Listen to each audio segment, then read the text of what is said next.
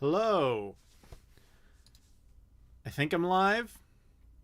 This is that that mandatory thing where we have to be sure at the very beginning.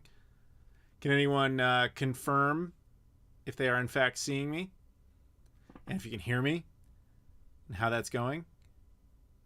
That would be nice. Still waiting for that. I love the initial delay. It's always super awkward. But anyway, while we wait, Merry Christmas, everybody. Hopefully you're hearing this. Hopefully there's no echoes or anything. All right, I see people coming in. If you guys can once again confirm if everything's good or not with the audio, we should be a little bit better than we were last time. You're live. Oh, he's on now. Why won't you shave your beard? Oh, okay. So usual suspects. Merry Christmas, everybody. So I've got some coffee here, and I've got my my hat going on, and I've got my stocking there, and all that sort of fun stuff. And so I thought, yeah, brand new shirt. I got this today for Christmas, actually. You guys can read it for yourself. Marty, whatever happens, never go to 2020. Hopefully you guys can see all that. I won't know for like a minute. But okay. Yeah, so I just thought it'd be kind of cool to kind of chill and just do like a, just live stream hangout. Why not? Let's hang out. And you guys can put me on while you're making your Christmas dinners and whatever else you might be doing. Or to those in Europe, I know you're getting prepared to basically go to sleep here in a minute. Mainland Europe, it's already 11, so you guys are here for a little bit. UK, maybe an hour. Then we got a whole lot of ocean where not much is happening until we got people from Puerto Rico. So you guys, Puerto Rico's, other than the Virgin Islands, is the first part of the U.S. to hit a new time zone. Not including Guam and the Marianas, but before mainland U.S., I guess, right, like an hour ahead, right? You're like an hour ahead of New York. The U.S. has technically 9 time zones? So like there's the 4 main ones. There's Alaska's got one. Hawaii's got one. American Samoa has one. Guam and the Marianas have one. And then the U.S. Virgin Islands and Puerto Rico have one. But anyway, so yeah, I thought, why not? Let's just hang out and do a live stream. So if you're somehow new to these, and I don't blame you because there was like 2 years where I didn't do them, although I did one on my birthday. There's not really like a show to this. I just kind of sit here and we hang out and ask questions, and I do my best to answer them. And that's, pretty much all there is to it. So I do, if you're interested, I do accept Super Chat and PayPal. I have PayPal information in the description.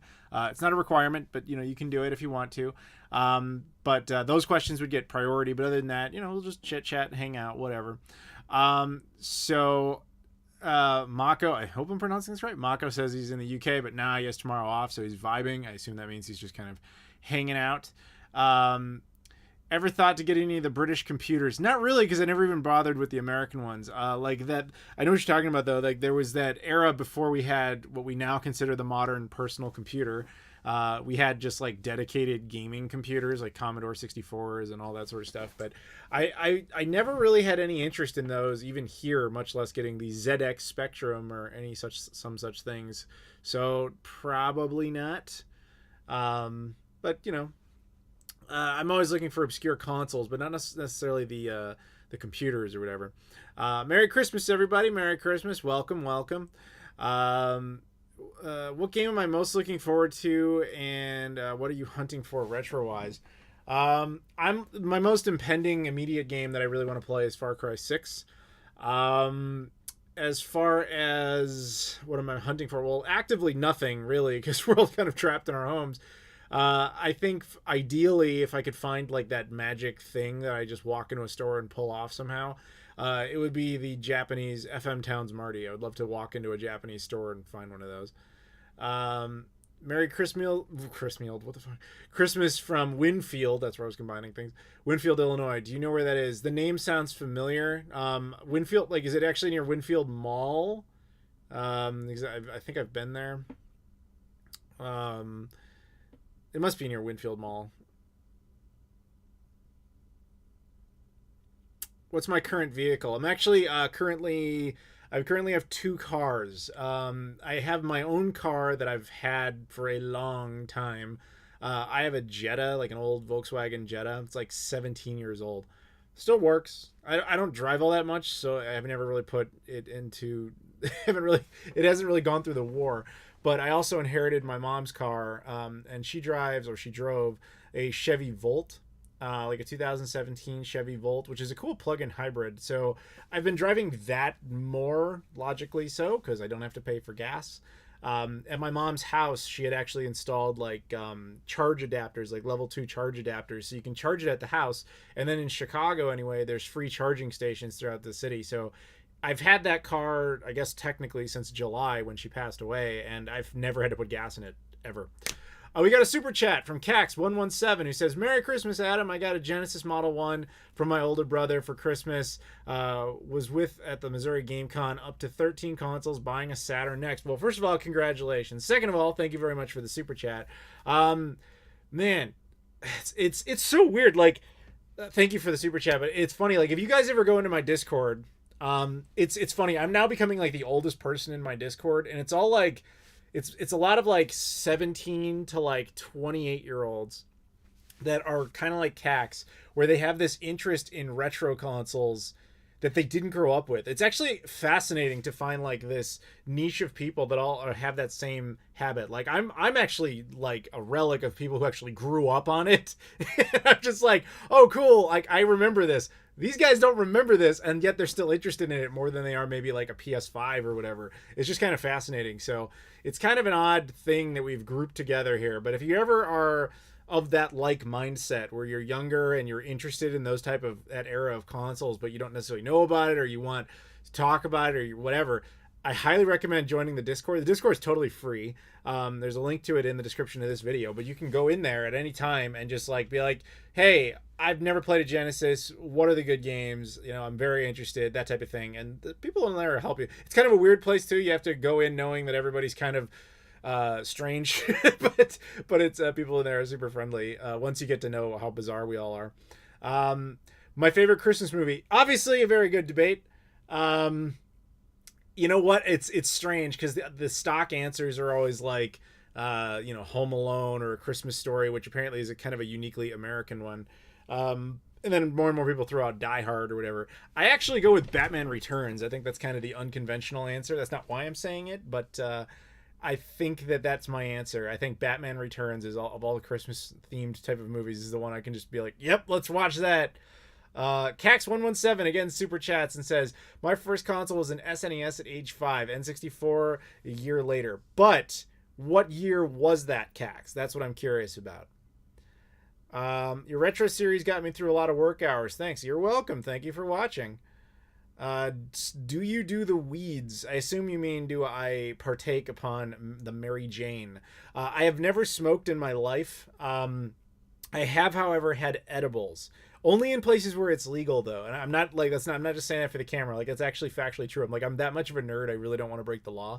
So like the first time I ever had an edible was in Seattle. Like, I'm not even joking. Like the week after they made it legal, I was there for PAX one year and I tried it. It did nothing to me. I had it in Colorado once with my mom. It was actually her idea. I got a side story about that.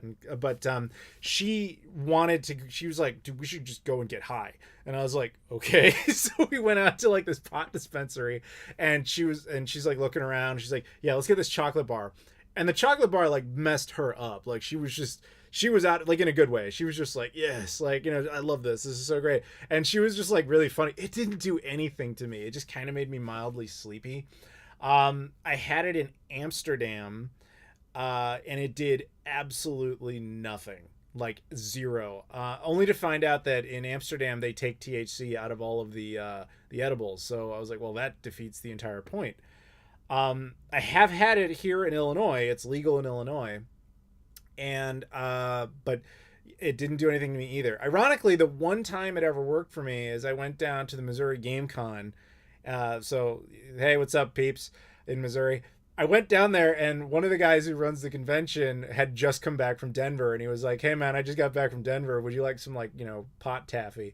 And I was like, I think I would. It was the one time it ever did anything to me. I remember I was in my room, my hotel room, and I had taken it, and I was like getting a little tired, and I sat into the bed, and I was just like, and all of a sudden I was like, wait a minute, I'm not sure if I'm alive. And I started going, woo, woo, woo. And I was like, to make sure I was alive. And then I was like, I'm high. That's the one time that it ever worked. As for my mom, actually, yes, she did. She definitely had a lot of the Mary Jane back in the early days. Actually, so interestingly, it's kind of interesting you brought this up. The hat I'm wearing, this Santa hat, is actually my mom's. It says her name on it. My mom's name was Susan, right there. This was actually her hat, and I didn't know this. I just kind of found this hat while I've been cleaning her house out. And when she passed away, I got this long like letter from one of her friends who knew her back then, and he actually sent a photo of her in this hat, and like from this like Christmas party she was having. And he basically just told this great story about how she had like hosted a Christmas party, wore this Santa hat, and got really baked. And I was just like, my mom was cool. Anyway, we got a super chat from Brian Bultman, who said, oh yeah, that's Verd in my super chat. Started with PC, got DS and Wii, age 8 to 9. Verd is the guy who completely transformed my Discord, by the way. Like, it was kind of just a very, fine place. He went in there and he's made that place like insane. We have to get used to him, but he's a cool dude, along with everybody else in there. So go hang out with him, and thank you, Brian, very much for the super chat. So yeah, I hope you guys enjoyed that random story about my mother.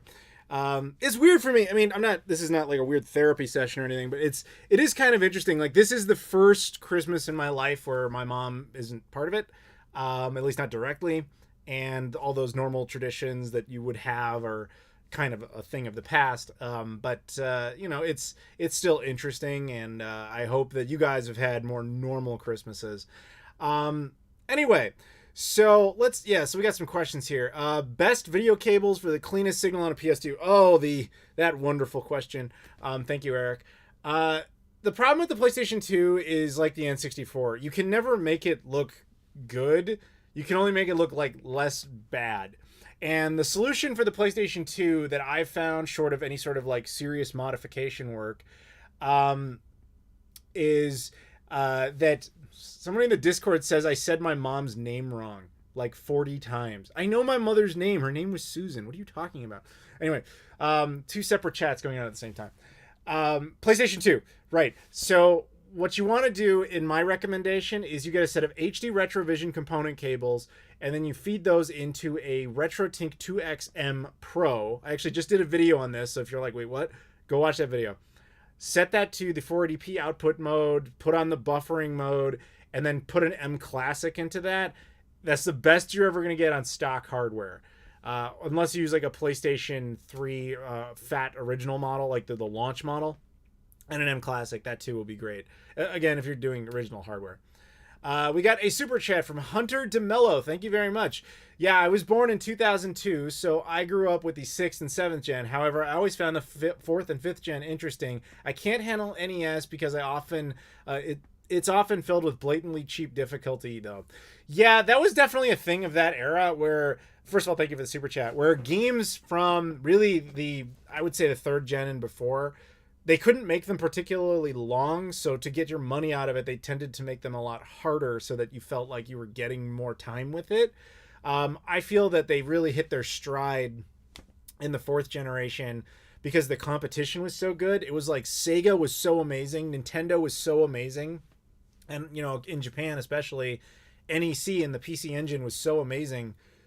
And of course we had all those other random consoles that came here and went, but the competition was so good, and the only thing that they could do to make the consoles work like better than the other was just to have the best games. You couldn't do anything else. There was no Netflix, there was no like DVD or Blu-ray support, there was no Game Pass. I mean, there was the Sega channel, but even that was like its own random niche thing. Japan, of course, briefly for the Super Famicom had the Satellaview, and that was their answer to it. But like that was the closest you got to that. Other than that, it was just make the games good, and that's all you could do. And that's why I think that was like really one of the highlights. And I've said this in my videos before, but like the 5th gen was kind of like almost like starting fresh. Like they took those lessons, but then they also said like, all right, we're going to try this 3D thing. And then you just kind of got some of the bugs out of the system. And then when you hit the 6th gen, it was like they hit the ground running. They knew what they were doing. They just had better hardware to do it on. It was fantastic. So yeah, I completely hear you on that. It can be, to me, even me, like I grew up in the 4th gen. And even to me, it's kind of hard to go back to 3rd gen games for me, unless it's like a handful of them. There's like a couple I want to play ever. And even those, like my favorite one of all time would be Super Mario Brothers 3. Yet I like the 16-bit SNES remake infinitely better than I like the original NES version. But if you're going to do that, at least with the NES, I always recommend the Retro AVS. I think that was like the best all-in-one NES solution like ever produced. Maybe short of like the Analog NT, but that's a different animal. But then again, I'm curious, while the Europeans are still with us, what are your ideal Sega Master System comparisons? Because in North America, the Sega Master System was so limited that I never really have a great go-to answer for it. My buddy, Jesse Perez, has super chatted as well. He said, I remember Missouri Game Con and others with edibles. Sup, dude? Merry Christmas. Did you get one of the edibles too? Jesse, by the way, everybody, if you like the M Classic and all that stuff, Jesse actually works for those people. He is one of the guys that has helped make all of your damn games look better. So thank you, Jesse, for that effort. But yeah, man, I miss you. I used to see Jesse all the time when I get to go out to San Francisco. Because this Jesse's like a jack of all trades. He's like, I got to pick you up at the airport because then I'm going to go work at this office. And then I have to work over at that office. And then I have to go do this gig. Like he's got like tons of different work lined up all the time. He like fixes retro consoles as one job. He works at, like I said, he works at Marseille from time to time. He works over at Imogen. Imogen, if you guys remember, if I ever told this story, I know I have. I did a whole video on it. There's the story of how the Atari Jaguar, after Atari went under, they sold the molds to become dental equipment. They sold it to a company called Imogen. Imogen turned that into dental equipment. Jesse works for those same guys. He even owns one of the handful of actual like Atari Jaguar dental units. Jesse's a cool dude. You should talk to him. We got another super chat from 4AndroidG for 200. I think that's Swedish kroners. Thank you. Merry Christmas from, well, there you go. Merry Christmas from Sweden. Thank you all thank you for the amazing content. Arcade sticks. Do you have any favorite for your home consoles? So I'm not super into arcade sticks. I do have a couple. I have the official like Dreamcast ASCII one. I think I even did a video on it like 11 years ago. But the other thing I've got is the Bahar Bros actually made me one, a custom, unique Shenmue themed one, specifically for the Xbox One. And I've enjoyed using that with a handful of like arcade games, especially like ones that I can find that are more compatible with it. The problem is it doesn't seem to be like universally compatible with everything. You need like, sometimes you need drivers for certain stuff. It's weird. Like sometimes I can get the controller to work on certain elements of the dashboard, and then sometimes it doesn't, but it'll work in games, and then sometimes it doesn't. I feel like I'm just doing something wrong, but when I have used it and it's actually been working properly, then it's pretty neat. But, you know, I guess it wouldn't even be fair to say old school because it's newer, but I tend to enjoy just a traditional controller over actual arcades. However, I admit it would be very neat to play it with some of those actual arcade ports that the 360 had, like the Ninja Turtles arcade game, Simpsons arcade, all that sort of stuff. Hopefully that answers your question, and thank you for the super chat. We got a few others here. We got one from Max Dennison. Merry Christmas, Adam. I hope you're doing well. I'm doing all right. I hope you guys are having a fun Christmas. I hope you guys are, got some cool stuff and you're seeing your families and having a good, fun old time. Thank you very much, Max. Cax117 again super chats and says 2001 to 4, I'm guessing is what you're saying.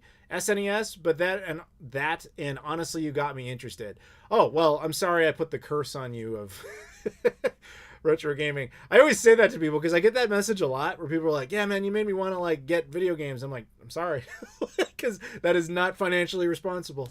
But hey, man, if it brings you joy, especially in this horrible year, then by all means, I'm happy if I somehow contributed to something that you're enjoying now. We got one from Bailey Leisure who says, hey Adam, Merry Christmas. Started collecting for the GameCube. Not cheap, by the way. What's your favorite GameCube game? Mine is Super Mario Sunshine. Yeah, dude. Oh, talk about regrets. Like, I have a pretty sizable GameCube collection. I'm not disappointed with it. But one of my goals was to get every GameCube game not released on the original Xbox. Now, from a region perspective, I'm also the kind of nutcase who's like, I want all the games from each region, not just my own. So I want all the Japanese exclusives, I want the PAL exclusives, and I want all the ones that came out here. The PAL one's not that bad because there's only like 9 of them, and I have like 4 of them already or 5 of them already, so I'm actually like most of the way there. The Japanese ones I'm surprisingly close to. There's like 90 of those damn things, and I've got almost all of them. I think I have like 85 because in Japan the games are so cheap. Here though, I was kind of like, it's fine, I'll wait it out. It's not important. I don't need it anytime soon. And I used to just pass on them constantly in conventions. And now it's like I miss conventions and all the prices are insane. So kind of missed it a little bit there. But to answer your actual question, Metal Gear Solid Twin Snakes, by far my favorite GameCube game, the one I've spent the most time with. But after that, it's like you start going into like, are we only talking about exclusive content, or are we talking about like anything on the GameCube? Because obviously Sonic Adventure, love it, but I consider it more of a Dreamcast game, even though it was on the GameCube. Super Mario Sunshine is definitely a good answer. But now, do we just throw that in on the Switch? You know what I mean? Where do you prioritize it? But I think that I would still definitely go with that. It's generally a safe bet with the GameCube that most of the best stuff was going to have been made by Nintendo. But not always the case. Obviously, Metal Gear Solid Twin Snakes wasn't made by them. But there is a cool like Mario and Yoshi Easter egg in that game, though. Hopefully that answers your question. Thank you for the super chat. Roni super chats, and he says, also Merry Christmas and Happy New Year. Thank you, Roni. That is our resident Canadian inside of the Discord. We have more than one, but he has claimed to be the official Canadian of the Discord. So if you have Canadian-related questions in the Discord, by all means, hit up Roni. He will answer all of them. Oh, I think I accidentally skipped a couple. Roni sent a different one that says, love you, Adam. I'll give you some honey dill someday. Honey dill sauce is a Winnipeg-only thing in Canada. I went to Winnipeg a few years ago, and they introduced me to it. It's like a dipping sauce you use on, like, fried chicken strips and stuff. Unbelievable. It's incredible, and you can't find it, like, anywhere outside of there. And I've been trying to get him to get it because he claims to be the official Canadian, yet where's my honey dill sauce, son? Where my honey dill sauce at? But thank you for the super chats. Oliver Clare super chats and says, happy Christmas, dude. Could you please hit me with your top 5 Wii U hidden gems? Whoa, that's putting me on the spot because I don't know how many. Problem with Wii U, dude, is there's not many hidden gems anymore. Because all like the best stuff, I'm trying to look over the collection. The best stuff was kind of all ported to the Switch already. So I don't know if I have any hidden ones. Because the other thing is the library is really small. It's only like 200 games. For you, I might say Fast Racing Neo because that got a nice physical release in Europe that we never got. Maybe Project Zero Maiden of Blackwater, which was Fatal Frame 5, got a physical release there. We never got that. I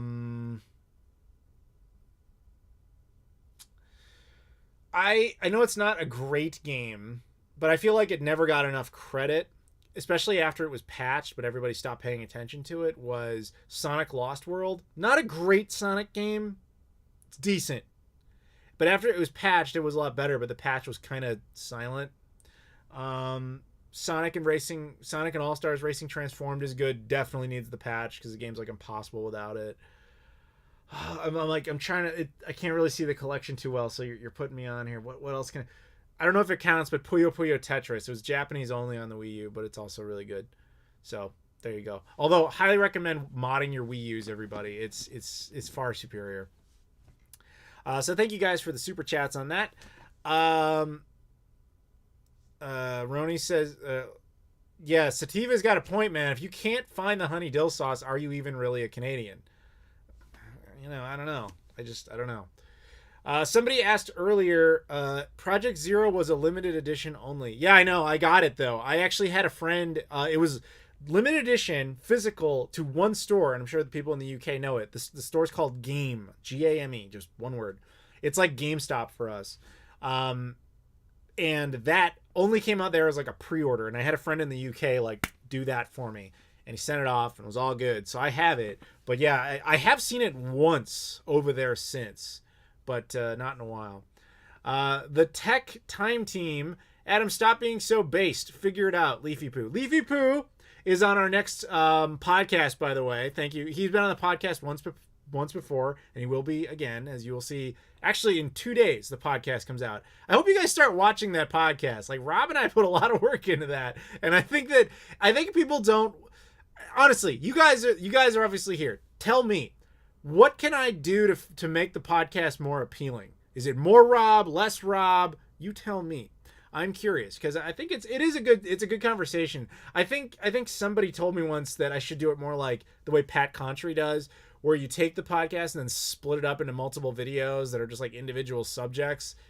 I just don't know if I want to do that. I kind of like the idea of just having a good old conversation, but you guys tell me. Anyway, this is another thing to prove that I'm old. I've heard this phrase, based. I have no idea what it means. That's like right up there with Among Us is a game, I guess, that's cool for 9-year-olds. I don't understand. I'm old now. I'm 34. I do not understand your young Pac-Man music references. I'm sitting a bit crooked on the stream. Well, I'm also sitting in a chair that's leaning backwards. I could slightly elevate the camera if this is proving to be a problem. Then you can see my... this is actually... it's out of focus now. You can see the... this is my stocking from when I was a kid. My mom actually sewed my name in there. And then, yep, that was a stocking. I actually had a few. That was just one of them. But do you guys like it seeing this, or should I bring it back down to see the mic? I'll give it a second so you guys can vote. Hikaru Ryder super chats some sort of currency at 500 of that. CLP. I'm sorry. I'm usually pretty good with currencies. That one I'm not familiar with. But thank you. Did I get a PS5 yet? No, I did not. When I eventually get the PS5, I'm going to tell the full story on why it took me so long. It's not a matter of not being able to find one. It's a matter of being able to find one under the circumstances that I want to find one in. And I assure you at one time that will make more sense. What's that shirt? I got this today. My cousin gave me this. Whatever happens, Marty. I can't even read the rest because now I can't. It says, oh yeah, whatever happens, Marty, don't go to 2020. Time Machine DeLorean. I'm probably, Chilean pesos. Well, I appreciate that. Thank you. Where's the walkie slush? What the hell does that mean? Okay, so you guys are good with the camera angle? Good. I haven't heard anybody complain about it, so I guess keep the stocking was the only comment I got. Getting the KFC console. I'm still like, what the hell about that one? My understanding or expectation, and I said this a while ago, is I think it's going to be just kind of like the equivalent of what a Steam box was going to be. But it's going to have like a little oven in it to keep chicken warm. Doesn't really interest me, to be honest. It just seems like a cool, like, strange gimmick or whatever. But I'm curious. Yeah, I got an Xbox Series X already. I already covered that. But one day, eventually, hopefully, PS5. Well, it'll definitely happen. It's just a matter of time. We got a super chat from Ring Fit Master. Congrats. I didn't know anybody took that game seriously. But no, but seriously, cool. Merry Christmas, Adam. GameCube, Nintendo, GCN, which we'll get back to in a second, was my first console, so I have a soft spot for it, with me owning nearly 80% of the North American library. Are homebrew games possible like Dreamcast? So first... thank you for the super chat. Second, in case you guys are curious why Nintendo GameCube is shortened GCN instead of NGC, it's because Neo Geo Pocket Color took NGC like a year or two before the GameCube did. But no, the problem with GameCube stuff is like, it's not like you can't make independent code for the GameCube. There is an emulation scene and independent project scene. The problem is the Dreamcast can read unsigned code, meaning anybody can make a Dreamcast game if they really want to and put it on a disc, and it will work on pretty much every Dreamcast that exists, regardless of modification or not. For a similar scene to exist on the GameCube, you would have to go into it knowing that most GameCubes wouldn't be able to read the disc. So you'd have to have a modded console in order to do it, and very few people bothered with disc modded consoles. And the people who are passionate about it, and I was one of them, have probably moved on to things like the GC Loader, which you could still make the games for, it just wouldn't be on an actual disc. I think the Dreamcast will forever be unique in that you can replicate cartridges and have a cartridge scene. It's just very expensive. and most disc-based scenes, you can really only go up to the Dreamcast technologically, because after that you can't really do it without risking that most of the consoles won't be able to read the games. Although PS2 might actually change that, because now there's that DVD exploit that allows the PS2 to read unsigned code, but we still don't, it's not exactly perfected yet. So maybe that one at some point. But hopefully that answers your question, and thank you very much for the super chat. But that's a reminder, if you guys want to super chat at any time, by all means, it's there. There's a PayPal link in the description if you prefer that method, whatever's cool, or not. We're chilling, we're hanging out. Somebody asked earlier about my coffee. It's from, what is it called? Gloria Jeans, I think. I don't remember. But it's this bag of coffee. I do remember where I got it. It's funny, I don't remember what it is. I remember where I got it. I got it at the first Ubisoft event I was ever invited to back in July 2015. I was invited to a Rainbow Six Siege event in Los Angeles. And I got to go to like around the Santa Monica Pier area. So I got there the day before the event and just kind of walked around Santa Monica Pier. And this was like kind of this was kind of like the start of me becoming this psycho who travels everywhere, was like this event. And I remember going into just like a coffee shop and being like, I want to buy a bag of coffee because who knows, next time I'll be in LA. Didn't know it would be so damn frequent. But I bought this bag of coffee and then like threw it into my coffee cabinet thing. Totally forgot about it. I pulled it out the other day. I was like, oh shit, I remember this. So yeah, I have that. And that's what I'm drinking. And it's quite good. I actually have two of them set up. I got the one that's in the Japanese Starbucks Airport Edition thermos. And I have one, funny enough, in my Ubisoft thermos. This was a Christmas gift from them a couple years ago. They did send me a Christmas gift this year, but it's going to be on Playload. And then I also have an Xbox Live thing that's just full of water in case I prefer water. We might give Rob a call later, too. He said he was open to it. I just don't know how long I'm going to be doing this. Actually, to be completely honest with you, I really wasn't sure what to expect, because mostly on Christmas, it's a dead day. Like, people do not want to pay attention to YouTube. But this year being what it is in the middle of a pandemic, I had no idea. Like, maybe everybody's bored, they're inside, whatever. 144 of you are watching at once, which is pretty good. So welcome, everybody. Cyberpunk 2077 thoughts. I guess that's the obvious thing. I haven't really talked much about it because A, I haven't really played it, and B, I don't really care. Like, I don't follow trends that well. I'm not good at that. I don't want to keep up with it. I don't want to make videos like, you guys will never believe what Sony admitted about Cyberpunk. Like, it's not, I don't like that. I don't like news for views bullshit. I just don't. So because I've had so many people asking, like, when's your video talking about Cyberpunk? I'm like, I don't care. So the thing I did is I found this artwork somebody made of a thing called Tiger Punk, and it just used the face of, the guy from Tiger King, the Netflix documentary. And I posted that, and I made a joke about how it comes with Carol Baskin DLC, and I was like, that's it. That's all I have to say on Cyberpunk. Eventually, Cyberpunk will be patched out. I mean, it's just one of those things that exists in the gaming industry. The developers kept saying, we have to delay this. The game's not ready. The marketing team says you need to get it out now for the Christmas money. The entirety of fandom is like mad at them every time they delay it, and they want them to put it out as quick as possible. Then it comes out and it's broken, and it's like, well, what did you expect? Yet they're not exactly innocent, because they did fundamentally, ultimately release it when they really shouldn't have. The problem is, guys, we're at a point now where games do not come out completed because they are successful, whether or not you like it that way. Now, Cyberpunk might possibly be big enough to change this if enough people are doing these refunds and not accepting this anymore. But the thing is, man, as long as you buy it knowing it's broken, they have no incentive to finish it. So if you want that practice to end, you need to stop supporting stuff like that. That's not done. That is just fundamentally broken. A couple of bugs here and there is one thing, but when the game itself is just like unplayable, then don't put your money down for it. Don't support that. Vote with your wallet, man. That's the only vote you have in economics, anyway, that really matters. Merry Christmas, everybody. We got that from Nintendo Gamer 2005.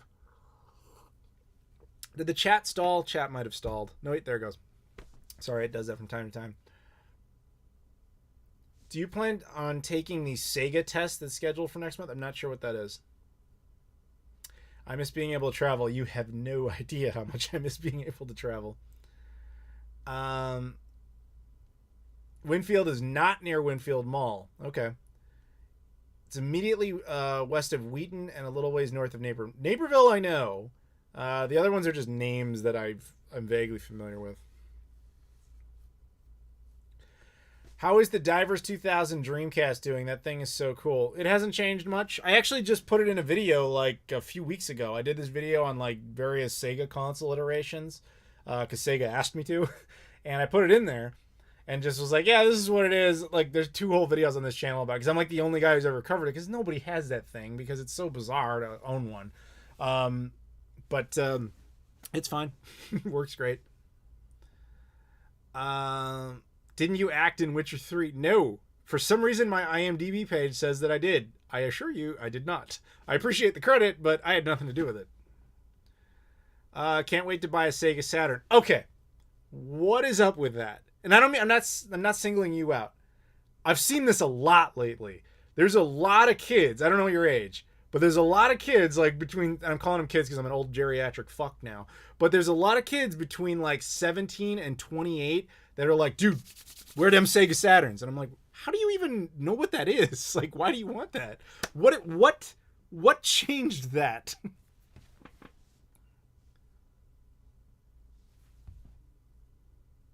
What's your favorite Chicago deep dish pizza? Lou Malnati's, just cheese.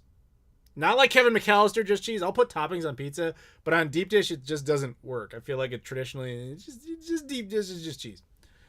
Wonder Woman 84 was great if you have HBO Max. I haven't seen it yet, obviously, but yes, I do have HBO Max. I get it for free. I told the story last time. It's not that interesting, but it's funny. But yeah, point is, I guess I could watch it. How many Dreamcast consoles do you own? Last time I counted was like 23, but that includes like the divers, the dev kits, the random stuff like that.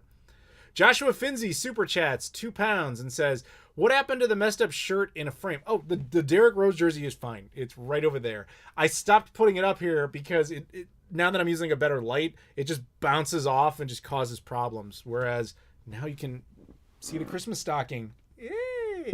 And like do you guys like my ears being bent, or do you want them to look less elfish and look like that? Looks better. Am I like slouching too much? Do you prefer to see the stocking, or should I lower the frame again? Would you prefer to see the shirt or the stocking? Which do you prefer? Thank you very much, Joshua, for the super chat. Yeah, Lou Malnati's is super good. It really is. There's a lot of great pizza in Chicago. It's a common thing that I see from people who have never been here, especially people who are in other countries, who are always like, oh, that doesn't look like pizza. I wouldn't eat that. It's like, you have no idea what you're talking about. You literally have no clue what you were saying. Not all pizza needs to look like Domino's garbage. That's like the worst kind of pizza. It's just, there's so many options. When you go to places like New York or Chicago, it's ridiculous.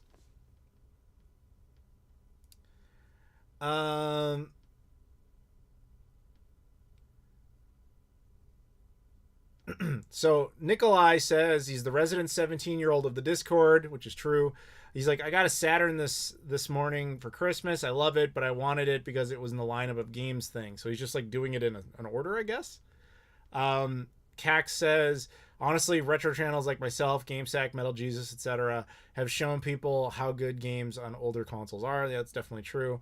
You know what's funny? I was over at my cousin's house earlier today, and their kids wanted to play the new Call of Duty. I guess they just got it like this morning. The game's 93 gigabytes, the base, including the updates. The base, though, that doesn't even include all the DLC packs or whatever. And their download speed is like 2 megabits per second. And they're like, yeah, I turned it on at 10 this morning. I left there at like 2:30 in the afternoon. It's now 4:30 in the afternoon. And it was only like 10% done downloading. And I'm just like, I can see why this would suck if this was my Christmas. Because it's like, I got this game and I really can't play it until like the day after Christmas. At least in that situation.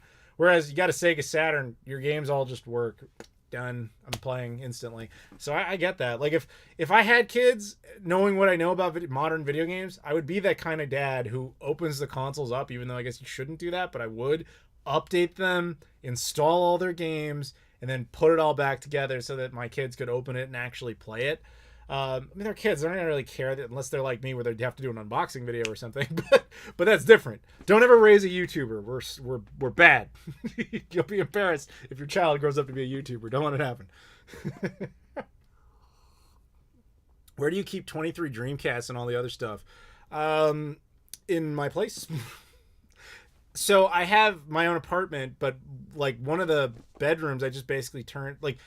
There's 3 bedrooms in this place, but I really only have one actual bedroom, which is mine. And then the other 2 are just turned into like, I turned into an office. The room we're in right now is an office. And then the other one I turned into like a room just for the consoles. It's much easier when you don't live with anybody to be able to do stuff like that. Ryman 6000 Super Chat says, which console do you think is the most durable? Like built the best? Immediately you have to eliminate every single CD-based console ever. A Sega Genesis Model 2 is probably the most indestructible console ever produced. I'm not sure I've ever seen one break. Ever. Model 1s, yeah, once. But like Model 2s, I don't think I've ever seen one truly break. Usually the problem is like, oh, the cartridge slot got dirty again. And that's like it. Hey, it's Castlemania Games. What up, man? Actually, you know what, everybody? Castlemania Games is now officially a moderator for my YouTube. I should have done that a long time ago. What up, man? That's Ryan. He has hooked me up with a lot of great stuff over the years for the channel. I've reviewed a lot of it. You should always support him because he runs a great business. And he's also the type of dude who just like randomly is like, hey, I'm going to do giveaways. I got all this cool stuff and I'm going to give it away. So yeah, Ryan is an awesome guy. You should definitely go and support him. It's castlemaniagames.com. Was the rear slot in the Saturn ever utilized? Yes, officially it was. It was the VCD card slot. So you could actually use it to play VCDs. There was also a photo CD card. I actually have it. It was released in Europe and Japan. I have the European version. And in Japan, there were actually some games that utilized the VCD card slot for vastly superior video. I actually did a video on this like 7 years ago. Maybe even more. Maybe like 10 years ago. Look it up on my channel. Like Sega Saturn VCD card. I will show you side-by-sides of what the game looks like with and without the VCD. And I remember my favorite comment on that video was, so when I started to watch this, I thought this was going to be like one of those things where only like super nerds who are really into the difference between like this type of RGB and that type of RGB are going to notice. And he was like, no. He's like, you would have to be basically blind to not be able to tell the difference between the power using the VCD card and not. And he's like, I'm the definition of casual. But man, that blew me away. It was something to that effect. But yeah, it was used. It was just sadly not used nearly enough. Because the Saturn didn't really have a true way to play video. At least on the games, as far as I recall. So they had to do like this funky method that they came up with. But if the games had actually utilized the VCD cards, like the video quality would have been so much better.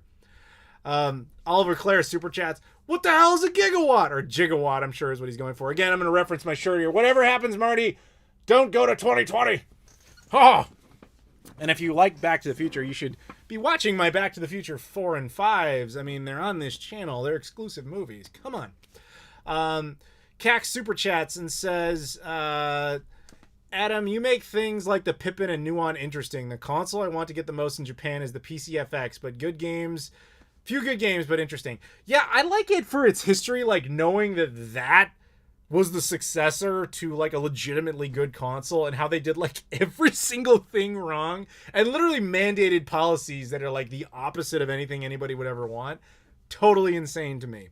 But yeah, man, it is fascinating. I actually, the thing is, and I've said this before, I am not really fascinated by the story of the N64 or the Super Nintendo or the PlayStation or even like the Genesis. Like, I like knowing it, sure. But when I see a YouTuber be like, so guys, this is my new Jay and Bob Blu-ray, but this is a PS1. This came out in 1995 and it sold a lot. It was like successful. And I've got a couple of the games. It had Metal Gear solid, and it had Final Fantasy. It's like, I don't care. I've heard this story like more times than I've heard the origin of Batman. Like, I get it. Like, we know that. But how many people sit down and are like, this is an Apple Pippin. Oh my God. Holy crap. Why would anybody do this? This is an insane story. I like that. The problem I've definitely become accustomed to, though, on the channel is I think there are lots of people like you, Cax. A lot of you are here, where you're fascinated by the oddball elements of console history. But man, does that not translate to people in mass actually watching stuff? Like, the Nuon video has like 9,000 views, whereas like my PS2 cleaning video has over 1 million because people want to actually clean their PS2s, but they don't. And I've done a Nuon cleaning video which has like 4,000 views, because even though it's fascinating, nobody's really looking for that. People want to just kind of be reminded of what they already know on the most part. But I guess I'm not trying to toot my own horn here, but that's kind of what makes me unique, because I don't really care all that much about the views. I'm more interested in telling the story. So I appreciate guys like you, Cax, who are super chatting, because you're making it financially possible for me to be able to like tell that story and actually have time to do it.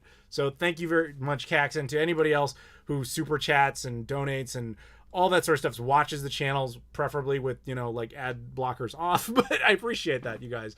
I just, even if you do, honestly, I just appreciate the viewership. Thank you very much. Tempted to get an Atari Jaguar. Oh, get a Jaguar. First of all, you've got Crusher Bad 64 in the chat right now, who is like, he is to Jaguar what I am to Dreamcast. Like, super fan. He's on top of it. Whatever the news is, he's got you. He's got you, boo. That's what he's gonna do for Jaguar. But Crusher Bad, go back, if you don't mind, Crusher Bad, when you have some time, remind yourself to do this. Go find my retro recap of the retrospective of the Atari Jaguar and sort it by most recent comments. There's actually, and this goes for anybody, but him especially, there's a guy who claims he actually was one of the hardware engineers for the Jaguar, and he was like thanking me profusely for like not just bashing it like everyone else on the internet does. So if you want to have like a conversation with that guy about like what happened with the Jaguar, I'm sure he would love to talk about it, because he responded and just gave me even more information. Like, I feel like you could bring him on your channel and like do a podcast with this guy. Like, if I meant the Dreamcast equivalent of that, like, I would consider it. So I'm just throwing that out there, Crusher Bad. Go talk to the guy. Hi from Ireland. Hi from the US. Merry Christmas, everybody. It's, you know, ho, ho, ho, and all that fun stuff.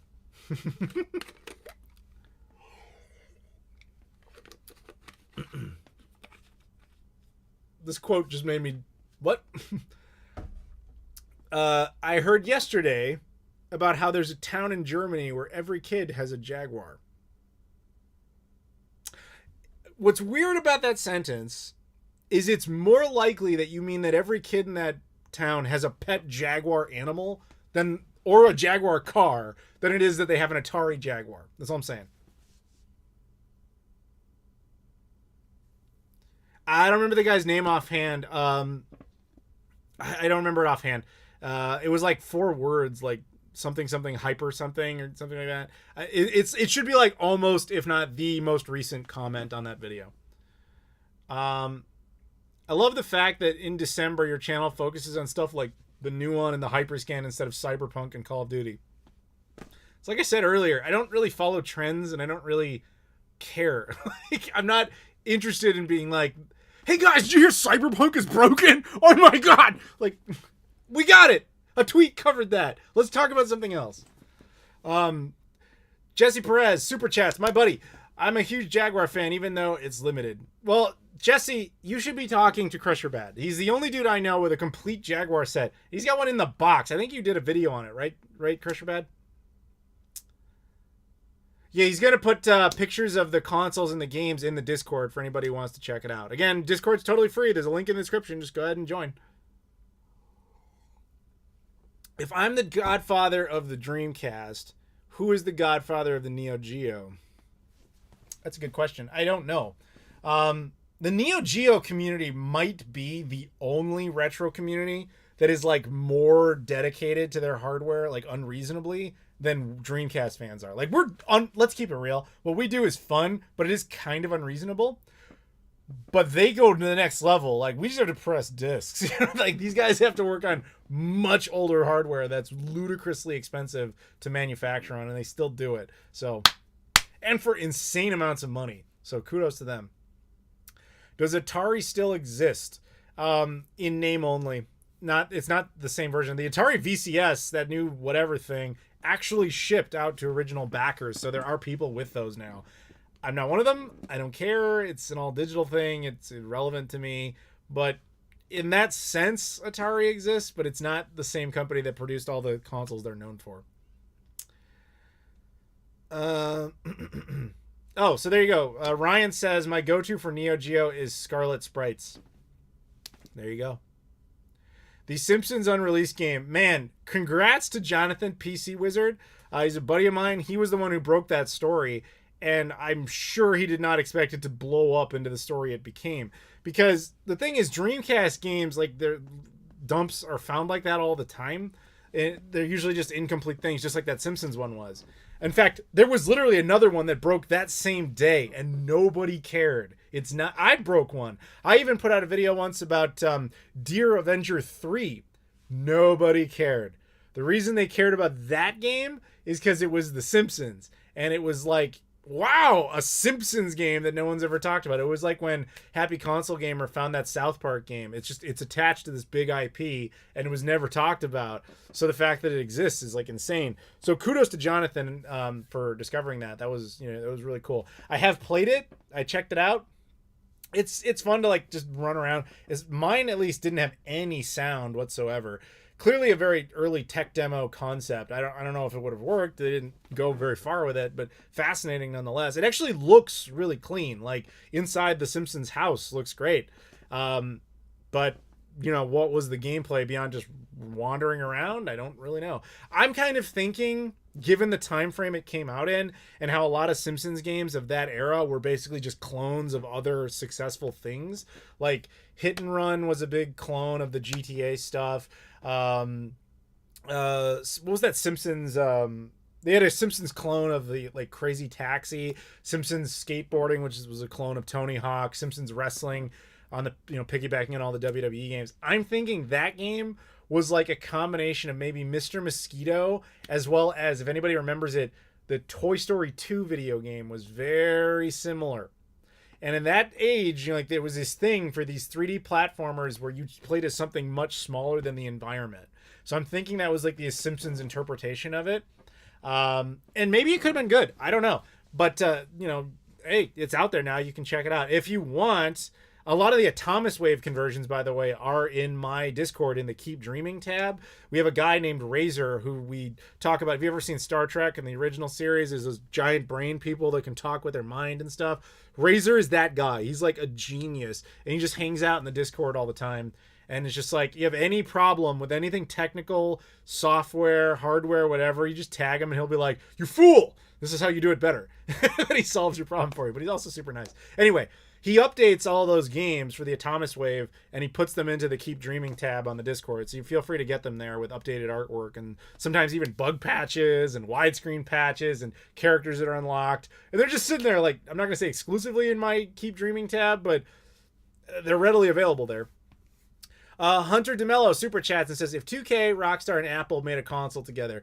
Well, 2K owns Rockstar. No, sorry. Take-Two owns 2K and Rockstar. So that would basically be if Take-Two and Apple made a console together. I don't know why they would do that. But I imagine that's an interesting discussion. Like, if what you're suggesting is Apple, for some reason, decides, hey, we want to make a game console. Like, okay, that's silly enough on its face. But then they go to Take-Two and they're like, everything under the 2K and Rockstar umbrella is now exclusively under the new Apple console label. Woof! I mean, that means Red Dead, exclusive. GTA, exclusive. All those sports games that 2K puts out, exclusive. Any future Borderlands or future Bioshocks, any of that stuff, exclusive. Man, that would actually make the Apple whatever, the iPlay or whatever the hell they might call it, actually kind of fascinating. I would hate it. I would hate that they did that, but I could see why that might work. Anyway, thank you very much for the super chat. A clone of Toy Commander. Yeah, maybe. Yeah, maybe the Simpsons thing was a clone of Toy Commander. By the way, people don't typically know this. There was a sequel to Toy Commander, also on the Dreamcast, that was exclusive to Europe, called Toy Racer. And there was a Christmas edition, kind of like Christmas Nights into Dreams, very appropriate for today, that was released, I think, exclusively on those demo discs. And it might have actually only been the UK ones, interestingly enough. So that game got more attention than people kind of remember it for. I think Sega was trying to go with turn Toy Commander into like the Nights into Dreams of the Dreamcast, but it didn't quite click as far as being as memorable. Probably because there were actually like legit Sonic games on it, and that always takes the cake. Love the Santa hat. Thank you. This was actually my mother's Santa hat. I told the story at the beginning, but I found this in her house, and she actually wore this at a party in like the 70s. I'm not even joking, where she got like high apparently and just walked around like being baked.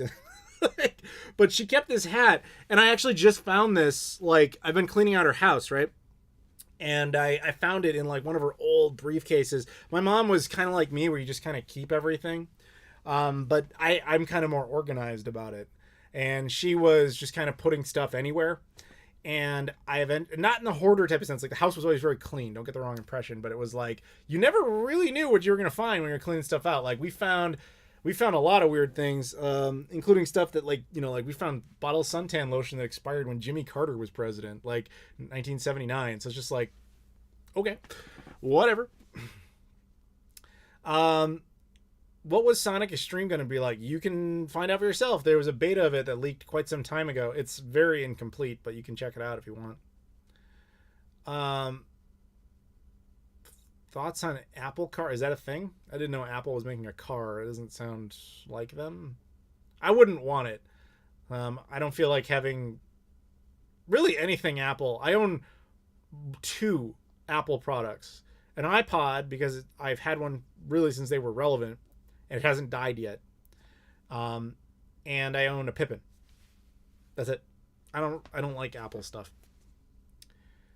Where'd you get the sweatshirt that looks like the Dreamcast? Oh, the hoodie? I got that at Tokyo Game Show 2019. Are you going to buy Shin Megami Tensei 5 next year? Probably not. It's not really my franchise. I only get games like that when they're part of like a set of something else I'm trying to get. So like I have Shin Megami Tensei. There's an original Xbox Japanese exclusive Shin Megami Tensei. I have it only because I wanted all the original Xbox games. So that was on the list. But aside from that, it's not really my thing.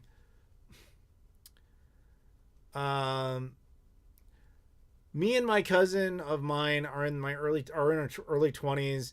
In age, and he has an Atari Jaguar that his dad gave him from the flea market back in like middle school. Well, that's cool. Does it work? I find that Jaguars, they work fine. It's just they have this stupid, mine especially, like they have this, most cartridge consoles, you can turn them on without a cartridge in them, and they'll just, they'll light up. They just don't do anything. The Jaguar will not light up unless it detects a cartridge, which means if the cartridge is dirty or if it's having an issue reading it, it doesn't attempt to power. So I said this in my video. I feel like a lot of Jaguars were probably tossed out because people would try it really quick and it wouldn't do anything and they just assumed it was junk. So it's probably another reason Jaguars are hard to find. Rob Janos, Super Chats. What's up, man? He says, Merry whatever. Rob may join us later if we're still going. He volunteered to possibly show up. He also gave me a bunch of crap about it. He's like, how could you do another live stream? Damn it. That's my impression of Rob. It's pretty good, right? Like, if we do the podcast, there's no way you can tell which of us is which. By the way, Rob, Nikolai there has been wanting to meet you for, like, the longest time. He's, like, a huge fan of yours, and you keep ignoring him. It's really weird. Like, it's really weird. It's really rude, too. Like, he comes into the Discord, and he starts looking for you, and you're never there. It's messed up. Just saying. What was your mom's thoughts on all of your crazy gaming collecting? Whatever, son. I don't know what you do. She had kind of this thing where she was like, she gave me a quote from her mother, my grandmother, that she told me. She said, my mom was pretty successful, and I didn't know what she did, and my grandmother didn't know what she did. But my grandmother once told her, like, Susan, I have no idea what you do, but you're obviously good at it. Just keep doing it. And then she said the same thing to me.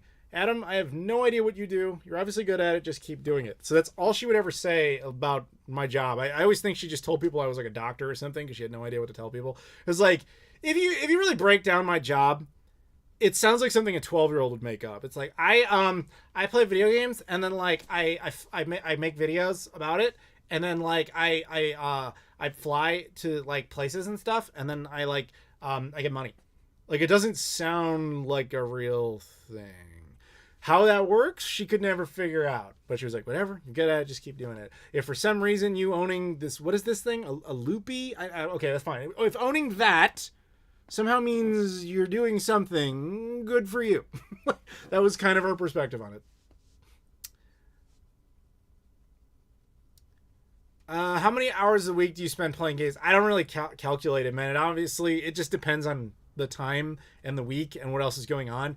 My life is kind of different this year for obvious reasons, but I have spent a lot of time this year working on, like, honestly flushing out a house. You know what I mean? So I haven't really been paying as much time to actually playing stuff. The last thing I played was only a couple weeks ago. I played through Borderlands 1. It was all right. It was okay. Thoughts on the Casio Loopy. I think you can watch my Casio Loopy video for my thoughts on the Casio Loopy. I think my big thought on it was, in an alternate dimension somewhere, Casio Loopies became the most successful console of all time. They eventually got so powerful and strong that they formed like LoopyNet, and then they took over, and we had to get into a giant war with these Loopies. If you actually go watch T2, and in the future when the Terminators are like shooting everything, you'll notice that their laser blasts are exactly the same colors as the Loopy logo. I'm just saying. Also, that sequel is probably better than any Terminator sequel after Terminator 2. Just saying that too. What jobs do you have before YouTube? What would you be doing if YouTube wasn't a thing? The latter half of that question I can't really answer because I've been doing this for like 12 years. So who knows? Because that implies that I have an obvious fallback plan where I'm like, oh crap, it all fell apart. Well, time to go make, I have no idea. Like, I'm time to go fly for an airline. Like, there's nothing like that. I have no backup. It's fine. I've cobbled it together. It's okay. But before that, honestly, people probably don't know about me, but I basically did YouTube like right out of college. So the only job I had prior to this was I worked as a cashier at a grocery store for like a year in high school. Then went to college. Then I did this, and here we are. Dr. Nerdly Super Chat says, Merry Christmas, Beardman. Thank you, Dr. Nerdly. Are you the same Dr. Nerdly who's now Dr. Potato? Or Captain? I want to call you Captain Potato. It is you, right, Captain Potato? He's in Idaho, so you have to just own the potato thing. It's on your license plates. It's fair game.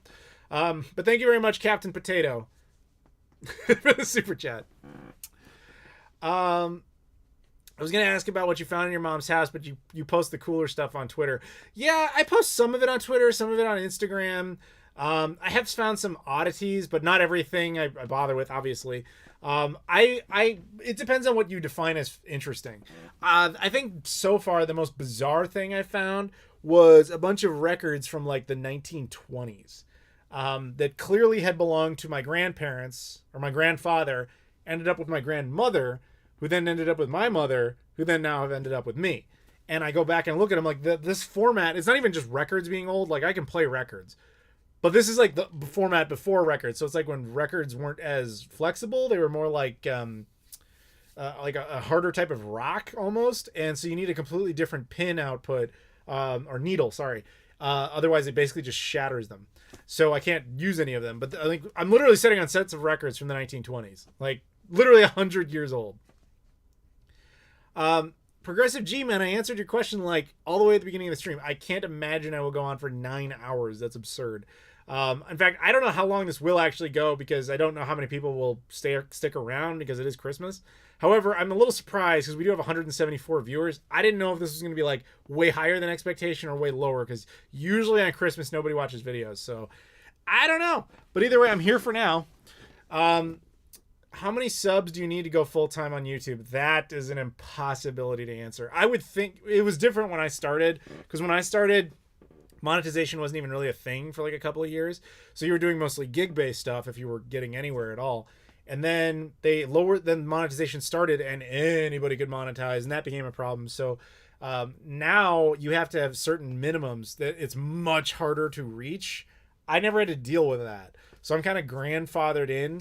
But then it also breaks down to like, you know, what is your living expenses? You know, what other side gigs might you get out of it? All that sort of stuff. So it's not really a fair question because there's no clean answer to that. Unless you're that girl who's like 9 years old who makes like $12 million. What was it? This girl set the record for the most money earned on YouTube this year. She made like $12 million and she's like 9 years old. I wish. Rob Jano super chats and says you also need a 3-speed turntable for 78 RPM records. That is what I'm talking about.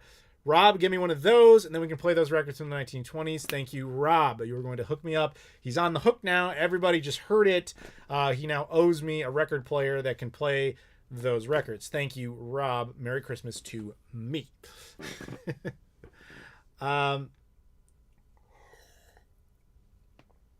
Thoughts on Nintendo Switch Pro? Cool. Not really. I guess that's not official. That's why you said potential. The concept would make sense, especially now. But I mean, it's Nintendo. They go to the beat of their own drum, and they have their own internal way of determining what they're going to do and why they're going to do it. So I don't know. I think it makes sense, but Nintendo often goes against what makes sense and then somehow ends up better for it. So they're kind of hard to predict. Bring them to New Jersey and we'll play them. No, bring the record player to Chicago. That's where the records are. Rob is not good at geography. Like that girl who made a fortune selling her bottled bathwater. Yeah, I actually knew one person who bought that. Like they claim it was as a joke, and I was like, yeah, okay. I mean, I actually don't fault her, man. Like, that's just free market capitalism. If somebody would pay me for every time I trim my beard and the little beard hairs go in the sink or whatever, and then I have to, you know, collect them and toss them in the trash, or somebody's like, I'll pay money for like a petri dish of your beard hair, I'd be like, free money. Like, there you go. But you know what? That doesn't work for dudes like me. I'm just saying, or pretty much dudes in general.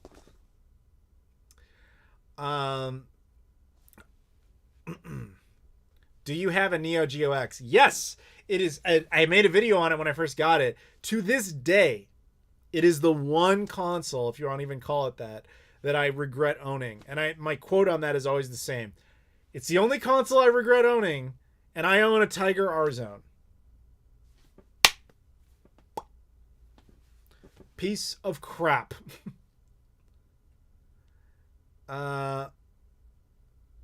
What side of Chicago are you from? I grew up on the north side.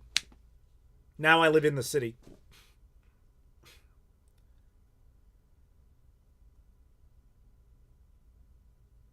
Do I have any plans to do anything with film?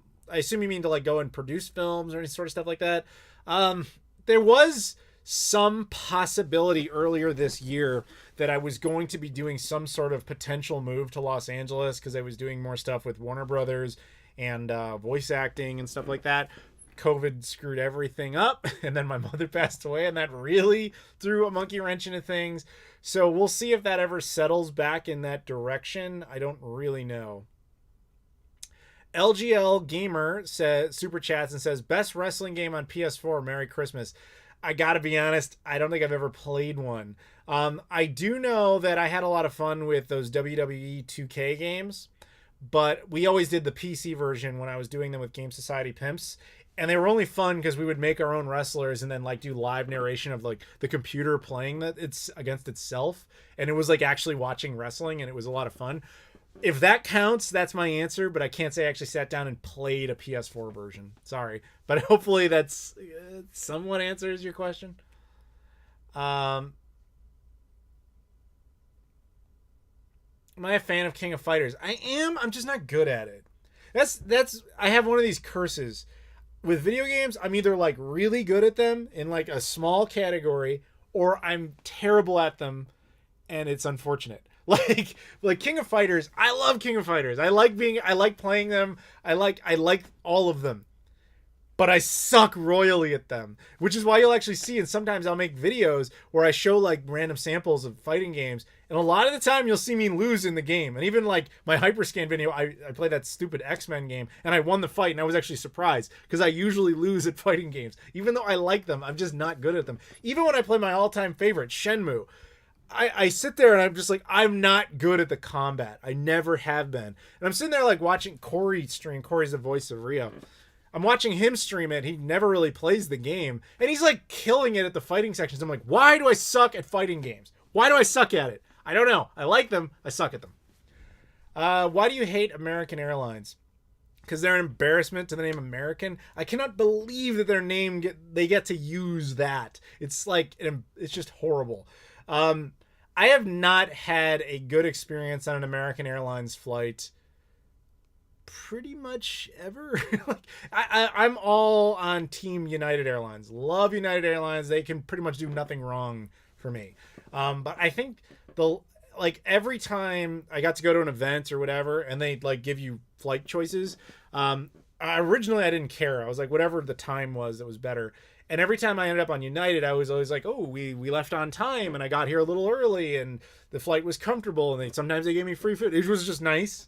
Whereas I would fly on American, it's like, oh, the flight's delayed 6 hours. Oh, we're rerouting you through Dallas for no reason. We're doing this. And oh, sorry, you got pushed to the middle seat all the way in the back. And it's just like every time it sucked. And I was in pain. And I was like, stop doing this. Eventually I was like, it's now like pretty much my only demand. Like when I get to go to a convention or event, and I'm like, sure, I'll do it, but you gotta stick me on a United Airlines flight. I'm not doing anything else. And so they're like, all right. Because usually it doesn't really matter to them.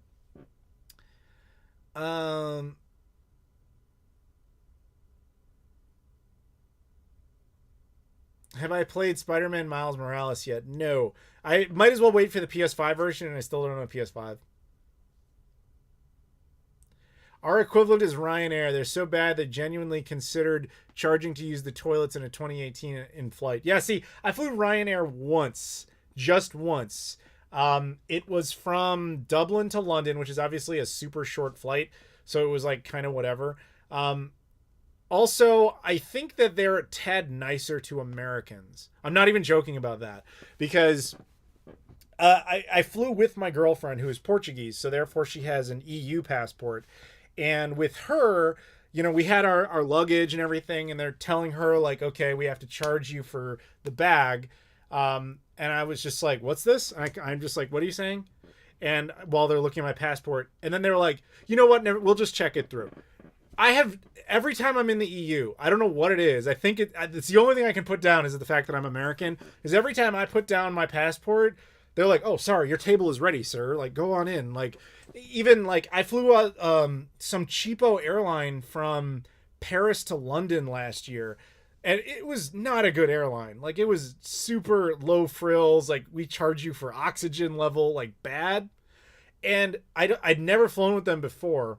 And I'm in line. I'm just waiting up there to check in. And she's looking through my stuff. She's like, would you like a free upgrade to first class? And I was like, sure. Their first class is literally just like the first row, which means like there's a little bit of extra space in between, but whatever. But I got that, and I don't know why. Like, I'm in Europe, I'm always treated amazing by airlines, and the only thing I put it down to is that I'm American. That's the only consistent thing that I've ever noticed. Why that would be, I don't know. But that seems to be the case. Have I been to Canada? Many times, not this year. In fact, this is the first year I will not have been there since 2006. From 2007 all the way to 2019, every single year I was in some part of Canada at least once. But this year I never got the chance to go because of, COVID.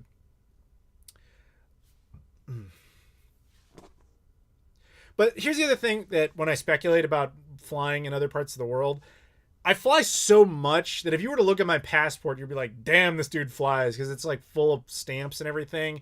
And I'm also like really familiar with their routines. And so it's really easy for me to communicate with them about like, oh, when do I do that? Blah, blah, blah. And it's just like, sometimes they're like, oh, this guy's like in the club, whatever. That's the only other idea I've got. But when I flew from Dublin to London, that was certainly not the case. So I don't know. Do you have any cheap Sega Dreamcast games to recommend? I only have $25. Oh, dude, here's the problem with that. My understanding of the Dreamcast's library when it comes to what it's worth is totally different than what it actually is. Because when I was buying them and picking them up, they were worthless. Like, I got Mars Matrix. That was like a $5 game all day that you couldn't get rid of when I got it. And then years later, people were like, I'm looking for Mars Matrix. And I would like laugh because I was like, why? Like, it's a bargain bin sports game type of thing. Like, not obviously literally a sports game. People are like, what are you talking about? It's like hundreds of dollars. And I look it up. I'm like, when did that change? So like my understanding of what those games are worth is totally off. I have more knowledge of the independent game prices now. But I bet you, again, go to the Discord. There's going to be people who are actively collecting in there. And they could probably help you out with that. Usually you visit Toy Rat when coming to Canada. Well, if I'm going to Milton, Ontario, yes. Last time I was in the Toronto area, I didn't get the chance to go over and see him, which was late last year, if I recall correctly. But there just wasn't time to go over there. So I haven't seen Toy Rat in a few years now, which is depressing. Got Crazy Taxi for 15, but that was about 2 years ago. Yeah, I have no idea what Crazy Taxi's worth now. Like, I honestly don't. We got some new people popping in the Discord. I appreciate that. People have actually started using the voice chat now, which is cool too. So I pop in there from time to time as well.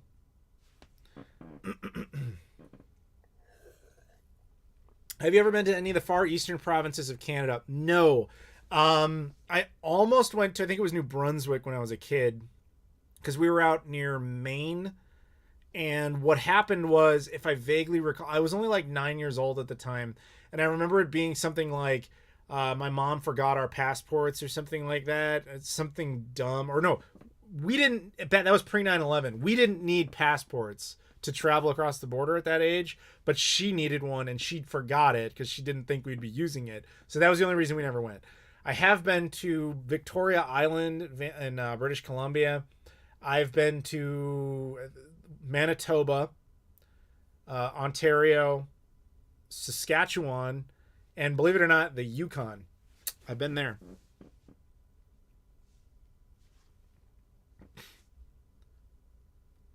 Why did PAL Dreamcast games cost more than NTSC? Because everything's more expensive in Europe. Sorry. I actually don't have a great answer for that. Like, other than the fact that everything just generally is more expensive there. Call Corey. I didn't preempt him that I was doing this, and I'm sure he's spending time with his wife and his child. I'm not going to bother them on Christmas. You might get Rob only because he started harassing me about it earlier, so you might hear from him.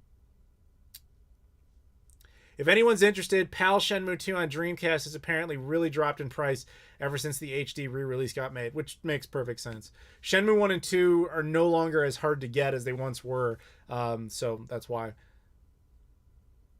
I think VA1 and VA0 and VA1 boards make difference in some price changes between NTSC and PAL. Oh, you're talking about the console now, as opposed to the games. When will you do a live playing Dreamcast? Probably never.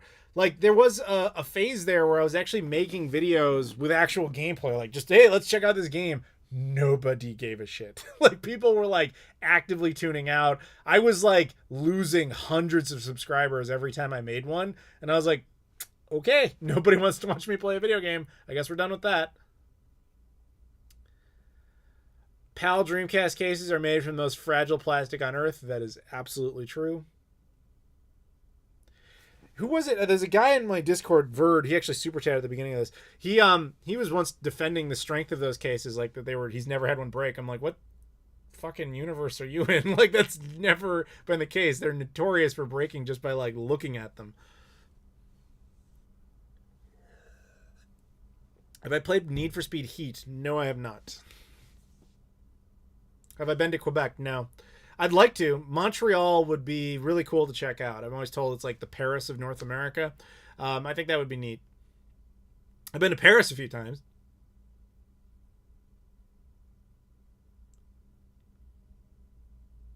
Out of all the PS2 HDMI adapters you've tried, which is your favorite? None of them. They're all terrible.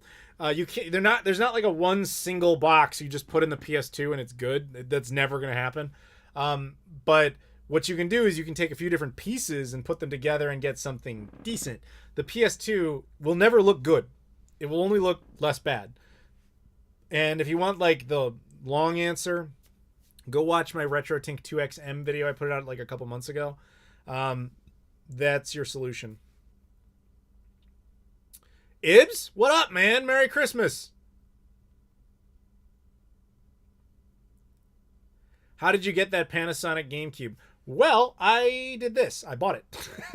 No, when that thing came out, which was like 2002 or something like that, I frequented a website called, what was it called? It doesn't exist anymore. It was like this import store in North Carolina. And they had a website. They were like a big import store, but I think Sony forced them to shut down. I'm not talking about Lixang. This was a totally different thing. They were a big like import store, and they just had pre-orders for it. And they were just basically charging slightly above retail.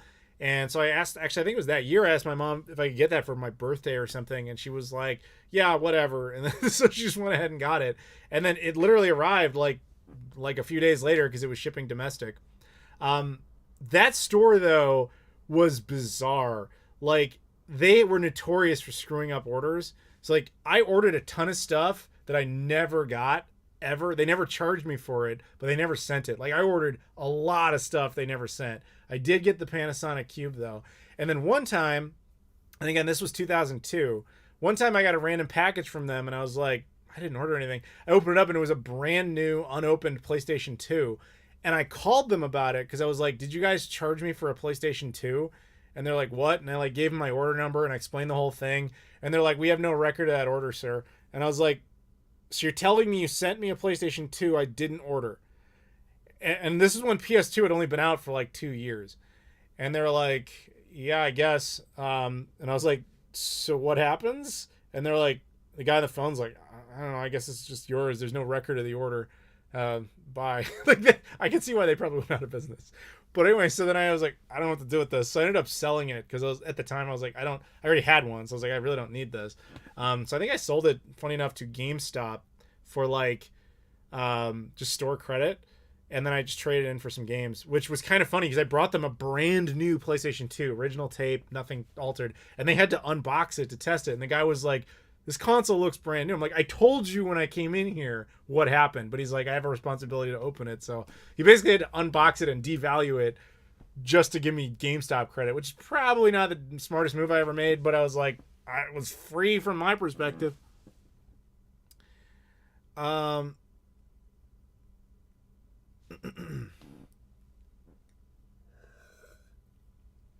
That was my PS2. Sure it was. For some reason, PS2 always looks bad on anything other than a CRT. PS2 just doesn't age well, man. Should we get a fat 60 gigabyte PS3 to play PS2 games looking good? That'll be better. I would do like, if you have the money for it, get a launch PS3 and add an M Classic to it. Set the console to 720p. That'll look really good. It's amazing how much a channel can grow spreading misinformation about the PlayStation 2. Is that referred to me? Because what the fuck are you talking about, son?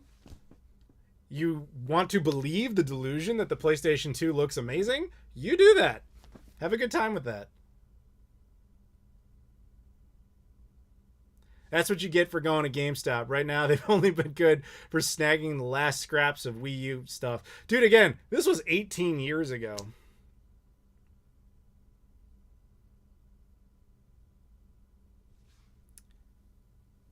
Merry Christmas. Thank you. Merry Christmas to you, too. PS2 looks good in RGB. I will debate that. PS2's problem is it's mostly an interlaced console. Yes. Yeah, I mean, that's pretty much it. Like, most of the games run at 480i, and it just really doesn't look good. It's the same with N64. Like, both of them suffer that. They just don't offer particularly clean pictures. PS2 was not future-proofed well. I agree. How would you design a game console to compete with Xbox and PlayStation given the launch date of November 2020? I wouldn't. I would not. I'm no engineer. I'm no marketer. I'm just a guy who likes video games and studies the industry. So it's like you can get some stuff right, but it's not really my initiative to be like, well, here's what I would do. Like, you know, I think we're at a point where realistically there's never going to be anybody else who tries to make like a legitimate console again that isn't either Sony, Microsoft, or Nintendo. And that's kind of what I was saying about in my Nuon video, which is Nuons were actually like the last random console that ever just showed up and made like a legitimate effort to compete, even though they got like demolished. People like to point out like the Stadia or the Ouya or the VCS. None of those are real consoles. First of all, they're all digital based, so they lack the definition of being what is an actual game console.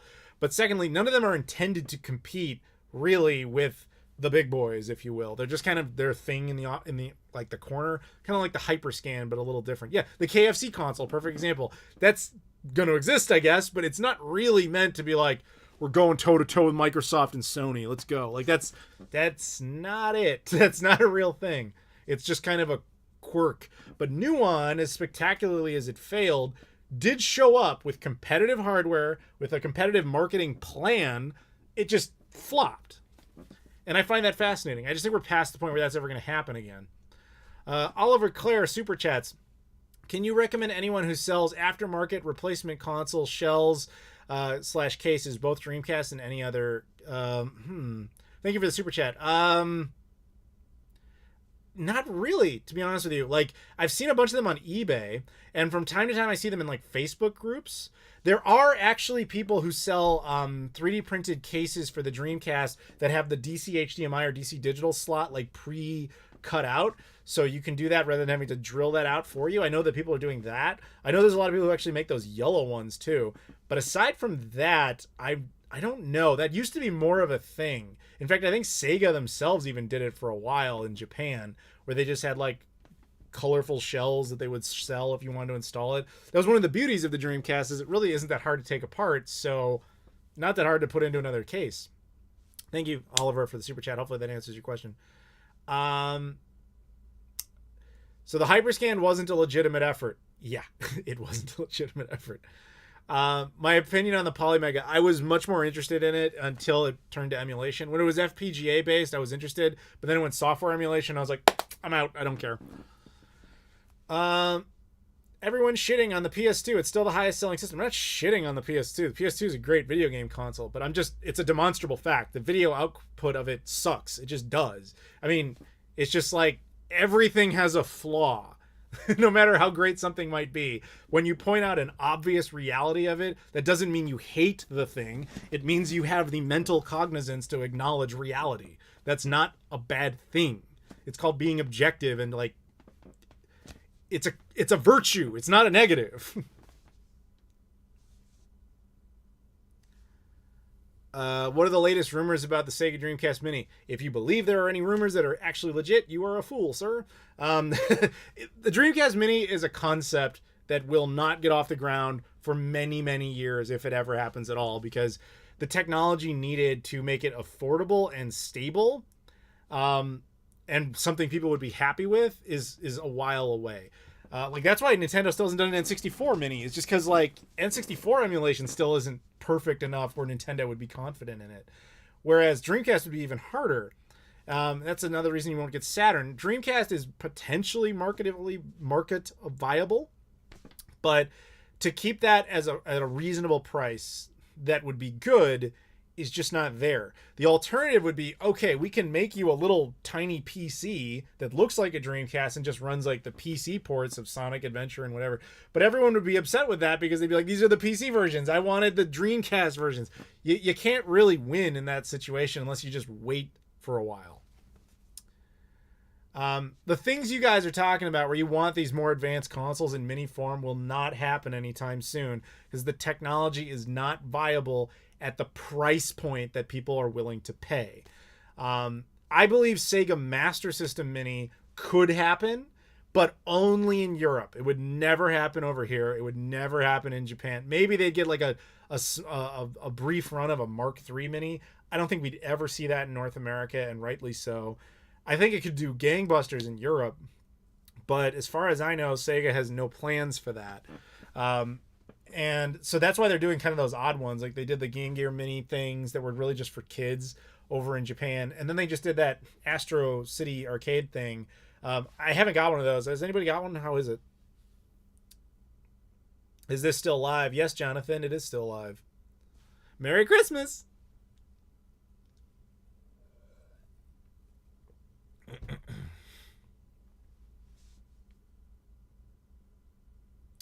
Game of the year. I don't know, because I really didn't play all that many new games this year. I think I had an answer for that a while ago, but obviously it didn't stick. Nuon Mini win. You know what's funny about that? So I did my Nuon video, right? And right after that, I was contacted by these guys, Songbird Productions or something like that. They actually own the rights to one of the original Nuon games, which was Iron Soldier 3. And they have decided, I don't think my video had anything necessarily to do with it. I think it just came up around the time they were planning to do this, so they reached out to me. So they're going to do an official re-release of Iron Soldier 3 with full packaging, full disc printing, in a factory, 100 copies of a Nuon game. Is going to be officially re-released by the original company that made it. I signed up for that because I will want to get a copy because it's not a cheap game like the normal version. Do I own any arcade cabinets, or is that going too far? I own a Dreamcast kiosk. That's the closest I've ever got to that. I never did anything beyond that. I'm not really an arcade guy. There's only a couple arcades I would even be that even remotely interested in having. It would be like Simpsons Arcade or Ninja Turtles. Like this is kind of some of the stuff I had, or no, I never had it, but when I played it younger. But even then, it's just kind of like those things are huge, and I know that I wouldn't really use them. What's the worst looking game on PS2? I'm afraid I can't answer that because there's so many factors to that. Like what, you hook it up through RF and then you just find an already bad looking game. I don't really know. And then you run that run that through a series of modulators like all the way down as far as you can make it go. That'd be kind of a fun experiment. I was kind of toying with the idea. I've never done an April Fool's video. I was kind of toying with the idea of how fun it might be to do one this year where I talk about using the M Classic on like an Atari 2600 and I play Halo 2600 and I'm like, if you just do all this and then you add the M Classic and then show footage of like Halo 5 and be like, look how much crazier it is. But I don't know if people would find that funny or just like really dumb. And I'm not really one to put out prank videos. Adam has a Neo SD that's good. That's enough arcade goodness. Yes, it is. That, and I now have access to those Atomic Wave Dreamcast conversions. Like, those are really cool. Has anybody tried those?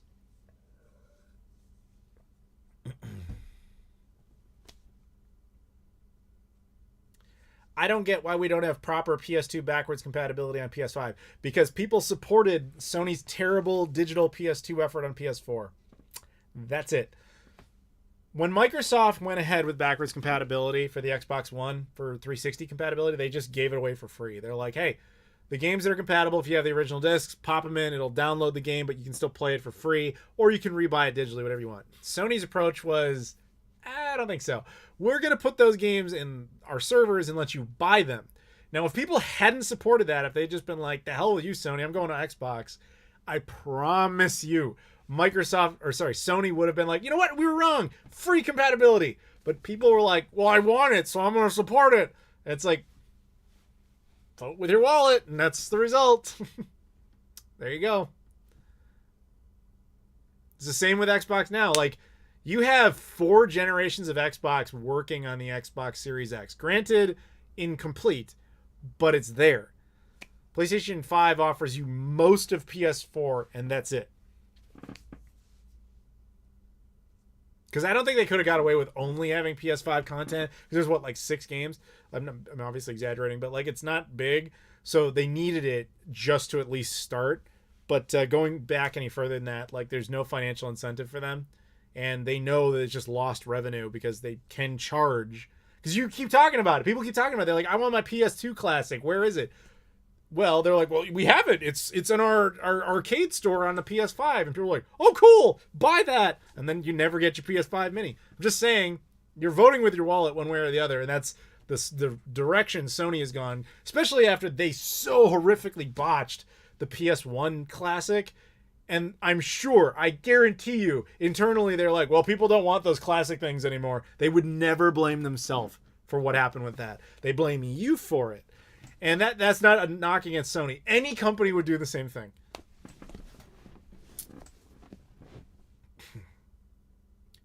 Favorite PlayStation console? The original, the OG, PS1. Man, did I sink hours into that console. Loved it. Although I might also give kind of a cheap answer to the Nintendo PlayStation prototype because I have licked it. So I've been intimate with it, if you will.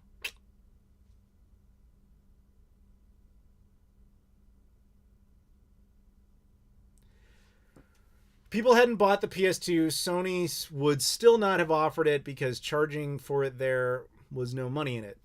Essentially, that's what we're saying.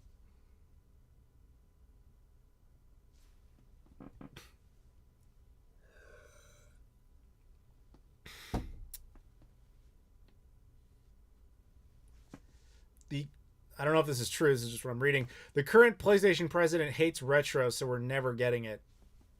I'm not familiar with that.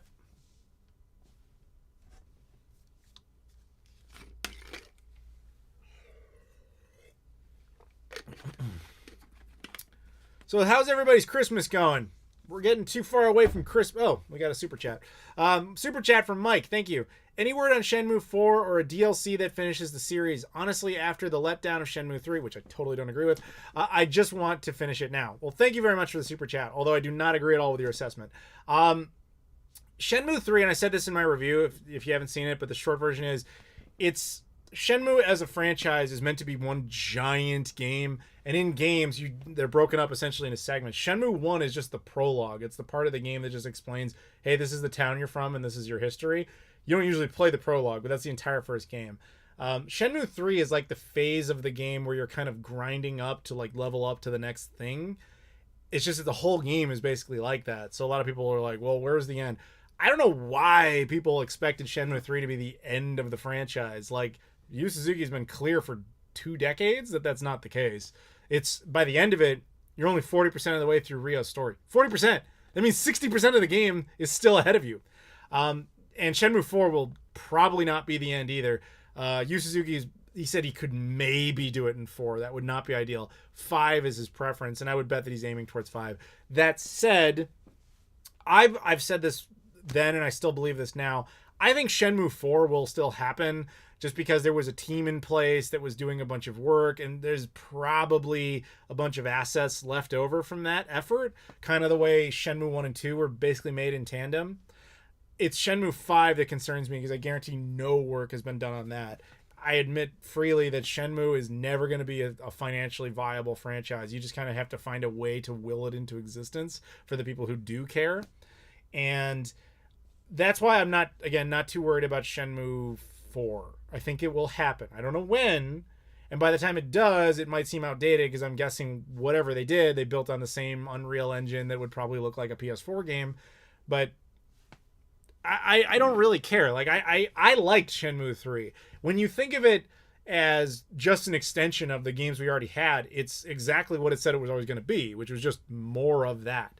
It's kind of like when you're watching a TV show and you have people who are like, yeah, I watched Breaking Bad and I didn't like it. I'm like, you watched like all of Breaking Bad and you didn't like it? You're like, well, no, I started on the 4th episode of season 3 and it just didn't make sense. So after I watched an episode, I gave up. I'm like, what are you, fucking retarded? Like that doesn't make any sense. Like, it's the same thing with Shenmue. It's built to be an arc of gameplay.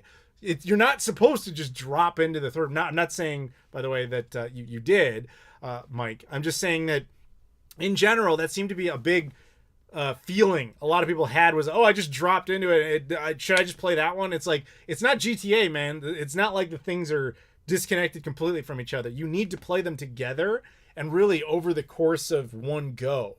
And with that logic, kind of like when you're watching a TV show or a series movie, maybe a Star Wars, you know, like you kind of need to watch, like Star Wars, not all of them hold up as individual movies. Like you need to watch it as an overall story. In fact, only A New Hope functions as a self-contained movie. It's just, you kind of need to do them all. Does that answer your question at all?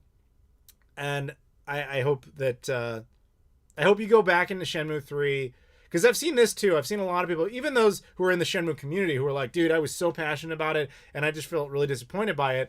They go back to it and they're like, you know what? It was actually pretty good. I think that there's 20 years of anticipation going into that game, and there's no way it can live up to your fantasy, because your fantasy probably included stuff that was never meant to happen, like, oh, at the end he finds Lon D and he beats him up and that's the end, it's over, or whatever you might expect. None of that was ever meant to be there. So once you disconnect from all that and understand that this isn't supposed to be your game, it's supposed to be Yu Suzuki's game, then the game becomes a lot better. That's how I looked at it, and I'm looking forward to playing it again, because again, it just feels like a great continuation of the franchise. But it does have its flaws, and I was the first to admit that. I've mentioned it in my review and all that sort of stuff. Phantom Menace is self-contained. It's just not great on its own. Phantom Menace is not self-contained. It doesn't even have a protagonist. There is not a scene. If you watch Star Wars canonically, there is not a scene until Luke meets Obi-Wan in his little hut where they actually explain what the Force is. Just putting that out there. Like, even when Qui-Gon meets Anakin, who's never seen any of this, he still doesn't say, like, oh, by the way, yes, we can do mind tricks and stuff because of this thing called the Force. Phantom Menace was very much created with the understanding that you saw the original trilogy, so they don't need to do that kind of stuff. That's some of those little filmmaker flaws that are sitting inside Phantom Menace. I mean, there's a bunch of flaws, but I like Phantom Menace, but it obviously has flaws. Mike super chats again. Thank you. I bought Shenmue the week it released and imported part 2 for the Dreamcast. I finished 3 twice, but I felt a bit let down because it didn't forward the story much. I definitely agree with you on that. The story doesn't advance much, but again, that wasn't really meant to. The story basically completes the second half of, what is it? It's chapter 1, 2, 3, 4. The second half of chapter 5. The first half of chapter 5 is in Shenmue 2 when Ryo gets to Guilin and he meets up with Shenhua initially. Excuse me. That's the first half of chapter 5. It finishes that chapter, and then it starts the first half of chapter 6 in Niaowu with the ending that I won't spoil for anybody who hasn't seen it. But it really just kind of meant to move things along a little bit. It's not like Shenmue 2, which skipped chapter 2 entirely, told all of chapter 2, all of chapter 3, and then part of chapter 4. It's a different way of telling the story. Or no, sorry. All of chapter 3, all of chapter 4, and first half of chapter 5. Sorry. It doesn't advance at all. Factually inaccurate statement. It's Sadocles. What up, man? Adam, I'm sorry I can't pronounce that part, but I have learned how to say Sadocles. Happy Christmas, Adam. Greetings from the Navajo Nation, everyone.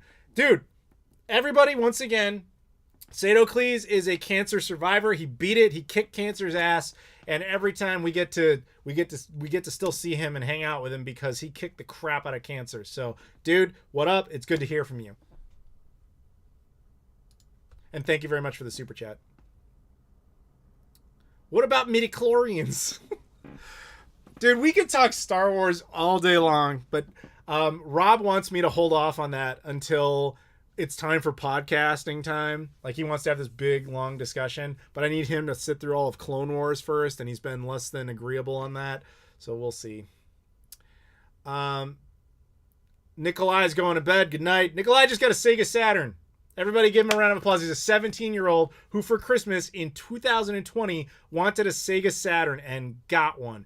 And he was bailing on the Discord for hours to just play Virtua Fighter 2 and Sega Rally, and man, congrats. That's a good gift. Will there be a Shenmue 4? Didn't I just talk about that for like 10 minutes? Short answer, I think so. I would bet on it. It's Shenmue 5 that worries me. Um, Guy in work had a Dreamcast when everyone else had PS2. We took the piss out of him, something chronic, perhaps unfairly. Okay. I mean, the thing is, PS2 definitely had more anticipation coming out. I remember that. Like, that was a big deal. Like, shortly after Dreamcast came out, all the hype started building for PlayStation 2, and everybody was, like, so on board with that. They just really were interested in it. But the funny thing is, I think most people who had a Dreamcast for that like 1 year where they really duked it out, they were having more fun on the Dreamcast. There was just more games available and better ones. But obviously, eventually, the PlayStation 2 won out. I mean, numerically, it crushed it. But you know what I'm saying? Like, there was at least this 1 year where everybody who had a Dreamcast was kind of having more fun. My thoughts on Disney Plus. I like it. I have a free subscription to it. Thanks to Rob. Thanks, Rob. I don't use it all that much. But I'm very much a physical media guy, so Disney Plus is where I go to like check something out, and if I like it, then I try to get a physical edition of it later. But a lot of the stuff that's on there that I would be interested in, I typically already have. Are you in a podcast? I have a monthly podcast. It comes out every month on this channel for the last like 4 years. In fact, the next episode comes out in 2 days. Where was the thumbnail picture taken? Good question. You're the first person to bring that up. The thumbnail of this particular live stream is in Waikiki Beach, Honolulu, Hawaii, earlier this year. I was down there for like, what was I down there for? I took my mom down there at the beginning of the year, which would turn out to be our last trip together ever, so it's kind of special to me. But I also had to change planes there only like 2 weeks later. So I think that was from the one day where I had to change planes. So my buddy Mikkel picked me up, and he was just like, and we were with another buddy of mine named Matt, and Matt had never been there before, but he knew this is the only time he was like pretty much ever going to be there. So he's like, he made like a really short list. He's like, can we go to Pearl Harbor? Can we go to this udon place? Can we go to Waikiki Beach? And we just like did all these things like super quick. And I was like, this is funny because I was here like 2 weeks ago, and Mikkel's like, I live here, so it doesn't mean anything to me. But yeah, that was where that was taken. That's Diamond Head Mountain in the background. Adam is still angry Sonic Adventures 2 didn't beat Twisted Metal Black. I love Twisted Metal Black. That's like my favorite game on PlayStation 2. Why would I be mad about that? Is Yu Suzuki still a programmer? I don't know. I didn't ask him. I assume he has a knowledge of that, but I don't know. Did they make enough money from Shenmue 3 and HD Remastered? Those two things are completely disconnected from each other. The re-release was by Sega. Shenmue 3 had really nothing to do with Sega. They own the IP, but that's it. You'd have to ask Deep Silver. They were the ones who published it. But YSNet is actually the ones who are in control of the Shenmue franchise now, even though they don't technically own it. So my guess and my understanding would basically be down to YSNet just has to find a publisher or a source of funding to just continue on to Shenmue 4. How's Chip been doing? He's good. I talked to him like a month ago. There was some possibility before we kind of had another little COVID explosion. He was like, yeah, man, maybe I'll bring you back down to Texas and we can hang out, because he lives in Austin, Texas. And he's got this big house, and he's just like, hey, man, come on down. You have like your own room and stuff. And I love it down there, and the food's amazing. And it was about to happen, but then the COVID thing started getting even worse, and he was like, maybe not. So that was like the last time we talked about that. But aside from that, he's good. Although he's thinking of moving, but I don't know if he would want me to say where, so I shan't. Favorite video game soundtrack? There's a lot of great ones, man. You know what's a good... I'm not going to say the standard answer. I'm going to say a game... I've never even played this game, but I love its music. A game called Runbow. I got that game for the Wii U, and it came with this little coupon for like a digital soundtrack. And I was like, what the hell? And I downloaded it. I threw it onto that iPod I was talking about. And I just kind of listened to it and I was like, this is catchy shit. I like this.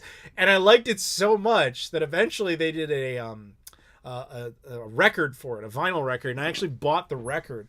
And I've listened to it many times. I'm like, this is really cool. And there's even like Christmas songs in there too. It's really great.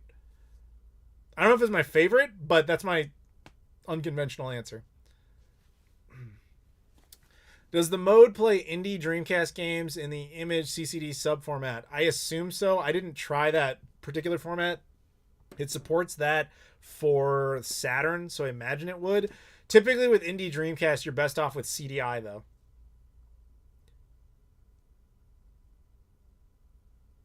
I was angry about it in my PS2 retrospective video. I don't think that's accurate. And if I said something like that, I'm sure I was kidding. How did you end up with your copy of Panzer Dragoon Saga, and thoughts on the Panzer Dragoon remake for Switch? Haven't played the latter. I do have it. You guys will see it soon. Spoilers, I guess. Saga.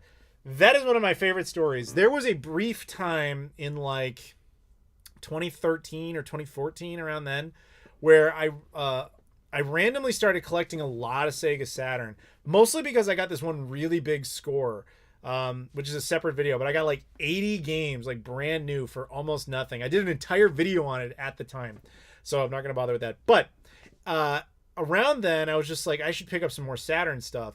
And even then, Panzer Dragoon Saga was an expensive game. It was like $300-$400, whatever it was. And I remember just going to eBay one day, and I would just set things to, like, you know, newest listings, and I put in Panzer Dragoon Saga and, you know, include like all terms in the description. And this buy it now had just been listed like a minute or so earlier, and it was for Panzer Dragoon 1, 2, and Saga, all complete, NTSC American clean copies, all good condition. Buy it now, $80. I looked it over real quick to be like, to see if there was any text saying this is just a photograph of the games or something stupid like that. I was like, there's no way this is real. Is this real? There's no way. This can't be real. That's way too cheap. Did this guy do no research on this? How did he pick 80? Where did he come up with that number? How? What? Why? And before I didn't want to like sit on that for too long. So I was like, nah, and I bought it. And I'm not even joking. When it showed up, I was kind of expecting there to just be like a rock inside, and he was just going to put like LOL on the rock. Like, but no, all 3 games were in there. $80. And there they are. They're over there in my Saturn section. And they look amazing. And they're still like flawless. It's like, I don't know how the guy got it. I don't know. He must have been original owner and just like never really played them. They're fine. They're good. Yes, effing 80. That is right. I actually, again, I showed that in a video at the time it happened. I think I even used a screenshot of it because I was like, nobody will believe me. So I think I actually screenshotted the eBay listing in whatever playload that was like 7 years ago, because it was just so insane. And trust me, 80 was amazing back then. Now it's like ludicrous. Do you think PS5 and Xbox should have been pushed to 2021 holiday since launch lineup is so weak? I mean, historically speaking, man, that hasn't changed any console. They always launch when they launch, regardless of what's out. Like, even if you go back to just the previous console, the Nintendo Switch had 5 games at launch. And let's keep it real, if it weren't for Breath of the Wild, that thing would have flopped out the door. Now, granted, there is no Breath of the Wild equivalency for the 2 current consoles, but they have the holiday season to their advantage, and they have backwards compatibility on their side. So, no, it's successful with or without that action.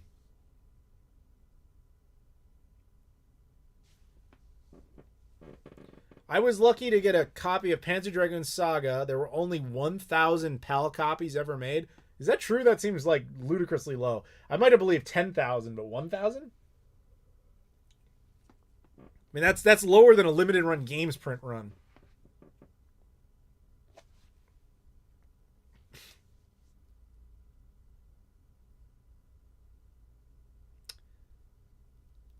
Lodmot is here. What up?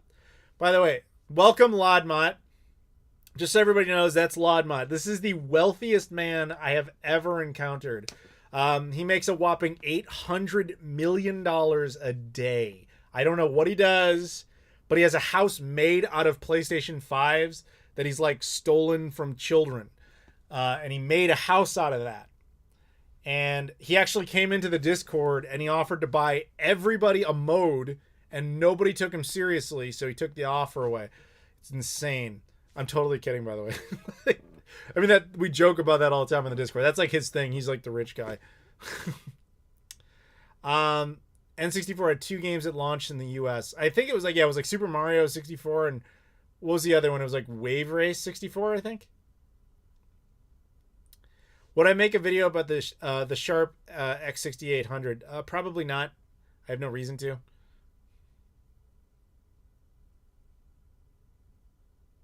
top 5 Metro systems you've used. You're either saying retro and you're asking about that, or you're literally asking about the top 5 train systems I've ever used in the world. I need you to clarify on that one.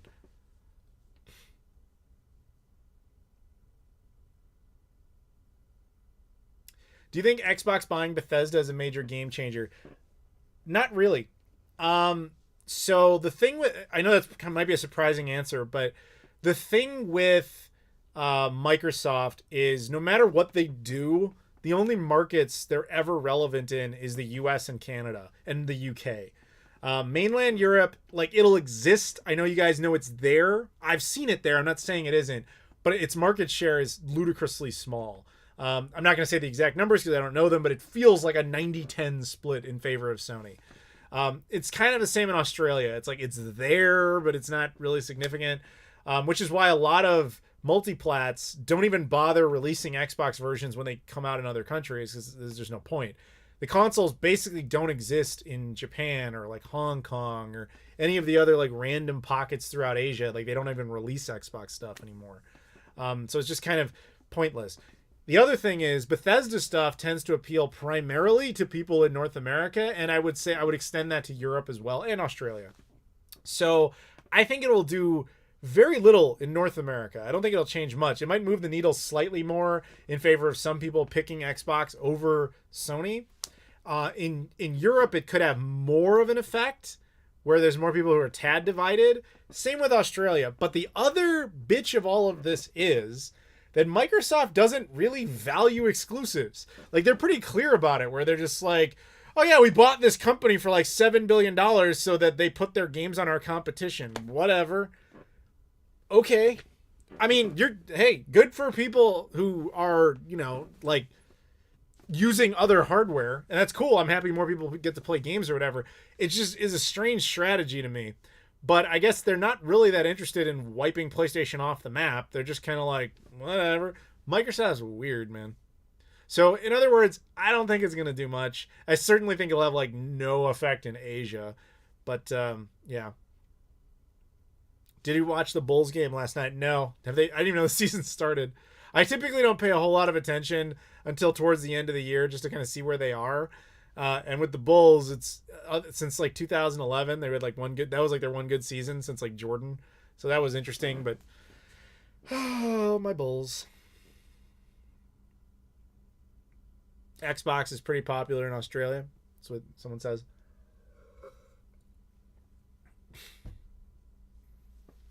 Merry Christmas to you. Hope you're having a good time. Second, did you see AT&T made a prototype 3DO before 3DO was discontinued?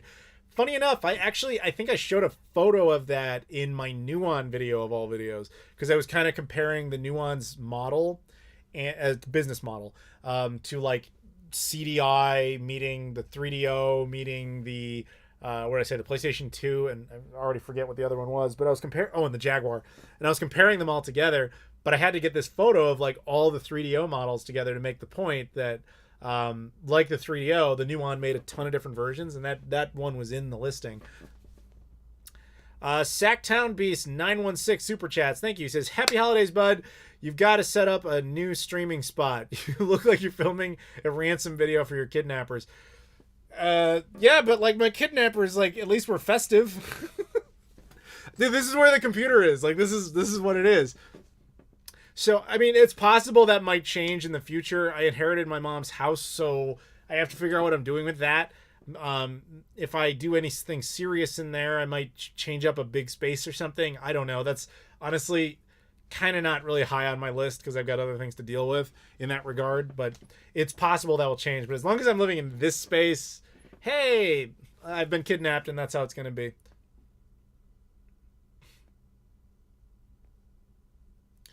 Do you think the Japanese... Oh, thank you for the super chat again, Sacktown. I wanted to just call you Sack, but that sounds kind of not funny. I mean, it's funny, but not in a good way. Do you think the Japanese will look toward another PlayStation Portable? I was actually a guest on the Krillcast podcast recently, and they were talking about this PSP 5G thing or whatever that people are talking about. I was just speculating that I think it's Sony's doing a PlayStation PSP Mini. And if that's what you're talking about, yeah, maybe, but who knows?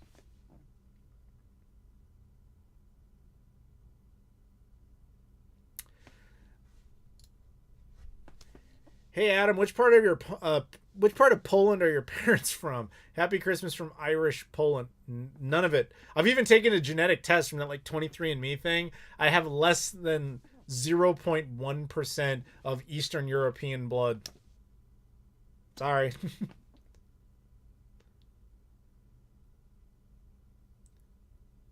What chapters will Shenmue 4 encompass? I have no idea. You know, like that's the kind of thing that's not really revealed until like around the time the game would actually come out. What do you think about FPGA for the future of retro gaming? I actually think FPGAs are legitimately good. Like there was a time where clones were just NOACs, where they were just a single crappy chip that had just essentially emulated everything, and it did very poorly. Like all those @games things, they're called NOACs because they stand for Nintendo on a chip. That era of cloning is finally dying and pretty much out the door because FPGAs are so much better now, or exist in the first place, and are superior and often better than the original experience, while offering you the ability to use like the original cartridges and so on and so forth. Even in some cases, even original discs. And it's just like, wow, like this is great. I'm glad that exists because it's going to make certain consoles much more viable for more people to enjoy. We got a super chat again from Sacktown Beast 916. You need to shorten your name to like Sacramento something. I know that's what you're going for because I see the Kings logo. Got to put up some Dreamcast wallpaper at least. Dude, normally what's here is that Derrick Rose jersey that's autographed is just behind me. But it's not good with the lighting because it just reflects it back. So I take it down for the streams. In this case, at least I got festive. I put this, stocking up, and I got the hat and everything. So, whatever. And then I got this new shirt. This was a Christmas gift I got today from one of my cousins. Whatever happens, Marty, don't go to 2020. Thank you for the super chat. Yeah, if anybody wants to super chat or PayPal or any of that stuff, super appreciated. It's in the description for PayPal if that's your preferred method. Much appreciated. You guys keep the channel going. You keep this light on. I appreciate that. Dreamcast Portable. That would be even less likely than a Dreamcast Mini, man. There is a Dreamcast Portable that's fan-made that can actually play original discs. What would be interesting is to see someone do that with something like a mode and just have like an SSD in it, or at least just an SD card at the very least. I guess you could do that with a GDMU because it's smaller, but it'd be interesting to see someone do that if they haven't already. Lodmot, I'm your biggest fan. Everybody's sucking up to Lodmot just because he has hundreds of millions of dollars. It's like, what a world. Jesse, what's up, man? My buddy Jesse here, I'm in a group chat with him with another guy, Jerry, who is also, as coincidence has it, a multi-bajillionaire. Like, this guy makes insane levels of money. It's like him and Lodmot are like the two most wealthy people I know. It's, it's insane.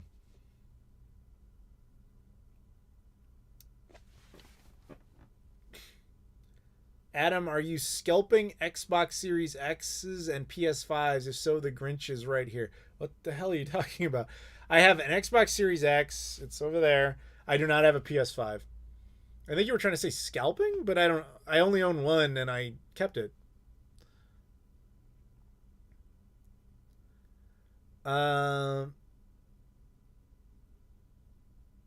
Did you hear about an explosion around Oak Park or Berwyn? I am from Chicago area. What are you talking about? Did this just happen?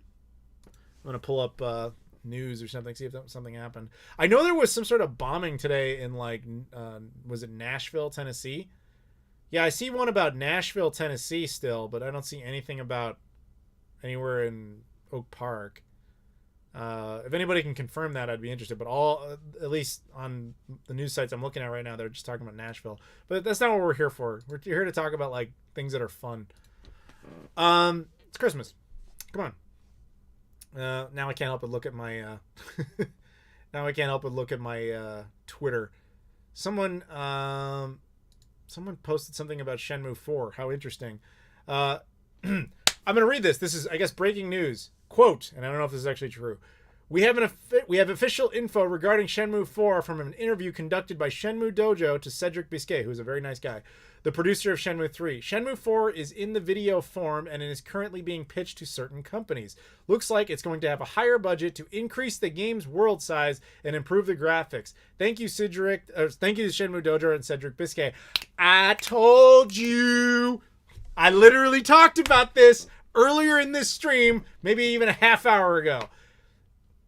I called it. That doesn't mean that's official. It's just what I said. Somebody, like, the materials are there. Somebody just needs to go forward and, like, you know, you bring it to a company who's interested in publishing it. I told you. I told you. Lodmod Super Chats. Adam and I are the playground kids with competing consoles. He argues that Series X is better because of backwards compatibility and it has web browser. I've never argued that. Are you talking about... I think Lodmod has split personality. I think he thinks I'm him. What is happening? Thank you for the super chat, Lodmod, but do you... Now I'm genuinely confused. Did you donate to me thinking that you are me? If so, keep super chatting. Yeah, no, I'm just totally kidding. Don't take advantage of people who have problems. That's not cool. But but you are extremely wealthy, so it's like, you know, you got to balance these things out. And seriously though, Lodmod, I have no idea what you're talking about.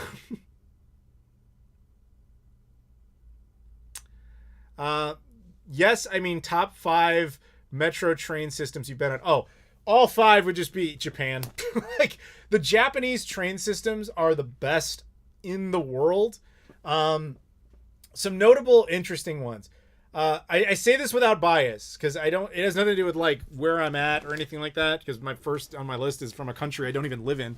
But I would have to say Chicago's is really good because our whole city burned down in the 1800s. So they're like, let's build it on a grid and just have trains that kind of go to everywhere. So Chicago's is really good. New York's is horrible. Like just terrible. Like absolutely the worst. If you guys know who Maddox is, he did an entire video on why the New York subway system is garbage. And I completely agree with him. Los Angeles is totally ineffective. The area where it exists is good, but it exists in such a minor amount, it's mostly pathetic. I used Toronto's. I don't remember it being really either good or bad. I've used Paris's a couple of times. That's fine. It's not bad. It's kind of like them trying to do an impression of the Japanese one. The London system is actually, at first, is super confusing, and then you realize it actually makes sense. It's partially confusing because it's in English, but it's all a bunch of English words you're totally not familiar with unless you live there. Like, to any British people who are still awake, you see like, oh, it goes to Piccadilly Circus. And like, what the heck? We're going to a circus? What are you talking about? It doesn't make sense initially because you understand the words and they don't mean what you know them to mean. It just feels like some weird translation, even though you're like, no, I'm literally in the place where this language comes from. But eventually you're just like, no, wait, no, Google's got it. It says this is where I'm going. And so it actually pans out. The Japanese ones, though, it's insane. I have never been lost in a Japanese train system, ever. They are so good. It is ridiculous. Now, to be fair, I've had the advantage of having a phone every time I've been in there. But even so, it's just like, no, the Japanese have that down. And so that I got to go with that. I don't use the train systems in a whole lot of other places. Germany's, I remember being just terrible. Like, surprisingly, like, unapologetically bad. Mostly in Berlin. Because Berlin still has this, like, remnant of East and West, and the train systems don't quite connect correctly. So, like, the former Western half is still much better than the former Eastern half. So it's kind of, that was, I remember, interesting. Because it wasn't good. Never use trains in the Czech Republic. Ever. Ever. If you take anything away from this stream, it's that if you go to the Czech Republic, never, under any circumstances, take a train. Ever. Ever. That would be the worst on the list. By far. The single worst is the Czech Republic. Like, holy crap. 7th layer of hell is like Czech Republic train systems. Yeah, that would be my answer, I think. Favorite Christmas movie or special? Batman Returns.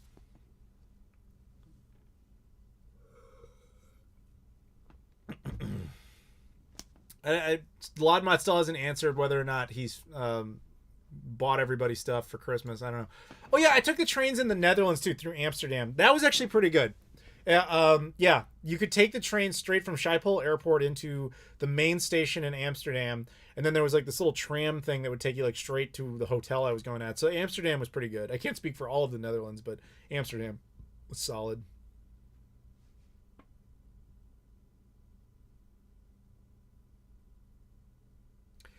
I was about to say you haven't experienced Czech trains. I have.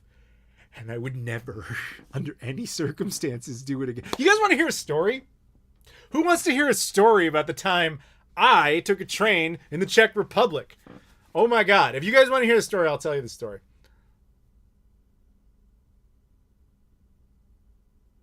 Chechnya and Czech Republic are different things. Amsterdam's a cool city. It feels very American. And I don't say that as an American. I say that as someone who travels a lot. But even Dutch people in my Discord will say, no, no, no, Amsterdam feels like an American city. It doesn't feel like it's part of the rest of the country. So I'm not pulling that out of my ass. Um, Batman Returns, yeah, Christmas movie, my favorite one. You want to hear the story. All right, I'm going to tell you the story of the worst train system in the entire world. So I was with my girlfriend, and we were in Berlin, and we had to get to Linz, Austria. And so we were like, okay, we will take a train because they don't have direct flights. You would either have to take a flight and change somewhere, or you'd have to take a train. You'd either fly somewhere and change, or you'd take a train and change. It really made no difference. The time wasn't really a big factor to us, and train tickets were substantially cheaper. So it was like, okay, we'll take a train. And then it was like, you have two choices on where to switch. You can switch in Munich, or you can switch in Prague. It was like, oh, Prague, that'd be cool, because neither of us have ever been to the Czech Republic. It's a new country. We can just check off the list type of thing. No pun intended there. Hey, that's what the jokes you come for. We can change there. That's fine. Cool. So we get on the train, and we're riding through Germany. We're like 3 stops in, and the train gets to the stop and just doesn't resume for like an hour. And then it just starts going again. We don't really think much about it. But as we're going, eventually it becomes obvious that we might miss our connection now. This is a bad thing. As soon as the way trains work in the European Union is there's no border control because it's the Schengen zone for my fellow Americans and I guess Canadians. Any country that participates in what's called the Schengen zone means there is an international border, but no sense of identification is needed to cross between countries. But that doesn't mean the laws and all that sort of stuff doesn't change the second you cross the border. So when we crossed from Germany into the Czech Republic, the entirety of the train crew changes. Like all the people working now are people from the Czech Republic that are working for a Czech company. It's no longer the German company that we started the mission on, if you will. So as we're coming up, the Czech company is walking around and they're like asking people to check their tickets again because they recognize that some people are going to miss their connection. The guy gets to us and he gets our tickets and we look and we're like, is there any chance we make this train? And he's just like, yes, but if you don't, it's not a problem. He gives us this information. He's like, get off at this station, and then when you get there, tell them what happened, give them your ticket, and if you miss it, it's our fault. You know, the train was delayed and everything. It's a company error. So when you get there, give them the information, and they'll get you a hotel, and you'll be all good. And we're like, worst case scenario, they'll just put you on the next train in the morning. All right, sounds reasonable. That's like the type of thing an airline would do. I got you. So we're getting closer, and then we get to the station, and so we get off the station. And by the time we're at the station, like our train's long gone. Like there's no chance of making it now. And it's like, okay, that sucks, but that's fine. So the girlfriend has to go to the bathroom like really bad. And so I'm like, okay, let's take care of that first. And we go over to the bathroom, and there's like this angry old mad lady just in front of it, just like, you have to understand that the Czech Republic does not take the euro. They have their own currency, which I've never even seen before. And they're like, oh, we charge money for the bathroom here. I'm like, what? Like, that's insane as an American. That's like a basic human right. Like, that's messed up. But so they're like, we charge for the bathroom. And we didn't have any of their currency. And I was like, can I give you euros? And she's like, no, we only accept our own currency. And they wanted like the equivalent of 50 cents of their own currency to do this. And I was like, the girlfriend is like really not doing well. And so I'm like, ma'am, please, like, I will give you €5. This is like way the hell more than this bathroom costs. Please just take this. And so she was like, angrily, she was like, fine. And she just let her go for €5. So the girlfriend goes to the bathroom and comes back. So I got that settled. Sit her down. It's okay. You go over there. So then I go to where I'm supposed to go for the train lady to go talk to her and be like, okay, here's what happened. So I go up to the ticket counter. And, you know, I have my phone ready. I try to be a very conscientious traveler. Unlike my fellow Americans, I try to be good about this. So I have the phone out with the Google Translate all set up, everything, so I can put it in their language if they don't speak English. Like, I'm ready to go. So I have it all typed up, and I go over to them. I just ask them if they speak English first, and if they don't, I'm totally ready. And they're just like, yes. And I say, like, okay, so here's what happened to me. I explain everything I just told you about train being late, Germany, blah, blah, blah. And I hand them the tickets, and the person behind the counter is like, okay, just looking at it for a second, and then puts the ticket back under, and then I shit you not, this really happened. They go away, and then they just close this wooden door on my face. I was like, what? What the hell just happened? And this train station I'm at, by the way, not a big one. This is like the middle of nowhere. And so I'm like, this is not good. This is really not good. And then the phone is working less and less because we're essentially in a rural area and in an Eastern European country. This is going badly. So then I wander around this tiny little station just trying to find anyone else. And I find a completely separate train company, has nothing to do with my train, but it's someone working behind a counter. So I don't know what else to do. So I go over there and I do the exact same thing. Put the papers underneath, explain my situation. I have the phone written, you know, it all says everything they need to know. And then they're like, same thing. They put it under, push the papers back under, go away, close the door in my face.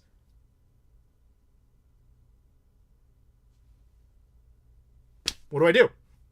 I go back to where I know I'm supposed to go now, back to the original spot where they originally did that shit to me. And I'm just like, I cannot go back to the girlfriend and explain like what's going on here because this is really bad. So I go back, and then by the time I got back there was a different person working there now. The door was back up and there's someone else there. So I go over there and I talk to them again, and I'm just like, hey, here's my situation. And I was like, please don't just tell me to go away. Like, she was just like, I tried to explain, like, you know, they said something about a hotel, blah, blah, blah. And she's like, eventually, long story short, she's like, no, you're at the wrong station. You need to get on a train and go to this station, and then they'll take care of you there. And I was like, okay, where is this station? She's like, it's one stop down on the train number 2. And I was like, okay. And she's just like, okay, so do you want to take the train? I was like, yeah, I guess. She's like, okay, that'll be like, and she's like, here's how much it costs in their money. And I was like, oh, hang on a second. I'll get back to you. I have to make a decision with the girlfriend. That's what I told the lady. I walk over to the girlfriend and I'm like, hey, we have to go catch train number 2. Let's go.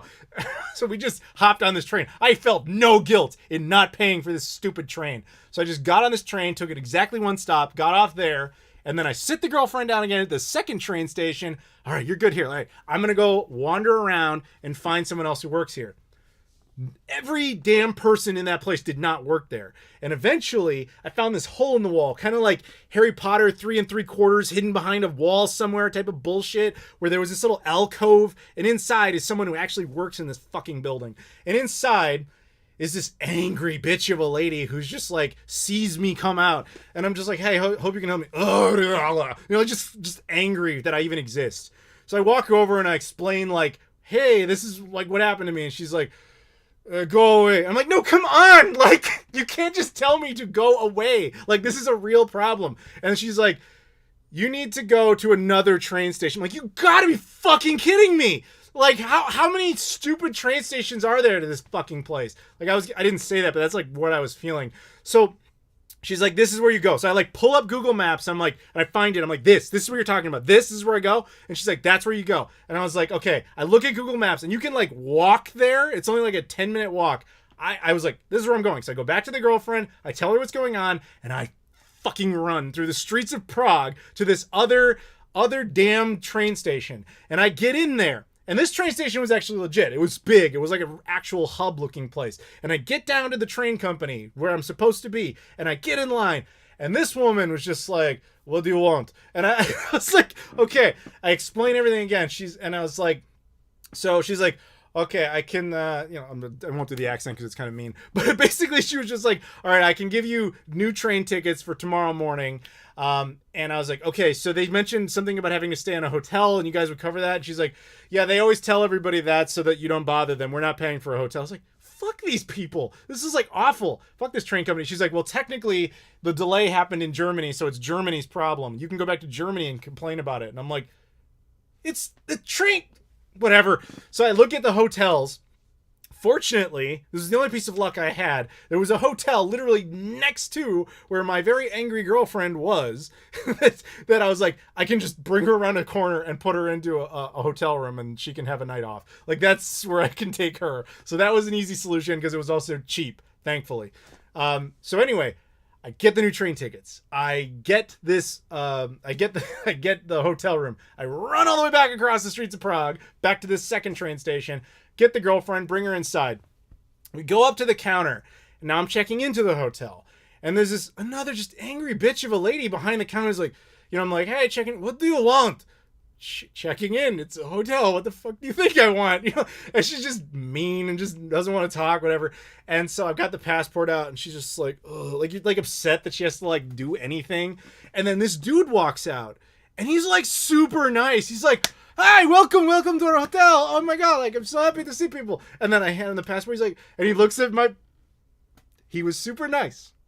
And he looks at my passport. And he made the same mistake that a lot of people do. He reads my last name. Koralik, you're Polish like me. Welcome to Czech Republic. I was like, of course he's nice. He's not from the fucking Czech Republic.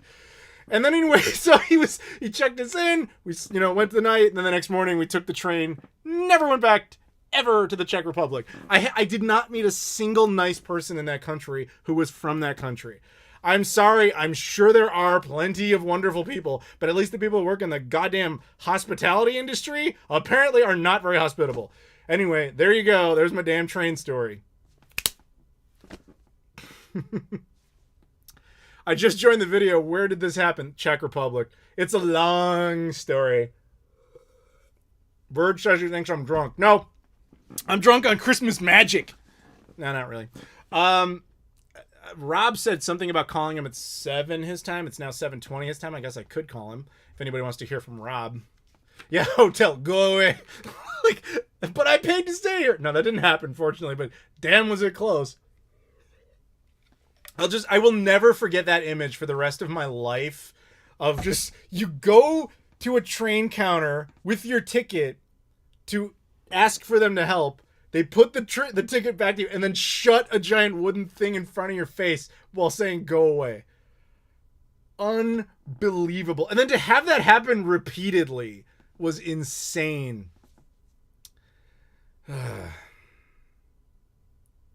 Okay, so we actually have someone from the Czech Republic, and he's laughing. He says, I apologize on the behalf of the Czech, but yeah, most people here aren't very foreign friendly. That's clear to me. Do you live anywhere near Prague? Because the only context I would ever go back to your country is if you pick me up at the fucking airport and then like you handle everything. Because I used to actually really want to go see Prague, but now I'm just like, I do never want to go back there.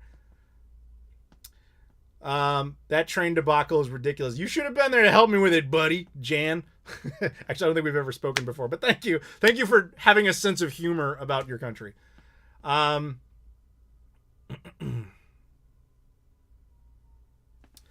The other Eastern European countries are this unfriendly too. No, well, the Polish are super nice. Super nice. But that might just be kind of uniquely for Americans. The Polish love Americans, like ridiculously. So that's easy enough to get away with. The other Eastern Bloc countries I've been to is like Slovakia and Hungary, but never extensively. And I never really had to interact with anybody. I just kind of like bought some stuff. The only one where I actually had to handle people that wasn't Poland was the Czech Republic, and I would never go back. The staff in the New York City subway were pretty mean too. Well, that's New York. I know that's not a really good excuse, but New Yorkers, I would imagine, especially in that context, pretty rude. Yeah, Jay realized that is all your fault. You made me tell that giant story. Yeah, see, that's the advantage of the podcast, because every once in a while you'll have a backer who comes up with a subject like that, and you just hear me go like unhinged for like 20 minutes. So anybody got any questions that aren't related to trains? 181 people watching right now. Awesome. Hope everybody's having a Merry Christmas. Hope nobody got stuck in the Czech Republic train system. That's always good. By the way, I actually did attempt to get that train refund. I'm not even joking about this. So they gave us this thing, and they said, next time you go to Germany, you can get the refund. And I was like, okay. I had to go back through Germany to leave. I had to fly out of Munich. And when I got to Munich, they're like, oh, no, you can't have this unless you go back to Berlin. Why? Your train company exists here. I'm within the country. It's all just a giant scam to make sure you never really get the refund. Yeah. Have I been to London? Many times. I was actually supposed to go there earlier this year, but then a hurricane thing hit right outside of London. And then right after that, COVID just blew up everywhere. So I never got the chance to go back. It's now Boxing Day in the UK. Boxing Day, interestingly, is one of the few, if not the only, like, major global economic thing the United States like really doesn't participate in. It's very rare to find a store in the US that has a Boxing Day sale. It's more of a Canadian thing, at least in this part of the world. Are you Nordic and Native American? I'm actually 7% Native American according to my genealogy test. Something like 20% Italian, like 30% British, and then like this random combination of a few other things. Where's Mrs. Claus? She's in Portugal, very much asleep at the moment. We said goodnight before we started the stream because I knew I wouldn't have the chance to say goodnight to her during the stream. Have I been to Vancouver? No. I've been to Victoria Island, which is right over there.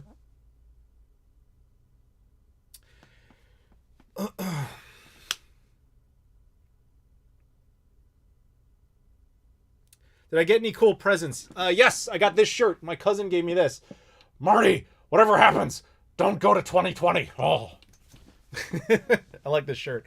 And I didn't get, logically so, I didn't really get a lot of gifts, but you don't really get that many at my age. But I got some coffee, which I always like. I got some saltwater taffy, which is pretty neat. I have a thing for, obviously I like candy like anybody does, but I'm very particular. Like I don't like stock crap you can get it at like Walmart or whatever bullshit. Like I'm like, I want the saltwater taffy from like where it's known to be originated from, like where they have the good shit. And that goes for like anything. Like I want the coffee from where they have the good shit. I want whatever it is from where they have the good shit. That's like my quote. Put it on my epitaph when I die. I wanted it from where they had the good shit. Have you ever been on a South America or Spanish-speaking country? I've never been to South America, but I have been to Spanish-speaking countries, specifically Costa Rica and Mexico. I have never been to Spain. It's like the only major Western European country that I've never been to. And I've been to Cuba. I've been to Cuba as well. But I've never been to South America. So I've been to 3. When's my next pickup video? December 31st. Last day of the year. New Year's Eve. Can you explain how you got your last name? I only have fragments of this story because my mother told it to me. At one point, basically, we had her great grandfather had a completely different last name. It was like Joseph something or other, and he immigrated to the United States. He actually was he was just trying to get out of Europe, and he was trying to get anywhere. And he missed the first boat, like just due to being late for a train or late for a plane. He just missed the first one. And the first one was headed to Brazil. The second one was headed to New York. And he's like, yeah, whatever. I don't care. It's all the same. He just wanted out of Europe like that bad. Different era where you're just like, I have a nickel in my pocket and I'm going to go across the world and just start somewhere else. Weird. But he did that and he got to Ellis Island and they could not pronounce his last name at all. So they wrote a completely different last name. They just wrote Koralik, which apparently is a Polish last word or Polish word. And so he apparently didn't want to correct them on what his name actually was because he was afraid if he did, they wouldn't let him into the country. So he's like, if that's all it takes to get in here is not to have to be in Europe, it means I get to have a totally different last name. Sign me up. So then he got in and he was like, oh my God, I'm an American. Like it used to be that easy. And that's it. That's how he got it. If I ever had chai, it's India's equivalent of coffee. Yes. Actually, chai tea latte was my mother's favorite drink ever. when she was on hospice care, we actually would give her samples of it, and just to, because we knew how much she liked it, and just to get a little bittersweet for a second, I had, when after she passed away, you know, I had to shut down certain accounts and all that sort of stuff. I went through her Starbucks account, and she had enough stars on there for like one more free drink. So I actually used it to redeem her favorite drink of all time, which was a chai tea latte, a grande chai tea latte, non-fat, no, venti chai tea latte, non-fat, no water, no foam. It's like, it all used to come out of a sequence. It's just, once you have to remember the first word, otherwise it's wrong. Venti chai tea latte, non-fat, no water, no foam. I ordered that on her behalf, and I drank it. I was not a fan, but I did it for her. And I actually posted on Twitter, and actually Starbucks themselves even like responded to it, which was kind of nice. Have I ever been in the Middle East? No. There's not too many places in the Middle East, to be honest, that I would actually want to go. Like Dubai would be number one on my list. And like after that, I'd be like willing to go to like Israel, maybe Jordan. But I honestly, as an American, I don't think there's too many places other than maybe Kuwait or the United Arab Emirates where I'd even be welcomed. So it's not really on my list. But I would like to go to Dubai. Second favorite console, Sega Genesis or Super Nintendo, depending on the day you ask me. I would say, this is going to sound weird, Sega Genesis if you include the 32X and the Sega CD. If you don't include them, Super Nintendo. There you go.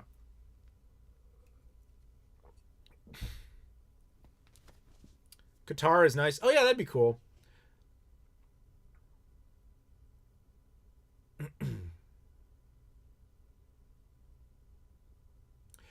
I was adopted and found out I wasn't any ethnicity my mom told me. I'm adopted too, by the way. And that's why I actually did the genetics test to find out what I actually am. And that's why it's always funny that people think I'm Polish, because genetically speaking, not at all. The United Arab Emirates is number one on my list, A, because Dubai is there, but also because Abdullah, who's on my podcast now, is from there. So like I would actually have someone to hang out with and like, you know, have recommendations on like, here's where we go and we do stuff.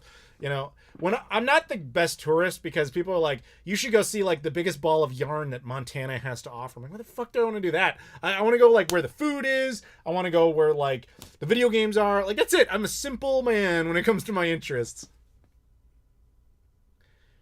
Yeah, you really are Eric Cartman. Well, thank you. Thank you, Orokosaki. You really are Eric Cartman. Hey, you guys, I really am Eric Cartman, all grown up, yeah? Am I part Jewish? I am not.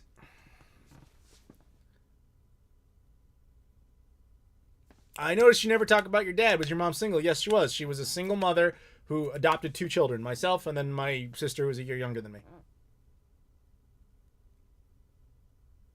Who would force someone to pay money to use the bathroom? You're a sweet boyfriend taking care of her in a foreign country too. Thank you. Actually, that's a thing I've noticed in a lot of European countries. Like the one that's unforgivable is the UK. Like, come on, guys. I know most of you aren't awake over there anymore, but what the fuck are you doing charging for the bathroom in London? People, the defense I always hear is, yeah, but it's only a couple of pence. Fuck you. It's barbaric to charge money for the bathroom. I remember I had to take a train from Blackpool, England, down to Heathrow, where I was going to spend the night outside of the Heathrow Airport Hotel. And I had to pee the entire time, and I was like, whatever, this should be no big deal. I'm like, I'll get off at any random stop. I have to go through Manchester. Like, I have to go through all these random places. There's no chance I don't find a bathroom. Not a single one that was free. Not one. Not even, like... And I couldn't find a Starbucks. That's the other thing. You got to go to Starbucks. My fellow Americans, if you're ever traveling and you need a bathroom or a charging outlet or air conditioning, find a Starbucks in another country. I consider them little mini embassies. Look for that big the big flag that looks like the Starbucks logo. I was going to say maple flag, but I'm not even Canadian. But look for that logo of the Starbucks chick. And go in there and find safe haven in another country, because they'll let you charge your phone. They'll let you have free water. They'll let you use the bathroom. They'll let you just hang out. You can enjoy air conditioning or a furnace, whatever you need. They're little embassies. They're safe zones. I highly recommend them. But I couldn't find a fucking Starbucks anywhere in London that I was, at least on my route. So I'm not even kidding, I wanted to just get to the airport and then like leave. The airport was the first free bathroom on that entire route. So I held that for like 3 hours on a train. That was not fun. But out of principle, I absolutely refused to pay for the bathroom. As I said, vote with your wallet. And I refuse to pay to fund a bathroom. That's just a basic human right. To be fair to Wales, who says they're free in Wales, I said England.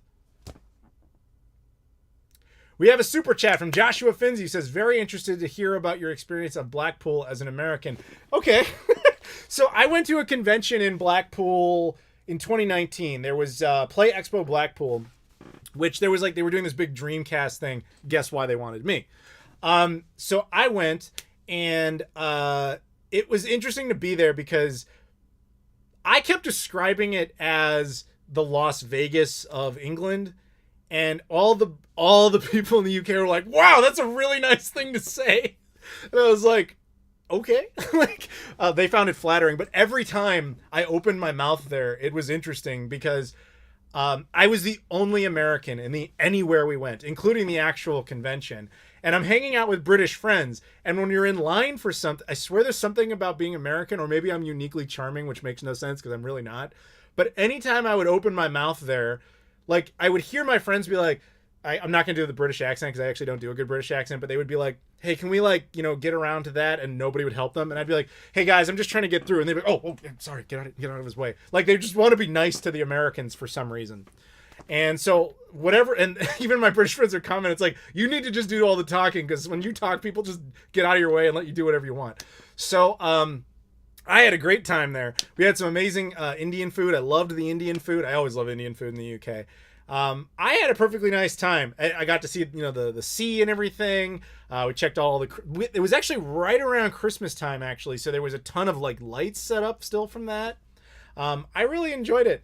And walking around the convention though was fun because every time I spoke, man, there was always just like, why is an American here? And sometimes it got you good deals on games. But also the funniest thing about that too is like when I would talk and I'd be like, hey, I'm looking for Amiga CD32 stuff. It always took like a second to register because even amongst the British, that's an obscure game console. Oh, I want some Amstrad GX 4000 games. What? Why do you want that? Like, that's more of an Australian, but you get what I'm saying. They're just like, what? They're so confused. Like, we have Xbox. And I'm just like, I have Xbox as well. I don't need that. I'm here for the Amiga CD32. And it was always so funny. Then at one time we did I was watching one of the panels. It was a bunch of British YouTubers. Like Top Hat Gaming was there. There was a few other guys. And they're doing a panel and they were like, we want people to like raise their hands and come up with some obscure thing you found and talk to us for a second. We'll talk about it. And so people are raising their hands and whatever. And everybody's like, they say like, what's your name and where are you from? And everybody's like, I'm Carl and I'm from Manchester or whatever. And I'm like, I'm Adam and I'm from Chicago. The entire audience turns around because they're like, wait, what? Why would someone from Chicago be here? This makes no sense. And I just brought up one of those crappy Phoenix PS2 games. And then they had a great time talking about that. It was like Crazy Frog Racing or whatever bullshit that is. I think I might have it right here, actually. Yeah, here it is. Crazy Frog Racing. Somebody gave this to me for free when I was just walking around the convention. They're like, oh, dude, I was hoping I'd run into you. I'm a big fan. I know you like those crappy Phoenix PS2 games. This isn't Phoenix, but here you go. It's a crappy PS2 exclusive. And I ended up with Crazy Frog Racing. Some other ones, too, that I showed them. But this one's not the Phoenix one, but there was a Phoenix one. So funny. But anyway, that's my opinion of Blackpool. I described it as British Vegas. However, I said that before I actually had ever been to Vegas. I don't know if I would now agree with that. It's more like a, maybe British Reno, which is actually, funny enough, the city where I was born.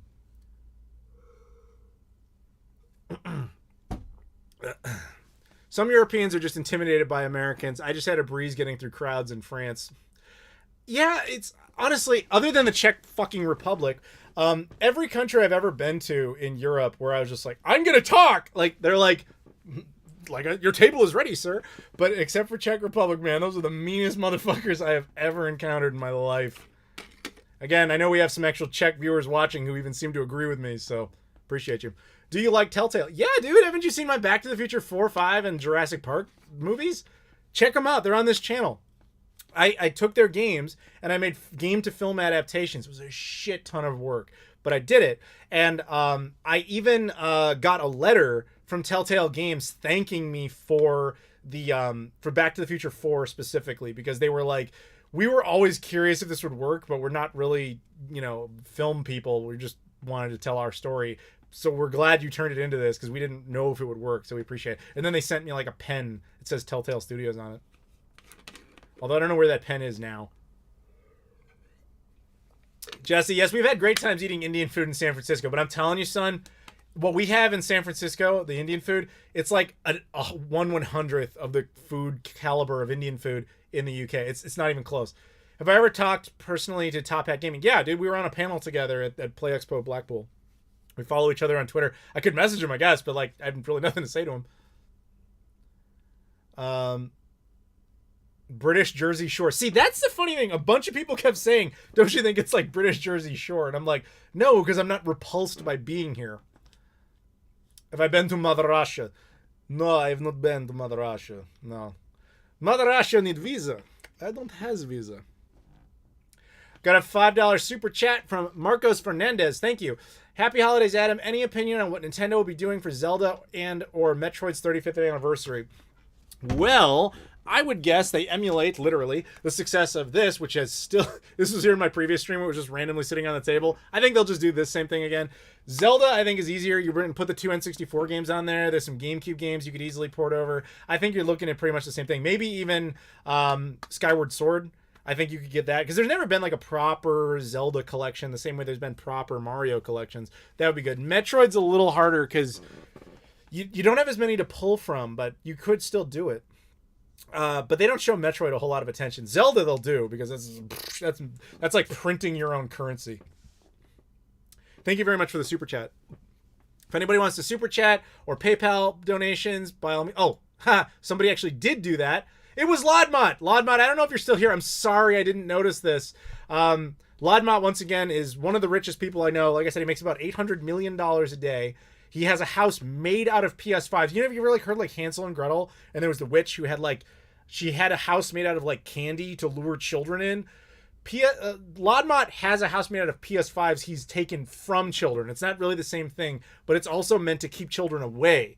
But anyway, so he says, hey, Adam, you are now $36 richer than me. Why that number? I don't know. LMAO. Merry Christmas, dude. It's cool to see you live streaming again. Well, thank you, but you made more in the time I took to read that than I will make in my lifetime. So I appreciate the $36, but it is very random. That's like $36 is probably how much Lodmont makes per second, if I had to guess. Thank you very much, Lodmont. Very nice of you. Sorry. Oh yeah, I was looking for $3 super chat from Cax117, who said, or $2 super chat. Sorry, I misread. Zelda collectors on GameCube has Zelda 1, 2, 3. Oh, that's right. But that was a limited thing, wasn't it? Like that was really hard to come across. I have it over there, but that was like, I forget the details of that release, but I remember it being like a special case. Like you had to order that from Nintendo directly or something like that. Can anybody clarify? I remember it being weird. I just don't remember what it was.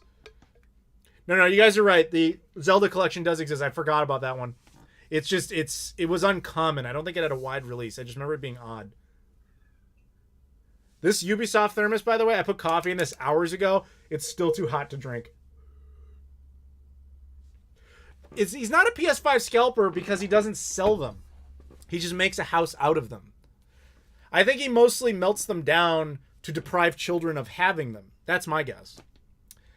Merry Christmas from Mother Russia. Thank you, Yuri Pakomov. I'm sorry, I'm very drunk, and my Russian is so good when I'm drunk. Thank you, though. Wales or England? I've been to both. It depends on what metric you rate them on. I thought Cardiff was pretty great. Super Tomato, awesome game store. If you're going for game stores, I'll give it to Wales over England. I've only been to a few good ones in England, and most of them have shut down, which is sad. I like London. However, I would never in my life ever want to drive there ever again for any reason of any kind.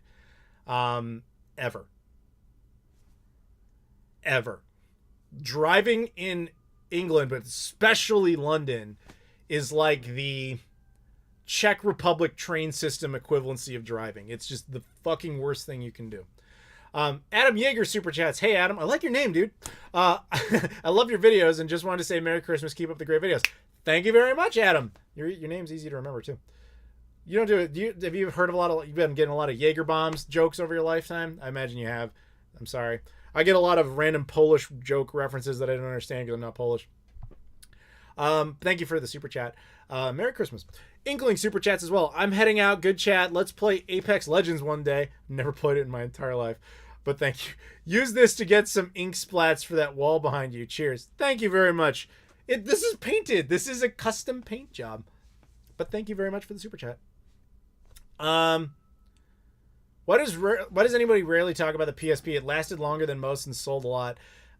Probably for the same reason you don't hear much about the Saturn when it was relevant. It's just kind of like it was good, but nobody cared type of thing. Although both of them are gaining a lot of appreciation. And I imagine that'll be the same with PSP, because every time I hear somebody talk about the PSP or the Vita, they're always kind of like, dude, it's amazing. But it's like that same niche crowd that's like super into it. But fortunately, you're in kind of the right place for it, because YouTube's full of people like us who talk about that stuff. But me personally, not the biggest handheld guy, so I don't really do much with that. Justin, if you live in Cardiff, please go to Super Tomato. Tom, he runs like a great store. I've been in there a couple of times. I've filmed footage in there. Awesome place. Say hi and tell him I sent you. Have I played Rayman 2 on Dreamcast? Not in a really long time. I remember it being cool though. I saw a different question there. Unpopular opinion. I have no problem with scalpers. It's just capitalism. I'm reading that. It's an interesting perspective, because I kind of debatably feel the same under legitimate means. I mean, as I said in my previous stream, it is capitalism. You know, the only reason they're selling it is because you're buying it. You're voting with your wallet. You can hate them for it, and you're right to do so. But where I draw the line is when scalpers basically are programming bots to buy like all the units, so they're just depriving everybody of a chance to actually get one. That's some bullshit. But when it's like, you know, someone else just doing it individually, that's free market stuff. I seen your Instagram posts from 10 years ago. What is that? Sheboygan's in Wisconsin. I posted yesterday on Instagram and Twitter some photos of this horse carriage walking down the street, as well as a random fox. 10 years ago to the day, Christmas Eve, 10 years ago, 2010, I was at my mom's house, and I went out. I was in the house, and I looked outside, and it had snowed, which was great. And there was this little fox, and it was taking a dump in our backyard. And I took a photograph of it. Everybody thinks it's like this beautiful fox posing. It's actually taking a shit in that photo. But I thought it was amazing. And then later, we were about to leave to go to my aunt's house, and I went outside, and this horse carriage just came down the street, and I took photos of it. I really didn't even do much on YouTube at that time, so I never thought to do anything with it. Instagram, I don't even think it was a thing. I think I might have posted on Facebook back then, but that's about it. And so I found those, and I was like, that's cool. It's 10 years ago to the day. Why not post it? And everybody's like, dude, you live across from like the Home Alone house. I'm like, that's not the Home Alone house. But funny enough, the Home Alone house is only about 30 minutes away from there, just as a matter of sheer coincidence. The thing across the street in the photo is not even a house. It's like this community center thing. Long stream. Is this long? I have no idea how long we've been going. Oh, almost 3 hours. Hey, Rob, you're still here, right? Did you want to join? You were kind of talking about it before. Toronto has amazing Indian food if and when you can travel again. Toronto Indian food, it's okay. It's better than American stuff that I've found. It's not even in the same league as British Indian food. Like once you go there, you go to the UK and you have Indian food. I don't care which place it is. Go to and just throw a rock and hit any random Indian food place anywhere in that entire country. Go there, eat it, and you'll be like, I got it. That I understand now. Adam was totally right. Every Indian place in the UK is just objectively better than every other Indian food place I've ever been to in my life. And I've never been to India, so I can't say about that one. But at least of all the countries I've been to, and I've been to like a lot of countries, it's not even the same discussion. It's Michael Jordan versus like a pee-wee basketball team. It's not even close. Rob, I think, wants to come on. Does anybody want to hear from Rob for a little bit, or do you hate Rob? I don't know. Because Rob, you actually had some support in here, but they all went to sleep because you refused to talk to them. I have not been to India. Break the record. Dude, to break the record, I would have to go another like 5 hours because the record is now 7 hours and like 37 minutes. I'm not doing it. Rob's calling apparently, so I guess I'll put him on. And then he hung up. You dick. All right, hang on. I'll call you back, you jerk.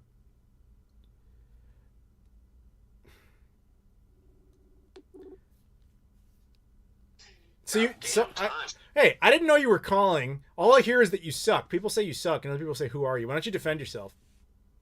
Well, I mean, that's pretty much the only two sides that there is. Either I suck or they don't know who I am, so they don't know I suck.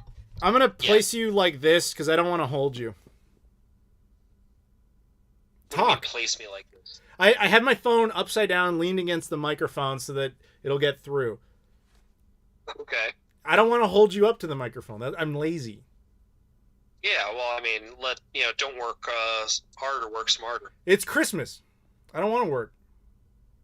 Yeah, exactly. Well, Lodmot thinks you're funny, and Lodmot is very rich, so you got one good fan for sure. Lodmot likes everybody. He's like one of the nice people in the Discord. He is basically the nicest person in there. Like, he offered to buy every single person in the entirety of the Discord a mode. No one took him up on it. Amazing. Yep. So you going for 8 hours tonight? No! Why not? Because I don't want... Why don't you explain who you are? There's a bunch of people... Who the fuck is Rob? I'm your podcast host on the monthly Figure It Out cast. And then they're going to be like, what's a podcast? Because nobody knows I do a podcast. I don't get it. I mean, don't it's either, like, man. And you guys out there, I know you're watching this, and I always see people like, what podcast? What are you talking about? I swear YouTube just hides them. Because I've been doing a podcast every month for like 3 years, and it comes out on this channel. And if you subscribe on Patreon, you get it like at the very beginning of the month. You can get shout outs. You can be on the podcast. You can come up with, it's like this whole thing. And most people are like, wait, there's a podcast? Hey, you know what? They're not missing much. Yeah. Ugh. So how was your Christmas? Did you do anything of note? This morning we went to my cousin's house. We had like this big ass meal. It was pretty good. I showed pictures of it in the Discord because I always show food pictures in there. And yeah. I got this t-shirt, which I've been showing. You know, that's about it. What t-shirt is it? The one I've showed multiple times. The Marty, whatever happens, don't go to 2020. From the neck up. Well, I've been lifting it every once in a while, you dick. It says, Marty, whatever happens, don't go to 2020, and it has the Time Machine DeLorean. Oh, topical humor. Yeah, topical forever, because 2020 will always suck. See, there it is, guys. There's the shirt that Rob didn't bother to look at all the times I showed it. Of course, it's on a time delay, so now I have to watch the stream carefully. Yeah, you better pay attention, because I'm getting tired of you not paying attention. Yeah. Yeah. So why don't you... Yeah, I just got back. I just got back from my parents' house doing dinner. I moved into the new house, so... you shouldn't sleep with your dinner. That's kind of weird. Why? Why would I sleep with my dinner? You said you were doing your dinner. Yeah, well, I mean, I'm a slut like that, so... That's what I'm saying. Maybe don't do that. Maybe, eat your dinner. That's when people talk about, I'll show pictures of food, right? They're like, that doesn't look appealing. I'm like, I'm trying to eat it, not fuck it. Why do people fuck their food? What's up with that, Rob? You're the only person I know who actually sleeps with their food, so tell me. Why are you doing your food? Well, I mean, it's a lot more than just fucking your food. You have to, nurture and care for your food. It's not just a, physical relationship. Deplorable. Yep. Ugh. Well, that conversation was the end of the channel, probably. It's been nice, everybody. It was a good run. Yep, Pete. All right, why don't you talk to the people instead of just talking to me? Why am I talking to the people? No, go talk to the people. You are in the chat. Interact. Say things. I had no idea you had a podcast. It's like half the comments are like, wait, there's a podcast? I don't know. Maybe some of them are trolling us. But yes, there's a fucking podcast. In fact, the next episode will come out in 2 days from now. Every 27th of the month. It's like always on the 27th. Yep. And we've got a guest on, and we talk about video upscalers and shit like that. Actually, Leafy was on here. He was on here earlier. He came in for a bit. Oh yeah. I'm looking through the comments to see if there's anything of note. Oh yeah, like Nintendo says Atari delivered their VCS. Yeah, so actually, are you gonna get a, I'm not. Are you gonna get a VCS? No, but not surprisingly, Laudmod actually got like a box of them.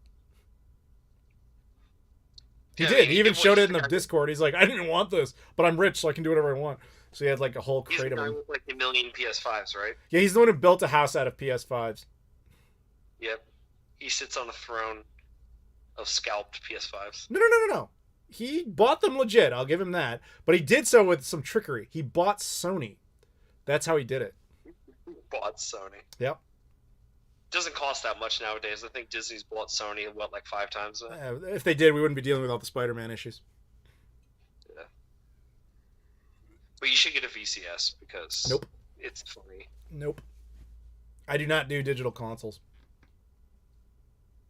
Doesn't that have a disc drive? Not that I'm aware of. Laudmod, you have a box of them. Does it have any sort of physical media? I actually don't know a whole lot about the VCS other than it's basically bullshit. Okay, looking at the chat, One Boy Many Memes official says best Atari game on the 2600. I'm probably gonna go Yar's Revenge. What do you think? I go with Combat. That was the one I put the most time into. Combat? Oh yeah. Combat. I love Combat. That was one of my earliest childhood games, like ever. Like I've told that story before. Like my mom gave me a 2600 when I was a little kid, and we had just a few games that were pretty decent. And there was Space Invaders was always great, and Combat. I loved Combat. And like when I got a little older and I realized it had more modes where it was like you could do tanks, you could do planes, you could do trains or whatever. You could do a whole bunch of different stuff.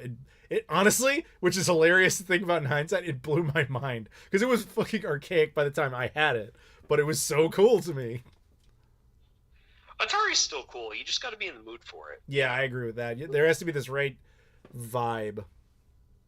It's like you're sitting down to watch like Citizen Kane or Gone with the Wind. You got to be in the mood for like a classic movie. You got to be in the mood for a classic video game. Sure. Does anybody have questions for Rob? John Doe says, I think Hero is the best game. That's probably a good answer as well. Hero is amazing. Any of the Activision games are really good, generally. Funny enough, that's where the third party came from. The entire concept came from Activision splitting off from Atari and then just making games for it instead of working at Atari directly. Really? I had no idea. You really didn't know that? No, of course. I teach video game history. That's why I was surprised. I was a little surprised you didn't know that. That's like you going, did you know that Sega was called Service Games? I'd be like, yeah. Yeah, and they made slot machines and shit. Mm-hmm. See, Progressive G asks what we think our game of the year was. I probably have to go with either The Last of Us 2 or I've really been enjoying Mario 35 and Hyrule Warriors Age of Calamity lately, so those are probably my favorites at the moment. I don't have any great answers to this. I think I did, and I forgot, which tells you how much staying power it actually had. Sorry. Rob, what consoles do you collect for? What consoles do I collect for? That's what the question is. Really, people are saying they don't know what to ask you. Ask him anything. Anything you would ask me, ask him. It's fine. I'm just East Coast Adam without a YouTube channel. Basically. He's knockoff, like, you go to like one of those like Chinese stores that sell like knockoff merch. That's me. That's the knockoff merch. Me is Rob. So you can like, he's been to countries too where he can tell you other non-Czech related stories. This time it happened in, Montana or Iowa or something. He just goes like, I went to Iowa and the bus system sucked. Haha. Like that, he can tell you that type of story. You have no idea what I'm talking about, do you? I've been on a bus in Iowa, but it's a tour bus. There you go. See, I was right. Okay, but to answer Daniel's question, I collect mainly for the GameCube. That's kind of my Dreamcast, kind of my favorite console of all time. But I also love collecting for the Sega Genesis, Sega CD. I have a complete Virtual Boy collection because I'm a loser. Atari Jaguar. I like weird consoles, but I kind of anything that strikes my fancy is what I collect. I was gonna say I collect Saturn. I collect Sega Saturn, Neo Geo, AES, Nuon. All the expensive games. Nuon. When did you start collecting Nuon? No, I don't. The only Nuon related thing I have is Planet of the Apes DVD. Oh, It's the only thing I have. that's irrelevant. I wouldn't even have the Bedazzled one if I didn't already own it. Like, I would never have sought that out. No, to answer your question, Mako Tensei, The Last of Us 2 is not controversial. That game was amazing. Just people didn't like the whammons in it. Rob, do I have a beard? Not at the moment. I just shaved today. Why? Because my wife hates it when I have a beard. What about your girlfriend? She's indifferent to it. Okay. Do you like Echo the Dolphin? No. That's a Sega franchise I never understood. Like, I remember a friend of mine when Genesis was relevant. He was totally into Echo the Dolphin. He's like, and this was after like Sonic had blown up and everything, and he's like, you gotta try this, man. I've been playing this, like, this is crazy awesome. And he brings over Echo the Dolphin. I'm like, you're just swimming around. You're not doing anything. Like, there's obviously more to it, but I was just like, I fundamentally do not understand the entertainment value of Echo the Dolphin. I don't get it. Yeah. Was it Angry Video Game Nerd just did a really good episode on the Echo the Dolphin games, and I haven't played them in years. I had them as a kid, and I remember just not being able to get past the first level. Yeah, I was kind of the same way. Skewers those games, and it's so funny. Yeah, I think they were more of an artistic experience. I think Calibri is kind of the spiritual sequel to Echo the Dolphin before it got real sequels. By the way, in case anybody's curious about that. Hudson Gold says Virtual Boy only had 7 games. Wrong, it had 14 games. At least in America, I think there's 18 worldwide, I believe. Do you have all of them? I have all the American releases, and I have 2 of the Japanese. So it sounds like you're missing something. Yeah, there's a Gundam game, I think, and there's this really awesome first-person horror game that was released in Japan that I don't have. Those games are the ones I need, really. So you don't really have a complete set. You're just a liar. I have an American set, the only set that matters. America.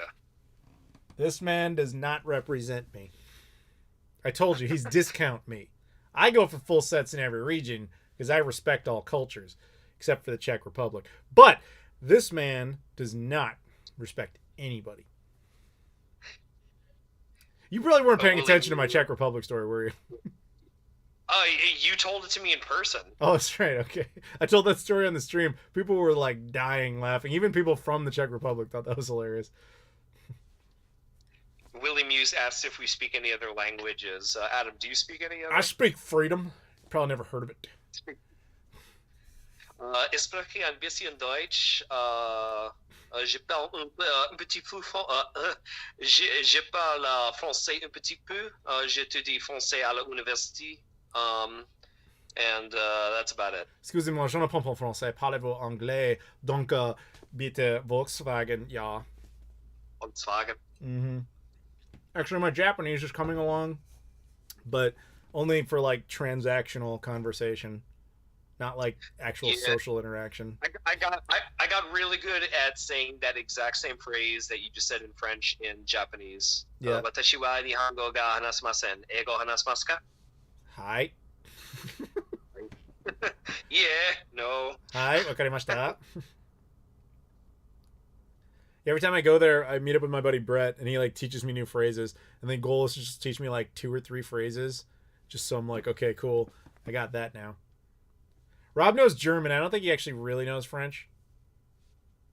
I know a lot more German. I used to know a lot more German, but I know a lot more French now. That's cool, I guess. How about Donde está la biblioteca, motherfucker? Nobody knows where the Nobody library knows is. where that damn library is. Nobody can ever find it. Rob, Japanese do you like is easy, Chibi to be Robo? honest. Yes, I do. I love Chibi Robo. The GameCube game is fantastic. Thought I heard some German and French in there. You did. Yeah, I only have one sentence in French, but I do it well. Merry Christmas, you Rob, filthy animal. say, Rob, what are your favorite GameCube games? Really, I have so many of them. You think about that for a second, and I'm going to respond to this. You think. Merry Christmas, you filthy animal. Home Alone reference. I've actually been inside the Home Alone house. I don't know if I've ever told this before. When I was a kid, maybe like 9 or 10 or whatever, my mom's friend actually bought a house like 2 houses down from the Home Alone house. The Home Alone house is actually here in Chicago. It's actually not that far away. And it's in a city, I think it's Winnetka. And like I said, my mom's friend bought a house like 2 doors down. And they lived there for like a few years. And at one point they became actually like, chummy with the people who own that house. So we went over there only one time. And it just came up as a conversation subject. Like, isn't it, like, wouldn't it be cool to go over there? And she was like, you want to go to that house? And she, like, calls up the neighbor. And she's just like, yeah, like, we got some kids. It'd be cool. And they're like, sure, whatever. But they basically, like, let us go into the entryway. And that's, like, as far as we got. But just so everybody knows, like, the house you see in the movie, the interior, is a set they built in a gym at New Trier High School here in the Chicago suburbs. It is not actually, it doesn't look anything like that on the inside. I don't really remember exactly what it looked like because that was like 20 years ago. It was like 25 years ago. But I did actually go in it. I was trying to get my wife to watch Home Alone last night, and she refused to. She's just like, she's never seen it? No, she hates it. She's like, oh, it's stupid, like slapstick humor. I'm like, it's the best Christmas movie ever. It's really good. The funniest part, though, is because we asked him, like, wait a minute, my mom's friend anyway, like, wait, is your house in the movie? And they were like, no, because the owners of the house at the time were unwilling to allow it to be in the movie for the price that Fox offered. Fox offered something like $500 a day for the house to just be in the background. You don't do anything. Here's a check for $500. And they were like, no, we wanted something insane like $10,000 a day. And Fox is like, we'll just digitally edit your house out. We don't care. This isn't worth our time. So my mom's friend who lived down the street there for a few years, their house is actually not in the movie. It's like the house you would see in their spot is just a fake, totally different house that does not exist in reality. Which I think is like, wow, that's kind of funny. So I guess to answer the question I've been thinking, so GameCube games, kind of my default 3 are the Mario, Zelda, Metroid kind of games, Mario Sunshine, Wind Waker, Twilight Princess, Metroid Prime games. But I also love Killer 7, 13, Chibi Robo is really good. The version of Chaos Field on there is really cool. F-Zero. Yeah, there's so many good games on the GameCube. It's just, it's Nintendo's most underrated console in my opinion. So. Yeah. David G, who's asking about the interiors of the Home Alone house. There's actually a really good documentary about this on Netflix called The Movies That Made Us, Home Alone. Watch that. They like show the entirety of that insane production. But they literally just, the entirety of that movie is filmed in the set of a gym. New Trier High School gym. Like, New Trier was, I'm not even kidding about this. The high school I went to is Maine South High School.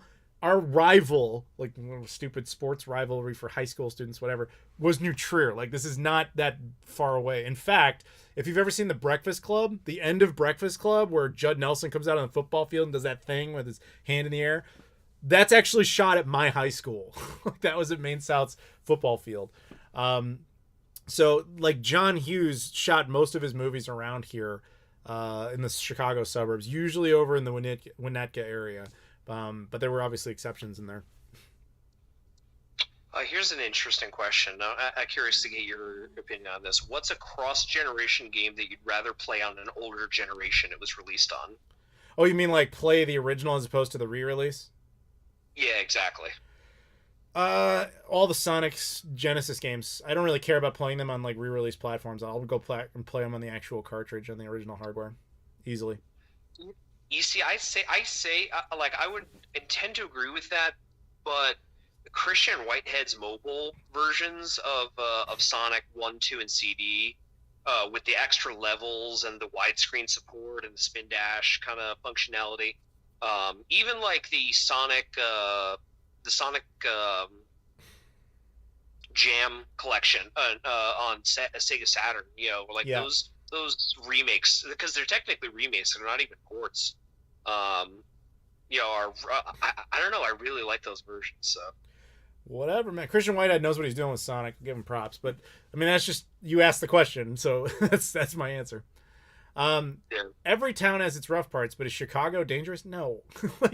like anything. Like you said, there's sections that have rough parts.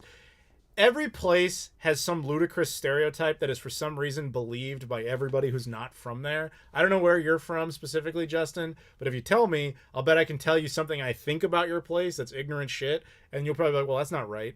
That's kind of how it is with Chicago. Our association is like, oh, if you go there, you just die. You get shot. Ha ha. Like, no, that's not a thing. I'm sorry. Apparently, we missed the point. So if a game is released on 2 generations at the same time, okay. That's a much better question. Now, this is a biased answer, and it's also not fair because I haven't really played it. But when Zelda Twilight Princess came out on GameCube and Wii at the same time, even though the Wii would have been the more advanced version, I would never play it that way because of having to use the Wiimote. I would definitely go GameCube on that one. Yeah, the GameCube version does suffer a little bit. It doesn't have widescreen support, things like that. But I mean, I'd probably say I never played the GameCube version until after the fact. So the Wii version's kind of how I always remember that game. So for better or for worse. Fucking chat. Okay. So we had a question if you can donate on PayPal instead of Super Chat. Yes, you absolutely can donate on PayPal or Super Chat, whatever you guys want. Again, it's not required, guys. I appreciate it, but you don't have to do it, but it is helpful. Thank you very much. And if it makes you feel any better, Rob doesn't see a penny of it, so it all goes to keeping the channel functional. It's funny when you asked me like, oh, do you want to be on the podcast full time if we reach the goal? And I'm like, yeah, absolutely. I told my wife that. She's like, you're getting paid for that, right? I'm like, no. There's no money in that. There's no money in YouTube. What are you talking about? Yeah, I barely scrape by, man.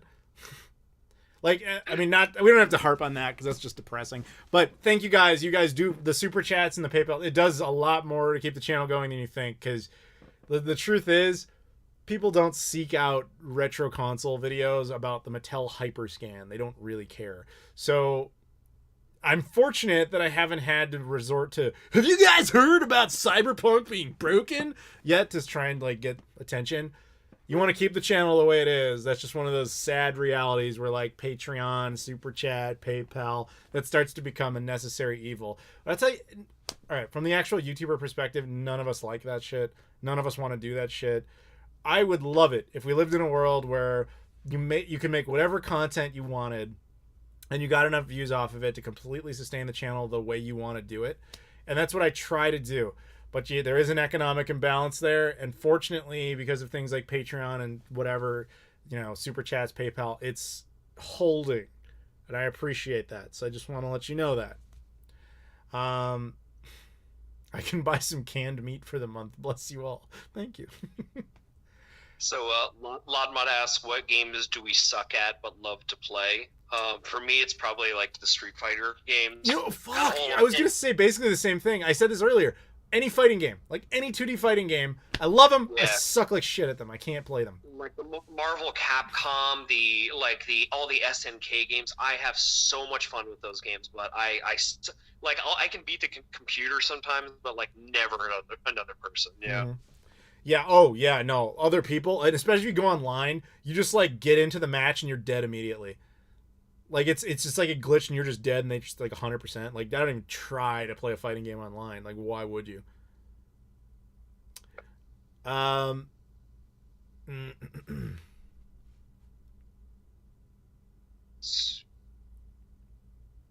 was a good question. Oh, Skill Jim's here, by the way. Hi, Skill Jim. Awesome dude in the UK. I sent you a package. I don't know if it's there yet. Last time I checked it had landed at Heathrow. So you should check on that if you're still awake. I have a package to send out for you. I keep meaning to do it, but like since I just moved last week, you got higher priorities, and that's logical. Yeah. Well, it was like sitting on top of my like pile of boxes to move, and I'm like, oh yeah, I should really send that out. And then I moved, and then it's still sitting there. I'm like, oh yeah, I should really send that out.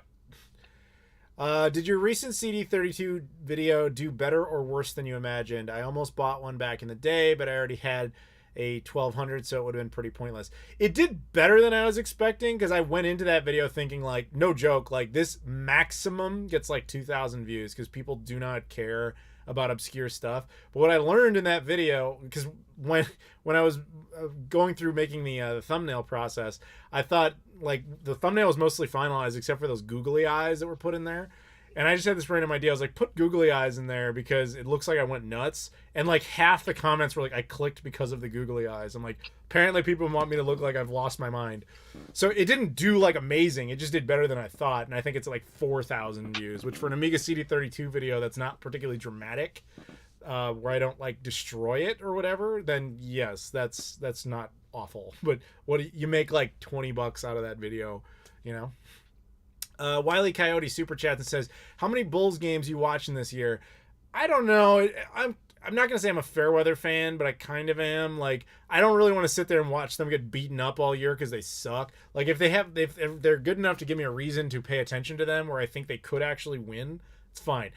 Rooting for a sports team that sucks is kind of like rooting for the villain in a movie, going into it, like, you know, kids movie, knowing they're gonna lose. Like, what is the point? Like, what's a good like kids movie? It's like going into a Power Rangers episode and thinking, all right, this might be the time that Rita pulls it out and beats the Power Rangers. You know what I mean? It's just like, no, what's the point? They're gonna lose. Like, why am I gonna watch this? It's just a waste of my time. So Adam, Rob, what are your most underrated games? Thank you for the super chat, by the way. 1 second. We got a PayPal donation from Iola Jones. When the world returns to normal, where are you most looking forward to traveling to? Merry Christmas from Lithuania. Oh, that's a first. Thank you. Merry Christmas. And thank you very much for the PayPal donation. And also, again, thank you very much to Wiley Coyote for the super chat. It's Japan, right? It's actually not.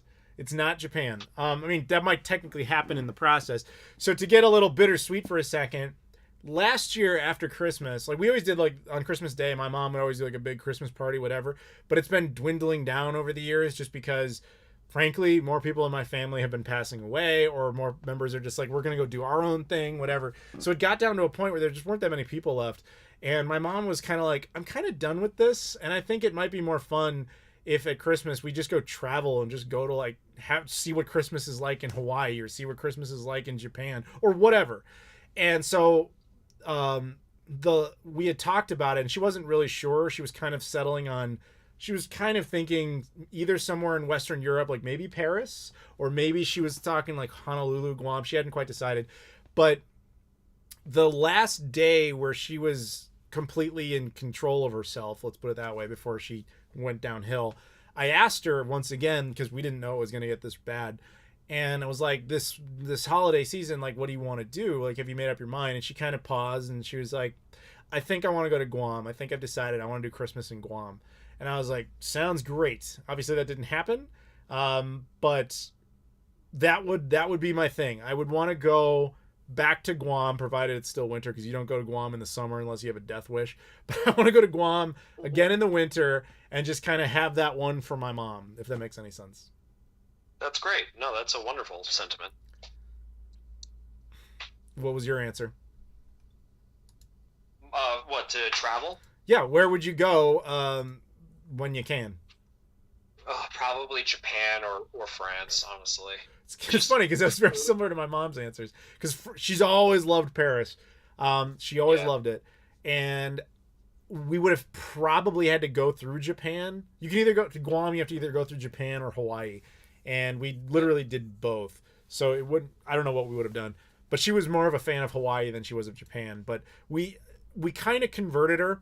So my mom went to Japan in like 1971, and she didn't like it at all because but it was like totally different. I mean, this is like post-war Japan, so it's not really the same. But she didn't like it, so I couldn't convince her for years to go. Earlier this year, we actually went to Guam like for New Year's, and New Year's Eve we flew to Japan. So by the time we landed in Japan, it was already New Year's Day, and we got stuck in Japan for one day. And so we had time to kill. So I took her to meet my buddy Brett, who lives in Yokohama, like an hour down from Narita Airport. And, you know, she was like, God, this place has changed. And I kept telling her, obviously it's happened. It's been like 50 years. But also, like, Brett speaks fluent English because he's from New Zealand originally. And I was like, let's go to some restaurant. And so he's like, all right, he's like, we'll go to a curry place. And then she ate it, and she was like, this is like amazing. Why have I been avoiding this? So I'm glad I got to convert her to Japan before she passed away. That's like a little small personal accomplishment. Where is Guam? It's an American island south, like 3 hours south of Japan. Google it. You go to Google Maps. It's actually, most Americans have never heard of it or have any idea where it is. But it's a U.S. territory. When you're there, you're in the United States. But mostly it's commonly referenced in Japanese media because it's almost always Japanese tourists that go there. It's weird. It's America over there. So it's I've talked about it like a million times in videos, but Guam is like my number one paradise vacation place. Like, if you've never been to Hawaii, you probably have this mental assumption of what Hawaii's like. Hawaii's not really like that. Guam is like that. There you go. We also have a super chat from James Leichman, who says, hey, Adam, been watching your channel for almost 8 years now. Keep up the good work, and Merry Christmas from the UK. Thank you very much, and Happy Christmas to you guys. Because I know they say Happy Christmas, or we say Merry Christmas, which I think is funny, because I think Merry is a term that we only use in the context of Christmas, where really that's very much a British expression. You know what I mean? It's like it's backwards for some reason. So we had a question earlier, which was interesting. So what are some of your underrated games or games you think are underrated? That's gonna probably fall onto a lot of Sega Saturn stuff, because the Sega Saturn is like a gold mine of games that no one's ever heard of. Some have if they're like super fans. So like Burning Rangers is a great game that no one's ever played. Astal is a great game no one's ever played. I would say maybe not necessarily like unknown, like hidden gem games, like maybe a game that doesn't have as good a reputation that you consider to be like underrated. Say that again? I was reading comments. I wasn't paying attention to you. No, like what's a game that maybe doesn't have an appreciation, like, you know, maybe, you know, people don't like it or don't think it's that good that you think is underrated. So a game that most people don't like that I think deserves more credit? Yeah, like an underrated game, you know.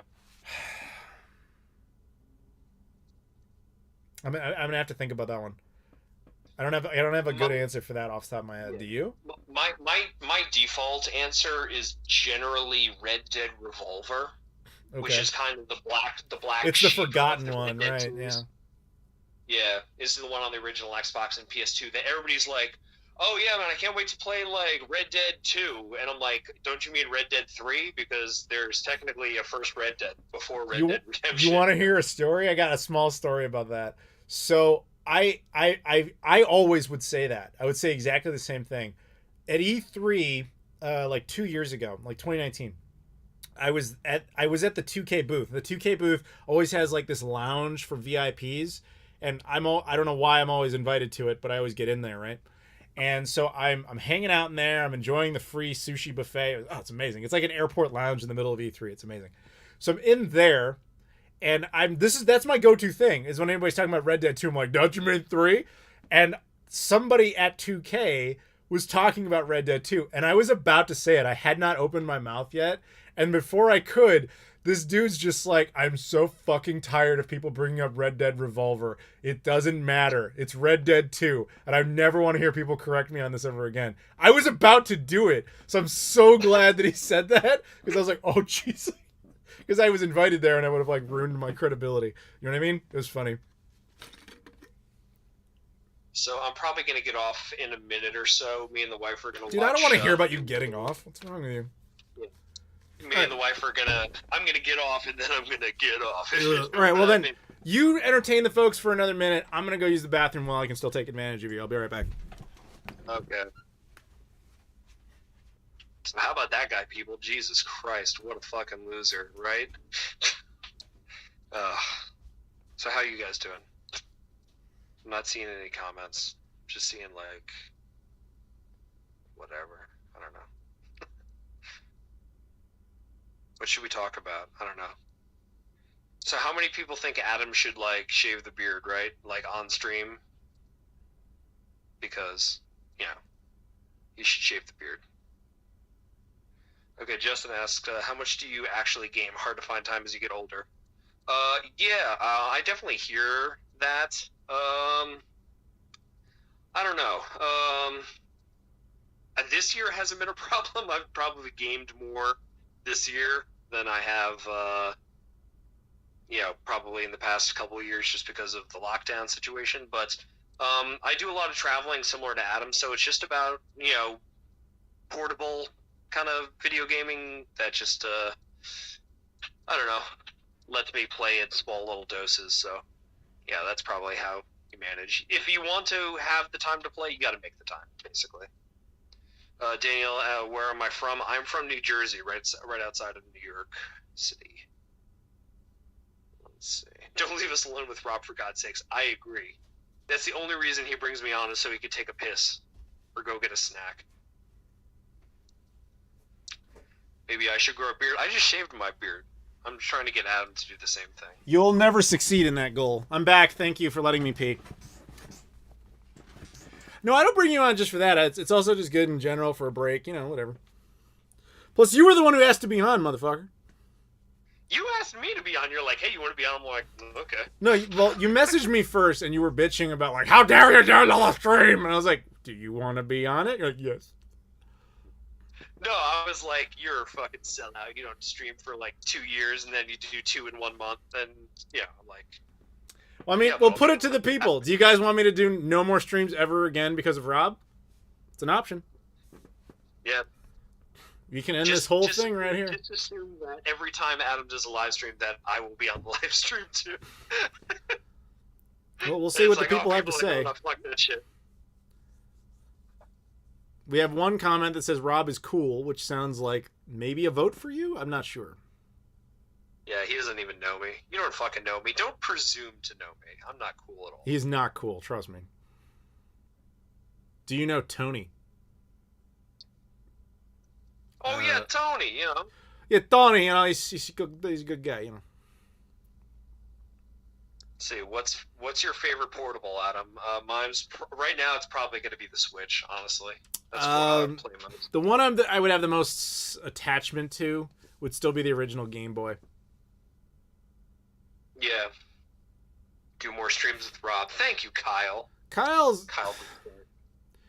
actually donates, so he's actually got like clout, because he's like, he justifies his opinion with financial backing, which means he spends money to hear you talk, which depresses me. But thank you, Kyle. See, thank you for your poor taste in both myself and Rob. Rob, what are your thoughts on the PS4 as a whole? I think it's pretty fucking cool. I don't know. I'm really excited to ditch it and get a PS5 when I get a chance, but it's cool. I've got a lot of games for it, mostly limited run stuff. Do you know the guys from My Life in Gaming? Yeah. I've met them a couple of times. I wouldn't say we're like close or anything, but we've definitely interacted. We're on a first name basis at least.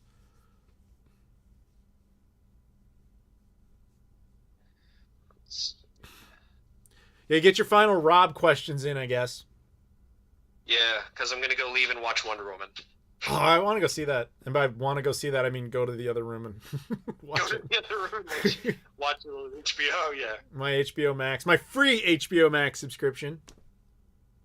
I told you that story, right? Yeah, you did. Like, it was like through this fucking... It's so bizarre. Short... Yeah. Oh, I'll tell them in a second. Super chat. Justin says, chucking a tip in the jar. Thank you. Much appreciated, Justin. Merry Christmas, man. I'll tell them so you don't have to hear it again. Rob's like heard all my stories. Adam is cooler than Rob. Hell no, I'm way cooler. Really? I'm on camera. You're afraid to be.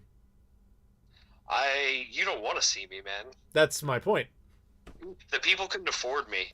Uh-huh. They'd just be getting like lobbed fucking super chats left and right, you know. To make you go away.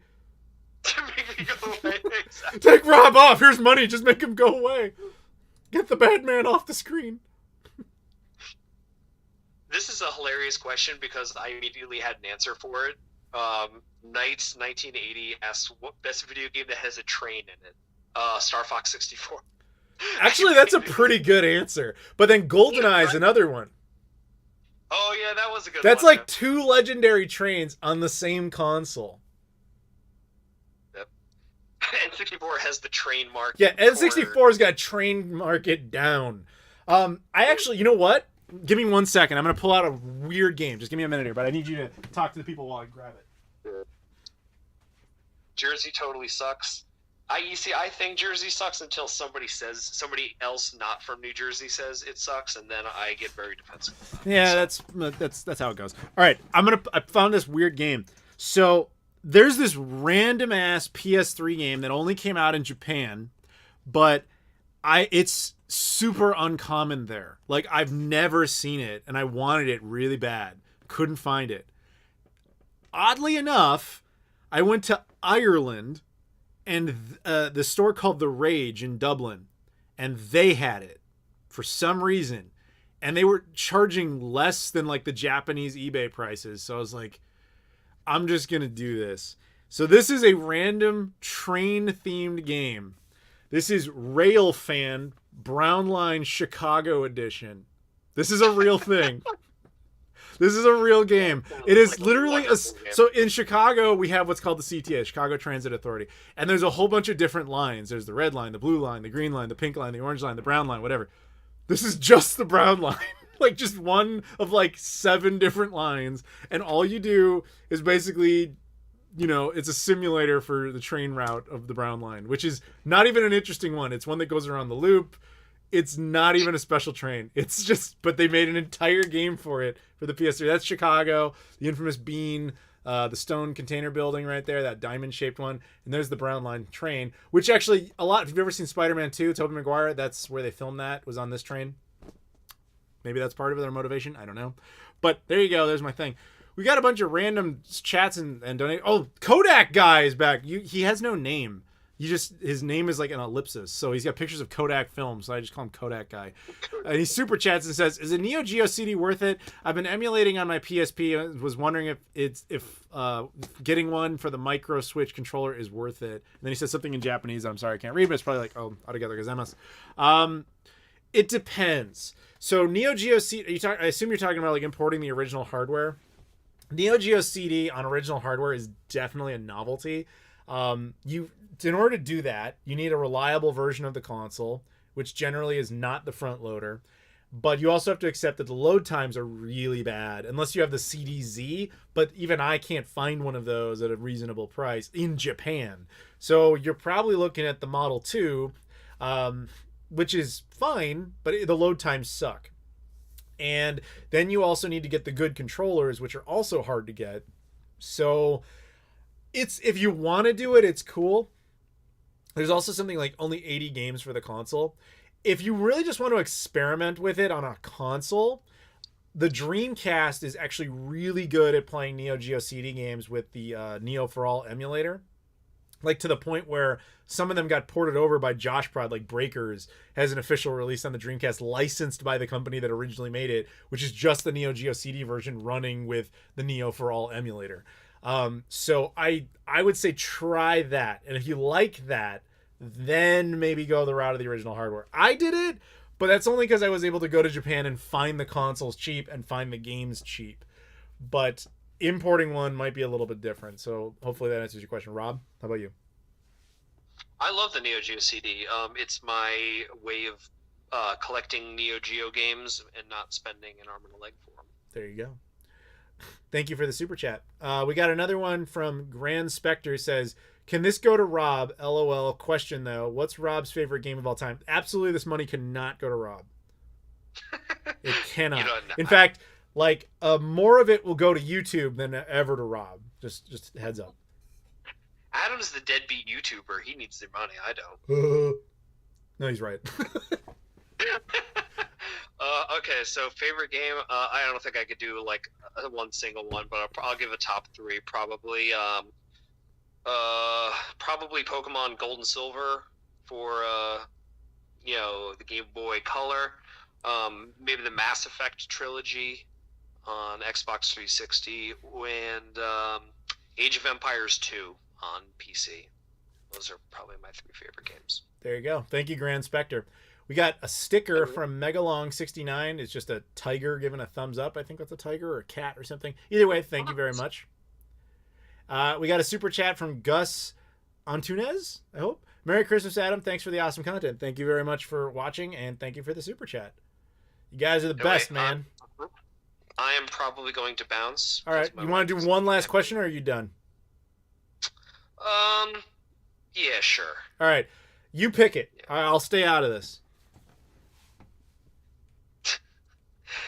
Here we go. Here's my way of never getting invited to the. Oh, is this the Hey Rob, are you a Shenmue fan? You can't use that one. You have to use a real question.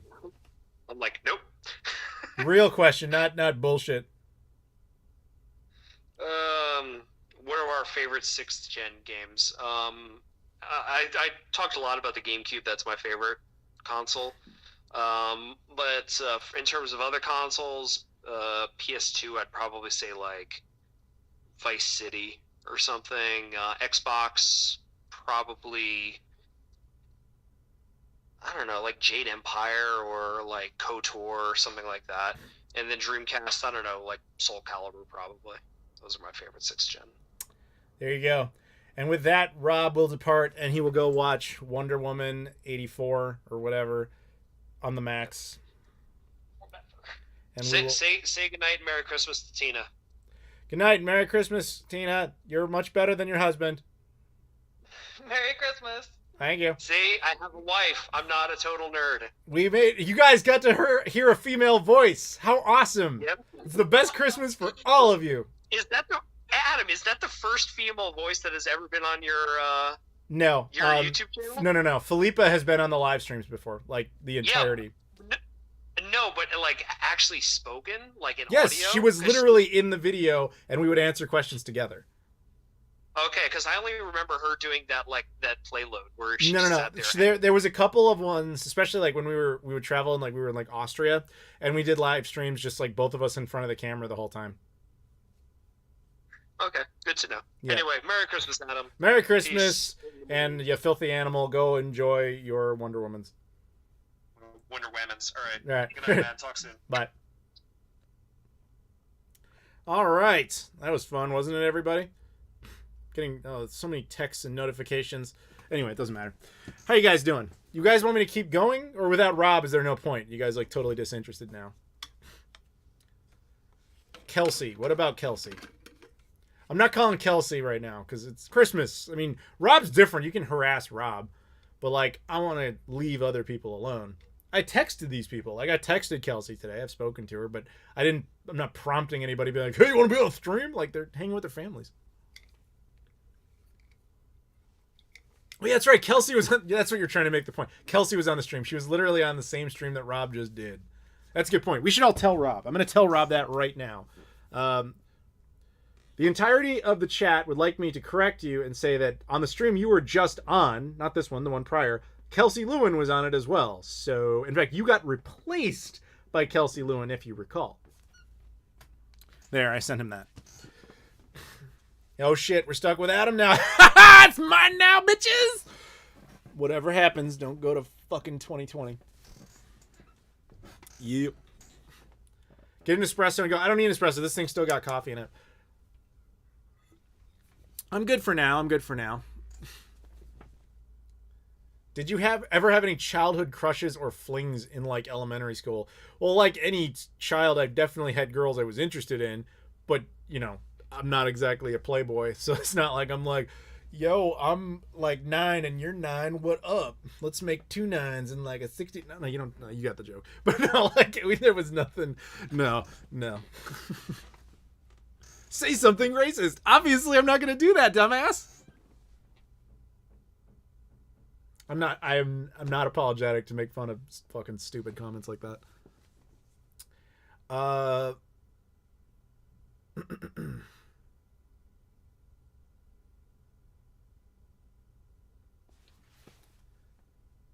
Carolina. Oh yeah, dude. Are you still Brian? How are you still awake?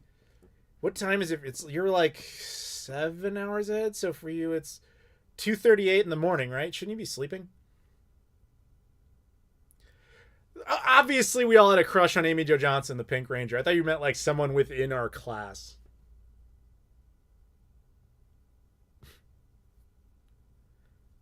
There's no chance when I was like, whatever I would have been, 6, and watching Mighty Morphin Power Rangers that I would have had a chance with Amy Jo Johnson. I'm just guessing that she wasn't into 6-year-olds when she was making that show. And if she was, she'd be in jail.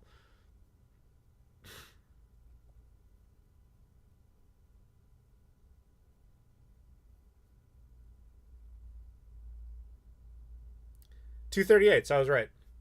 $2.39 now. You're still live streaming over in the Discord. By the way, if you guys are ever bored, come into the Discord, hang out, get used to Verd real quick. But he's usually live streaming just random crap in there. And then people go and hang out in the voice chat. But I think more people are hanging out in here right now because I'm actually live. Good Chicago bands. You would have had to have asked Rob. I am not a music guy at all. Do I like firearms? Not particularly. I have fired a gun once. I fired a shotgun up in Wisconsin once. My cousin owns a barn that was filled with a bunch of just stuff. And one of those things was like these plastic elephants that were just like for dioramas and shit, like nothing great. And he came out with this shotgun, which he is not a gun guy either, but he wanted to get rid of the gun, he wanted to get rid of the shells, he wanted to get rid of the elephants. So he's like, we're gonna go on safari. So he set up these these elephant things, and he's like, we're gonna use the rest of these shells, we're gonna blow these stupid things away, and then I'm getting rid of this gun. And so I fired it a couple times. I don't think I hit the target, but that was it. That's the only time I've ever fired a gun.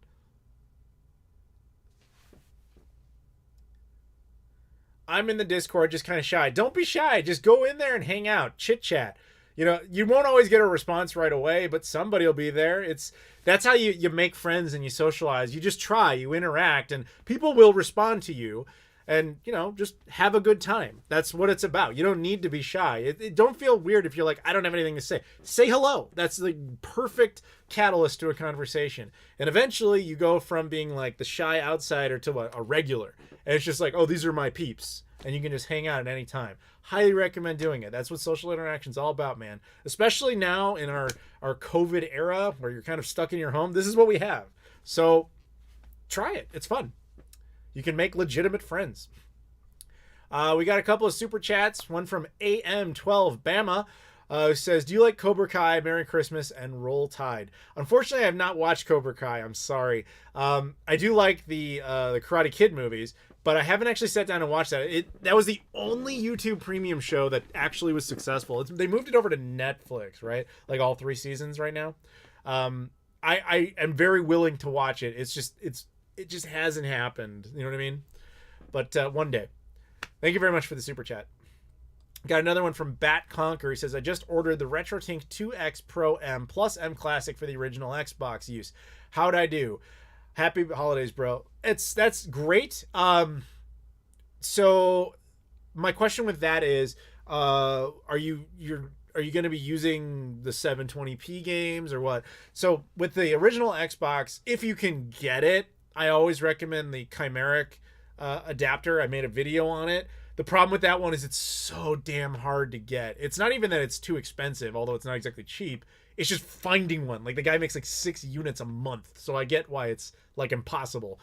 But this is an incredibly good alternative is what you did. I don't know if it's necessarily better, but it's probably about the same if, you know, not I would say you did well. You did well. We got a super chat, or I think, no, it's a poop emoji. We got a poop emoji from Megalong69. It just doesn't say anything. It's just a poop emoji. You want me to say the word shit? There you go. Shit. Radical Reggie's in the live stream. Oh, what's up, man? Reggie. You know what? Hang on, where are you at? Why can I not click on your account? I'm trying to do something nice here, and YouTube is not playing along. Yeah. Reggie's an admin now. Enjoy, Reggie. Yeah, you're a moderator. Sorry. Radical Reggie's a moderator. Reggie and I hang out at cons. Dude, I miss seeing you, man. Actually, my best story with Reggie... Reggie, have you completed the Neo Geo Pocket set? He was like looking for a Neo Geo Pocket set, and he just wanted a couple of like these random, I think it was like pachinko games for the Neo Geo CD or Neo Geo Pocket, and he could not find them.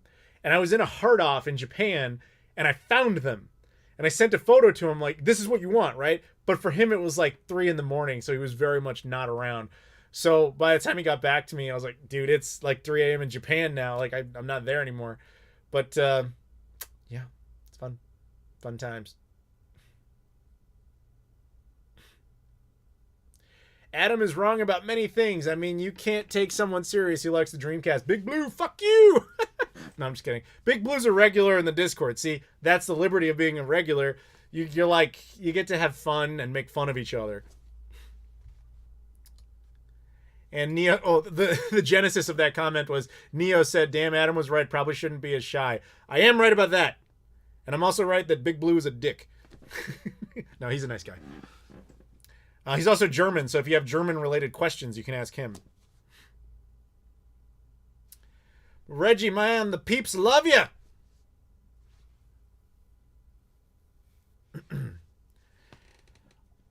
I made my own component cables from the 360 cable for my Xbox. See, I get that comment a lot, and I'm always curious, like, I'm not an engineer, so I'm always curious, like, not only how does that work, but how does that like hold up? How is that actually better than the ones that exist already?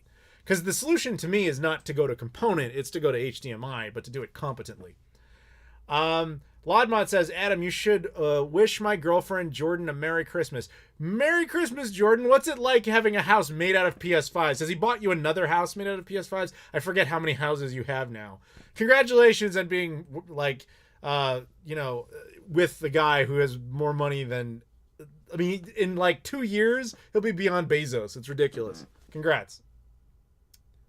Please tell me he got you something good. Because if he got you like socks for Christmas when he's making $800 million a day, leave his ass. I'm just saying. But if he did well, stick around.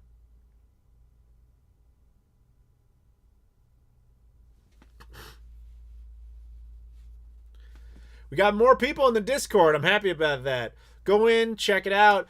If you ever sign up on the Patreon, you can link it with the Discord and you get like special Patreon tier. And then you get early access to all the videos and you're notified about it on Discord. Again, totally optional. I'm just saying you can do it. Actually, now Patreon's like 5% off for subscriptions. So I'm just saying. Just saying.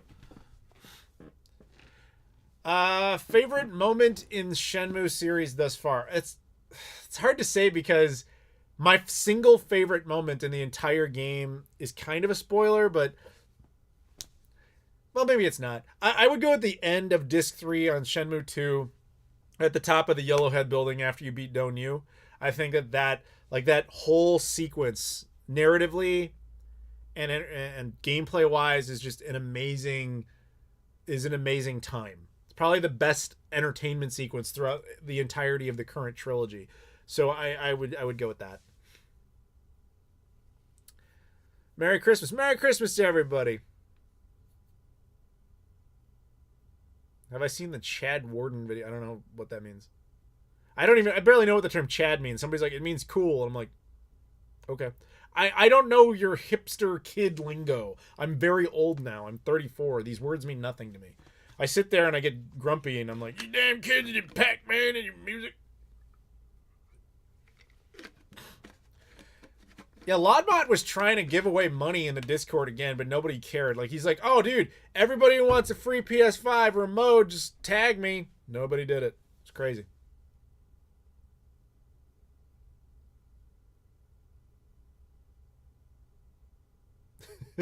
I'm kind of like half reading the Discord chat, and how Verd is in there blaming me for him buying a CDI, and everybody's like, "Oh, that's cool." He's like, "No, fuck him."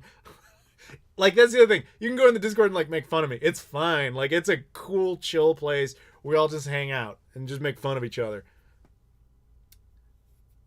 YouTubers seem to be doing a lot of OnlyFans lately. This isn't a request. Well, I can show you my shirt again. Ooh, watch me jiggle. Marty, whatever happens, don't go to 2020. You'll have to make a fucking OnlyFans to eat. Nope. I don't think anybody would really sign up to my OnlyFans. People won't even sign up to my Patreon. Why are they signing up to my OnlyFans, man? We got a super chat from, once again, I'm calling you Kodak Film. You've never corrected me on this, so I'm just going to keep going with it. Ever use a Sankyo Pachinko controller for the Saturn? No, I have not. Is that something I should keep an eye out for in Japan? Maybe in a hard-off bin or something? If I get to go back anytime soon? Have I ever been to Disneyland? Yes, many times. In fact, the last time I went was last year. I went to Tokyo Disneyland. That was pretty cool.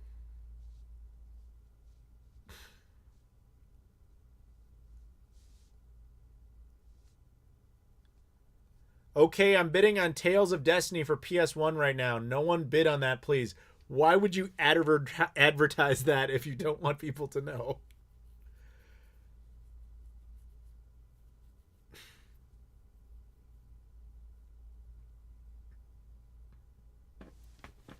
Got a super chat from Emelis Garjanis. Sorry if I'm butchering your name.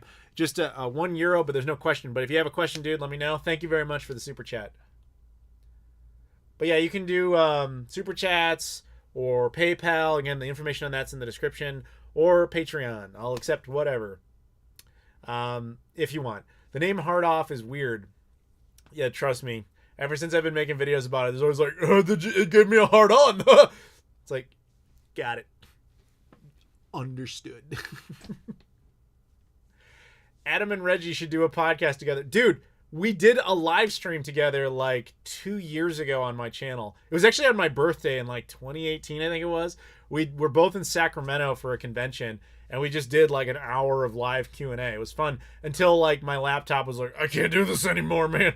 My laptop, I'm not even kidding, is 13 and a half years old. That's what I have.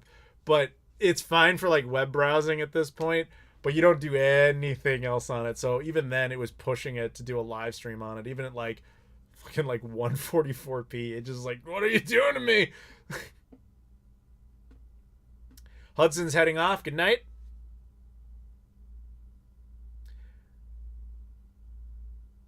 I live near like 3 hard offs. Do you live in Japan? Because there's a couple. There's like one in Hawaii. I've been to that. There's one in Manhattan. I've been to that. There's one in Paris. I've been to that. There's a few in California. I haven't been to any of those. But in Japan, it's like throw a rock and you'll hit one.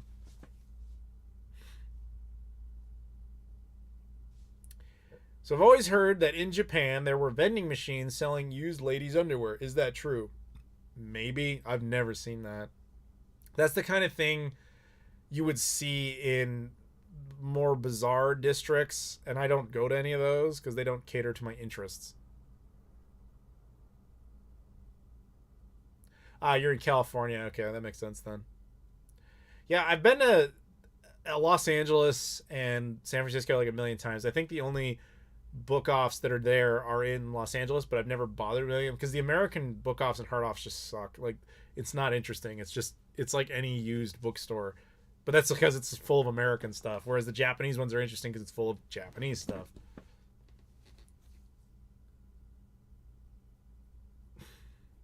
I screwed up and didn't add the question. My question was going to be, are there any 6th gen cross-platform games that are not best on Xbox? You know, I can't say with any confidence. I'm sure there are. Actually, you know what? I can. There's one I know for sure, and that's Enter the Matrix.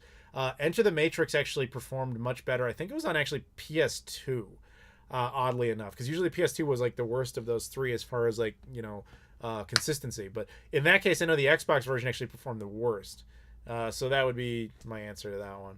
But there's probably more. But generally speaking, the Xbox versions were the best.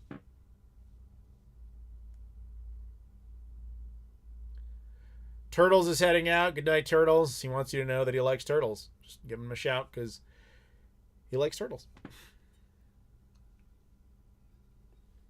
Yeah, where you see a bunch of random stuff, like what you guys are talking about, or Mako there's talking about, is he's talking about condom vending machines. A lot of that stuff exists in Akihabara, which is the thing that most, I think, gamers are familiar with, about like, oh, I want to go to Japan and go to Akihabara because that's where all the games... Fuck Akihabara.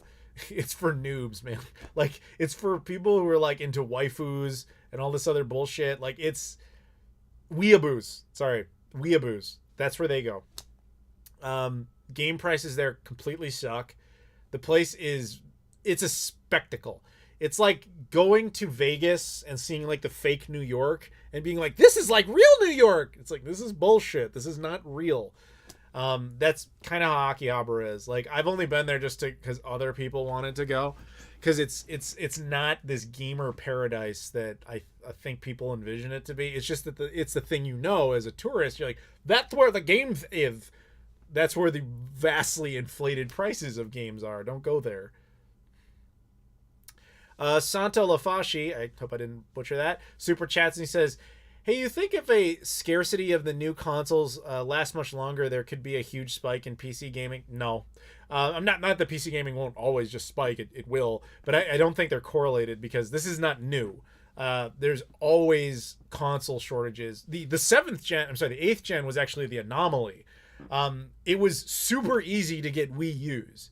It was super easy to get Xbox Ones. It was super easy to get PS4s. That's not the case most of the time. Most of the time, it's really hard for a while. And then usually gets easier by like March, because that's Christmas is sufficiently past us. More units are produced. Demand has decreased because more and more people have it. So they're not, other than Lodmot, they're not buying multiples of the same console. So it's usually very normal by then. But that's not a long-term thing. So in the short term, sure, you might people be like, well, I wanted to play, Assassin's Creed Valhalla, but I don't have the new consoles and I do have a PC, so I guess I'll just use that. That's one thing.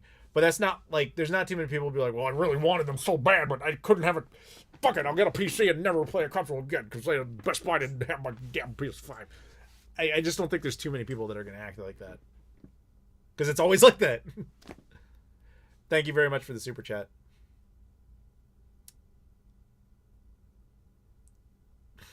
Do I use emulators?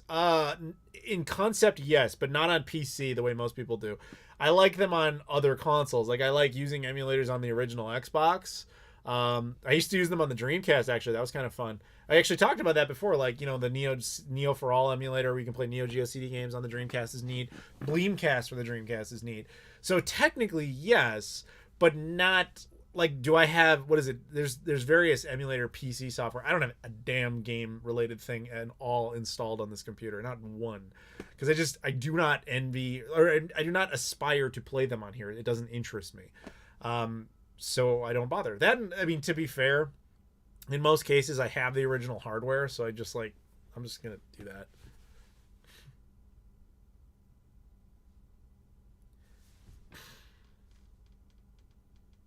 Wonder if anybody got the wrong Xbox for... Justin, why would you delete it? I was literally reading... Basically, the question he was saying is, like, the Xbox brand is so damn convoluted with how many different names there are. The confused parent who goes into GameStop or whatever is like, I need the Xbox.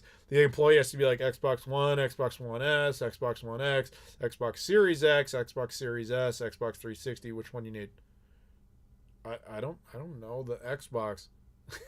Like, the new one? All right, well, the Series X, Xbox One, like, they just, until, like, you just make the conversations, you're like, I don't know, that one. Like, Xbox's naming convention is horrendous. Have you ever accidentally knocked over your original Xbox when you're playing a game? Can't say I have. Though Microsoft thought of that. That's why those controllers have that breakaway cable system in the middle. So if you accidentally do that, it just disconnects the cord in the center as opposed to yanking the console off the shelf. I don't know anybody who ever ran into that problem, but they did it. Merry Christmas, Adam. I have been watching your videos since you started posting them. Thank you. You're OG then. Are you another one of those who grew up watching me? Because I'm getting a lot more comments like that lately. I'm looking over at my Discord at the same time. It's like everybody's just discussing random things about me that are insane, and I'm just like, yeah, whatever. Doesn't Adam live in Brazil? I've never been to Brazil. Why would I live there? He lives in Japan, right? Nope. That's just kind of funny. Go into the Discord, guys. Go have fun. Talk to each other. Hang out. Make friends. Chit chat. You can socialize with me in there. There's voice chat from time to time. People go in there. It's just a good time. And we all just make fun of each other. As long as you're not like easily offended, you know, you'll have a good time. Lodmod isn't here, or sorry, Lodmod says Jordan isn't here, but I sent an audio clip of your Merry Christmas wish to her. Well, that's good. How did you do that? Did you just like, oh, I get it. He bought YouTube, downloaded the stream from the future before it was completed, and then sent that off. That's impressive. Must be nice. Must be nice. Get a PS5 for Christmas. No, I did not. I grew up watching MN12 Bird. Dude, yeah, rep. MN12 Bird is legit. Is there any Chicago-based YouTuber you'd like to work with? So I'm supposed to do a video with Rocker Gaming at some point, but we got kind of delayed for various reasons. But at some point, I still talk to the dude, and we're supposed to go do that. There's not too many here that I'm aware of. I know Super Nintendo is here. I think he was in the chat earlier. I don't know if he's still listening. And the biggest group here actually is not Cinemassacre. Channel Awesome. So like the what's his name? Nostalgia Critic is here. I've actually met him before. Not the most pleasant encounter. But yeah, it was fine. He wasn't like awful. He just was kind of rude. But I'm told he's just kind of like that with everybody, so don't take it personally. But I can't imagine for any reason they would ever have any interest in working with me, because they wouldn't know who I am, or I couldn't really bring anything to the table, if you will. So I don't really do a whole lot of like collabs, if you will. Like, I'm willing to work with people, but I'm not like, hey man, let's make this big adventure. Like, I've done bits and pieces of that throughout the years. Actually, my most entertaining collab I've ever done is I once did a video about Sega Saturn foam inserts, of all things. Like, the Sega Saturn, when you got the cases in North America, when you'd open them up, there was this foam piece inside to protect the disc from coming out of the case, because they're very badly designed cases. And so most people lost those. So I wanted to replace them, and there was actually a guy on eBay who was like making his own. He's like, you can just buy like sheets of them. And so I actually did that. I bought sheets of those things to put in there. And I was like, I should make a video about this, because this is like something nobody would ever cover, because it's just like stupid. So I thought, because it's stupid, let's own the fact that it's stupid. So I basically went around to a whole bunch of YouTubers and I asked them for reactions to the fact that I was doing that. So that's like my number one like collab combination video. You should go watch that, because most people have a good laugh at that one. Yeah, I'm talking about Doug Walker. He was not.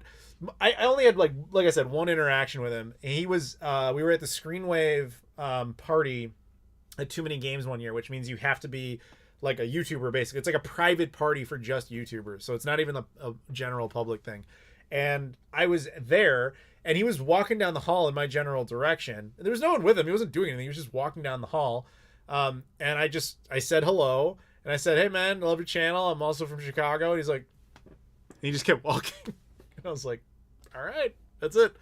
It was not really a pleasant encounter. And most YouTubers are pretty social when you interact with them, especially at social functions. So that was my only like, all right. No distaste, no hate, nothing like that. It was just, that was it. That was the extent of the story. Now, James Rolfe, on the other hand, super nice guy. Like, that dude will chat you up for a long time. Like, once I've met James a few times. I actually helped kind of shield him from a crowd once, because he can't go to retro game conventions and not get mobbed. So like, he'll wander around. He usually, if the convention's open to the public at this point, he'll always have an entourage kind of shielding him. Not because he's like arrogant or any weird thing like that. It's like he literally cannot move unless there's people to provide movement for him, because everyone wants to stop and talk to him. So a lot of the times at conventions, they let the guests in early so that they can kind of wander around and see the space and all that sort of stuff. And James was doing that. And they happened to open it while he was still doing that. And like immediately people started to come over to him. So I was hanging with a couple other YouTubers and we were just chatting in like a corner and he just ducked right in front of me, like right around there. And he's like, can you guys just kind of like hang out for a second? And that's exactly what we did. And then he like took out his phone and was like pretending to call somebody. And he's like, can you guys like walk me over to the thing? And then we just kind of escorted him like over to like the green room so he could just kind of be not, bothered by people.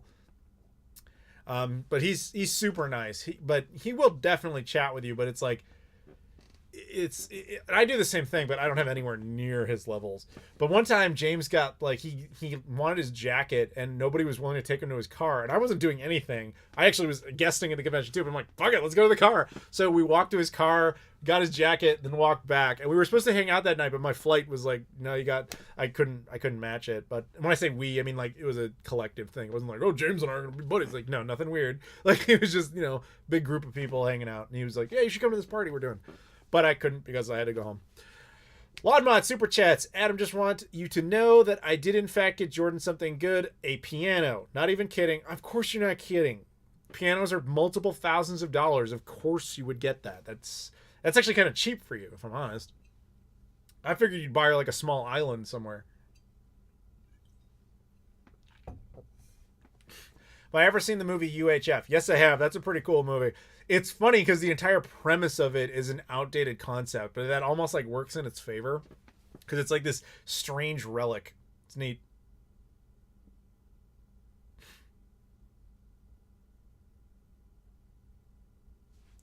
Thank you very much for the super chat, Laudmont. It's no piano, but just kidding. Everybody grew up on James. Even I did, man. Like, I was still watching him when I was, like, in college and shit.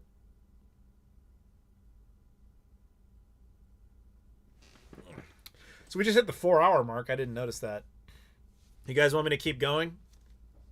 Is anybody interested in that? Super chat from Sean Hale. Been watching for a long time. Favorite YouTuber. Thanks and great content over the years. Merry Christmas, Adam. Thank you very much. I appreciate that. Merry Christmas, Sean. Thank you for the super chat.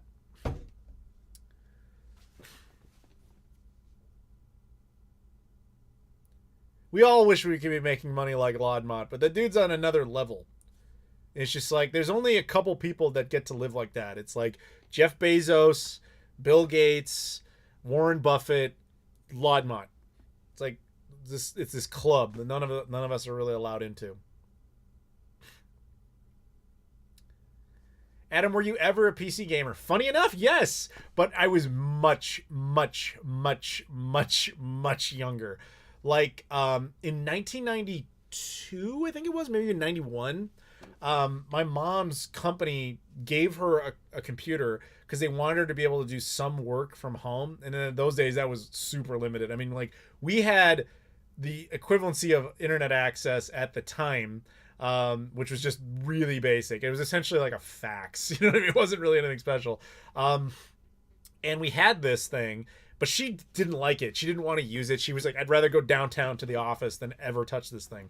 So the only purpose it ever had is we fired it up and we put a couple of games on it. We had like DuckTales on those like floppy B drives, and there was a Barbie game. I remember we had a Home Alone game, I think, a couple of different games, and we played those. Those were fun. I played that a lot, and then that was pretty much it though. Like after that, like shortly around there, I got a Genesis, and I was like, I'm never looking back at that shit.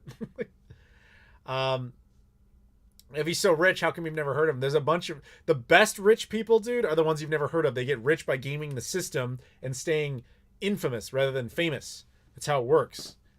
Think about it. That's how it works. That way they can game the system and be completely, anonymous about it.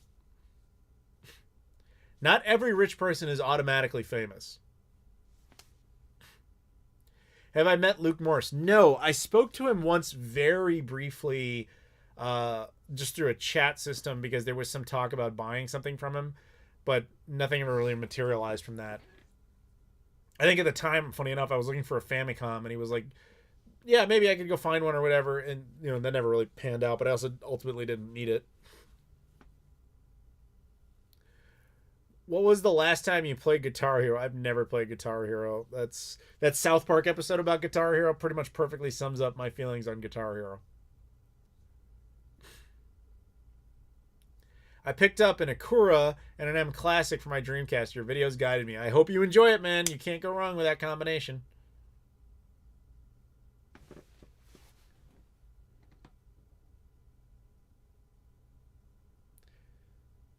We only got one comment saying that I should keep going, so I'm starting to think maybe I should go. I'm not sure anybody really wants me to keep doing this anymore. Although there's still 144 of you watching, which is kind of surprising. I honestly did not know what to expect because Christmas, usually nobody's watching videos. But it's also, we're all kind of stuck at home, so I'm wondering if that's part of it.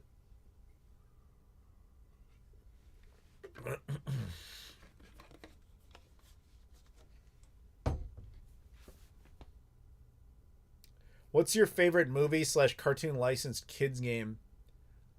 I don't know if it counts, but my stock answer for that is the McDonald's Treasureland adventure game. It's based on a restaurant, so I don't know if that really counts. And it was a cartoon-ish. There is actually a McDonald's cartoon, but the game came way before that, so I don't think that necessarily answers your question. But that is still my favorite one if it counts. All right, I'll keep going for a little bit longer.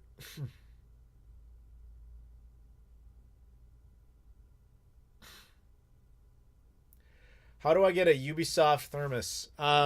So Ubisoft sent this to me for Christmas like a couple years ago. Every year Ubisoft since 2015 has sent me Christmas gifts. They did this year too. I'm going to show it in the next playload. Yeah, that one year it was just these cool thermoses. They actually sent me 4 of these. I gave them the other 3 away to other people, but yeah, I kept one. It's actually the best thermos I've ever had in my life. Like the coffee in here was put in here over like 4.5 hours ago. It's still hot to the point where I'm like, I can only take a little bit at a time. Colin Goldberg says, have you seen the movie Green Book? I'm afraid I have not. Thank you for the super chat. But no. Could you elaborate on it, perhaps? I'm not even sure I've heard of it. What age were you adopted? I was adopted at birth. In fact, legally speaking, I was adopted before birth. Like, I was born legally a Koralik. I was never anything else. It was more like the biological mother was just a machine to produce a child for my mother. Is Oahu the only Hawaiian island you've been to? No. When I was a kid, the first time I went to Hawaii, I was like 9 or whatever. And we went to Oahu. We went to the big island of Hawaii. We went to Maui. And I think we went to Kauai, I think. I think that was it, though. As an adult, the only ones I've ever been to is Oahu. Because frankly, it's the easiest one to get to. And it's like, it caters the most to my interests. Like, it has the most stuff I would be interested in seeing. Because I'm not a tourist. I don't go to places to be like, we need to hike. And we need to see the ancient ruins. I don't give a fuck. Like, I want to eat the food, which is the best there. I want the most, let's say, modern experience, meaning the most city experience. I really do not like rural things. Like, it just drives me nuts. And Oahu contains Honolulu, which is the biggest city, the biggest, most distant city in the world. Like, it stands alone in the center of the Pacific Ocean with like, it takes forever to reach another major city from there. So that's my place. It's too bad that it's not really logistically possible to build like a bridge system between the Hawaiian Islands, because that would make it a lot better. However, one thing I think the United States government needs to do, and obviously we're getting political here. No, this is not even a controversial statement. You need to take Guam and the Mariana Islands, which are both separate U.S. territories, and kind of combine them into a single new U.S. state just called Guam. And then you can add another state. And then we'd have another island chain state out in the Pacific Ocean. I think that would be really great. Those people deserve it. Try Molokai. It's not made for the typical tourist either. To tell you the truth, I don't know if I was there. Like, those are the ones I remember. If my mom was still alive, I would ask her. She would know, but that's the only ones. Again, I was like 9 years old. We famously did. My mom took us on a shit ton of trips when we were little kids, because she had a really sweet hookup. Like, when she was working at her job, they would often send her places that they needed her to go check this office and do this thing, whatever. And she was like, I got 2 kids. I'm single. I need to take them. And they'd be like, it's fine. We'll pay for them and we'll pay for your hotel. Just go do the thing. So whenever we would go on trips, like she would basically like take us along and we'd get to go do all this fun stuff, usually with like locals or with like, we had a house sitter at the time, or babysitter, I guess would be kind of a more accurate statement. And she would get to go, all paid for by my mom's company. And my mom never got to do any of this crap. She just had to go do work while we got to have all the fun. It was kind of cool. So it kind of built this like understanding of how travel works and like kind of creates that desire to go see the world. But it was also gave me this more like globalist view because we got to see so much of it on other people's dimes, if you will. And to this day, I've somehow accidentally fallen into the same thing when like, you know, companies or whatever get to bring you to events, conventions, what have you. It's kind of cool. It's kind of cool. Because I could never afford that shit. Do I plan on adopting a child? I can't say I do. I'm not really... the stage of life I'm in, I'm not really sure I would be a good father. But I feel bad that my mother never really got to have grandchildren. She kind of did, in the sense that... This is a weird story.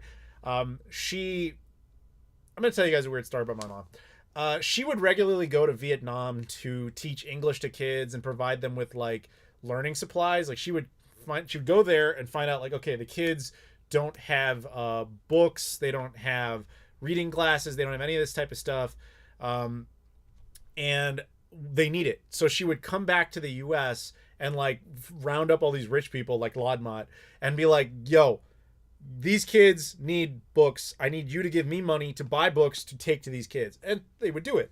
So she went there and she would provide that regularly. And she one time went there and she was hanging with this family, and the woman was like 4 or 5 months pregnant, and they were just chatting, and my mom just casually says something to the effect of like, it's too bad you won't be giving birth in the US because then your son would be an American. And the woman didn't believe her. She's like, that's not how it works. My mom explained to her, like, no, if she's born on US soil, the kid's an American. And the woman was so blown away. She's like, wait, can I actually do that? And my mom's like, yeah, you know what? Come to my house, live with me for like 3 months, and then give birth and your kid's an American. So that's exactly what happened. So they actually deemed the child the official grandson of my mother. And they named him after her father. And they're actually apparently changing his last name legally to Koralik. So she that's what I'm saying. She kind of had a grandson.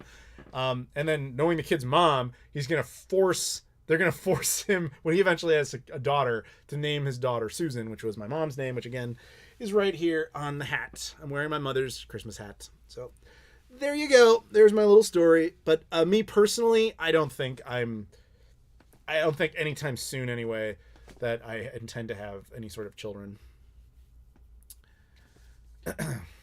I can't tell if chat just died or if it's actually a technical thing, like if nobody's watching anymore.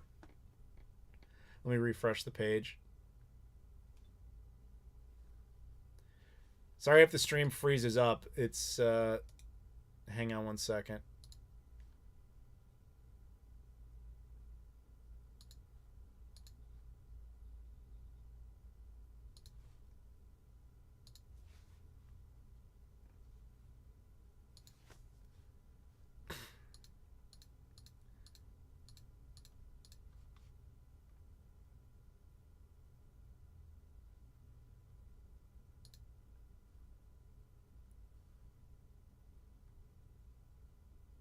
Is it back?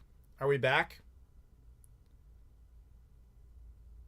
I hope the chat's back. Sorry, Firefox was like demanding to be crashed and restarted, so I think that might have affected where the stream was, but we're back now. Sorry about that. Every once in a while, it just needs a refresh. Do I drink? I do not drink. Your mom sounds like a dope person. She really was pretty cool, man. She was pretty badass. In early life, did you watch the Disney Channel? Yes, I did. Oh my God, yes, I did. And I remember actually recording a lot of their movies on VHS tapes at the time, but only like the bad ones that eventually never came out. Like I have a VHS copy of Susie Q with Amy Jo Johnson. Funny people brought her up earlier, the Pink Ranger. She did this random movie called Susie Q where she played like a ghost of a 1950s girl. I have that on VHS somewhere. I have, remember the movie The Parent Trap? Not the Lindsay Lohan remake, the original. In between the two, they actually got the original actress, like when she was an adult, to do a movie called Parent Trap 2. And it only aired on like Disney Channel. And I have it on some old shitty VHS copy. Yeah, so I remember watching that.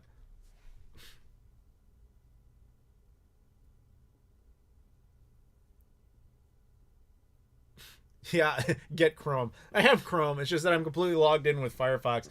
I'm starting to get the sense that Firefox is really not the best place to stream because it seems like it can really only go for like a few hours before it like freaks out. So whatever. I'm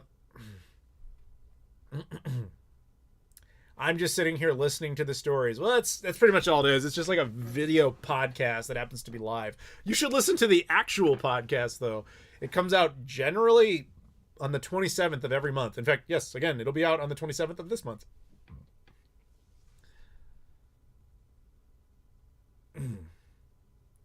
Is my Portuguese girlfriend in Portugal? Yes, she's asleep currently in her home in Portugal. Do you know your biological mom? No, and I frankly don't care. That's one of those questions that adopted kids get a lot. And incidentally, just a little education for you. If you ever ask an adopted person, do you know your real parents? That's an extremely offensive question. And I'm not one to get offended. But like it implies that the person who raised you doesn't matter and that the person that abandoned you is somehow more significant. They have a biological connection to you. They're not relevant to your life. So to call them real is really messed up. Biological is the correct term. And I know most people don't do it out of hate. It's generally done out of complete ignorance. So I'm explaining it to you so that you know.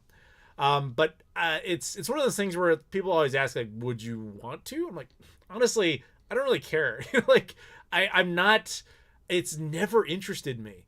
I've never been like, oh, that would be, cool. I'd love to meet them. Or I'm curious, like, what happened? Like, I know the story. It's not interesting. And I just don't care. Like, I had a great childhood. Like, my mom was awesome. So no part of me was like, I just wish I don't give a fuck, man. And there's no hostility there either. It's just more like indifference. I don't give a shit. Do I miss early 2000s cartoons? Not really, because I grew up in early 90s cartoons. By the time early 2000s cartoons or the aughts cartoons were around, I wasn't really watching cartoons that much anymore. Any news on Dreamcast Mini? It will never be a thing. Or if it is a thing, it'll be a thing in like 10 years. I already talked about that. I mean, I know it was like 4 hours ago, but I did talk about that. But short answer is not happening.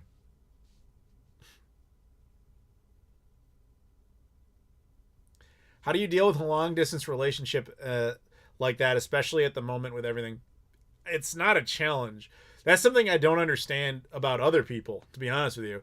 Like people here that I've been with my girlfriend that's in Portugal, and they're always like, yeah, I'll give that a week. We've been together for 6.5 years. It's not an issue for us. It's like, how you doing? You good? I'm good. All right, cool. Like you just chat and you function like anyone would. We're not in the same location. That doesn't really matter. It just doesn't matter. How big is your Laserdisc collection? Essentially non-existent. I purged most of it. I have a friend who wanted them, and I didn't. And they take up a lot of space. So he traded me something. I don't remember what it was, but yeah, it was like, I was happy to do that trade. Because I was like, I have Blu-rays of this. I don't need an old Laserdisc version that doesn't do me any favors.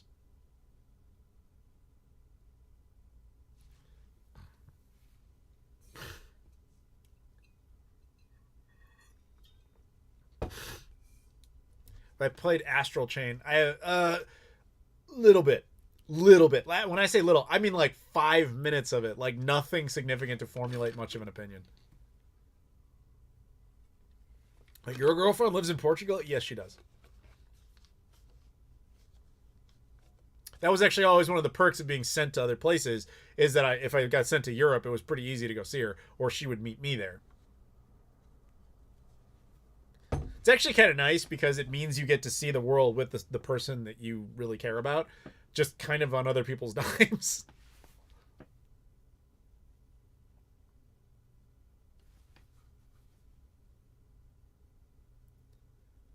How often do you see her? Well, this year, unfortunately, not at all, because we're not really allowed to travel this year. in general, it would be like every few months, and especially in like 2019, so in 2018, because I kept getting sent to other parts of the world, it was much easier. This year is kind of an unfortunate nothing, but it doesn't really change anything for us. I just binge watched all of your second and third gen game recaps. Thank you. Much appreciated. Hey, Adam, I got an Akura today, and I would never have known what it was if it weren't for your videos. Thank you for your vids. You're welcome, dude. Enjoy. Next, get an M Classic and attach it to the Akura. Oh, you'll love it. You'll absolutely love it. Do you have other versions of movies like Star Wars, for example? Do you have some variations of those films? So, okay, unpopular opinion. For the most part, the George Lucas digital changes he made over the years, I'm fine with. I actually think in a lot of instances, it improves it, or at least is not detrimental. I actually can only think of a couple things that actually bother me. Greedo shooting first, blah, blah, blah. Han shooting first, you know what I mean? Don't like that. That's fundamentally stupid. But the only other one that really bothers me was in the Blu-ray edition when Vader, in the end of Return of the Jedi, just, you know, he's silent, and then he eventually picks up the Emperor and throws him. In the Blu-ray version, he goes, no, and then throws him. Like, why would you do that? Like, that's just dumb.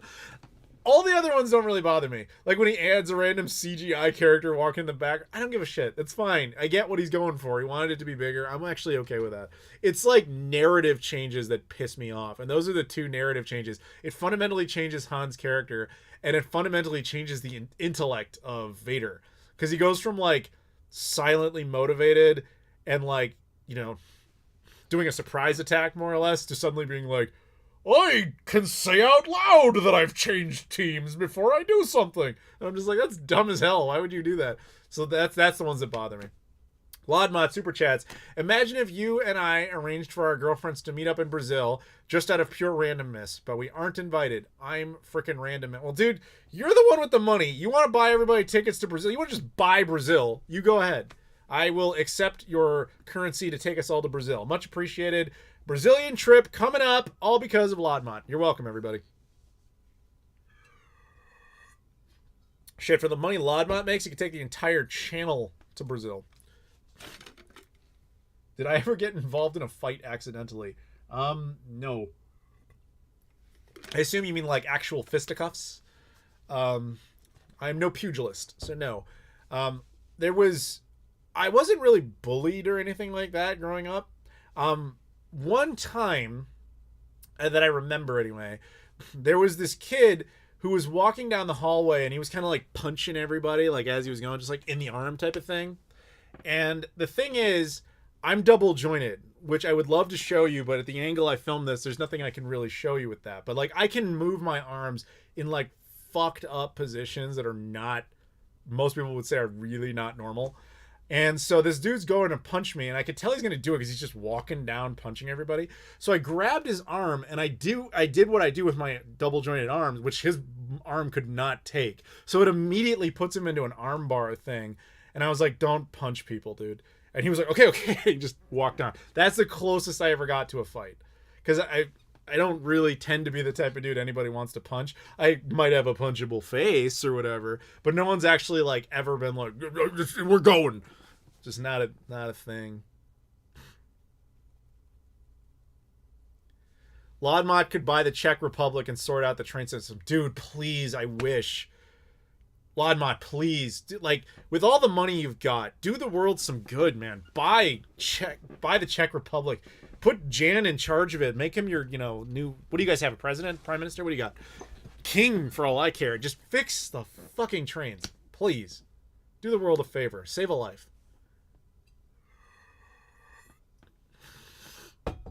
You like the re-res Neon, I assume you mean Nuon video. Yeah, Shane's video is great. Shane's one of my best friends. It's funny, actually, like, in my video, a bunch of people were like, you should go watch this guy re-res his video. I'm like, I know him.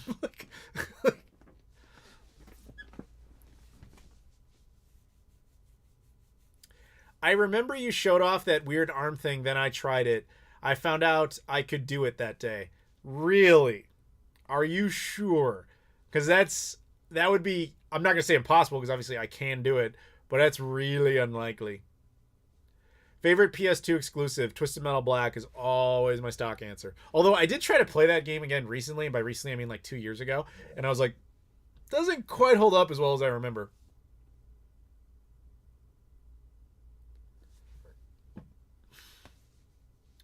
Lodmont says, or I can also buy Sega and allow them funding to make a new console that's 5 times as powerful as PS5. Or you could do the world a favor and have them, you could fund Shenmue 4 and 5. Why don't you do something, man? The ridiculous amount of money you make, it's insane. Just, you could probably, like, get all these vaccines distributed. The whole world would be so much better. You just sit there in your house of PS5s. It's insane.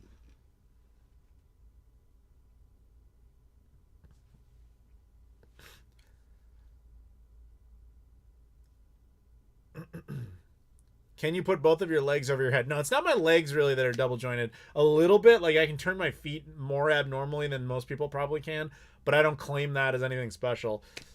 Favorite Star Wars game? Star Wars Battlefront 2, the OG, not the EA garbage.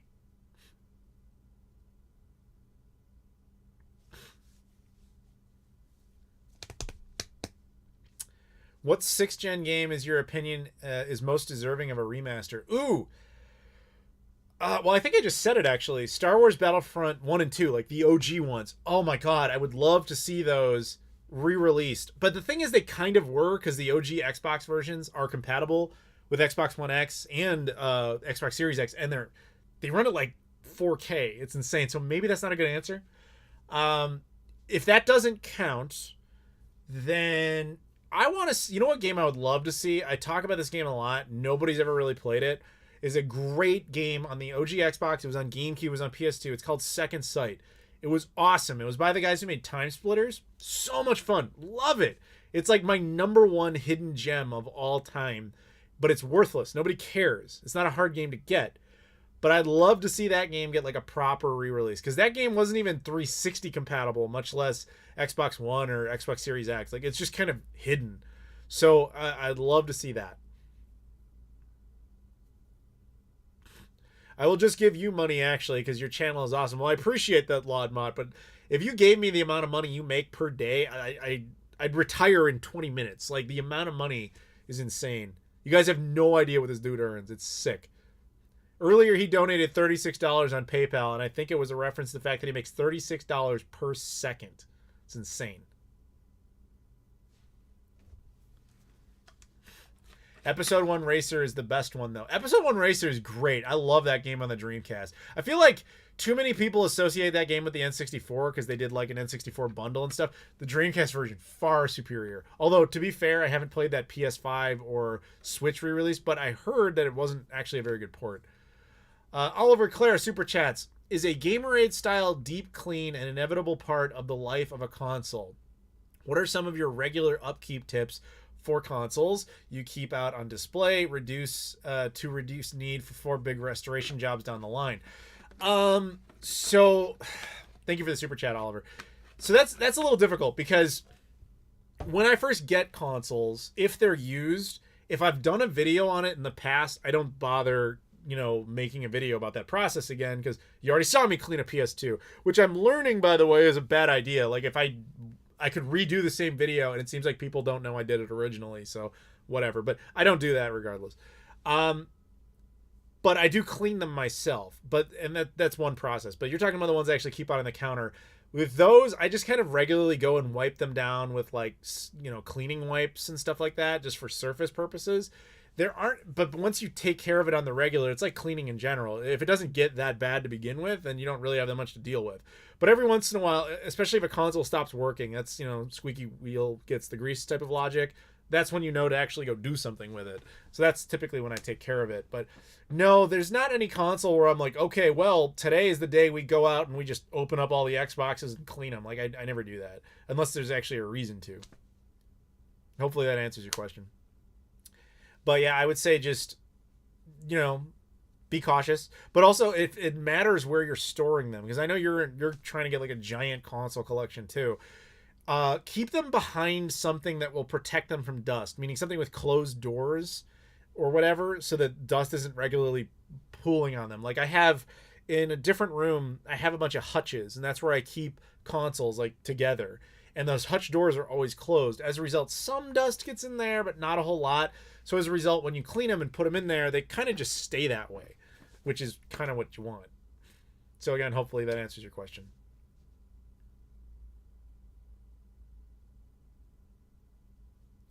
The N64 version had Watto mumbling to himself music, and the Dreamcast version does not. You know what's funny about that? I cannot believe this, but I have a story about that. When I was a kid, a friend of mine and I we loved that game, and I'm pretty sure we were playing the N64 version, and we were sitting there just like, because that was back when you were a kid, at least at that age where we were at, you had like one or two games, and that was the games you were playing like all weekend. Buddy comes over, we're sleeping over for the whole weekend, we're just gonna play the crap out of this one game, and that was the game. And you're right, Watto would just randomly say things, and we always kind of ignored him. And there was this moment where we're like sitting there trying to figure out like some codes or what else we need to do to unlock our parts, and we're like having a conversation, and there's this lull in the conversation, and out of nowhere Watto just screams out, "Oatmeal!" And we were like, what the fuck did he just say? We thought he said oatmeal, but he was just screaming oatmeal. And we were like, what the fuck? We realized now, or at least I realized later, after you watch episode 1, he says Uchmian, which is, I guess, Huttese for Outlander. And he's basically yelling at you as a customer for just hanging around his store. But we didn't know that, so we thought he was just screaming about oatmeal. It was a joke between us for years. So there you go. I have a story about that. That's the level we're at.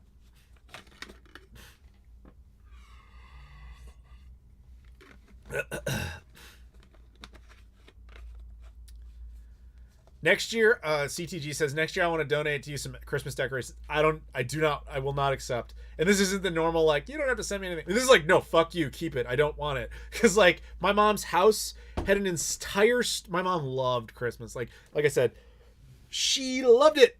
She had a monogrammed hat that I'm wearing in her honor. Christmas was her absolute favorite holiday. And she had an entire storage room just dedicated to Christmas decorations. I have more than I have any idea what to do with. I don't want them. So thank you in all seriousness, CTG, but no, I do not need or want any Christmas decorations, but thank you.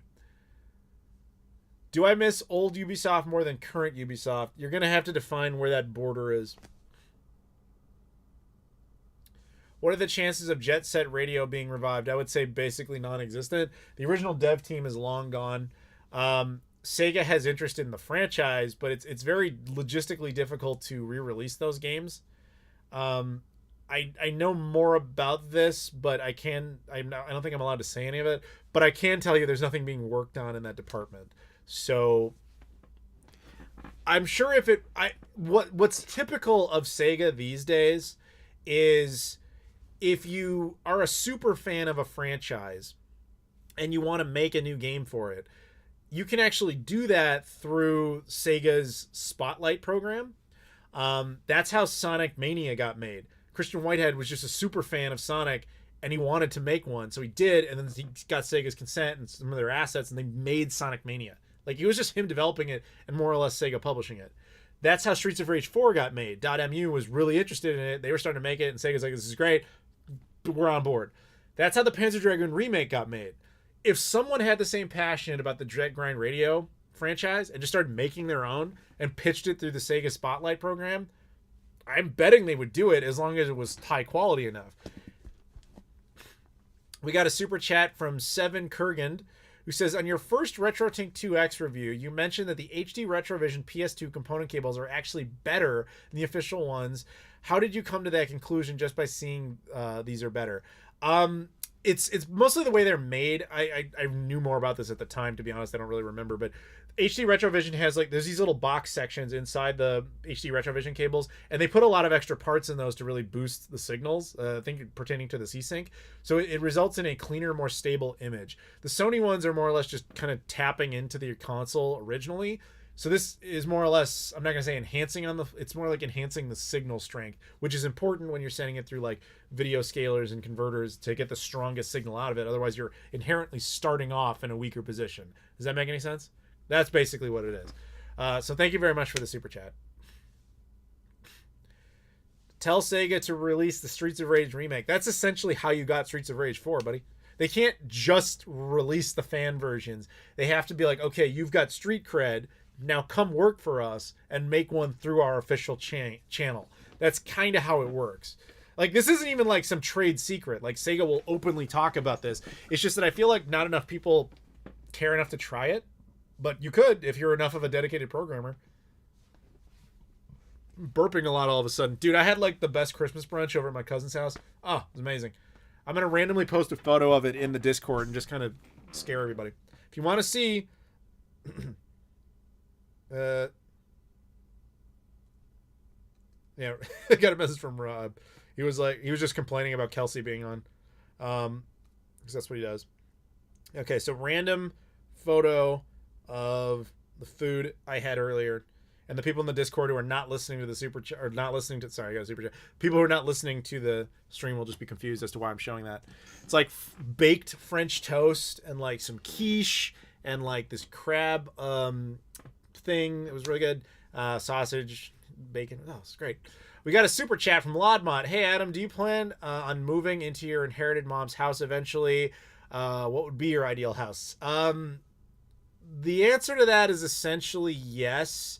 But there's no obvious time frame on it. I'd prefer not to discuss the logistics of such things, to be honest. But probably eventually, yes. But it also is forcing me to like go maintain that house regularly. So it's a process. But I guess the short answer to that question is the house I grew up in, that is the house I grew up in, is still my ideal house. But it'll be more interesting seeing as it'll be like only my house. But that's a project in the making. Thank you for the super chat.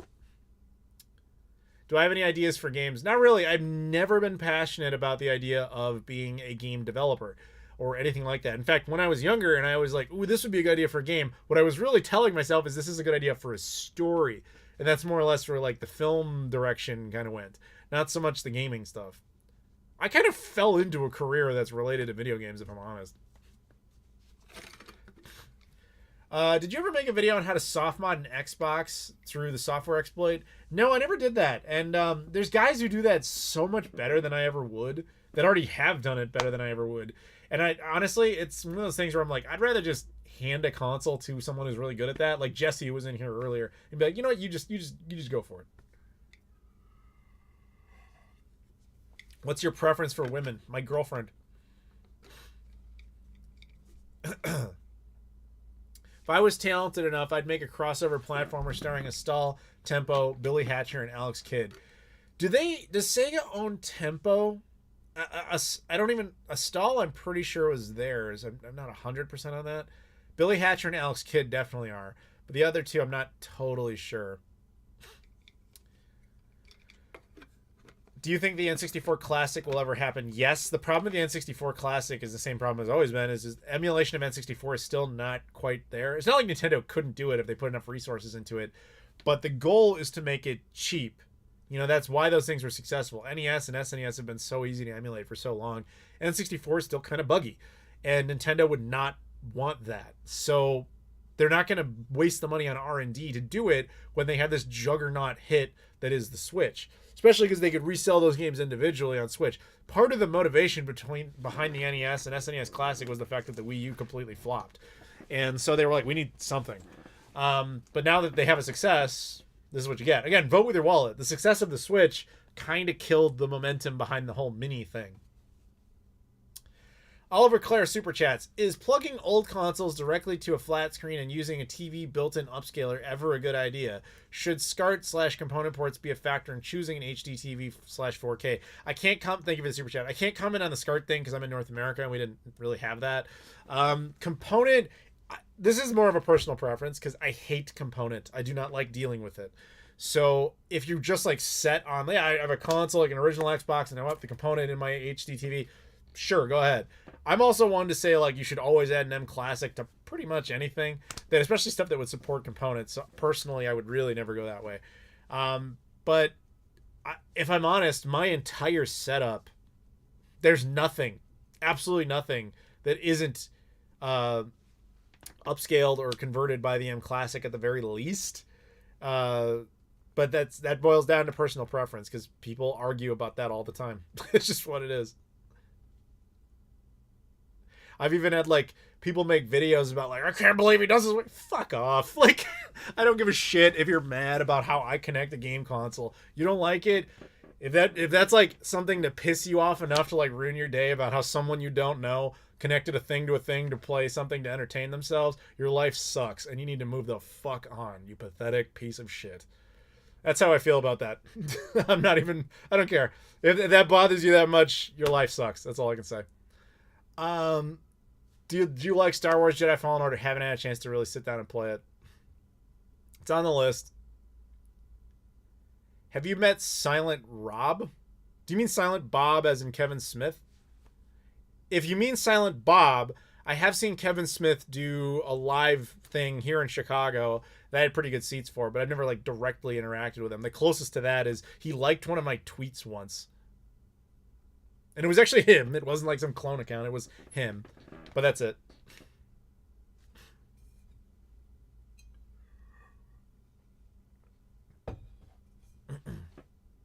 Am I going to get the KFC console?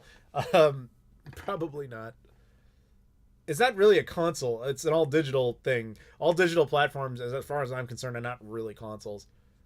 What drugs have I done? The only drug I've ever done, I've had edibles with marijuana in them, but that's it. I talked about that earlier, actually. Super chat from Seven Kargan, who says, do you recall when you first heard about 480p, and do you remember the first game you saw in 480p? Mine was Guilty Gear X2 on PS2. Ooh, you know what? I can say this only as a technicality. It was Jet Grind Radio on the Dreamcast. But I didn't even know what I was experiencing. Like, I bought a random Dreamcast, like an extra one at some point, because this guy had this, like, this great Dreamcast set that I only wanted because it included the broadband adapter, right? And that thing's super rare, but it was super cheap because the guy didn't know what he had. But in that was a whole bunch of games and a bunch of other stuff, and one of them was the VGA box. First time I ever had one of those. It was the one by Performance. And so I was like, I was playing in my room at in my mom's house, actually, and I was like, I had a second Dreamcast, I had some extra games. I was like, it would be cool to have one set up near my computer instead of the one that's all the way over there by the TV. And I was like, oh, the TV only has VGA and, like, you know, DVI inputs. How do I do that? And then I remembered I have this box that does this VGA thing, and I connected it, and I was like, why does this look so much better than I remember? It looks amazing. How is that possible? And that's when I started to, like, educate up myself on it. I was like, what is this? How does this work? And I just started getting the rudimentary stuff and just kind of going from there. Hopefully that answers your question. Thank you very much for the super chat. KFC console is just a Cooler Master PC with a KFC logo. And then it's got, like, this little oven in it. People are kind of, like, losing their crap over that. And I'm just like, I think I had even predicted it was just going to be a little PC. Like, I think I said it would be like the same thing as a Steam box, but probably underpowered, and it just has this oven in it. It's a novelty.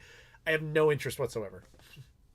Super chat from Manic Mania, who says, what are your thoughts on the broken Cyberpunk 2077 PS4 and Xbox One ports? Sorry if you already answered this. I thank you for the super chat. I did and I didn't, because my whole thing was ranting against the idea of even making videos about it, because people are like, you know, if you want to, you know, get more views, you should be talking about relevant things. And I'm just like, I don't care. Like, it's true, you can't make a Nuon video and expect to get, like, hundreds of millions of views. It's true. You will get more views following popular trends by being like, Cyberpunk broken? But I can't respect myself if that's the direction I was going down. Like, I don't care that it's broken, to be totally honest with you. I don't own the game. I had no intention of getting it right away. And this is the world we live in. When you buy games like that early on, you are inherently taking the risk that it's going to be broken. Now, it sucks how broken it was, But they were kind of in a no-win scenario, to be honest, because everyone was like, stop delaying it, just release it, because they're being unreasonable. It's like, okay, there's a reason they were delaying it, which was that it wasn't ready. But ultimately they released it. And now everyone's blaming them for a broken game that they always said wasn't ready. Now, to be fair, I believe that they ultimately should have not released it yet. But somebody on their team must have said, like, look, it's got to come out because Christmas means money, blah, blah, blah. If you supported it, you're part of the problem, to be totally honest. Because the reason you keep getting broken, shitty release games like this is a common thing. The reason this keeps happening is because they now have the ability to update games later. It's now expected, and people still support it. If people stop, the thing with Cyberpunk though is it's so broken they're allowing refunds. If that was done in such insane amounts that people were just like, I am not buying these things anymore until there's a Game of the Year edition that's all done. Unless that was the case, unless you had the entire mass audience on it, you're gonna just keep living with broken games forever. That's just how it's gonna be. So you have to actually like vote with your wallet. That's what I'm always saying. Vote with your wallet. Hopefully that answers your question. Thank you very much, Manic. Ladmot Super Chats, he says, my first 720p game was Condemned Criminal Origins. That is a great... I have a story about that one, too. When I first got the 360, 2005, November 22nd, 2005, I come back to my place, and my buddy's with me, and we were like, oh, man, we're going to sit down and play this. We set up the 360, and Condemned was, like, the only game I think I had at launch. I think I had one other, but that was, like, the one I got, because Sega was on it. I actually didn't... Oh, and Perfect Dark Zero, I had that. And I remember popping it in, and we were both like, I've played the Xbox, okay? I don't think this realistically is going to look any better, but whatever. We did that to ourselves. It was crazy. We could not believe how much better it looked. We were shocked that we were shocked, if that makes any sense. We could not believe that there was actually a jump, because we thought that time was over. But no, I hear you on that. Thank you for the super chat, Lamont. Super chat also from Oliver Clare. What can console gaming do in upcoming gens to differentiate itself from PC gaming in the future, aside from convenience and price point? Honestly, I don't know, because it's like consoles are trying to become a PC equivalency service, just more directly attached to your television. Microsoft is like literally trying to bind the two with Xbox Game Pass and how it's like compatible with your PC and cross platforming and everything. Sony, I think, is going to try the more traditional thing for a little bit longer. It really depends on how the Japanese market responds, because the Japanese market, so goes the Japanese, so goes Sony, because they are Japanese, and everybody's like, but they moved to California. No, their PlayStation division moved to California. Sony ultimately calls the shots. That's how it works. If you don't understand Japanese business models, I don't blame you. It's super confusing. But generally what happens is Japanese company tells a Western company division, like the European division, the American division, do this thing, and we're cutting off your balls while you do it. Meaning you're not allowed to have, like in the case of Sony, you're not allowed to have all the hentai stuff. All your versions have to be censored. Because Americans, Canadians, not so much Europeans, freak out about boobies. So you have to censor this. And then they do it because they're told they have to. Then everyone is hostile to them on the internet. And then Sony says, why did you do this? You know that meme of that guy who's like shooting someone and then he says, why did they do this? That's Japanese business companies dealing with their Western affiliates. They do that so that the Japanese version always seems like the superior version. It's an amazing tactic, and they all do it. So my point is, so goes PlayStation's response in Japan, so goes how their business model goes. Nintendo, I think, is going to be very traditional for a while, but I also think, I'm going to say it, I don't know if we're ever going to see a traditional Nintendo home console again, because they've clearly proven that the Switch is their model of success. It's essentially the successor to the DS and 3DS, not the Wii U, even though it's essentially a portable Wii U in a sense. And so it's their hybrid, obviously, but it's more catered to the portable market. And then, oh, by the way, you can connect it to a TV, which statistically not a whole lot of people do. And I think that that's the direction they're going to keep going. Make these portables act like, function in that ecosystem, but also connect it to a television so that everybody kind of has their cake and eats it too. But that's their thing, is going to be their IPs. Nintendo will always be their IPs that sets them apart. Microsoft is not trying to set themselves apart. And then Sony's kind of in that middle where I'm not really sure what they're going to do. They're either going to go down with the ship or they're going to completely embrace what Microsoft is doing, but like 10 years later. That's my thoughts on the process. Got a super chat from Blade Blur, thank you, who says, Merry Christmas, you delightful bearded man. I was hoping I would read Merry Christmas, you delightful bearded bastard. That's what I was hoping. I don't know why I thought you would say that, but that's what I thought. Thank you very much for the super chat, Blade Blur. We got another couple of them here from TV4184 who donated 2 separate times but didn't ask. Oh, wait, he's got a separate question in there. He says, do you think GameCube component cables are still relevant now that GC HDMI is a thing? It's actually fascinating. First of all, thank you for the super chats. Second, it's interesting you asked that because somebody else did recently and they were trying to get them. And it's like, apparently GameCube component cables are still like $200 fucking dollars, and I don't understand that, but you're absolutely right. GCHD is much more readily available now. It's cheaper and it's better, but I think it actually stems from the fact that there is still this strange attachment to the fact that the GameCube component cables are official, whereas the GCHD stuff is just, you know, long distance third party stuff. So I would always bet on, in the long run, hey man, go with the GCHD. I've been making videos about it. Put a GC loader in there, put Swiss on there, GC loader, HDMI mod, whatever you gotta do, and then an M Classic. Oh my god, GameCube will become basically a 7th gen console at that point. It's like ridiculous how much of an upgrade it is. But you're right, you know, there will be people who cling to the component cables, because the advantage with the component cables is simply that there's always going to be people that just prefer to play that stuff on CRTs. There just will be, and there are plenty of CRTs that are compatible with component cables, and so as a result, I think that will always have this very niche demand. And since it's such a small product to begin with, hey, I think demand will stick around. Thank you for the super chats. Laudmont super chats and says, with what you just said about Japanese companies in mind, I'm shocked Tom Kalinske was given the freedom they gave him with the Genesis to be successful. Yeah, see, he was kind of the exception, because he was originally they wouldn't listen to him. But he was the guy who said, like, no, you got to cut the price of the Genesis. You got to include Sonic. And for once, the head of Sega at the time was just like, fine, do what you got to do. And it worked. Tells you something, doesn't it? And then after that, the Japanese started like getting in there and being more involved. And that literally, Sega of Japan was like afraid of the Jaguar. And so they're like, you can't lose America. You have to upgrade the Genesis so it's like the Jaguar. 32X, do it. Okay, we don't think this is a good idea. Do it. You don't have a choice. And then they release it, and then Sega Japan's like, why did you do that? We have the Saturn coming out. What are you doing? How dare you? And then they screw up the Saturn, too. And they're like, we have to make the Saturn more for the Japanese market. We don't care what the Americans or the Europeans are doing. The Genesis, I'm sorry to say it, the Genesis really only worked because the US and Europe had more freedom with it. Whereas ironically, and the Japanese weren't totally wrong on this, the Mega Drive bombed in Japan. So I don't really blame them for wanting to change it up. I just feel like it would have been great if all 3 parties could have come to the same table and had equal footing rather than just Japan vetoing everything, because they technically could. That's what leads to those type of strange decisions. But it's the decision they made, and the history we got is what we got.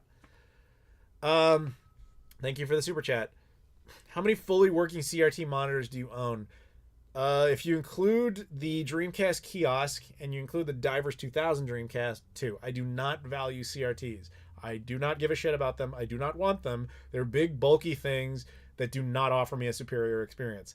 If you think they do, that's great. Happy gaming to you. Enjoy it. I don't agree with you, but that's fine. But light gun games, I'll give you that. But aside from that, I think you're doing it wrong. But whatever. But he doesn't know what he's talking. Fuck off. I don't care what you think, in my opinion. I don't care. If I cared what people thought about my opinion negatively, I wouldn't be a YouTuber. That's how that works.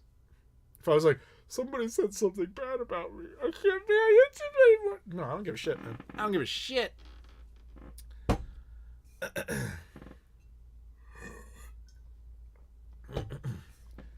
Thoughts on the Perfect Dark reboot? Yeah, that was kind of a surprise announcement, man. I hope that it's actually decent. Like, the original Rare does not exist anymore. So you're essentially just taking the IP and kind of rebooting it, which I'm fine with. You know, they've got a great opportunity to create not a new franchise, but essentially a new franchise.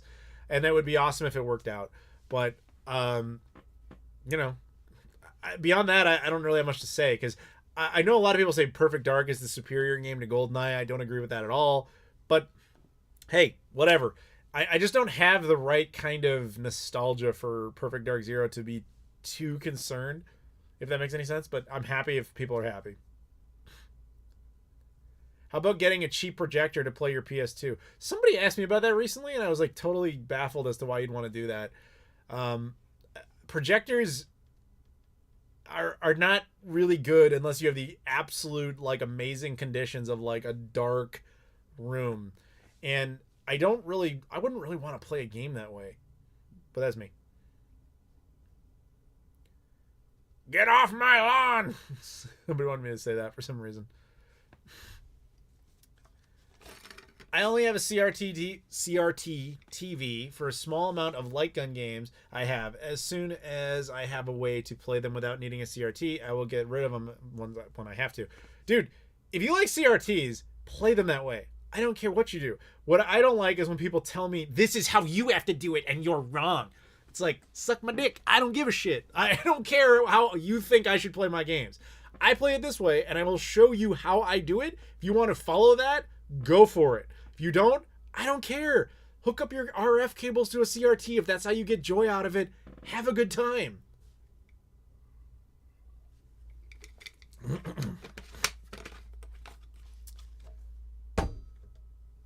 Is there a Dreamcast series you like to see make a comeback like Power? You literally named the best one that I want to bring back.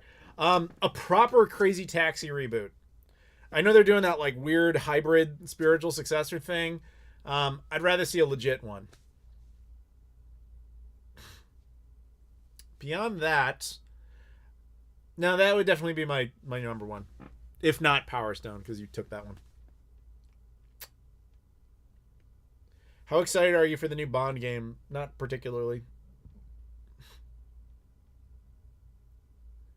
Jan says it best. Projector, enjoy your miserable contrast. Headhunter. Yeah, okay. Headhunter's kind of a forgotten one because only Europe got it. And then the sequel was like Xbox and PS2. Social Gamer. I get flack all the time for liking to use emulated scan lines. Do I care? No. See? You get what I'm saying. Like, you express an opinion on the internet about like, oh, this is how I like it. And everybody's like, lose your fucking mind. I'm like, most YouTubers will be like, oh shit, maybe I'm doing it wrong. I'm just like, I don't give a fuck what you think. I don't give two shits. I give less than a fuck.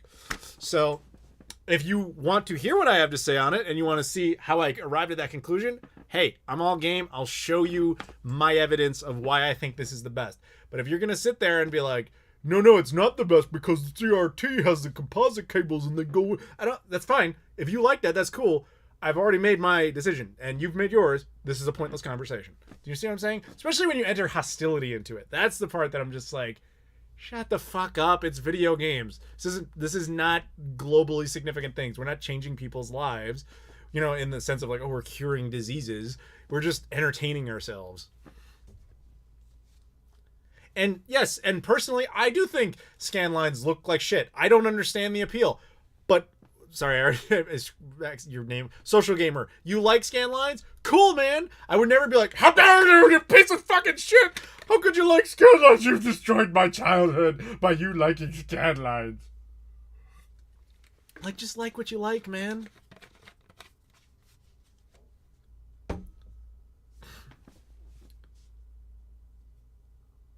I like CRTs for the nostalgia element. See?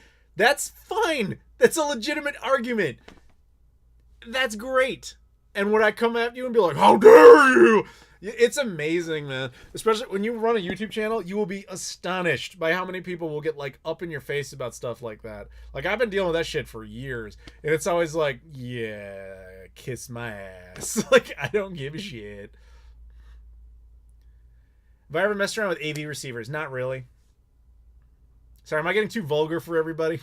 We're at that point in the show. Oh my god, we're at 5 hours? I didn't realize we were at 5 hours.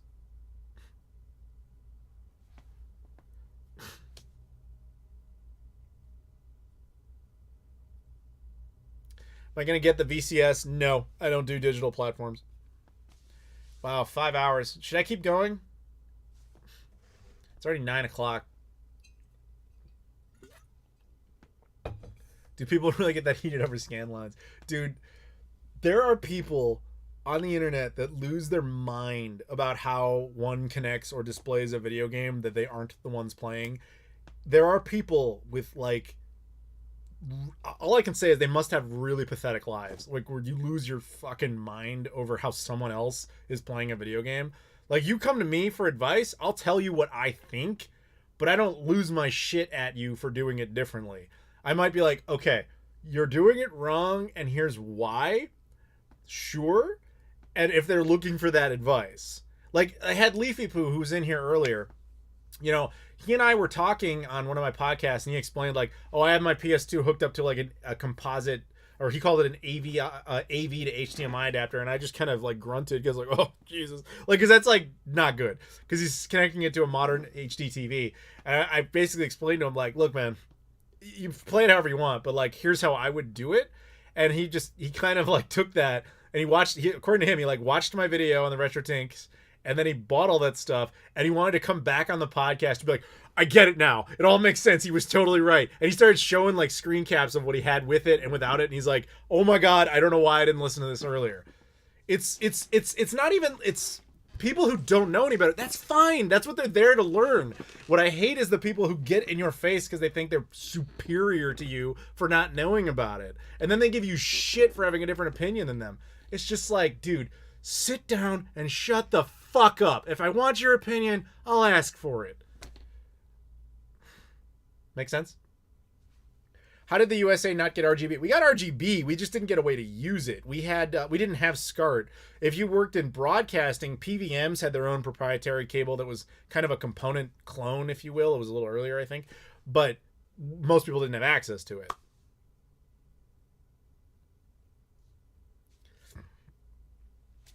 But yeah, so like our consoles actually had CRT built in. We just, again, couldn't really use it until modern times. That's actually one of the biggest returns for Canadians and Americans is, at least in Europe, if you had a Mega Drive and you connected it through like an RGB SCART cable, you got used to it displaying in RGB. So the upgrade for you might not be quite as insane as it was for us, going from like composite to like a modern HD solution. It's like a generation and a half upgrade, man. It's crazy. Best option for the N64. I actually did a video on this not that long ago where I compared the DC HDMI with a digital one, like with a built-in board, to the like plug-in solutions. And to be honest, it's kind of a draw because like essentially the consensus was the smoothing effect that you can have with the Super 64 the smoothing effect you can have on an RGB modded N64 with like a Retro Tink and an M Classic, I think is more playable than the N64 HDMI like board, because the N64 HDMI is too clean to the point where it starts exposing all these pixels you weren't really meant to see. So it looks like jagged, like really bad, like to the point where even the M Classic's like, dude, I can't handle this. So like but it has a cleaner picture. The colors are better. You know what I'm saying? So it's like a trade-off. There's still not one really great answer. And the N64 and the PS2, I think, will like always be on that same turf of like, you can't make them look good. You can only make them look less bad.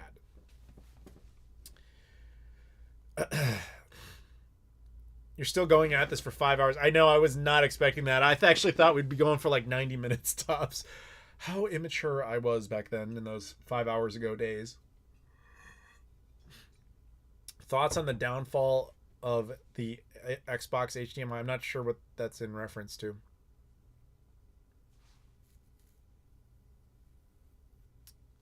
Stop getting wound up by idiots, Adam. Old gamer in UK. I don't get wound up by them. Like I said, I'm a YouTuber. I'm just like, I'm used to this shit.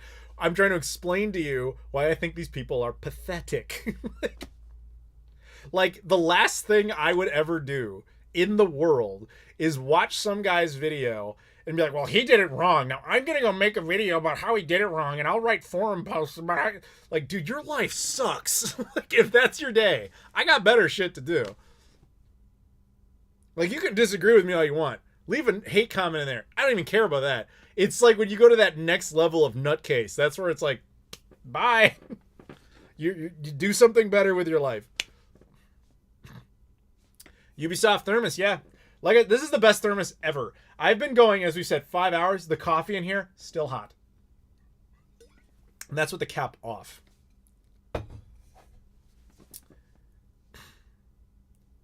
Do you think it's better we have less consoles now than we did when we was a kid? Sorry, this got cut off. Do you think it's better that we have less consoles now than when I was a kid? The PS2, PS3, PSP, Xbox 360, Wii, and DS. Now all we have is PS4, Xbox One, and Switch. PS5 and Xbox Series ain't common.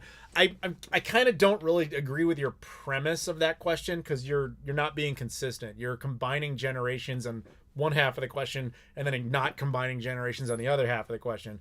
By your own logic, if I'm going to go with that, I have to go with PS4 Pro, Xbox One, Xbox One X, and I can't just not include, say, the Switch and the PS5 and Xbox Series X. You can't do that.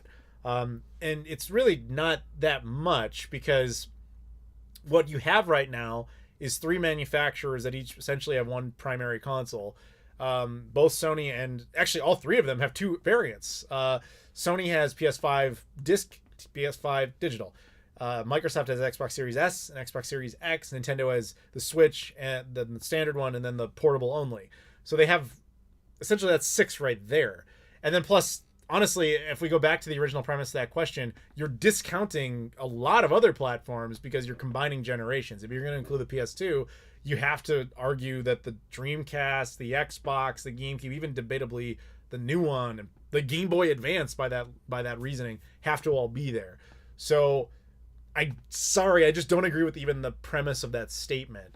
But if you're going to say, is it better in general to have more or less? I always think it's better to have more options. I think it's more fun when you have more choices, especially when you had those crazy ones. I like the graveyard consoles. I think they're fun as hell, more for the history with them. And I miss that. And like I said, the Nuon was really the last bastion of that. And again, Nuon's getting a game re-release. Awesome.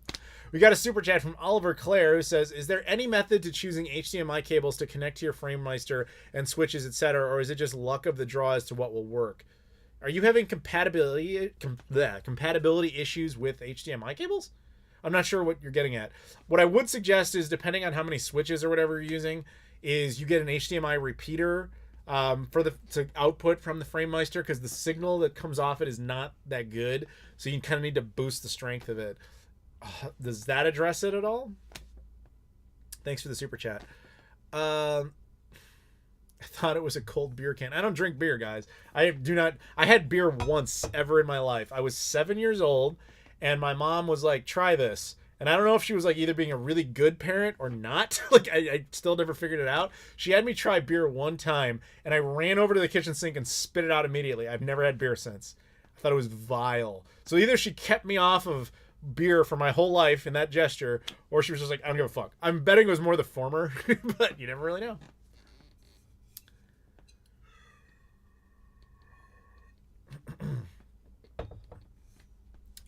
Several people bought the Xbox HDMI to install it into their Xbox, only for them to not receive it, and the official website is down. Basically, a lot of people got scammed / disappointed. Ooh, I hadn't heard that. Sorry, I have no comment on that situation because I did not hear about that, so I don't have an update for you. If that's true, that's, to say the least, very unfortunate. Lodmot super chats. He says, would you consider graveyard consoles like the Ouya or the VCS modern graveyard consoles? No, I'd consider them just junk bin stuff. Graveyard implies they were alive once and they deserve a nice funeral. The dump, the junkyard where you throw garbage away, the landfill, those are landfill consoles because they're not even really consoles. That's where the Ouya, the VCS, the OnLive, any of those garbage digital platforms, they go to the ash heap of history, not the graveyard. Thank you for the super chat. Ugh, back crack.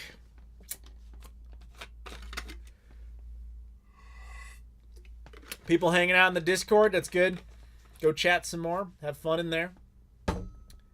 Is the DC HDMI mod worth it? Until recently, I didn't think so, but I've completely changed my mind on that. When I first got it, I have a story for you. So Castlemania Games, who was in here earlier, sent me a DC HDMI board for review. So I got it. I don't have the ability to install something like that. So I got it and I brought it out to my buddy Jesse, who was also in here earlier. And he installed it for me. And it worked great initially. And then it started slowly dying. And the screen would flicker black. And then more and more consistently, it would not boot up. And I was like, what the hell? And so Jesse redid the installation. And then it worked again. I was like, okay, great. It's fine. And then the same thing happened. So I was like, what do I do? So then it just got to a point where no matter what I did, it would not boot up. So then I went to Dan, who is the guy who actually designed those boards. And I was like, yeah, man, do you have any ideas here? Because I would do a firmware update and then the whole thing would just brick. And I showed him footage of like where I would turn it on. And if it's displayed anything, it was like the menu, but it was all like jittery and like snow, like on old TVs, but in color. It was insane. So I asked him about it, and he was like, yeah, that looks pretty bad. Why don't you send that my way, and I'll fix it up for you. And I was like, okay. So I shipped it to him, and he was like, you got a bad flex cable in here. So he replaced that. He's like, it's working great now. I was like, cool. So he sends it back. I update the firmware and everything. It's all good. It's great. And that happened in like mid-June of this year, and I thought everything was good. Then all that stuff, my mom, whatever, passed away, all that. And I honestly didn't really touch the Dreamcast again until like a month ago. And I tried turning it on and it was just dead again. And I was like, what the hell is going on with this thing? And so I went back to Dan and I was like, do you have any ideas? And he was like, send it back to me. So I sent it to him and he looks at it and he's like, oh dude, your GPU is dead. And I was like, what? He's like, yeah, it's not the DC HDMI. The actual console GPU is dead. He's like, so Dan's a cool enough guy. He's like, I got parts. And he just like Frankenstein one together, sent it back. Now it works flawlessly. I've been using it like every couple days. It's great. I love it. And it's not giving me any issues. I'm so happy with it, especially now that I combined it with the mode. In fact, in my mode video, that was all captured from the new DC Digital that I have with the M Classic. Unbelievable. Love it. But I ran into this like huge series of issues with it for a while. But it wasn't, as it turns out, the fault of that thing. Other than I guess the flex cable was bad. It was just like a combination of stupid things coming together. That's how it goes. Wouldn't be an interesting story if it was like, got it, it worked. Adam, I love you, man. I want to send you a bunch of money, but I can't because I don't understand this YouTube crap. Thank you. I don't know what that means. There's Super Chat, there's PayPal, there's a PayPal information in the description if you're actually serious. And then there's Patreon. Sign up on Patreon. Like, you actually get perks for that. You get early access to videos. You can go listen to my podcast like right now. Most videos come out like 1 or 2 days early on there, except for the podcast, which comes out like almost a month earlier. And it's 5% off right now. So just saying, it's an option. Ugh. Why am I so burpy? It's not even drinking anything carbonated. What are you drinking? I'm drinking, this is water. This is coffee.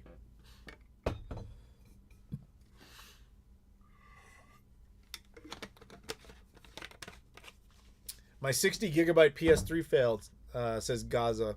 Sorry to hear that. I eventually want a mode when I can afford one. Well, you missed out, man. In the Discord, man. Fucking Lodmot offered to buy every person in there a mode, and no one took him up on it. It's crazy. Modes are like $250, and he was like, pennies. I don't care.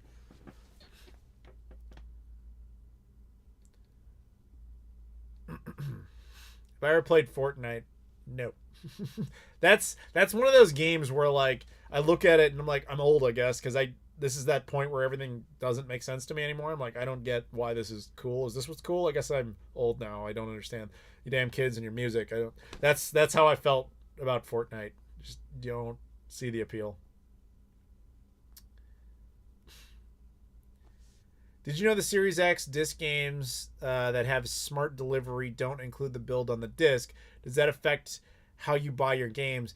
You know, it's weird because it should be, but it's like you have to micromanage that information, like to the point where it's kind of like I just don't want to even pay attention to it. I realize that's not really a good plan, but honestly, do I own any Series X discs? I don't think I do yet.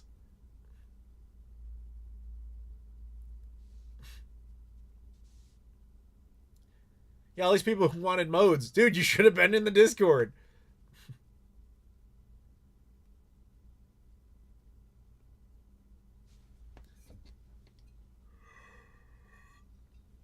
Do I like Pokemon? I do not. I'm not an anime guy, which is actually very nice. When I go to Japan, I'm like completely immune to that whole thing because that shit is everywhere. And they're always like, "Oh, Gaijin, nerd Gaijin, you want anime?" I'm like, "I do not want anime. Fuck anime. I don't care." It's weird. It's like Superman being immune to kryptonite. It's strange because they never know what to do with that.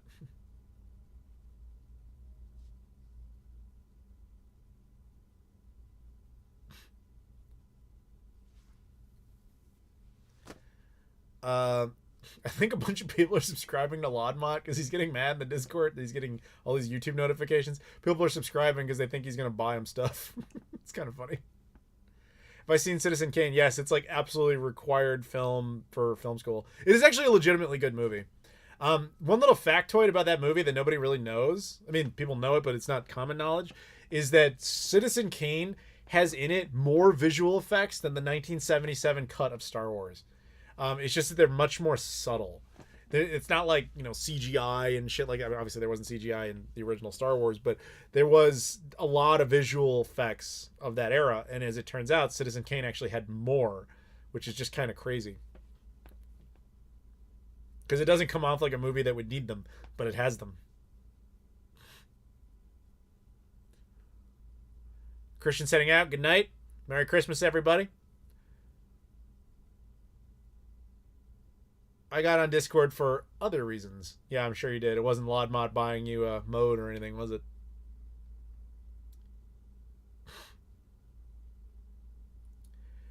Adam, how is the mode different from the GDMU? Well, I kind of covered that pretty extensively in my video, but the short answer to that would be the ability to use different forms of media, meaning you're not just limited to SD cards. You can use you can use SD cards, but you can also use USB devices. You can also use hard drives, SATA hard drives, or even SSDs, which is really why I was super interested in it. It also has a much better menu system and all that sort of stuff.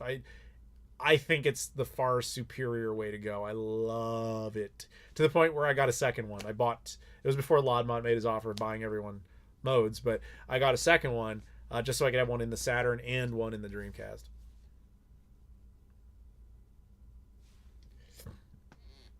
Super chat from Oliver Clare. Can you tell Lodmot my 1-year-old son needs a mode, possibly 2? The boy also likes the Saturn. I'm pretty sure he just saw that, so I guess he knows now. Thank you for the super chat. I'm sorry that the money went to not the mode. But I mean, Lodmot, man. You ever seen like DuckTales, Scrooge McDuck swimming in money? That's Lodmot's day to day. The other day, he's like, guys, I lost a retro tank. And was like, well, which money vault did it fall into that you have to like dig through to find it? It's ridiculous.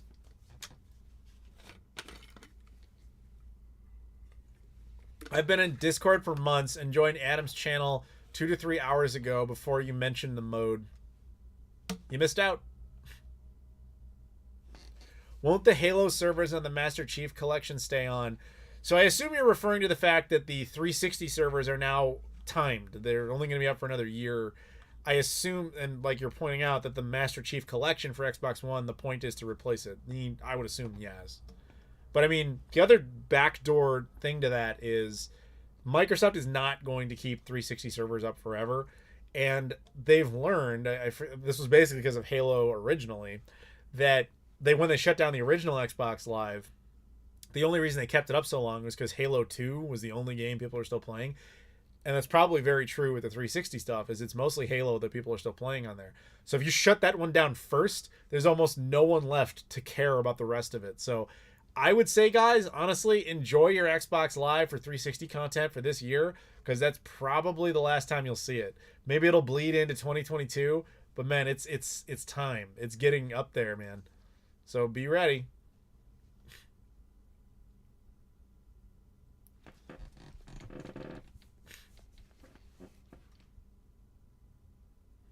By the way, for everybody who's now bothering Lodmot about like buying them stuff, I am totally kidding. He's just a guy who has a normal 9-to-5 job, but we just joke about how he has this like never-ending source of money. I don't even really know what the genesis of that joke is. I think it was because he actually was like the only guy in the server who had a PS5, so the joke kind of grew from there. And yeah, but if you're actually hitting him up being like, "God, can you buy me a mode? Is that like cool?" He's not gonna do that. It's not a real thing.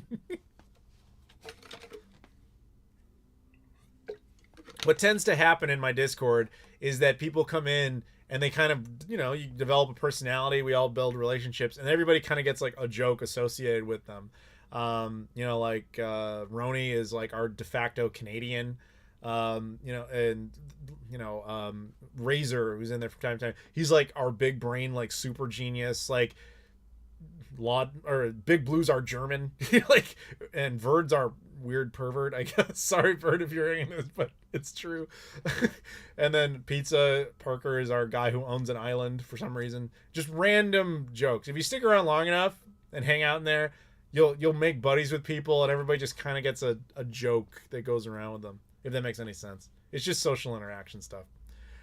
Super chat from SickNick64, who says, what's your best experience using peripherals meant for one console on a different console? Mine is using a Switch wired controller on PS3. Funny enough, there's a question about Discord. Go to the description. There's a link right there. Go ahead and join. But to go back to that question, I actually did a video on this years ago. Like, we're talking like 11 years ago. I did a video on how to connect a Dreamcast controller to an Xbox 360. And I actually showed it playing like Sonic Adventure and stuff. And the way I did it was so bizarre. Like, I had this Dreamcast to original Xbox adapter, and then some sort of original Xbox adapter to like a PS2 adapter, and then like a PS2 to Xbox 3. I don't even remember what the whole process was, but it was like this weird daisy chain of insane that actually worked, and you could play with a legit stock OEM Dreamcast controller on a 360, and it totally understood it. The only problem is the joystick didn't work. Other than that, it worked just fine, which obviously is very limiting, but there's some games where it just didn't matter. So it was fun just to be like, I'm playing Sonic Adventure on the 360 with the actual Dreamcast controller. That would probably be my most bizarre one. And again, there's a video on it. I doubt that would still work. I'm sure they updated the console enough time where that just bricked that. But it was fun while it lasted. Do you mostly hard comments for the YouTube algorithm? What started that? They introduced that, and it was just an easy way of me showing respect to people for commenting by being like, I don't necessarily have a verbal response to your comment, but I want you to know I took the time to read it. And that's why I press the heart on like every comment. It's not like any one particular comment's like, oh my God, that made my day. It's usually just, I acknowledge that you said this, and I'm thankful for you doing that. If that makes sense. I like to see that more and more people are in the Discord. That's cool. That's cool.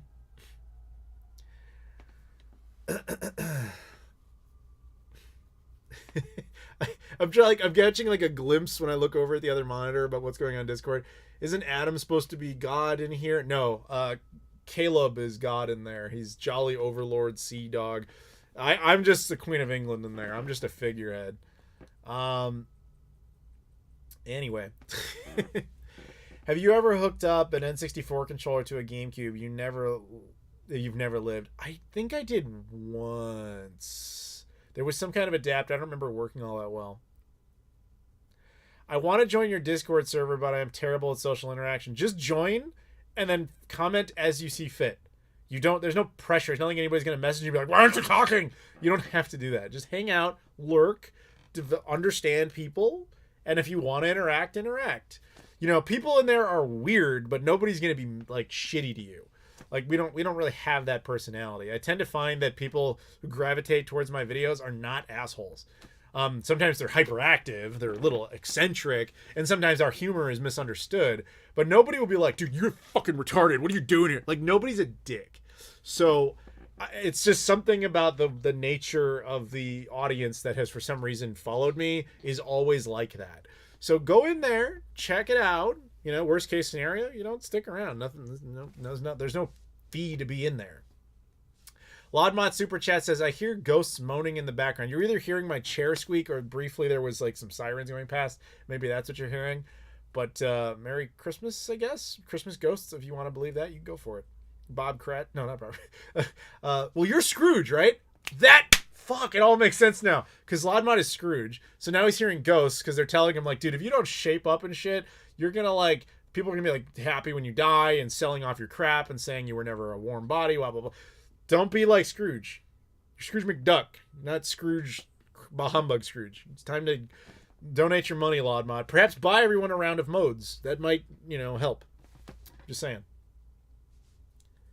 A Discord partner has joined. What?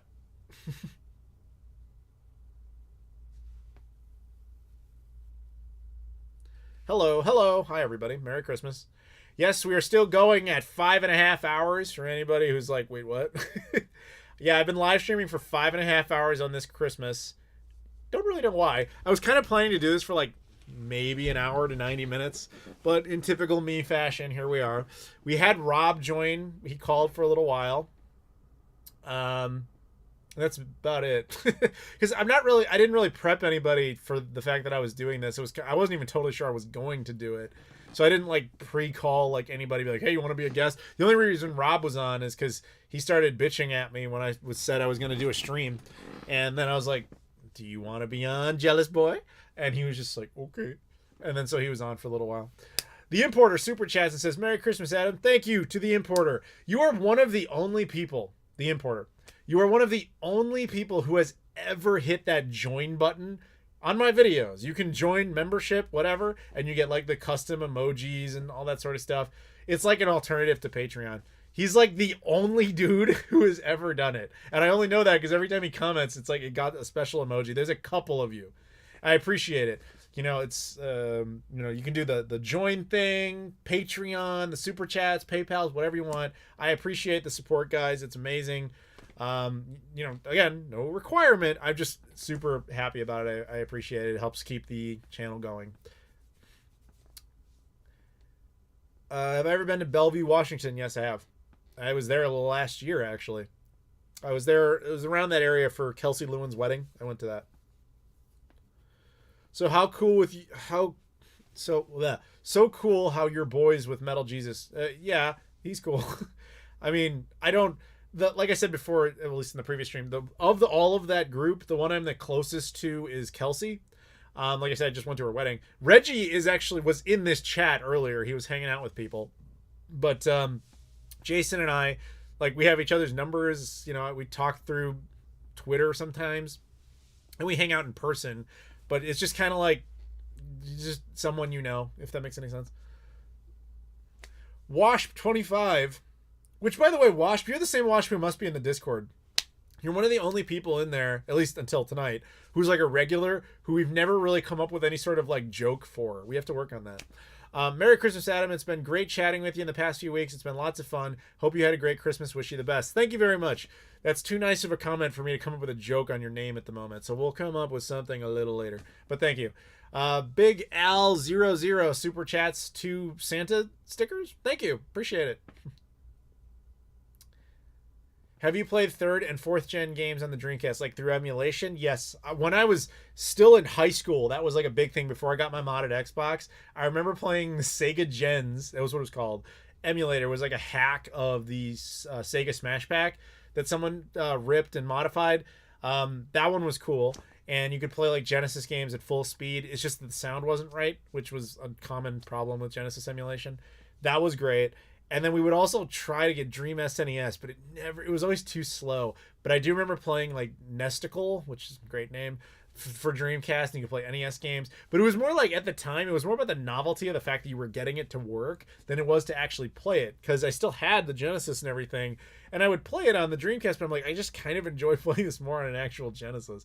It's like the actual benefits that came out of the emulation were so limited at that point in time, to my eyes and to my opinion, that I was just like, it's not doing anything for me. But a modded Xbox kind of changed that a little bit, for a while anyway. I like to see the Discord blown up. Someone from Santa Clarita in there. That's nice. Santa Clarita's cool. Santa Clarita, California.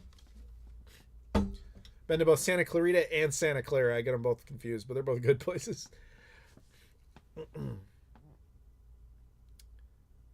Is the Dreamcast the ideal way to play PS1 games? Only 3 of them.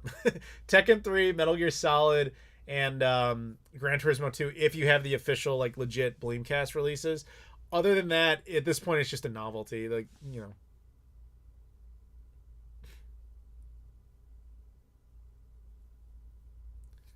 What's the weirdest game you've ever played? Oh, what the hell was the name of that game? Pony Lasers. What the hell was the name of that game? There was this game that, of all people, Tobuscus. Do you guys remember Tobuscus? I was hanging out with him at a 2K event once, and he recommended this insane game that we played on GSP. I can't remember the name of it. It was like this messed up game. I really wish I could remember the name. Somebody out there knows what I'm talking about. There was this, you played this weird 2D game where you were like sucked into the computer by the computer, and you're like trying to get your way out of there, and then the game constantly crashes, but that's part of the game. It was totally messed up. I just can't remember the name of it. Blood Moon Bobby super chats and says, Merry Christmas, Adam. Thank you very much. Merry Christmas. I have a copy of Bleem on PC, and it is shit. Bleem on PC is not the same thing as Bleemcast. Like, not even close. It's like saying, oh, I have a beat up, old, broken down shit box car. That's the same as, like, you know, a jet aircraft engine. It's like they're both vehicles, sure. They get you places. They're very different things. It's not Cheetah Man. Pony Island. Is it Pony Island? It might be Pony Island. Is that Pony Island? That sounds really familiar. Because there's like ponies in the game shooting lasers and stuff. Maybe Pony Island sounds super familiar. I think it's Pony Island. Thoughts on Cyberpunk? I already did my rant. I did it. Just joined the Discord. Well, welcome. Hang out in there. Go have fun. Everybody chat. Have a good time. This chat we're having basically continues in there all the time. It's fun. It's a great place to socialize, interact, chit-chat, keep up to date with videos, find out that I have a podcast, because there's always somebody who's like, wait, what? You have a podcast? Like, it always happens. Just go make friends. Just understand that people in there can be a little weird, but in a good way. People will be strange, but you'll be very welcomed.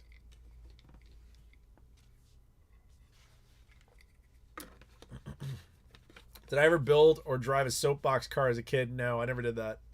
That's very much a Boy Scouts thing, which I was not in. AM12 Bama I think, says, Adam, would Michael Jordan at his current age be the best player on this current Bulls team? Is Zach LaVine still on the team? Because Zach LaVine's legit. Man, I got to go to... I mean, I'm sure Jordan would say he would be, and he would probably be right because he's literally Michael Jordan. He is the fucking GOAT. But last year, it was like last November... Go Collect. If you guys, Go Collect, they were the guys who bought like the Nintendo Age forums. They brought me down to Charlotte. I'm not even kidding. To sit courtside to watch the Bulls play the Hornets in Charlotte, and it was amazing. And the Bulls were like losing the whole game. And like one of the guys from Go Collect, super awesome dude, also from Chicago. The other two, not. They were from Chicago a long time ago, but they now were Hornets fans. So it was like 2-on-2. It was like this great little rivalry thing. And the game was close, but most of the time the Hornets were winning. And like within like the last 20 seconds of that game, which I've seen the highlights of it a million times because I got to sit there and watch it live, was insane. Zach LaVine just goes off and hits like 30 points in like 2 minutes. It was ridiculous. And then he steals that game to the point where people were leaving because they were like sure the game was over. And it was insane. And he wins the game in the most insane, ludicrous highlight I've ever seen in my life. And I got to see it live. And we were freaking out. It was crazy. If he's still on the team, I got to give him props for that. But is he better than Jordan? No one's better than Jordan. No one's better than Jordan. But current age Jordan, probably. But I can't even, with that man and basketball, it's really hard to say that anybody could possibly be better than him. Riley Graham super chats and says, have you ever seen or heard of the Miracle Piano teaching system? It is the weird keyboard thing that could work with the SNES and Mega Drive. Yes, but I thought it was more of an NES thing. You might be right that there's a version that works with those systems, but it was originally an NES game. Like the cartridge and everything was NES. I have seen it in person. Never something I wanted to own. I have no interest in pianos. I've got a story about pianos, but I told it on the last stream, so I won't bother you guys with it again. But needless to say, I was never a music guy. I hated the concept of playing the piano, so that one never interested me. But yes, I'm familiar with its existence. Thank you for the super chat. Lodmod super chats and says, Adam, you must teach me how to react to the red 9+ symbol 24/7 on YouTube. You are my YouTube sensei. Well, it's pretty simple. I don't. I'm like, oh, it's red. I don't care. It will never go beyond 9+. It just sits that way. So it just becomes part of the background at that point. I never get my notifications from there. I'm always using YouTube Studio, and I just refresh on there, and I check it pretty regularly. Occasionally, you'll get responses, and those come through my Gmail. But I never pay any attention to that plus notification ever. So that would be my suggestion. Just ignore it. Seattle Supersonics, best NBA franchise ever. Really? I mean, I miss the Sonics. They were good, but I'm sorry for you if you're a Supersonics fan that their last time ever at the finals they lost to the wonderful 95-96 Bulls. But come on! It was gonna happen, and it did. But I think you guys got your team stolen from you, and that wasn't right. 5 hours and 37 minutes. We're still here. Wow. Cax117 Super Chats. Favorite CDI and Pippin game? So with the Pippin, I don't really have much of a choice. I only have 4 games for it. And only one of them could even really be constituted as a game, so it kind of wins by default. And that would be Racing Days. I'm not really open to suggesting games I don't own, but I would imagine most people's answer would be the Super Marathon Collection, which was kind of the precursor to Halo. It was made by Bungie, at least on consoles anyway. It was exclusive to the Apple Pippin. It's ridiculously rare and really, really expensive. I do not have that. I would love it, but I've never even seen it. The one I want on the Pippin, though, is for sure Power Rangers Zeo, but that's just the Power Rangers fan in me, even though it's not a very good game. That one I have played, though, through other means. My favorite CDI game. Okay, you know what's funny? We have a dude in the Discord, again, Verd, who's currently live streaming, actually, and he is a huge CDI defender because he's from the Netherlands, and for some reason he finds like pride in a European console, whatever have you. It's fine. And we were just kind of talking about it, so I started pulling out some CDI games, some of the better ones, and I was showing him. And I know everybody loves to shit on those Zelda games because they're not the same as the normal ones, but they're actually not that bad once you accept that the animation isn't the game. Hotel Mario is not that bad when you accept that it's not a normal Mario game. Tetris on there is pretty good. Pac-Mania is not bad. But you know what's actually cool, and it might be the only FMV game I actually like, is there's this really cool game called Voyeur that was on the CDI that I have. And it's like this weird game where you start it up, and it's like I'm not gonna say it's an adult only game, but it's an adult themed game where you're this like guy who's trying to chase down someone who's cheating on their spouse, and like the game is like requires you to have like a code book that comes with it just to unlock and start the game, and then throughout times it'll have you refer back to it. It's like this multi-interactive experience. And it has like in the game, there's like these padlocks and stuff, and you have to refer back to the book and do some code cracking and stuff. It's pretty neat. And then you're actually seeing like FMV footage of these people you're spying on. And if you spy on the wrong people, then you lose. And you have to basically do it in the right sequence so that you find the cheater. It's actually kind of cool. And there was a sequel, but it was never officially released. But it was dumped, funny enough, only a few years ago. But I don't think it was as good as the first one, because I think you probably required that little booklet or whatever, and I don't think that ever existed. So there's a real answer to what was probably a fake question. I'm loving all the people we see in the Discord now. I love it. We got a ton of newbies. Welcome, everybody. I don't know if you're still watching me or not, but welcome aboard. Merry Christmas, everybody. It's a Christmas miracle. Scottie Pippen loves CDI. No, that wasn't a CDI game. That was a Sega CD game and Sega CD 32X game. Slam City with Scottie Pippen. Not good. I hear you talking about a beautiful Dutchman. I assume you're referring to yourself because that's you. But beautiful. I would just describe you as Dutch. I'm sorry. I'm not attracted to you. You'll have to get used to Brian if you hang out in the... He goes by... We go by Verdery. I don't even know how to pronounce it, and I don't really care. But you have to get used to him. He's eccentric. Let's just put it that way. And hope you're not easily offended. But if you were, you probably wouldn't still be watching me. But he's got a heart of gold. Except he likes too much PAL stuff. It's gross.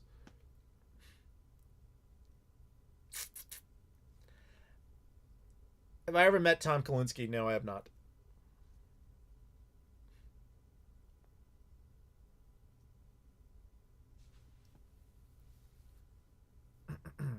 Daniel says he's got to go. Thank you very much. He might be back if the stream keeps going. I don't know how much longer I'm going to hold out.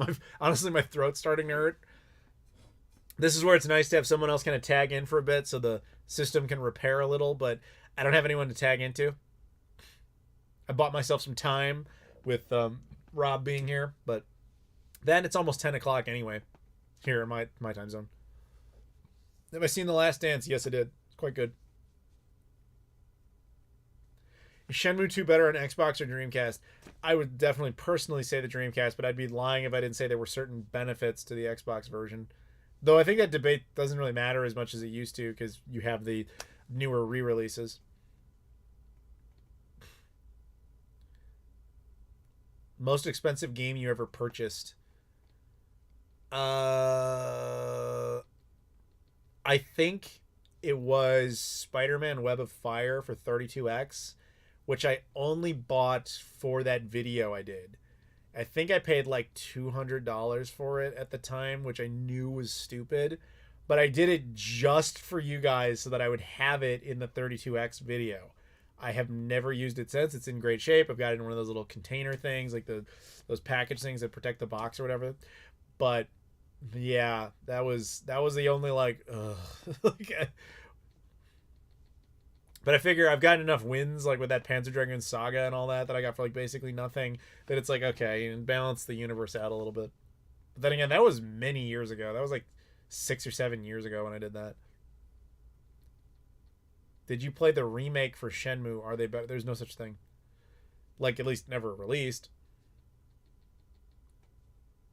I assume you're talking about the re-release. If that's the case, yes, of course I played it. I mean, I was involved with the PR for that game. Sega brought me out to Japan and to London to work on that. If I ever thought about doing a Virtual Boy recap, yes, but it would just be part of the portables line. I don't own a Virtual Boy though. That's another part of that problem. Pizza Hut or Domino's? Diarrhea. Like, I would never eat either of those. This is fucking disgusting. You're asking a guy from Chicago if I would eat at Pizza Hut or Domino's. Are you high, sir? Like, I would never, ever. Like, I would have to be, like, on the verge of death from starvation to even be willing to entertain the notion of eating either of those. Riley Graham, Super Chats. When will you admit that AFL Live Premiership Edition for the PS2 is the best game of all time? It's not within reach. I actually have the OG Xbox AFL games. There's four exclusive original Xbox games, Australia only. I have them. Will I play them? Absolutely not. They're just junk. But I do not like sports games. But there you go, Riley. There's my contribution to that discussion. Thank you for the super chat. Favorite cartridge-based console? If you include the 32X and Sega CD, it's the Genesis. If you don't include those two, it's the Super Nintendo. But since the Sega CD is the Sega CD, and it is a caveat to my inclusion of that, then I guess I have to go Super Nintendo. But if you look at the Genesis with either the Mega EverDrive Pro or the Mega SD, then you no longer need the Sega CD to play its games. You can do it through the cartridge slot. So by that logic, it goes back to the Genesis. So I'll let you take either one of those answers. Lodmot says, what are the best local burgers you've ever had? When you say that, do you mean to Chicago or local to wherever I am at the time? I need you to clarify that one. And if I tell you, are you going to like go buy that and like shut it down just to annoy me or something? Because you're the kind of dude I think would do that.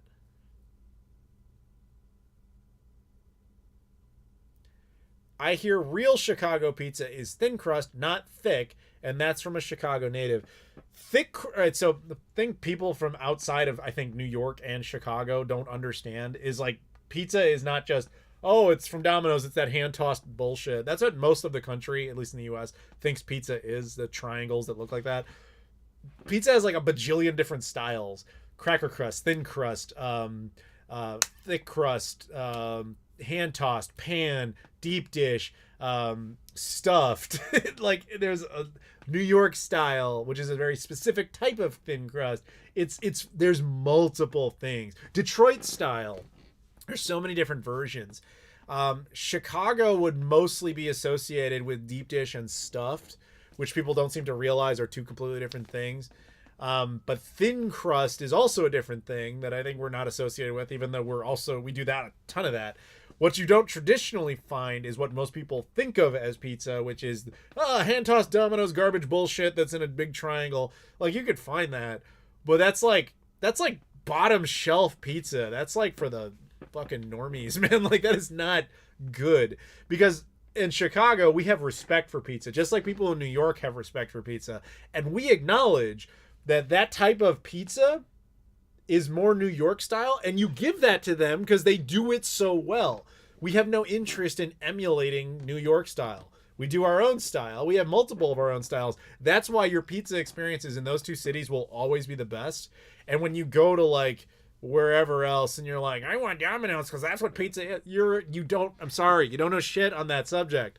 It's like using composite on a modern television. It's just crazy. You don't know what you're doing. It's crazy. It's crazy. Hopefully that answers that question. Local to wherever you've been at the time. Oh, okay, then Guam. There is, what is it called? Oh, geez, why can't I remember? There is this great burger place. What is it called? I have to look it up because it is amazing. Why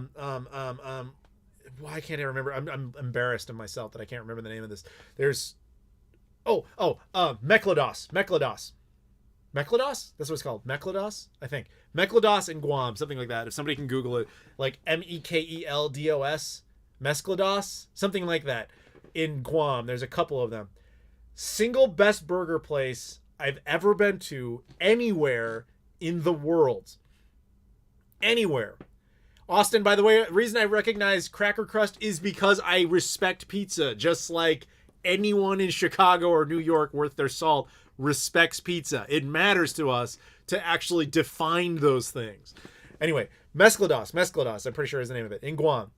So they have amazing, like, next gen level burgers. It's ridiculous. I don't know what they're doing. They're adding like their own special sauces. Like, every burger I've ever had in Guam is like one of the best burgers I've ever had in my life. Guam is, and the reason for it is, I said before, Japanese tourists love to go there, but when Japanese tourists want to go there, they want to go there for the America experience. So what is America known for from their perspective? They go to drive ATVs, they go to shoot guns at shit, and they go to eat big American burgers. So the burgers are like catered to Japanese tastes of a stereotype of what American burgers are, which just so happen to actually be legitimately bomb as fuck. And so every time I go there, I'm just like, it was Mesklodos, let's go, man. And funny enough, my mom, I took her there twice to Guam, and we went both times. The first time I introduced it to her, she was just like, that sounds fine, let's check it out. And my mom was never one to eat much of her food. Like, she would order something and she'd eat like a third of it and be like, I'm full, type of thing. She didn't really eat much, nor could she really like tell. She's not like me where I'm like, oh, this is the best burger place. Like, she didn't have that. You know what I mean? But she ordered this like grilled ham and cheese burger thing that they did. She downed it, like destroyed it. I had never seen her eat that much food in my entire life. And she was just like, she said, she's like, what's that thing you say? Bomb as fuck? This was bomb. That's right. Bomb as fuck. That's what this was. This was bomb as fuck. And I was like, damn right it was. And like, we left, you know, and then she was telling people about this burger for like a year. Like, you could bring up, like, we had breakfast that morning and she couldn't remember what it was because it wasn't important. But Mesklodos? Yeah, burger, bomb as fuck, right? Yeah. Like, she had that. And so when we went there earlier this year, she had it again. She's like, oh, this is the greatest place in the world. She described Guam as her paradise. So it's like, you give her that burger, you give her like a real sugar root beer and a chai tea latte, and you just sit her down like in Guam, like outside under like, you know, some awning so that she's not exposed to the sun, but she's enjoying the temperature, looking out at the beach. That was her favorite spot in the entire world. And I'm going to appreciate the fact that I got that I guess it was sort of last experience because that happened earlier this year before she passed away. So I got to know that I brought her that kind of, peace, if you will. It means a lot. Anyway, sorry, I didn't mean to get all super weird. Mesclados, though, look it up. Mesclados, Guam. If you're ever there, fucking go. We got a super chat from Cameron Caruso. It says, Merry Christmas, Adam. Best gift you received for Christmas, worst gift you received for Christmas. I assume you mean all time. It's funny. They both came from my mom. At one point in time, my mom got me a Sega Genesis, which was like I'm alive. I care now. Like, I have awoken. There has been an awakening. Have you felt it? Like, that's what that was when she got me the Genesis back in like 93. That was a great, to this day, like nothing's ever really going to top that because that was just like this insane thing to get at that point in time, especially the age I was. The worst gift I ever got from her, though, was like a year later. I don't know why she thought this, but she seemed to think I had an interest in a lot of like random little science stuff when really I just wanted more games. So she got me like a potato clock and a like microscope, and I didn't know what to do with them because it didn't interest me at all. And I just don't know where she got it in her head. And she even knew that she kind of messed up because later she's like, did you not really like those? And I was just like, yeah, no, that's fine. Yeah. But I never really touched them because, like, what do you do with that? Like, I didn't want them. But that would probably be it. Merry Christmas from Brazil. Merry Christmas from the U.S. What up? Aussie burgers are great. We got pineapple, beetroot, heaps of shit. When I was there, I had kangaroo burger, and it was quite good. Fantastic pizza has to be cooked in a brick oven. That definitely helps, but it also, again, depends on the style. Again, not everything is meant to equate each other. What's fun is when you do some sort of big pizza comparison, but financially it's very difficult. So what you do is just kind of have one at a time and then just kind of judge it and then just go off memory, I guess. By the way, thank you again for the super chat, Cameron. Hopefully that answered your question.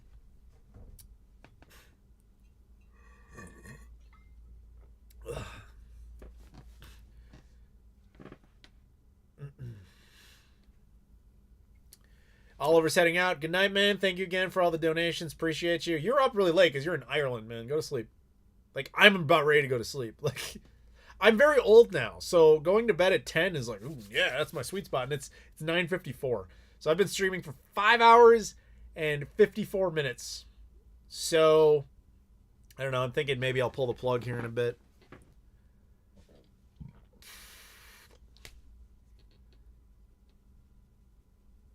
Lunchables pizza equals God tier. Yeah, I'm sure you're kidding, because if you're serious, I am so sorry for you.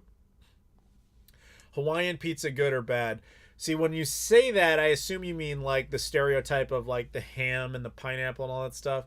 You know what's funny? The Canadians invented that, and they just called it Hawaiian. In Hawaii, that's not really a thing. They might have done it retroactively. Be like, yeah, I guess idiots want this. But pineapple on pizza, whatever. It's never been something I sought out. Let's put it that way. I wouldn't necessarily be opposed to it. It doesn't matter. It's like I'm indifferent to it. I don't care. You ever accidentally farted at school or work? Yeah, of course. I'm human.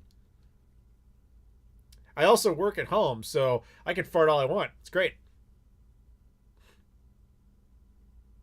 Merry Christmas from Norway. Merry Christmas from the U.S., but you should be sleeping, sir.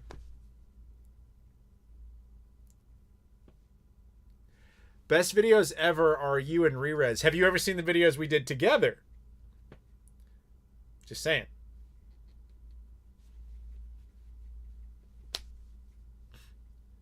No, you have to pick a side. A side on what? Is the Virtual Boy the only major console you don't own, not including the PS5? Virtual Boy is not a console. It's technically it's a portable platform, so I can't say yes to that.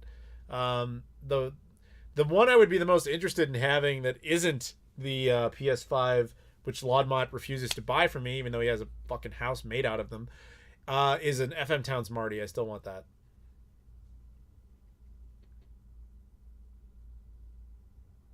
My Discord is a success. Well, I'm happy to hear it. Everybody go enjoy, have a good time, chit-chatting there. Like I said, it's a friendly place. It's weird, but you get used to it, and you realize everybody in there is friendly, and sometimes people will go like off the rails and just be nuts, but like nobody's mean. If they make fun of you or whatever, it's like they're trying to. That's our way to react and interact. It's like I keep talking about Lodmot being this like super wealthy like evil person who's like one of those corporate billionaires who's just like, I will burn down the rainforest to save $5 on my taxes. He's obviously not really like that, nor does he think I'm serious when I say stuff like that. That's kind of how it is. Nobody really goes in there and is like, dude, I'm gonna fucking argue with you because you're a dick. Blah, blah. Nobody. We don't have that. You know, it's a pretty nice place as long as you're used to how weird it can be. Because you'll get a lot of time where people are like, let's talk hentai waifu shit, and I'm like, why? But we don't like to censor conversation or anything like that. And but you know, there is rules. Like we don't want politics in there because everybody hates that, and try to keep it, you know, safe for work in general. But basically, just don't be a dick. It's not that hard. Just don't be a dick. My fellow Chi-Town homie, Merry Christmas. Merry Christmas, what up? Pizza. What videos have you done with Re-Res? We actually, it was a pretty big tradition of ours where I would go up there and we would do live streams on my channel with him. Like he and I would do live Q&As like this. And he always made like these great thumbnails of us like facing off like America versus Canada and shit, even though we're like really good friends. And what would happen is because I was traveling all the time and he doesn't do that. Shane does not like to fly. But he loves junk food, like especially American junk food, like or things you think of as American junk food, like Oreos and whatever. So I liked when I was going to other countries like Japan or parts of Europe or whatever, I would find those exclusive Oreos or those exclusive Kit Kats or whatever, and I'd get them and I'd bring them back and then give them to him on the stream, and we would just talk about how bizarre all this candy was. It's interesting. Obviously, you're in the chats now, so you're kind of seeing it, but you'll notice that a lot of the time when we're doing these streams, we talk about so many things that are just not video games because it's just kind of like more interesting to talk about. It's like, yes, we all know Cyberpunk was broken. How many times can you talk about that? Let's talk about weird Japanese candy. That's much more fun. So, and I think it's a perspective that not a whole lot of people get. And I get the sense that people come to these things because they like to hear about this stuff that they otherwise wouldn't know. But maybe I'm wrong. You know, maybe I should be doing videos about talking about, you can't believe the Cyberpunk is broken. Oh my God. Ah! You know, like, or maybe I just wouldn't respect myself. If I ever broke a system while trying to clean it, not that I recall. I have failed to fix them, but I don't remember ever bricking anything. No. I don't think I've ever done that. At least not something that couldn't ultimately be fixed again. Like, I've never bricked anything permanently. How do I get the telescope in Wind Waker HD? You got a whole Discord full of people that I'm sure could tell you. Are you into heavy metal music? I am so not into music that I wouldn't even know what heavy metal actually is. Like, music is just... Yeah, sorry. Like, I enjoy music, but it's always when it's associated with something else. Like, I like this song. They're like, don't you know the lyrics of this song mean this? I'm like, I don't care. It was good. I saw it in that one movie, and I liked the movie, so I like the song. Like, I'm not musically competent, and I don't ever wish to be. If I ever went to Second City show, no, but I do have friends who actually were in them, which is kind of neat.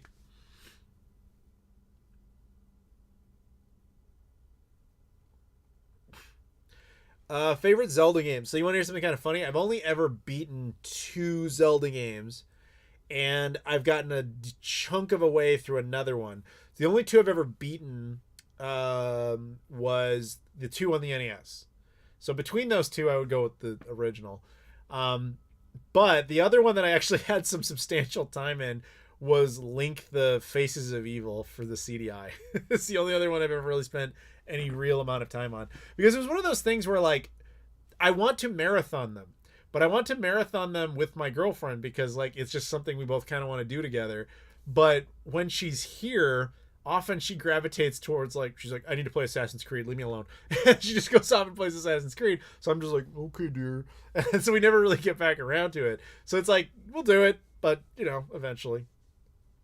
It's one of the great things about retro games is I already got them. They're not going anywhere. And they'll be around. I don't need patches for, you know, Link to the Past to work. It's nice. Could you imagine if you did? Imagine if the Super Nintendo needed to still function online to play it? Just saying.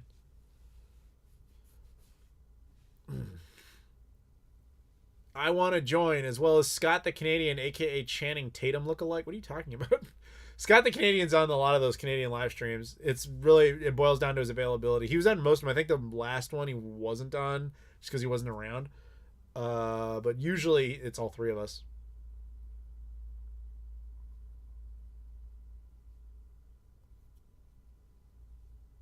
Whatever happened to that Sega Pluto prototype? My buddy Roger still owns it. I mean, he might even be in here. He frequents on the channel a lot.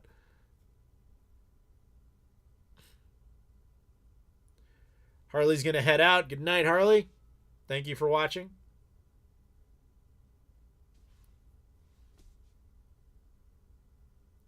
What's the most weird game I own? Kind of an impossible question because it implies that I've played every game I own in great detail. So you can start listing some weird games and I can tell you if I have them. That might be more efficient. Abdullah, Shenmue 4. What about Shenmue 4? It's kind of... Alright, so what's really funny about the concept of Shenmue 4, earlier in this stream, like towards the beginning, I was speculating on the probability of Shenmue 4 and what would be necessary to happen. Literally while we were streaming, there was breaking news from the Shenmue Dojo where Cedric Biscay, who was the producer of Shenmue 3, openly said publicly, like, Shenmue 4 has proof of concept. It's now going to publishers to find a backer to complete it. I was like, oh shit, I was right. And I was proven right, like, within an hour.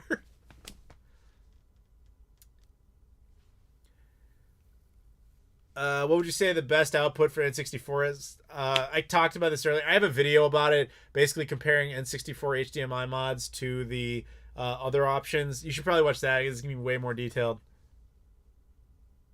Played Life is Strange very briefly, not extensively. Do you dabble in custom firmware hacking scene for other consoles and handhelds? Sort of. I like let other people do that for me and then I tinker with it after. For example, I did an entire video about my modded Wii U, which I was not the one to hack.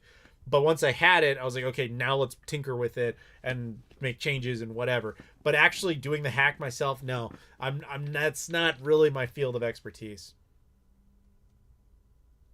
I do love it though, because in that video, which is like a 40-minute video where I'm talking about modded Wii U's and what it's like to own one, I open the video by being like, this is not a video about how to mod your console. It's more like, once you have it, here's what you can do.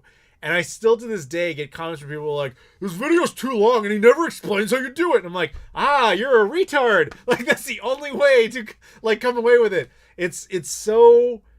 When you're a YouTuber and you try to cover as many bases as possible in videos, you tend to say a lot, which is why my videos are usually long, because I want to address as many questions as are possible in a video, which is probably dumb on my part because it lowers engagement because people, well, you answered my question, so I don't need to type it, which is probably stupid of me. But I feel like I would rather answer your question ahead of time so that you learn something rather than have to come to me and be like, your video was inferior and it lacked the information I needed, right? So I do that, but when you get a person who asks a question that was in the video, it's one thing if they commented before they got to it and it's like innocent. It's another when they like fundamentally don't understand the point of the video, like that. Like, he never even mentions how you hack it. It's like, because the whole point right at the beginning was you're not supposed to. Like, I don't address it. I'm very clear about how I won't be addressing it. That's one of those, yeah, you just see a lot of weird shit when you do YouTube stuff, like a lot. It's also fun when you see like really stupid comments. Like, there was a great one time, all right, so this year, Sega celebrated their 60th anniversary, right? And so they asked me to do a couple videos for them. One was showing off like every console they ever made, and I did the video. then after popular demand, they were like, hey, can you do another one where you show off like every iteration of our stuff that you have? And I was like, sure. So I did those videos. And in the first one, this guy really got in my face. He's like, this video is bullshit. You're lying. Sega would never ask some pitiful little YouTuber to make a video for you. Why would you even lie about that? He got really mad. And he's like, what? And you could tell he was British because he said things like, that's straight daft, or they're right daft in the head and stuff like that. And I'm like, oh, really? like it was a fun little interaction. And then hilariously, Sega commented on it, and they were just like, yeah, we did ask him to do it. And that guy shut the fuck up pretty quick. So you get a lot of that stuff. I'm like, dude, I don't have a reason to lie to you. Who makes up something that bizarre? Hey guys, I'm best friends with Sega. They're a company, but they're a person, I guess, and they're my friend. And they said, make video for me, and yay. Why would I do that? He's like, you're making this shit up, and you can't even prove it. And I'm like, here's a Twitter post from them of my video. Here is a Facebook post of them with my video. Here is then them talking to you and telling you you are wrong. That's when they shut the fuck up. That's always the best. I love that shit. Like when you see it, it's, like I appreciate comments. I appreciate the interaction. And I don't even mind, like, obviously I don't mind criticism. Bring it. It's cool. I'm open to it because if it's legitimate criticism, I need to improve stuff. And that's on point. It's when you come at me with bullshit that's so easily proven wrong. Oh my God, do I love to rip people apart like that. Holy shit, is that fun. And it's gotten me into a little bit of trouble because like I've Googled myself from time to time, and there'll be like thread posts where they're like, I asked him a question and he ripped me apart. And it's like, I guarantee if I did that, you were being a fucking dick. Because I don't ever start shit with people. Like I said, I do not seek drama. I don't make videos about people and like, they said this and how could they do. I don't go on other people's channels and be like, you fucking idiot. I never seek drama. I'm the guy who hearts every comment left on there unless it's either negative or it's like a question that's easily responded to. I typically heart something when it's just an acknowledgement of your statement. So the idea that I would start shit with anybody is ridiculous. I never seek that out. I will, in the Discord, for example, I will poke fun at people when they know that's what I'm doing. Like again with, Lodmot here, we're talking about how rich he is, or Roni, if you're watching, where we make fun of him for being Canadian, which is not a real thing. There is no hate in that. You're not making fun of him in reality, and he understands that. Sometimes that sense of humor doesn't come across, blah, blah, blah. As CTG just points out in my Discord, I'm talking too much. But it's like, dude, I'm the only one on the stream. What do you want? But anyway, my point is, I don't do that shit. So it's funny. So the only time I'll rip into you is if you're a fucking asshole and you deserve it. Hopefully nobody asked that even question. I don't even know where that came from, but whatever. Do you know anyone from Sega Japan or just Sega Europe? Not Sega Japan. Most of the people I know are Sega Europe and then a few from Sega America, but Sega Japan, like anything I would need from them has to go through the other branches first.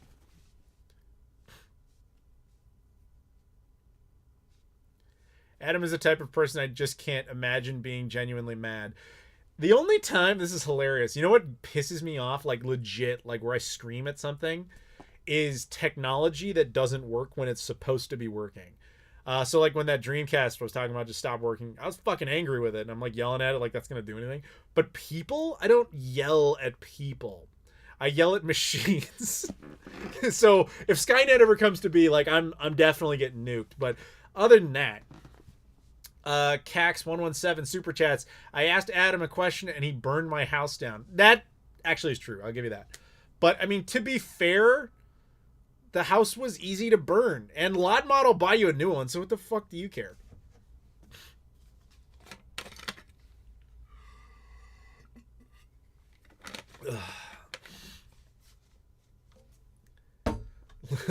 Beardman is still streaming 9 hours. Here we come. Probably not. We're gonna close in on 6.5 soon. Actually, I'm not even kidding. Normally, I'd be going to bed right now, but I'm a little more energetic probably because I've chugged so much damn coffee.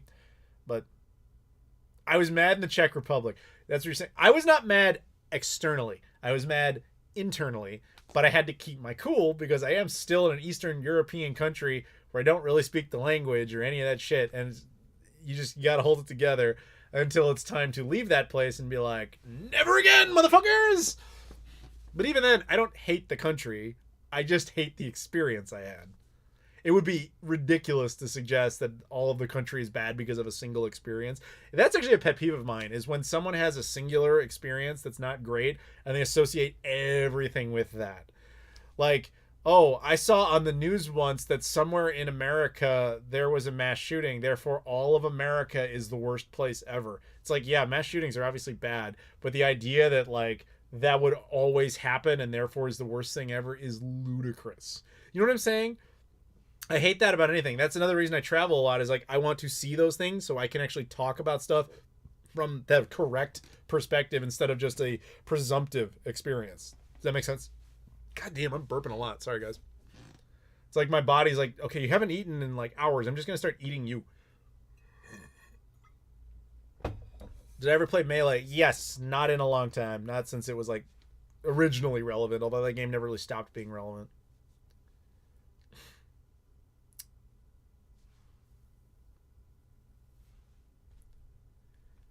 I'm considering making my own console recaps from the perspective of someone much younger than you. What do you think? Would you check it out? By all means, man. As I tell anybody who wants to get into YouTube, well, the first thing I tell you is don't. Stay out of my territory. But no, in reality, it's not a good job premise. Like, I fell into it. I lucked the fuck out. I do not deserve to be here. But if you are seriously considering doing that, make a video. Like, it's YouTube, do what you want to do to express yourself, but don't expect instant success. A lot of people, I think, have this assumption, I'm going to put up a video and it'll get 1 million views. It's like, yeah, you didn't know. That doesn't happen. My channel, this particular channel, has only had 2 videos to reach 1 million views. And it's not like even some crazy milestone of success. It's just like, okay, that's neat, I guess.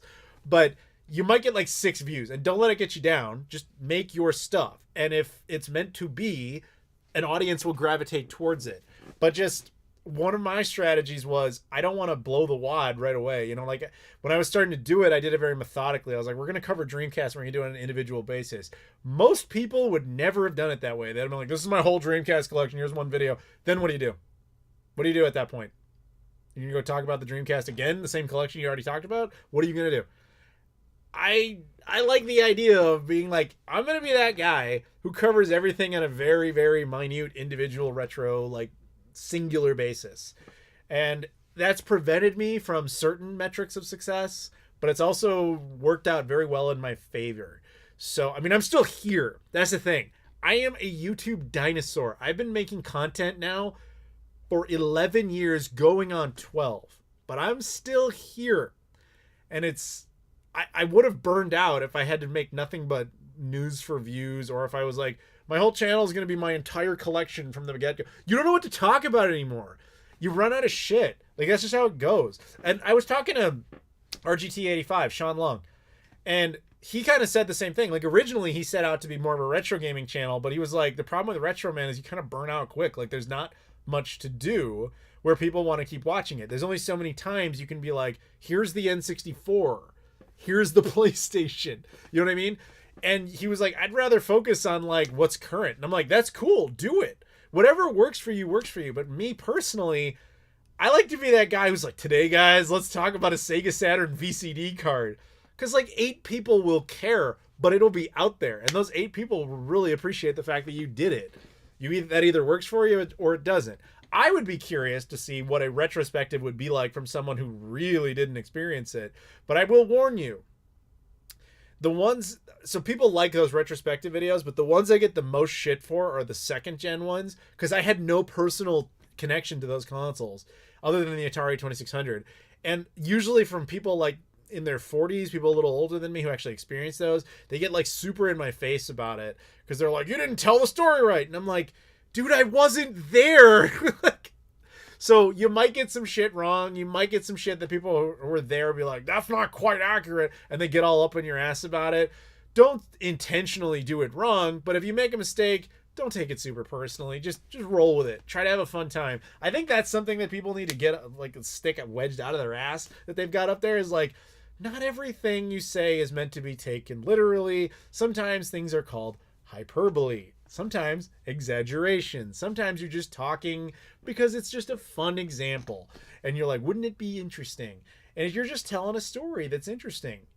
But some people can't take that. They want to believe every single piece of information they acquire on the internet is 100% the absolute way they went down, like they're watching a formal documentary. It's like, dude, I'm some asshole sitting here chit-chatting with you. I'm just talking. This is the same thing I do in my videos. Sometimes a slip of the tongue comes out and you gotta just be like, yeah, it was a mistake. Get the fuck on with your life. So, there you go.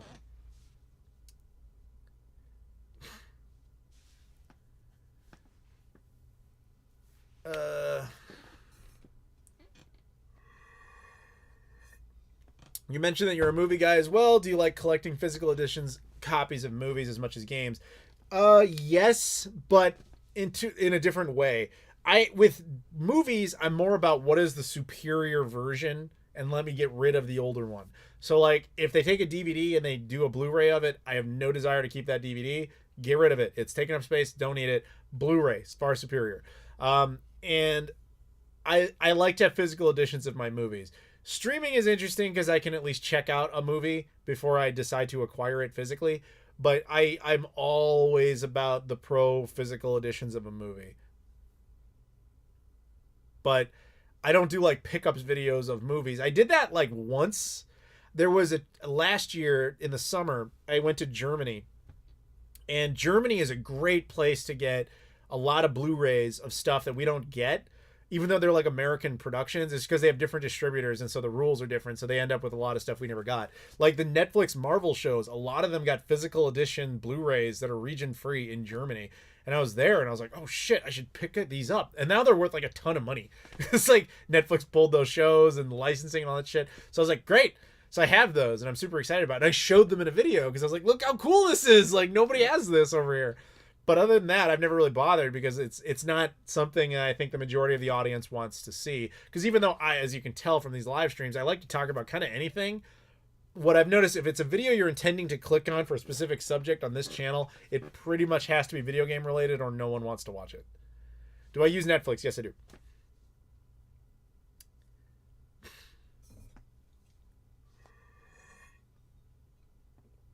I have an owie on my head because I thought of you and I missed you. I'm assuming that means you were attempting to shoot me and hit yourself? I appreciate you missing, I guess. VHS was very fun, but takes up too much room. Dude, I was so happy to purge my VHS collection like back in high school.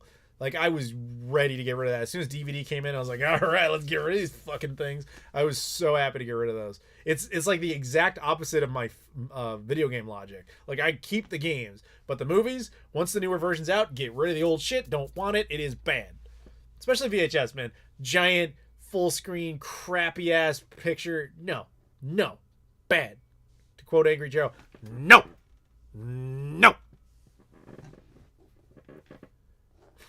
My God, man, you are still streaming. That's what happens.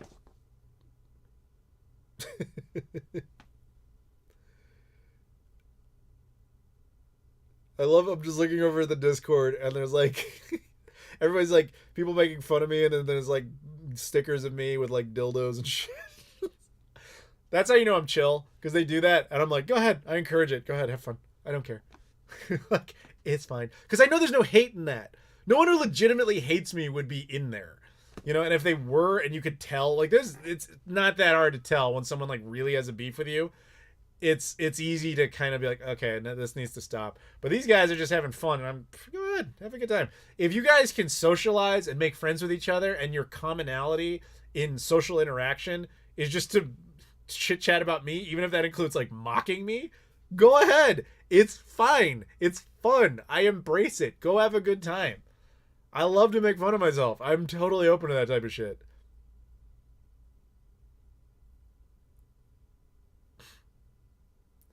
Worst game you ever played on the Dreamcast? So the obvious stock answer to that is Spirit of Speed 1937. But I can't actually say that one because that, at least in my vision, is a game. You can play it it has some essence of gameplay. What I hate are all those stupid fucking Japanese date sims. Now, the reason I hate those is because I cannot read or speak Japanese, so I already can't play it. Second, they're not even really games. They're like interactive novels and shit. And you know what sucks? When you're collecting Dreamcast games and you got to put down like $90 for something called Orange Pocket Blossom, you're like, I'm never going to play this retarded shit, but I have to put it down and get it so my Dreamcast set is complete. Those are the ones I hate. But I don't know if that really counts because, I mean, if you're into that genre, then those games are made well. But I am not. Whereas Spirit of Speed is awful by any metric, but at least to me, it's a playable thing, as terrible as it is.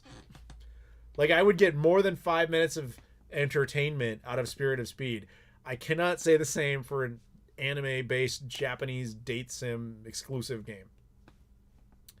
I'm going to send you 28 hyperscans. Well, then you better send me 28 trash cans while you're at it. Actually, send him to Laudmont. He'll trade you a couple of PS5s and a mode or two. We got a super chat from Big Orange T who says, I still have CED and Laserdiscs in my movie collection. Don't have much VHS or Betamax. I have replaced many of my DVDs with Blu-ray. See, CED, by the way, just kind of cool that you actually still have those. Laserdiscs I purged because I had a buddy who really wanted them.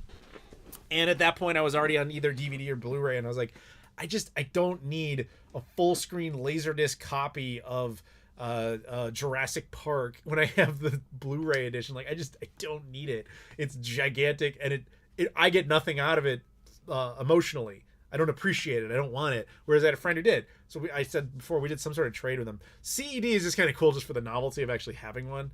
I think the only Laserdiscs I have left were ones that I had previously been unable to get on a physical format. And I think the only one I can remember now offhand was Homeward Bound, the Disney movie. Do you guys remember that with the dogs and the cat? It's on Disney Plus, but that's digital. But physically, it only had a widescreen release on Laserdisc. So I actually got it for that reason. Whereas the DVDs were all full screen. Adam, how the fuck are you? Merry Christmas. I'm all right. Merry Christmas. What up? We're just chit-chatting, hanging out. TV 41's like, wow, you guys are still here. Yeah, we're getting to that point where you get more and more people coming back and be like, Jesus Christ, I thought he was dead. Like, why is he still doing this? I don't know. It's just fun.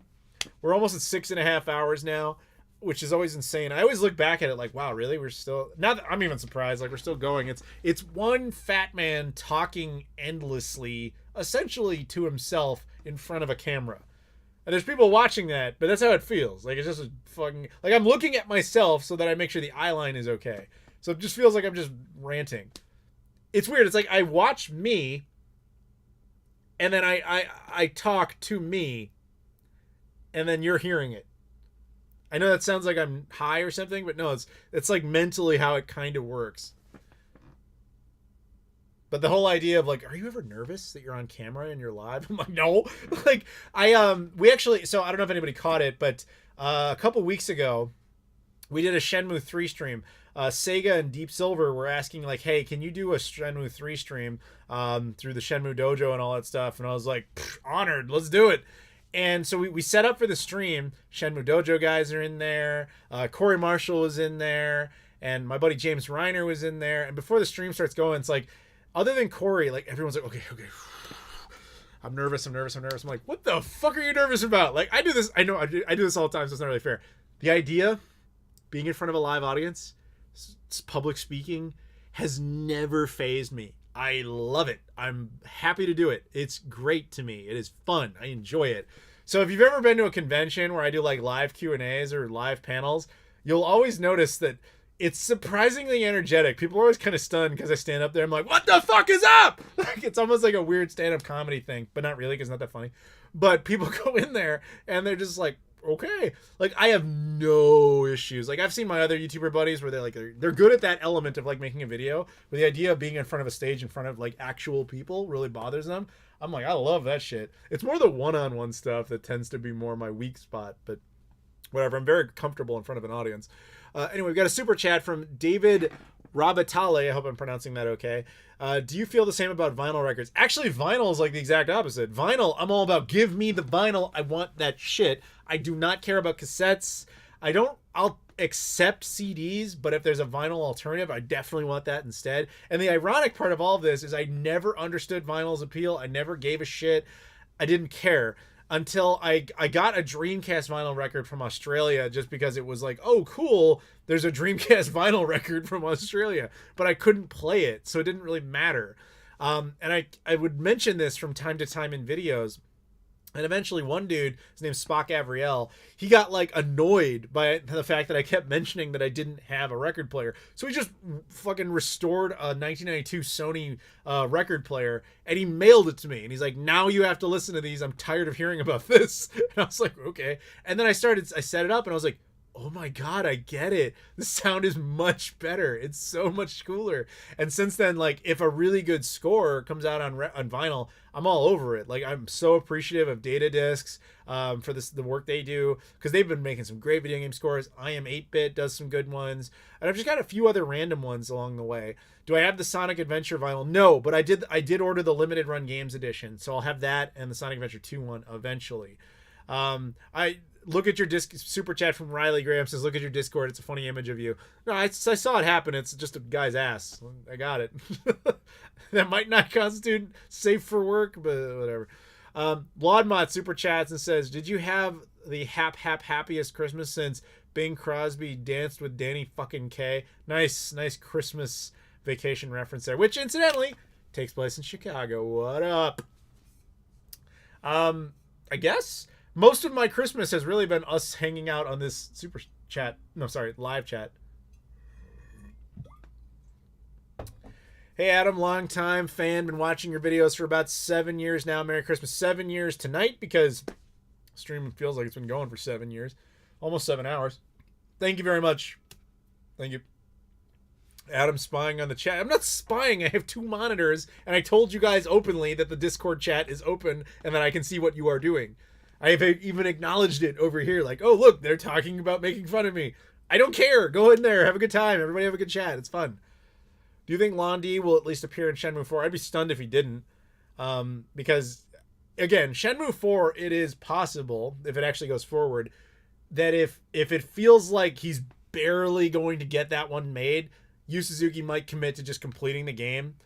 I doubt it, knowing him, because I've met the man a few times. For those who don't know, I mean, he knows me. I don't think he retains his name. I'm friends with his daughter. She's really cool. But he at least acknowledges my presence, and he says, good to see you. His English is obviously kind of broken, but he knows who I am. So, but what I've picked up from all of that is just like, he's a guy committed to that vision, and he's kind of like me, where he don't give a fuck what you think. He's going to make it his way, and you can kiss his ass if you don't like it. He's going to do it, and either you're on board or you're not. But you're like, feedback of, you should put more guns in the game, not going to phase him, and he's not going to listen to you. I kind of have that same quality, so I respect that. It's probably why I'm a big Shenmue fan, because I'm like, I get what you're going for, and I'm so on board, it's ridiculous. Super chat from Sicknick64. What's the rarest movie you own on DVD or Blu-ray?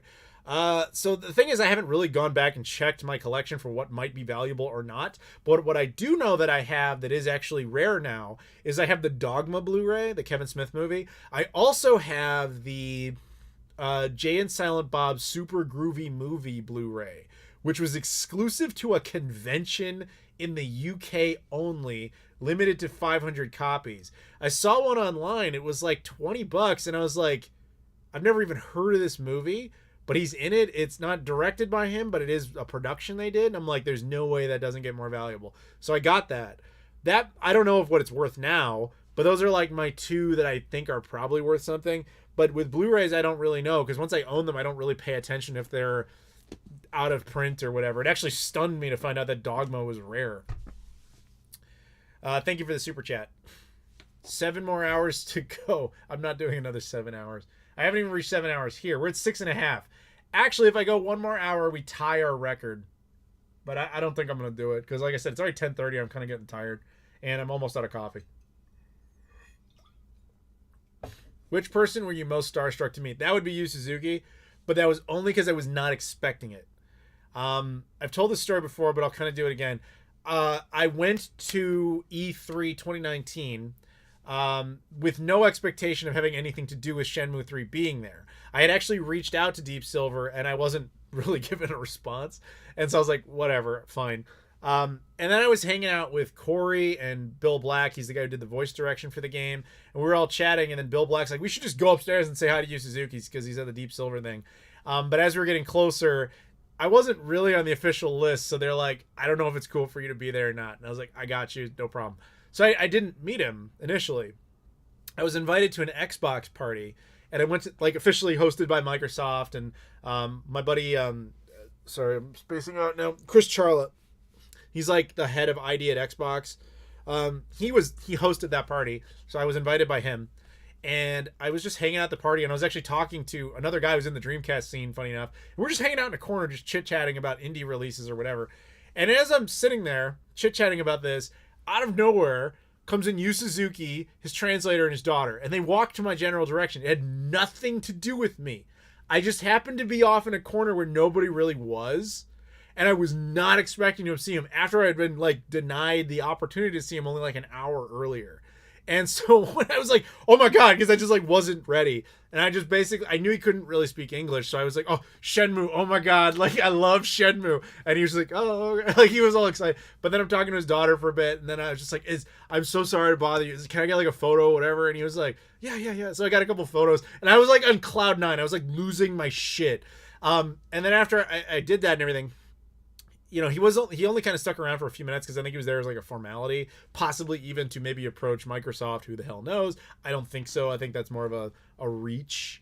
But anyway, I found Chris Charla like 10 minutes later, and I was like, dude, thank you. Like, you brought Yu Suzuki to this party. And he goes, because he knows who Yu Suzuki is. He's like, wait, did you just say that Yu Suzuki is here? And I was like, well, he was like 10 minutes ago. I don't know where he is now. And he's like, Yu Suzuki. Sort of Vermilion Yu Suzuki is here. And I was like, yes, Sort of Vermilion Yu Suzuki. He's like, I need to find him. I gotta tell him that was the greatest game ever made. And I was like, good luck. And so but I think he had left by that point.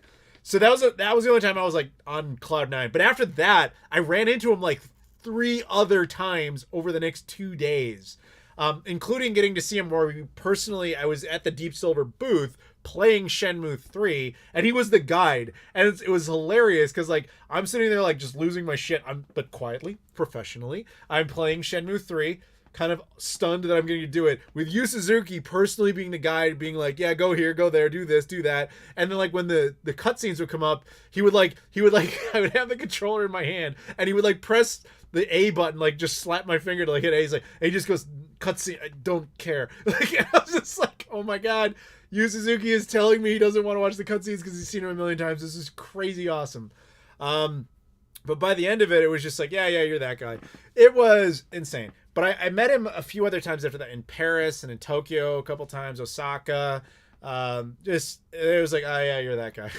I've got so many stories about that, but I'm not going to bog this down forever. Anyway, what was the last question? Ugh. I played Saints Row. I played Saints Row 4, and I played the shit out of that game.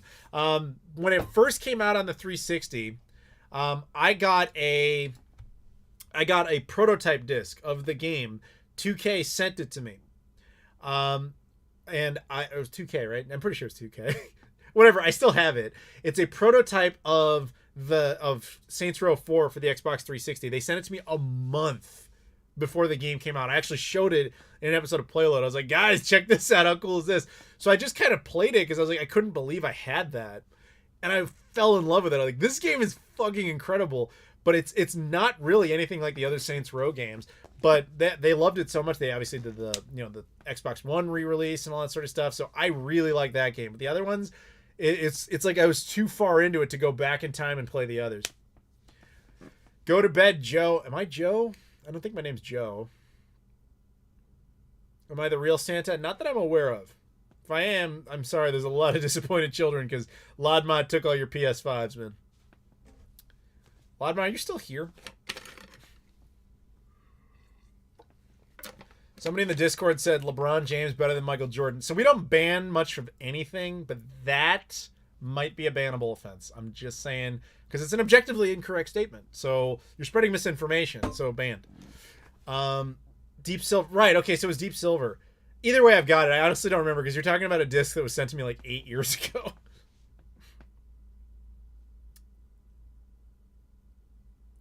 If you're the real Santa, I want to thank you for the $10 Nintendo eShop card. You know I'm not, because I would never give out digital gaming supplies, so that's not me. Have I met Angry Joe? Yes, a few times. I first ran into him randomly at an Obsidian party in Seattle at PAX, and he was just wandering around the room, and I was like, oh, dude, you know, my girlfriend at the time was like totally into his videos, so to make her super jealous, I was just like, hey. So I met him first there. I met him at a couple of Ubisoft events, and I ran into him at E3 a couple of times, and but there's no like extensive conversation or anything like that. How is your back? You in a chair? I feel fine. Yes, I'm sitting in a chair. I have the camera tilted so that you guys can see the stocking. That was childhood stocking, actually. My mom, she didn't knit this. My mom didn't do that, but she at least did the labeling. My name on it, she did.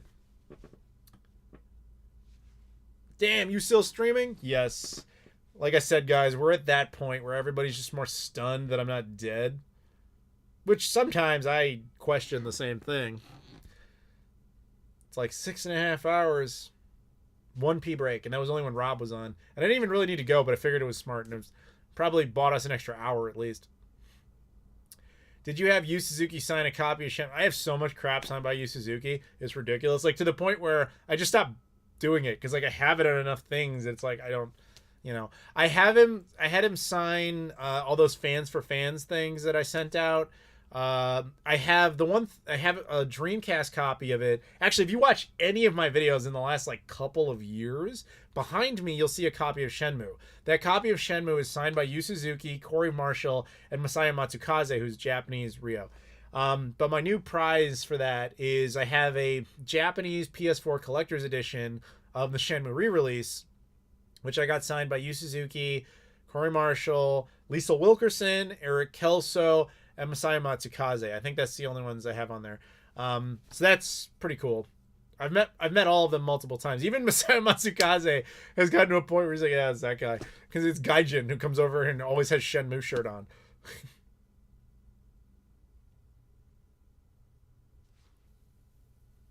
I have a signature on a few random things. Did you get the Shenmue 3 definitive soundtrack 11 LP vinyl collection from Limited Run? I am embarrassed to say yes, but it had to happen. Now, I didn't get the signed edition because I was like, I don't need it signed. I got plenty of crap signed. I remember I don't know if it was the last time I saw Yu Suzuki. We were at this, I think it was. We were at Magic Monaco, or not Magic Osaka, in obviously Osaka, Japan. And he did this big sign meet and greet type of thing. And he was, you know, signing a bunch of stuff for those fans for fans things that I sent out. But he was also just willing to kind of sign whatever. And at one point, his daughter had explained to him what I was doing. So those weren't for me. So it didn't matter. I wasn't there to get his signature for myself. But he just grabbed this random poster board that's just a blank white poster board, and he just kind of signed it for no reason. He taps me on the arm. He's like, "For you." And I was like, "Oh, thank you." So I still have that. I think I showed it in a video at the time. Laudmod super chats, and he says, if there's a new console that emulated an old system that didn't actually exist in any configuration but uses physical media to load the actual game for an emulator, would you play that console? My brain is too dead to even understand what the hell you just asked me. If there's a new console that emulated an old system that didn't actually exist in any configuration, so let me try to break down that sentence. So if a PS5 emulated an FM Towns Marty, for example, that didn't exist in any configuration, I guess nobody really emulates the FM Towns Marty, but uses physical media to load the actual game for the emulator. So you're saying I have to stick an FM Towns Marty game in a PS5 in this scenario for me to play it? Is that what you're asking? Please clarify, Laudmod. We can't all, get houses made out of PS5s like you. And he's probably got a stack of FM Towns Martys that he burns every day just to prevent other people from having them. It's how it goes. Oh, for example, a Nintendo PlayStation emulation device that actually took Nintendo PlayStation CDs. You can make that, actually. Terry and Ben Heck actually dumped the BIOS, and somebody even made a game for it. You can make Nintendo, PlayStation, CD games, and they actually can be transferred to cartridges and played on actual original hardware. They just don't run off a disc because there is no disc drive. But I presume somebody with enough dedication could essentially replicate that.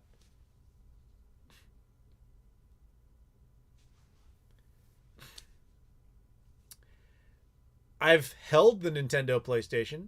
I've touched it in ways I shouldn't have with my tongue. And I was the last person to ever play it publicly. I have footage of that on my channel. Will you sign my Judd Bushler jersey? You know what's really funny about that? I met Judd Bushler, and he signed a basketball for me that says, "To Adam, Judd Bushler." And if I had it on me, I'd show it to you. It's at my mom's house. But when I was a kid, back in the 90s, my mom got this sweet corporate score where her company was trying to appease clients or something, whatever. I never really understood. She had a cool job for me, not for her. She didn't really like it. But what happened was she had this job where she constantly had to work with these clients, and part of that objective was you need to take clients to entertaining things, and you need to take their families to entertaining things so that they like us and that they sign with us.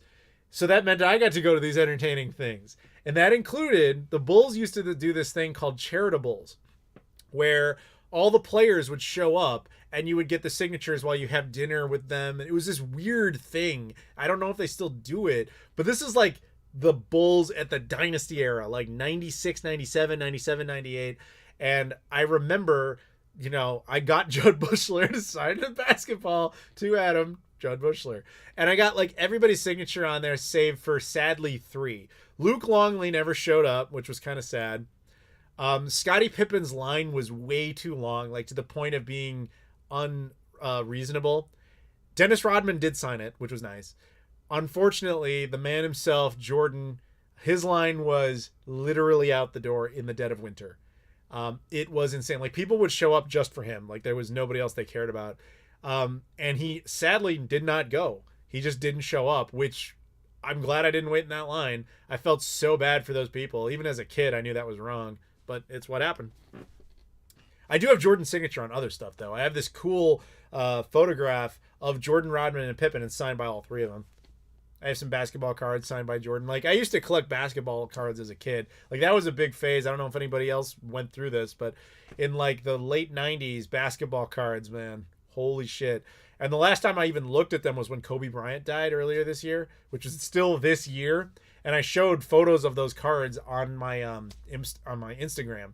And somebody pointed out, like, that's Kobe Bryant's rookie card. That's like a $600 card now. I was like, I had no idea these things had any real value anymore. I thought nobody gave a shit about basketball cards anymore. What consoles am I looking for aside from the FM Towns Marty? I'm going to add the PS5 to that list. I would kind of like Casio's like LV100 or 1000 or whatever that thing is, although that one's hard. An Atari 2800, which was a Japanese only Atari console, which was basically just a 2600 modeled more for the Japanese. Tell us your Super Bowl XLI story. I don't have any Super Bowl stories. The only thing I can say about the Super Bowl is even when the Bears were in it, they've only been in it once in my lifetime, which was, I think it was like 06 or whatever. I care about hand eggs so little that even when they were in that, I did not bother. Not only did I not watch it, I didn't even check like ESPN.com to see if they won or not. I so did not give a shit. I found out later they lost, and I was like, whoopee. So guys, we're almost at 7 hours. I think I'm going to call it there because I'm starting to feel kind of like just like I'm fading here. So that's in 15 minutes. I think I could do it. It's kind of a shame. Can't break the record again, but hey, you'll get 7 hours of a nerd ranting on Christmas about random bullshit. I think that's not too bad. How rare is the FM Towns Marty or the North American Amiga CD32? The only North American Amiga CD32 I've ever seen in person is the one my buddy Scott the Canadian owns. He has a boxed one, and he said he found it kind of at random. So I never found one. I've never seen an FM Towns Marty for sale. The only time I've seen one ever was at the Missouri Game Con. Bob Friedel actually owns one that he bought from Luke Morse, Luke Morse signed it. It's autographed on the bottom because I guess Bob had asked him to. That doesn't really count because it was essentially a portable museum.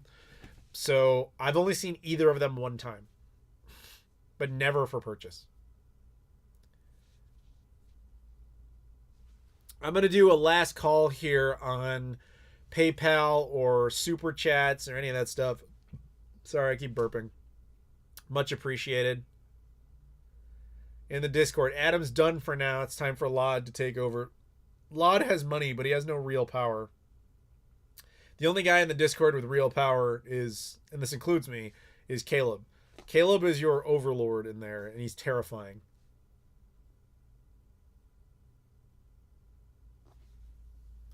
You're still live, not for much longer. I'm starting to get ready to go here.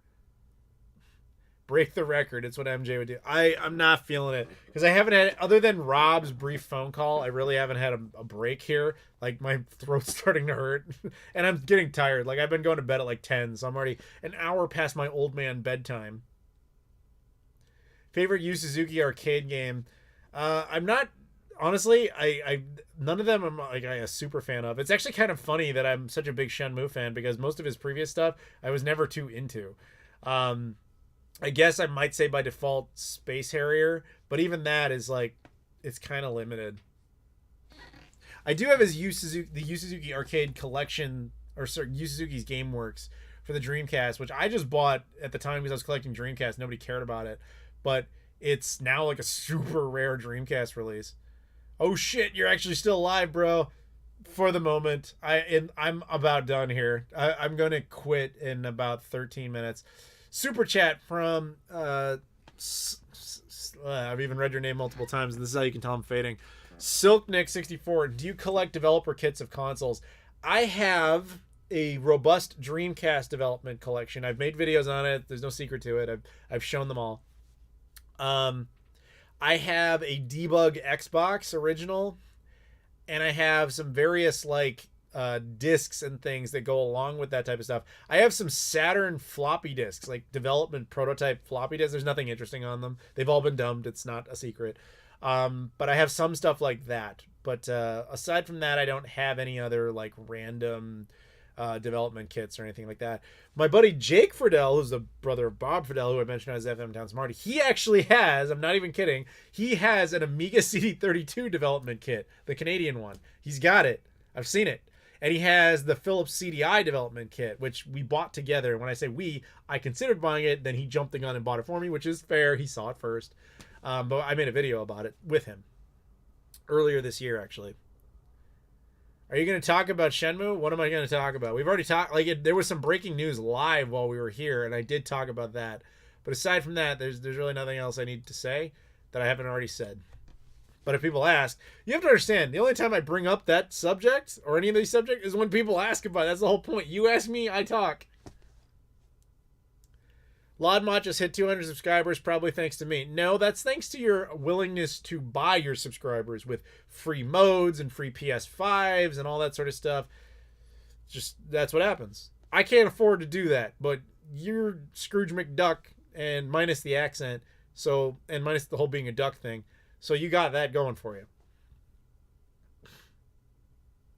There's a development PS3 with an E3 build of a game on eBay if you care about pre-release software. Not enough to like put money down. Again, that's Laudmont territory. I don't have the money for that. How would you, a developer, use a development kit? You'd have to ask someone who's in development. Yeah, I don't have enough of an educated position on that, especially because most of them, at least the ones I own, are archaic. Like you would need other equipment that is really out of date and hard to find. Like the Dreamcast ones, for example, like require interaction with Windows 98, so you can't really do anything with them. Oh, I do technically own a, what is it? It's a PS3 test kit, but it's not here. It's out in California with a buddy of mine who's in the process of repairing it, but it's like he needs equipment that he doesn't have access to. And then when the pandemic hit, it was like, this is low priority right now. Katana equals the Dreamcast development kit. Katana was the code name for the Dreamcast. Some of the development kits do say Katana, and other ones say just Dreamcast. That's actually underneath where you'll always see like the serial number for a Dreamcast, like the model number is like HKT blank whatever. HKT, I know the K stands for Katana.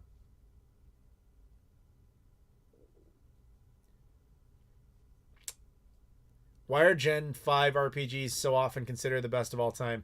You're really asking the wrong guy. That was not my genre. But I'm sure there's people in there or in the Discord, probably more in the Discord, that could definitely answer that for you.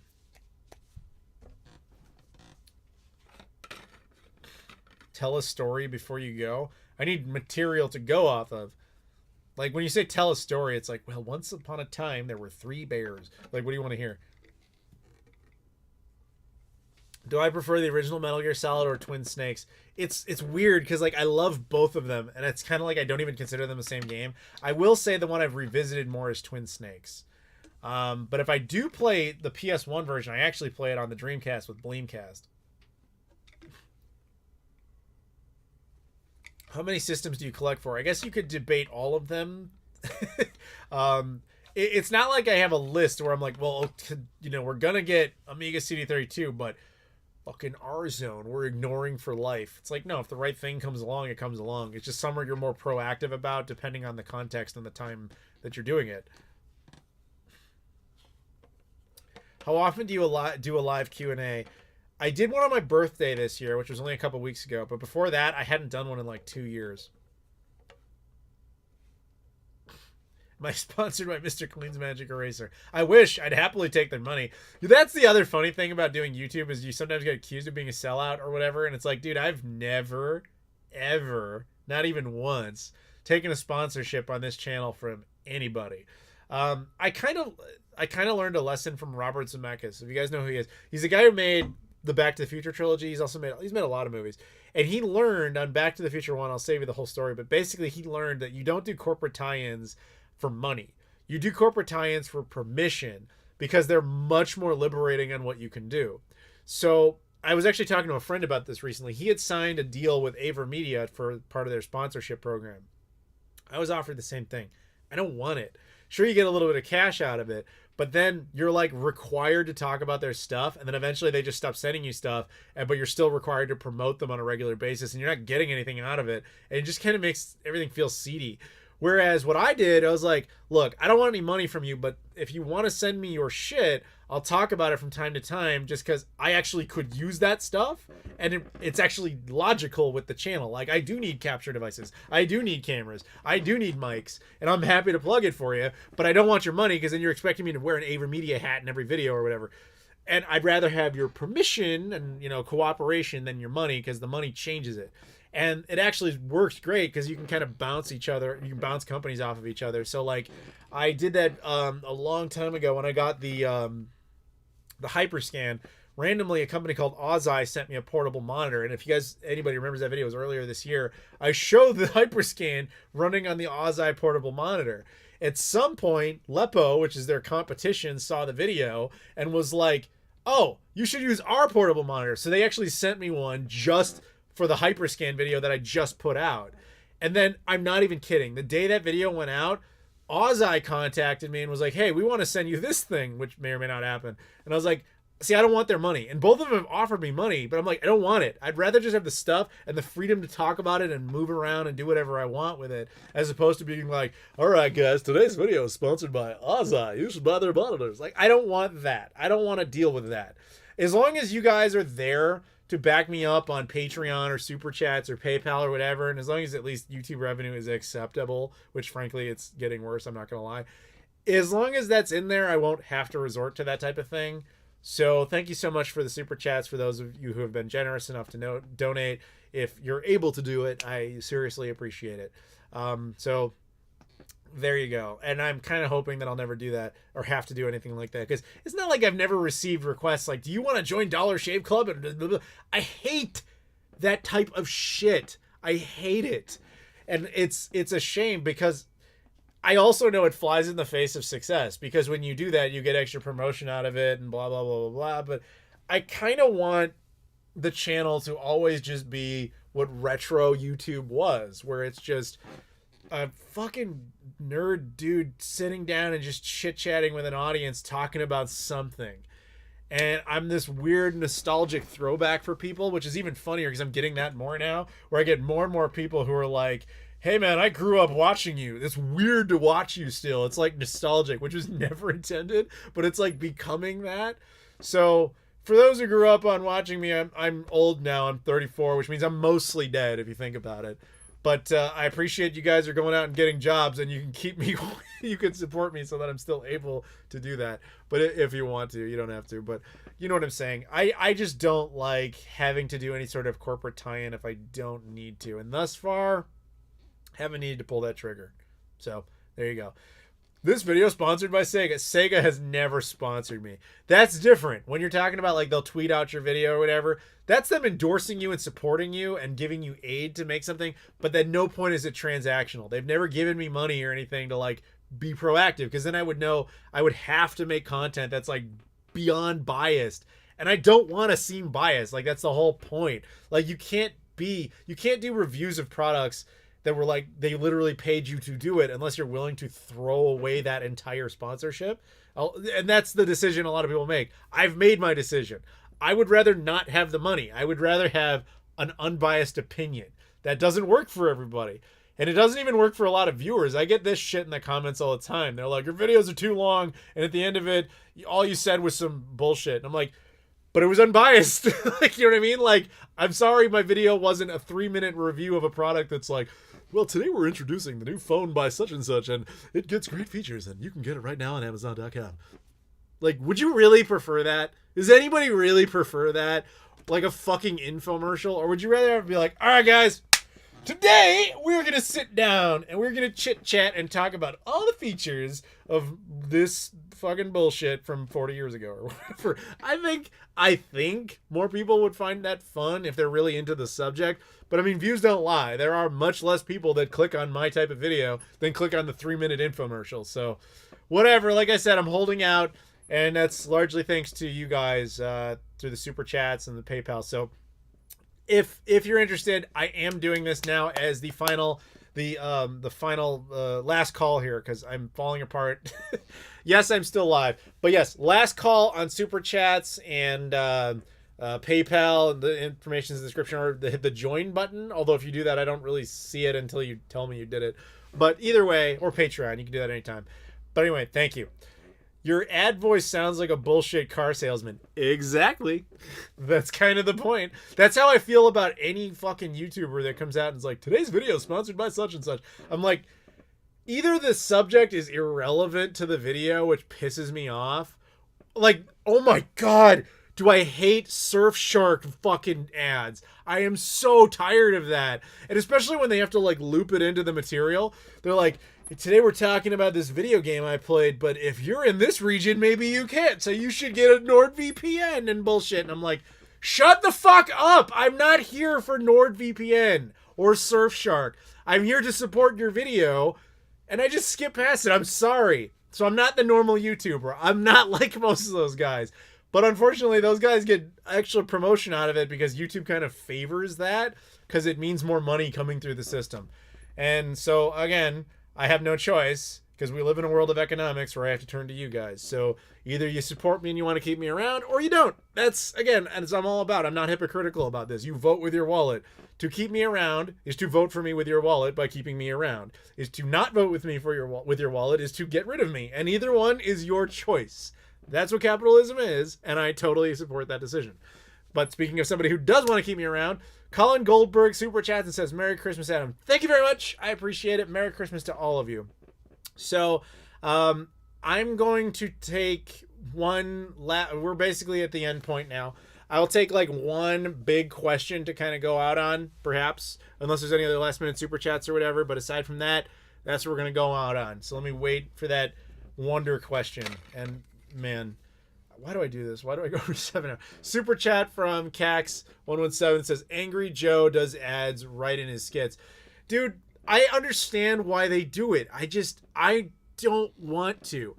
I just don't. And for the record, I'm not judging them for doing it. Like, everybody has different financial motives and needs. I get it.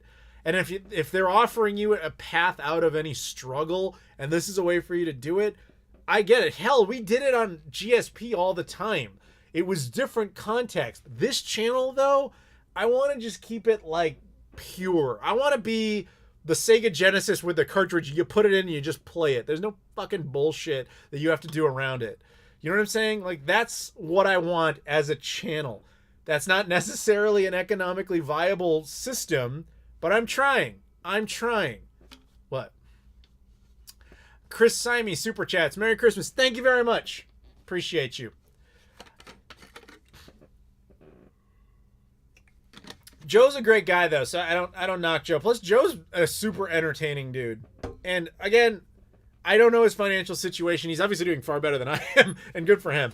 But I can't personally bring myself to do it. And as long as I can at least eke by, I'm gonna do it. But yeah, let's get in one last good question, other than super chats, because I am about done here. I'm going to honor my mother by flipping to her side right now. Here, this is my mom's Christmas Santa hat thing, and my stocking that she didn't make this, but she did put my name in it. My name's not Susan. That was my mom's name. In case that's not obvious.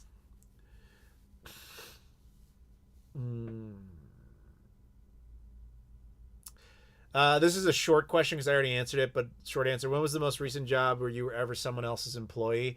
I used to work in a grocery store like back in high school, but not Castlemania Games. Ryan, what up? Yes, I'm still here. In fact, Ryan, you should probably go out with the last question. I'm about to end. Labma Super Chat says, Merry Trinkety Dink Happy Kimball. I'm too tired to know what is going on. I think you broke my brain. Will the Xbox Series X be successful in Japan? Is it even launching there? What was the big thing about the Atari Flashback 2?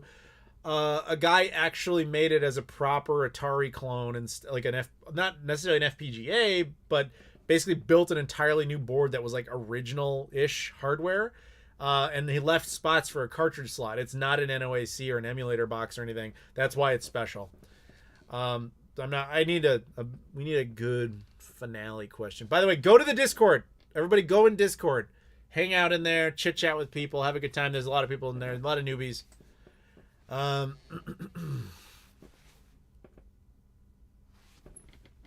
Okay. Cax wins. I'm going to go out with his question here. Do you think you're helping preserve gaming by inspiring younger people to go back and enjoy them? I'm going to go with that. Ryan, I'll answer your question real quick because I did ask you to ask one. What console for collecting is your 2021 focus or has 2021 goals?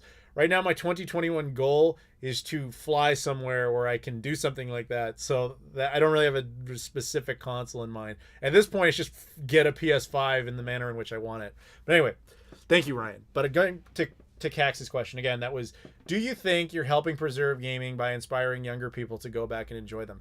I gotta say, that was never an intention. It's not like I sat down and I was like, I'm gonna make the kiddies play the Genesis 30 years after they would never have heard of it. But I'm learning, particularly in my Discord, where it's like populated by a bunch of people that are between like mostly like 17 to 28. It's like I'm the oldest fuck in there.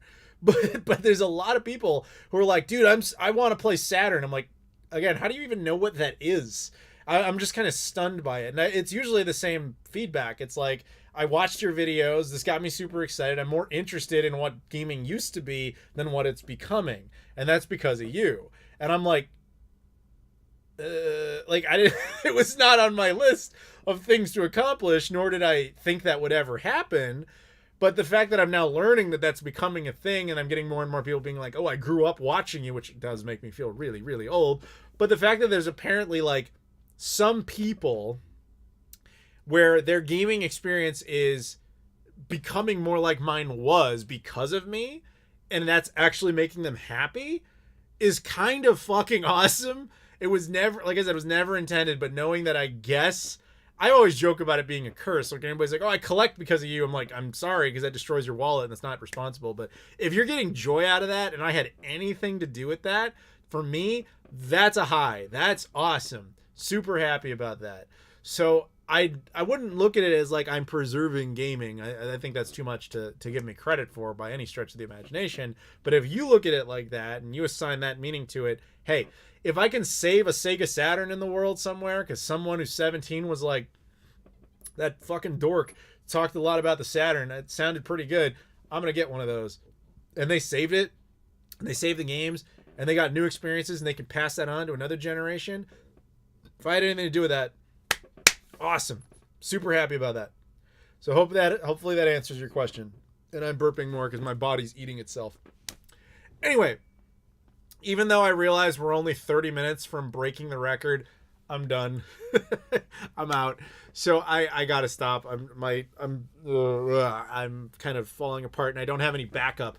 You know, at least last time I had Corey to kind of bounce off for a bit. You had more Rob. You had Kelsey Lewin for a little bit. But right now I'm kind of done. Last minute super chat from Cax, who says, "My signed napkin by Adam is still a highlight." You must have got that at one of the conventions. Right, you went to Missouri GameCon, so you won my gag bag. All right, so I guess I'm going to tell this because he brought it up, so it's going to make sense. Stop making me talk more. For conventions, what I was doing for a while is I would do this thing where I would amass stuff. It's like 5 decent prizes and like 5 just junk prizes, like in his case, a napkin. And I would bring them all to a convention. And at the end of the convention, I would do this thing where we do like, and you've been asking me questions. Now it's time for you to ask me questions. Sorry. I ask you questions. And I would have like pre-prepared trivia. And I would let people answer the questions. And if you got it right, you know, I'd write down a number and you would be associated with a random item. And then you would find out at the end if you won the item. But the reason it was called Gag Bag was because the trivia was comically easy. Like, to the point where you're not supposed to be able to get it wrong. Like, I think at one of them, like Missouri GameCon, it was like, all right, man, you ready for this question? They'd be like, I guess so. I'm like, good, you won. Congratulations, that's the right answer. Or if it was like, how's your day going? Oh, it's all right. Any answer was like acceptable. And then sometimes you give them really dumb questions like, so, you know, Sega has been around for 60 years and they've, you know, pretty much consistently used their blue and white logo. And, you know, if you don't know, I mean, they were originally founded in Hawaii. Anyway, so about that blue and white logo, what colors is it? And it's like, you can't get it wrong unless you're like trying to fail. So it was like anybody who, then everybody just raises their hands because everybody knows they're going to win. Sometimes you would win, like Sega gave me a stack of Xbox One copies of Sonic Mania for Xbox One. And that would be a copy of thing that you could win. The alternative is you could win a bar of soap from a hotel room somewhere that I got. Gag Bag. Sometimes you win something good, sometimes you win something bad, or you win nothing. It just depends. So anyway, that was that. All right, and now Sack Town Beast 916. Oh, I thought you were gonna be the last. Super chats and says good night and happy holidays. Thank you very much. Ryan says you could do the I found a Saturn in the dumpster story. Oh, you're talking about the one that I had to restore on a video. Go watch the video. I have a video. I think it's on a Model 1 Saturn that I cleaned. I found that like in my building complex there was like a bunch of dumpsters. Now I'm telling a fucking story anyway. There's dumpsters there, and for some reason that Saturn was in there. And it wasn't exactly in awful condition or anything, but it was dirty. So I cleaned it. But I looked around. There were no games, controllers, cables, nothing. It was just the Saturn. So that was a rescue, I guess. Super chat from Am12 Bama. You guys are just trying to keep me now to beat the record, aren't you? I see what you're doing. Merry Christmas, man. We know you've had a tough year. We appreciate what you do for us, giving us an escape from reality. You are welcome. Am I starting to sound drunk? Because I'm not. I'm just drunk on, like, sleepy. Because, again, normally I would have been in bed like an hour ago. But, fuck, we're only 27 minutes from the record. No. But thank you for the super chat. Freddie super chats $2. Doesn't have a question. Freddie, I guess I have a responsibility to ask you if you have a question. Why are you guys? Why are you doing it? Why are you doing it? Why?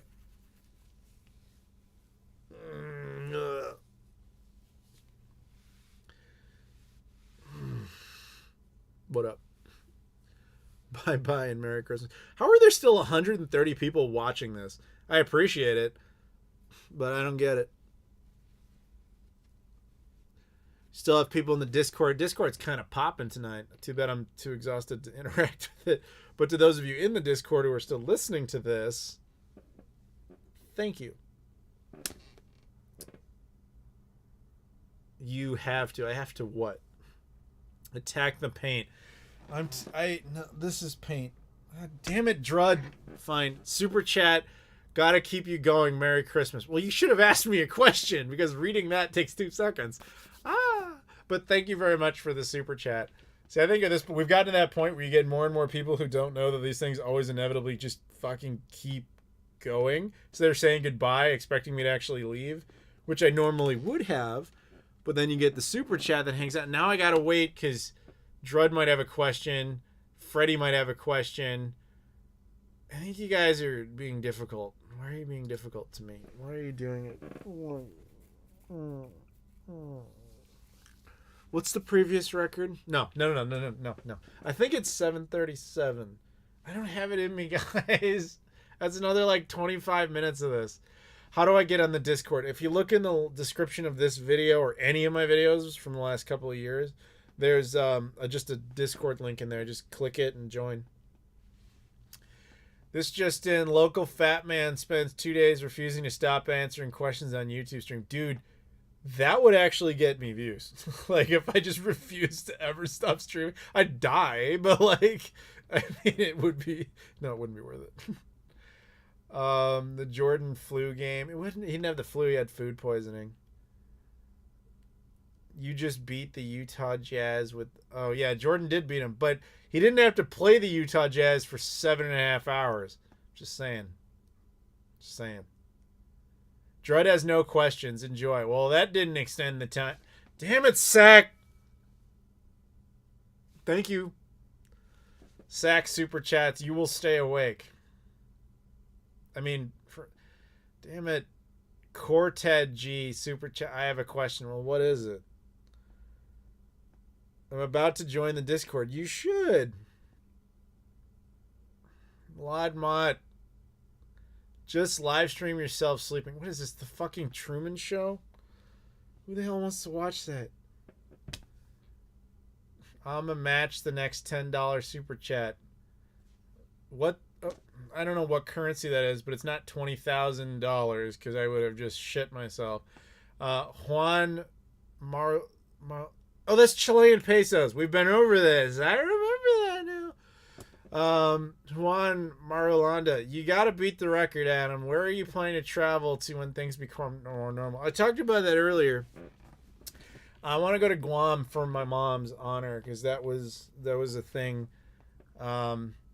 She liked Guam. That was what she said. That was her paradise. The night before she went into the hospital, when she was still kind of normal, she was able to... I asked her, like, where do you want to go? And she was like, Guam. Guam's my paradise. I don't have a question. Well, then that doesn't really buy you any time, does it? Other than just confusing me. Somebody tell me what the fucking record is.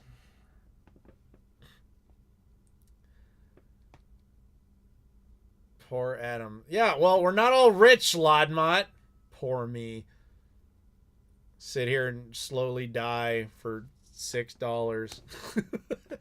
Maybe I can go to Subway one day. I can aspire to get a sandwich. Thank you, Juan. Adam's so sleepy. I see you in the Discord mocking me, which is totally fine. He's becoming sleep deprived, so he's drunk. Well, kind of. I don't know how that works, but it gets there, man. You start getting like nuts. 7:30:59. That's 15 minutes. Well, 16-ish, but now it's 15 because of what I said. How much money is that? If it's $10, I have to match. It's $6 is what somebody said.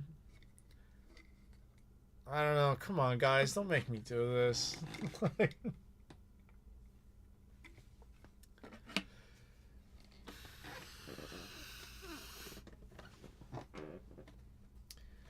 I restarted the stream. That Czech Republic story train wasn't fucking hilarious to me. I had to live through that bullshit. If you go to the Czech Republic, don't ever use the goddamn trains. Just don't do it. Don't do it.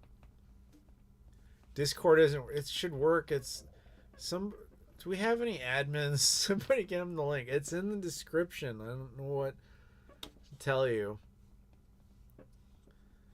Worst pizza ever. Someone says is delicious. Domino's pizza is all fucking garbage. I think when I get tired, I get more filthy. Like my language. I'm not sorry, but sorry, not sorry. If that means anything, I'll give you $10 if you go for the record. Put up or shut up, son. For $10, I will give you 5 more minutes for sure. Okay? Yeah, we're playing hardball now. What up? Because I guess I'm a whore, but not the OnlyFans whore. I only do it for fans. Does that count as an only whore? I'm an only whore. Whatever. Fuck it.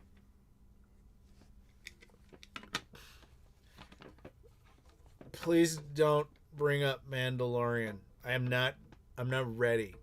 I'm doing the thing where you watch everything. I'm not there yet. Eventually. Silk Nick 64, do I need to enroll you in Streamers Anonymous? You know who would agree with you is Rob. He was getting kind of pissy with me. He's like, dude, you didn't do streams for like 2 years, and now you're doing like 2 in the same month. You're relapsing on your little drug, which I guess is interaction. I guess social activity is drugs. Whatever. Thank you. Or not. I'm at the point where it's like I almost want to use the phrase fuck you as thank you. Which is kind of the attitude in the Discord. There's no hate in it. It's like comedic. But it's fun. Go join the Discord. Cortat G, go for 10 hours. Kill me now. There's no way. Oh my god. No. M12 Bama stickers. $10. You bought yourself a few minutes. You got till... I'll give you... You guys have bought until 7:25. We're at 7:18. This is up to you now, only whores. No, I'm the whore. I'm the only whore? No, you guys, we're all whores if you think about it. Like, everything we...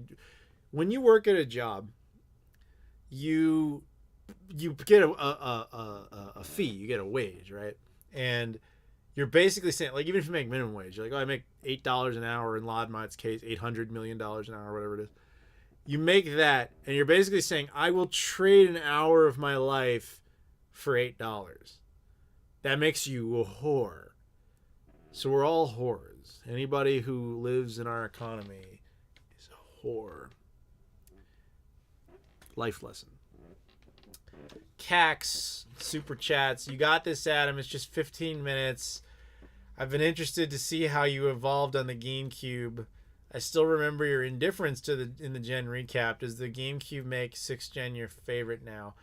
So when I did, the thing is, I respected the GameCube by the time I did the recap. When I did a cleaning video years earlier where I was very much of the opinion that the GameCube was mostly pointless, and I smacked myself now for that opinion at the time, which tells you something. Opinions can change. When someone says their opinion on the internet, it's not them stating a fact unless they're an idiot. It's an opinion. That's what it means. So you can change that with new information. It's okay to be open to information on the internet and in the world. It changes your perspective. It makes you fundamentally more interesting. And with the GameCube, I opened my mind a bit. I was like, well, I should try more of this stuff. It was really good. But my opinion hasn't changed since the 6th gen recap. Like, I maintain what I said back then. The GameCube, to me, still feels like a weird console where Nintendo didn't really know what they were made. They just made something accidentally awesome. Kind of like I accidentally fell into a career where I can talk for 7 hours and people, for some reason, want to watch this. That's what the GameCube is. It's some guy sitting around for 7 hours talking on the internet, and it's somehow good for people, even though they don't really know why. Same thing. That's what the GameCube... That's your quote for the box on the GameCube Mini. Just saying. Super Chat, Cax. In the recap, you said it had no feel. And I just said I maintained that opinion.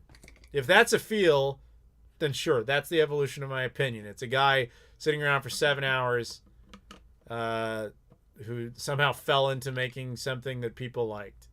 That's what the GameCube feels like to me. But I don't feel like they had any competent... driven marketing strategy behind it. It's like it's one part for adults, one part for kids, one part we don't know what the hell we really made here. It's like the last time they did a hardware competition. They also, their logo was different. I think they didn't really know what they made. Adam suddenly sounds more comprehensible. Okay. Is that bad? I don't even know. I'm not drunk. I don't drink. I'm exhausted. Like, normally I would have gone to bed 90 minutes ago. These motherfuckers are trying to make me break my own stupid, retarded record. I went for 7:38 once. That was the previous time. My fucking birthday was like 3 months ago. No, 3 months ago. It's 3 weeks ago. Not even 3 weeks. 2 weeks. I'm old. I don't understand stuff anymore. 2 or 3 weeks ago, whatever it was, I broke my previous streaming record by a half hour. And I wanted to do an hour tonight. An hour. Maybe 90 minutes. Here we are. And people are like super chatting me to keep me going to just break a record that is meaningless, but I appreciate it. But I think you're doing it to kill me. Super chat Cax. Dreamcast and GameCube are brothers in arms, in my opinion.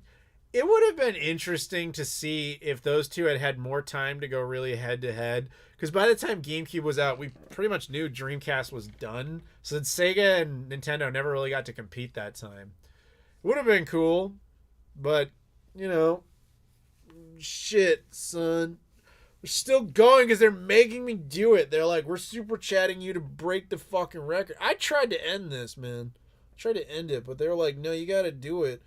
And I was like, well, you got to pay me because I'm an only horror or whatever the fuck it's called now.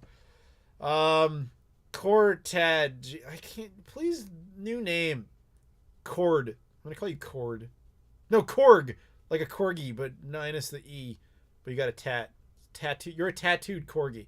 Anyway, Adam, what's your thoughts on eggnog? And if given one of the other, would you pick an egg or the nog? I like eggnog non-alcoholic because I don't drink, despite what it sounds like. I'm just fucking exhausted. I like the flavor of eggnog, but if I had to pick an egg or a nog, I regularly will consume eggs. I never seek eggnog. So, eggs, Sans nog. You need some rest. Tell me about it. I'm trying. But then I'm like, I'm gonna go. And they're like, you got to break the record. And I'm like, then use an only whore. And they're like, fuck. And they actually put up the money. And then I don't have a choice. I have to stay. Because I think we're only whores. We're only as good as the whore that we are inside. And there you go. We're all whores.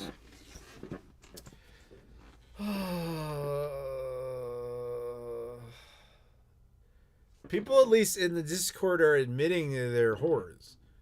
And that's good. It's good to know yourself. Know that you are a whore. Like me.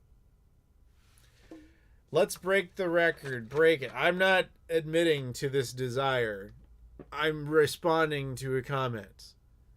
But it would seem, my only whores, that we are running out of people who are willing to put up or shut up. It seems like we've had a lot more shut up. Are you guys doing this because you hate me? Like, is that really what this is?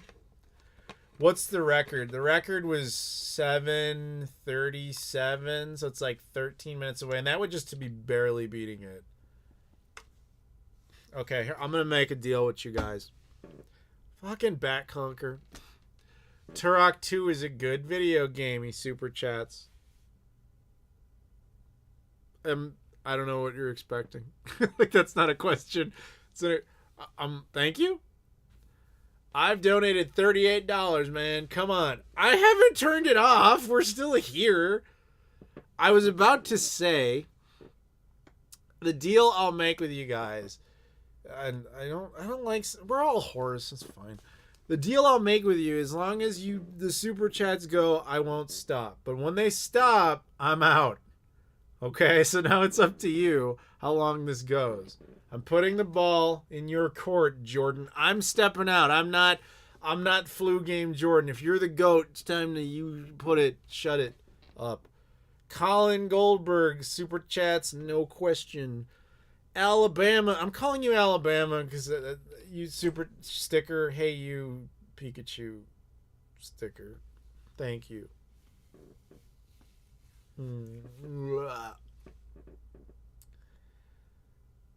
Hey, handsome boy, let me take your photo. I think you just quoted the beginning of Shenmue 2, didn't you? The English dub, which, funny enough, I played more of the Japanese dub because I played it on Dreamcast a lot. How much longer do we need? To beat the record, you need another 11 minutes, but that would just be like barely beating it. So I'm putting the ball in your court. And I probably will fucking regret the shit out of this. But if you super chats, I stay. But I gotta put in a time frame on that. Because basically if you go like... If we go 2 minutes in between super chats, that's the cutoff. Because eventually I will die. So there needs to be a stopping point. Slicknet64. You see the hat? I am Mrs. Net. You see the hat? I am Mrs. Nesbitt. There's your Tim Allen buzz.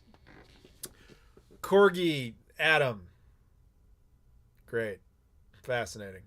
That was at 11:27. You got until every super chat buys you 2 minutes.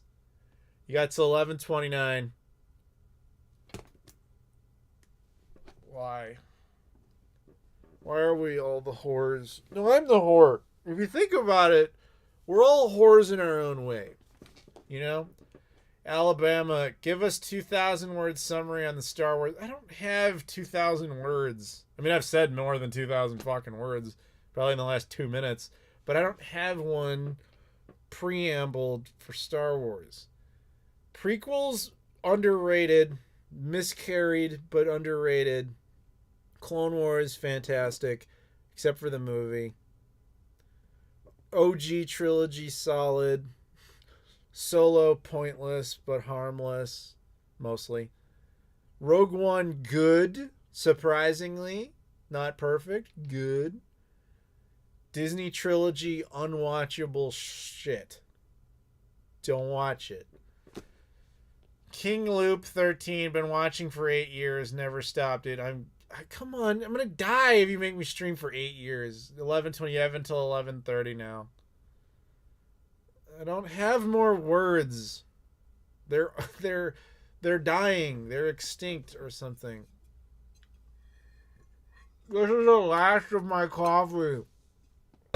Why? At 11:30 I go. This is the rules you guys agreed to. Super chats have to break. You add 2 minutes per super chat. That's the rule now. That's the deal I have made with you. That's up to you. I honor my end because I am an only whore. Prequels are garbage in my opinion. They're not well crafted, but the story in them is competent. If you watch Clone Wars, you'll realize how much better you are. I'm not drunk. I'm fucking exhausted. I should have gone to bed 2 minutes ago. 2 hours. But I'm going to bed in 1 minute because 11:30 was the cutoff. Remember, I'm warning you. I'll do it. I don't have any qualms about. Fuck you, Bat Conquer.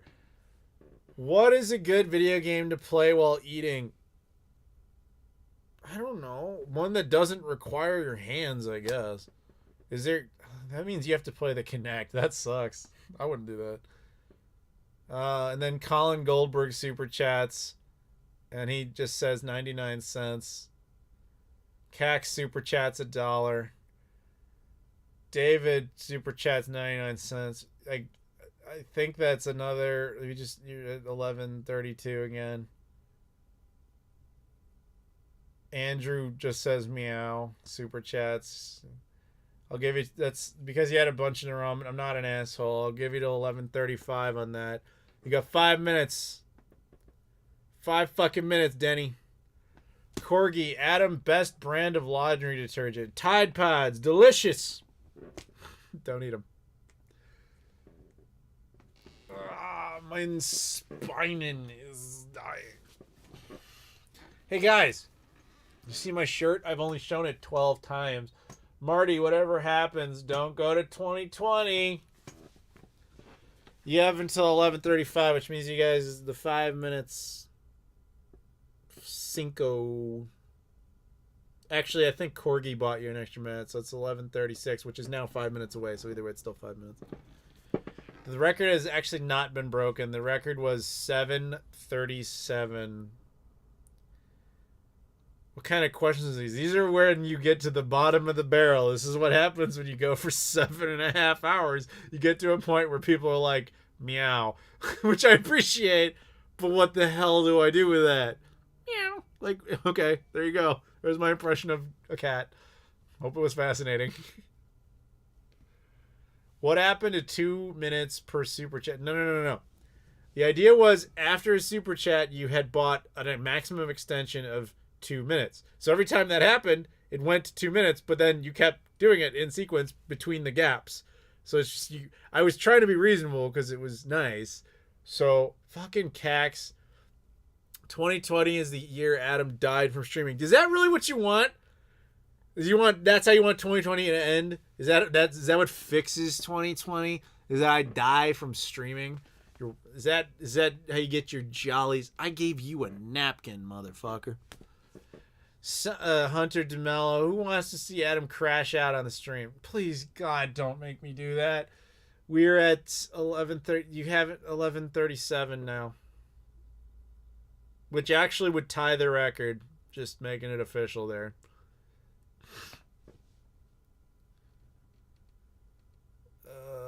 Why do I do this to myself? I told you I'm an only whore.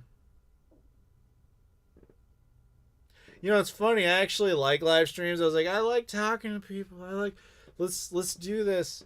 And then it's like, let's kill him. Okay.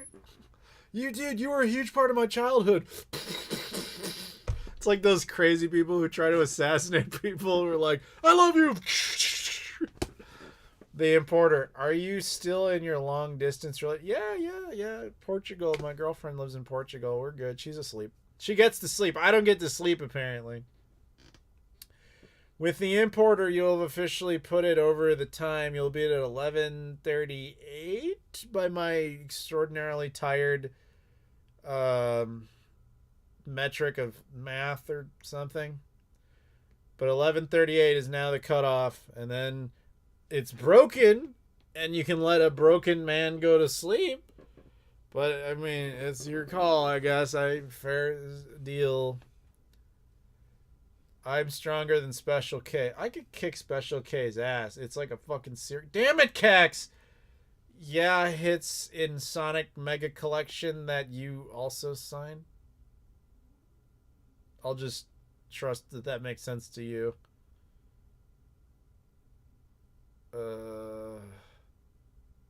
I was away for about a half hour. How are you not asleep yet? Because they won't let me die. They want to kill me. It's a little different. It's intentional as opposed to nature taking its course, if you will.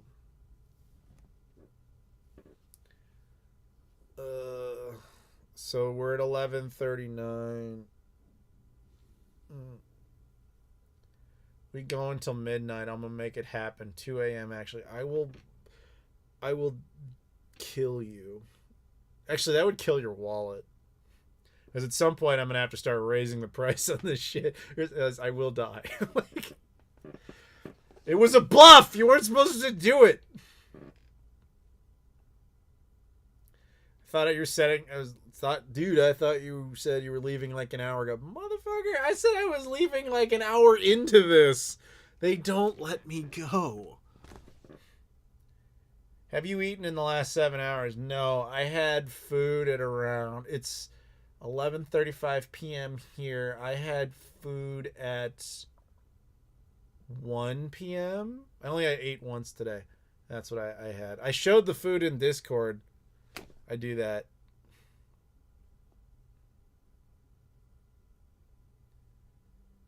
So you got 4 more minutes. That's what's paid for because I'm an only whore.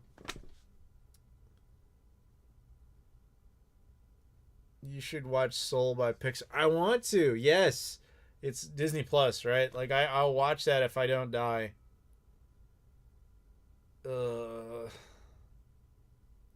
Favorite bedtime story? I don't really have one. Oh, I'll tell you one.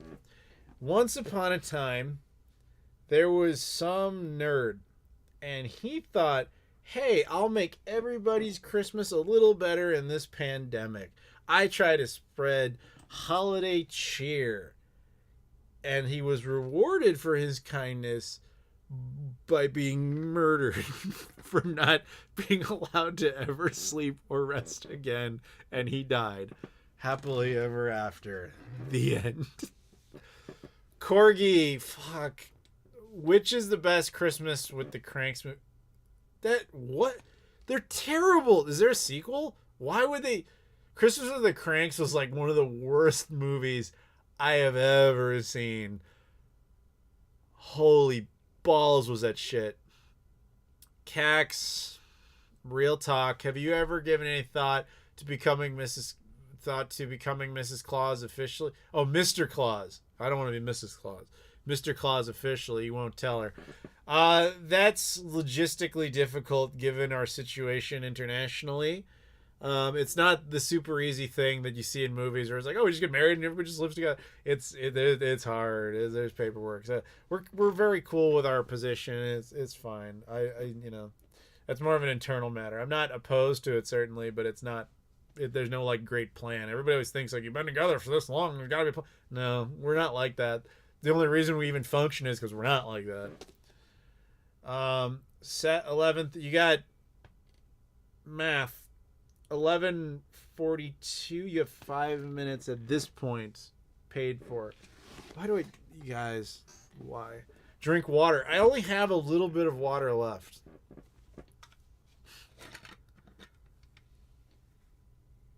I'm not doing any game room tours. You can whore at me all you want. I told you I'll stick around, but I'm not. I can show you what's on the table. All I've got in front of me is this, which I just haven't moved. It was here in the previous stream. There's my entire game collection. I got these 3 games on this one thing. It's amazing. Oh my god. James, you slut. By the way, we have officially broken the record, which I blame all of you for. Cax, does she have any interest in kids? Yes. Ladmot gives you a fluffy pillow to put your head on. If that was the case, you wouldn't be extending things, would you? Corgi, ketchup or mustard? What's better, ketchup? What does that put us at? 11:44. I'm not going to hide burps anymore. I don't even care. No, that last one wasn't a burp. That was like we're preparing for the next thing. Which I'm not drunk. I don't need to throw up. I'm just exhausted. Why is this thing still live? Stardust, man, they want me to die. That's why. I foolishly made a deal thinking they would never do it. Where I would... Damn it, Cax! Are we invited to the wedding if it happens? I don't fucking know. I don't even know where I am right now. Where are we? I don't... 11:45, right? Yeah, 11:45.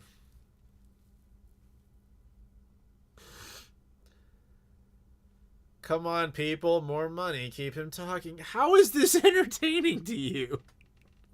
I'm running on empty at this point. We're at Alabama Man, which is a great South Park reference, by the way. You're adding. It's not.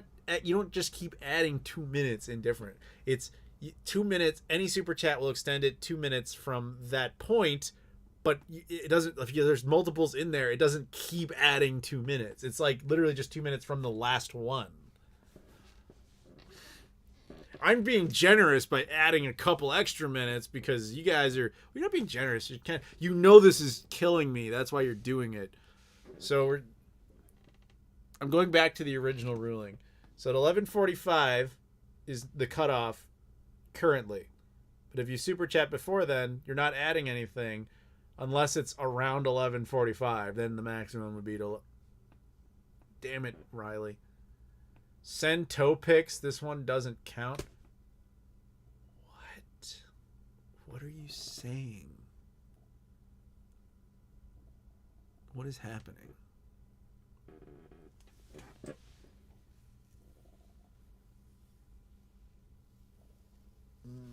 Would it even be news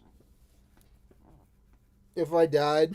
Like, would anybody be like, retro gaming YouTube dork talks for 8 fucking hours and just dies because fans won't let him sleep? Is that a thing? Silk Nick 64. Best song to sync for drunk carry. I've never been drunk, despite what it sounds like. I've never been drunk, so I don't know. Corgi, what's better, ketchup or Tide Pods? For what purpose? To consume or to clean? King Loop 13, you're new. Are you joining the fuck you Adam bandwagon of people who want me to die? Thank you, I think. Can you describe best moments in Shenmue series? That's such a big question. Why? I don't have the batteries for that. Game good. Me like parts with characters.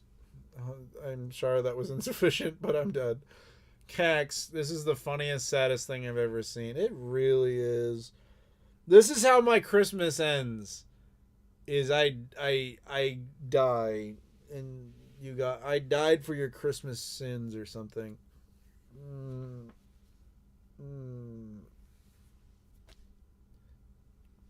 You better listen to my podcast, guys. I'm serious.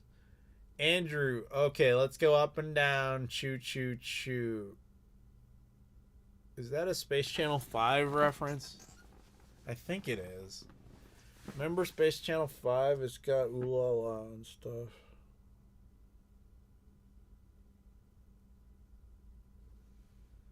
What are we at? I'm saying 11:47. I think that's fair because it's so that happened at 11:43. So you bought a 2-minute extension to the. Corgi, do you sleep on your back, front or side? All of it. Fuck it. Who even cares?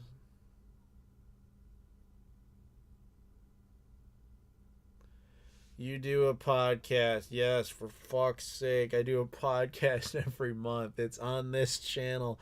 It will come out in 2 days. It always comes out around the 27th. You can get early access to it on Patreon and all that shit. You should do it. Daniel, I don't know what's going on, but I'm in. You're complicit in murder. Michael Campos, whoever reads this allowed to sleep. That would be everyone other than me. Riley Graham, look at Discord, funny image. This doesn't count. Doesn't count. What? I don't know what's happening. What is going on? We're at 11:49. We've beaten the record. Why are you doing this? Oh, Corgi got a nice picture. You should make that into a little sticker or something. That's fine. You have a good time in there. Though I see some political stuff. You shouldn't have that there. That's like one of the only rules we have in there. Because people just hate politics. I'm going to call you Skill 64. I'm done trying. Would you star in a shot-for-shot remake of Bad Santa replacing Billy Bob Thornton? You can pick one star to substitute you. Sure. What the hell? I'm an only whore. Why not? They want to cast me for that role for some reason. Let's do it. Fuck, I don't even care. Cax, we want to piece out your collection after your death. You're fucked then. The collection is all spoken for. Executor of estate is Kelsey Lewin, who moderates it for the purposes of either historical donation preservation or it ends up proceeds end up in my girlfriend's possession. So you are fucked. Riley Graham, go to sleep, dude. I'm trying, but you won't allow it. I think we're at 11:51. How have I been? I've been not good. I'm sleepy, and they won't let me sleep. I set my record.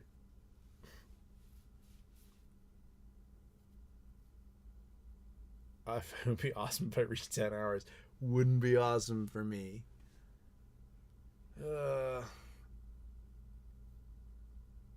Hi from Iran. Happy New Year. Well, dude, we're not quite there, but a Happy New Year, man. Hi from the U.S. What up?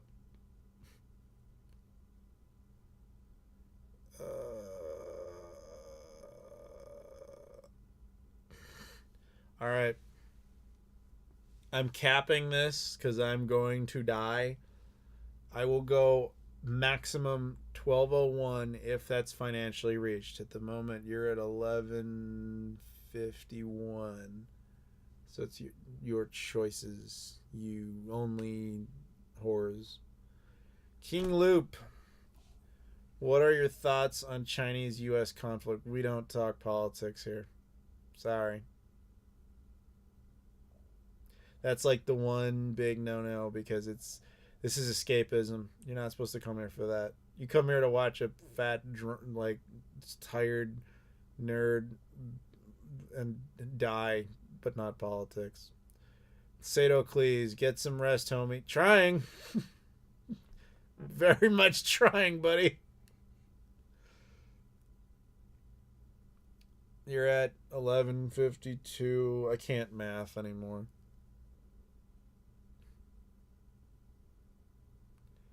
Riley, Adam, sleep stream.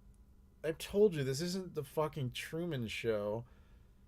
That was entertaining. I don't know what you guys are getting out of this, but thank you. I don't know if I should be thanking you because you are trying proactively to end my life, but whatever. Only horrors, right?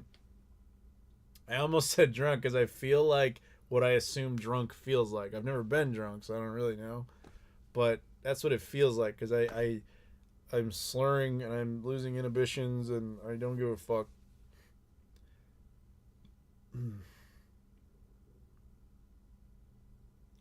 Go to Guam for New Year's, get 2020 over with a little sooner. I did Guam for New Year's for the last 2 years. I won't be able to do it this year for obvious reasons, but yeah, it was cool.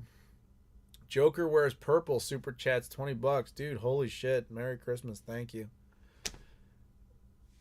Oh my god. You're cool. I wish you had like a real question and you weren't like Cax, who I'm pretty sure is constantly trying to kill me. Nice eye bags, right? I am dying. Neckbeard streamer. Fuck yeah. Why is that considered an insult? You have hair on your face. No fucking shit.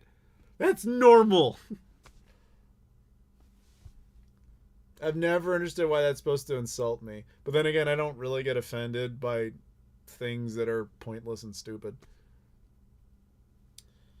You're at 11:55, 55, because $20 is pretty good. So I'll give you an extra 3 minutes instead of 2.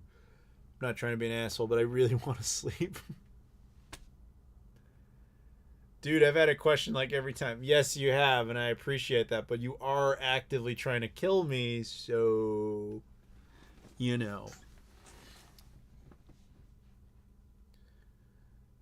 You should move to New Zealand. I've never been to New Zealand. I would go. I don't think I'd move there. But Kiwis are cool. It's fine.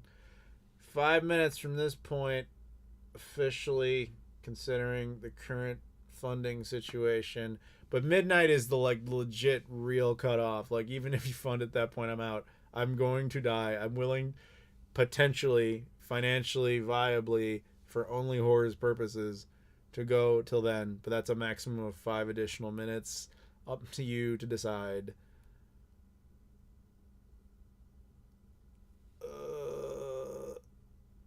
Your math is way off. We were up to 12:05. I explained that my system doesn't work the way you think it does. B, I tired. Math not work good. I give you 11:55 currently because that how work it does. Yoda me is, I guess.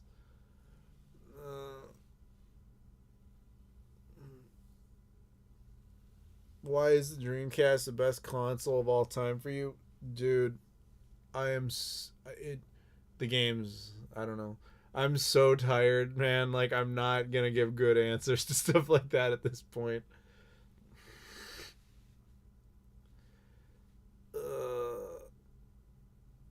What I've learned from this stream is that if I want to see Adam, I have to keep giving him $2 to keep him around. Like I said, man, this is my only horse. Who is Susan? Susan was my mother. She passed away this summer. This was her Christmas hat.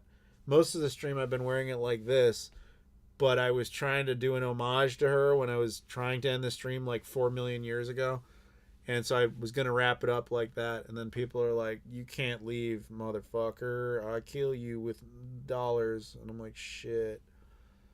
Juan super chats to continue to end my life, putting us now at 11:57. How much have you been given during this stream? I don't know. I don't even know where to look at that. The problem is YouTube's calculation is wrong because it doesn't really understand foreign currencies. It thinks it does, and then like a couple days later it'll tell you the real number, and it's always totally different. Thank you for the donation and the attempt to end my life. Because if I die, I get to sleep, so trade-off. You're at 11:57. That's currently it. But midnight is the real. No matter, you can donate like $1 bajillion, even Lodmont money. And that's the real cutoff. Sorry for your loss. Thank you. Hottie, I hope I'm pronouncing that right. Hottie, watch my Dreamcast retrospective. I explained pretty, I think, well enough why I feel that the Dreamcast is cool in that. You guys are asking me too many real questions that I no longer have the battery power for. You gotta give me simple things like, what color is a banana? I might know that at this point.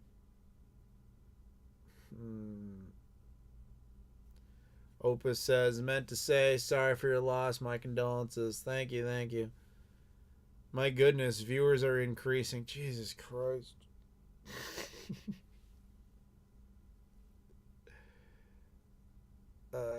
Damn it, Cax. How long has the stream been going? Alabama man, hey you. 7:54:04:05. It just goes up. So you're now at 11:59, I think. I don't even know. But it doesn't matter. It's fine. I'll go to 12:01 for one. If you do one last one, somebody does one, I'll just do it.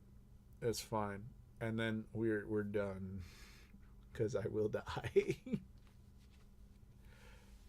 But otherwise, it's 11:59. Why are we haggling over 2 minutes? Why won't you let me sleep? If we get past midnight, though, we'll pass 8 hours because I started at exactly whatever the hell 8 hours ago minus 7 minutes was, or 6 minutes, whatever that is. Then you can officially say 8 hours and 1 minute if you want. Because I guess we're all like weird little collectors who like weird things like this. This is going to have no replay value outside of the Czech Republic story. I'm just telling everybody out there right now. Damn it, Cax. 8 hour stream. I guess it's official. Corgi, this is my last donation. Thanks for the laughs on the stream. Sleep well and Happy New Year. Thank you very much, guys. Okay, all right. 12:01. It's officially secured. Thank you. That means from this moment you have 6 minutes, and that is the actual, like, I don't care. You donate Lodmont level money, and it's still hitting stop. So, thank you very much, everybody. So, what else you got? What other random things do you want me to talk about for 6 minutes? What do you got? What are your PC specs? I don't even know, dude. You can't ask me stuff like that right now. I do not have the mental cognizance. When will the Adam sleep stream?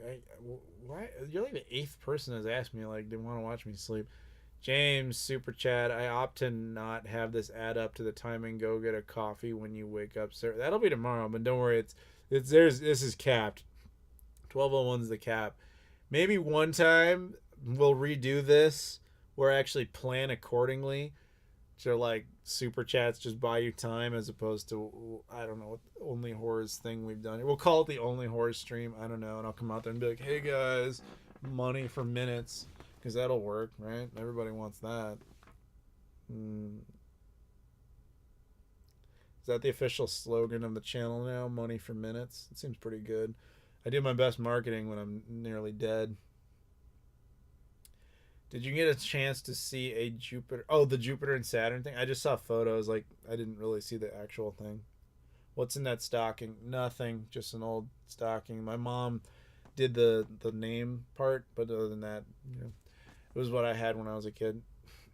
Silk Fest 64 or whatever. I'm sorry, I don't brain. The best part of waking up is going to bed at all. It's good because it's not Folgers. That's for fucking sure. Laudmont, this is now a calming meditation ambiance. I guess this is like ASMR, except I'm not really close to the mic, and I think that has to be a thing. You have a podcast? Can I get bonus content or early access? Hey, yeah, you can. It's over on Patreon. Go sign up. Nobody ever does, but I appreciate it. It keeps Rob around, and you get early access to videos and all sorts of bullshit.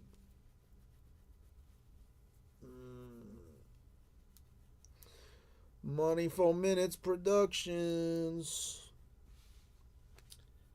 You got 4 minutes regardless. Damn it, Cax. Can we plan a 10-hour stream soon? I'll save for it. I don't know. Maybe. I would need some serious assistance. Like, I would have to have a bunch of people lined up that I could tag in and have them, you know, and I'd have to start in the morning. Like, maybe. I'm not mentally there right now enough to be able to answer that. It's possible, though. It's a maybe.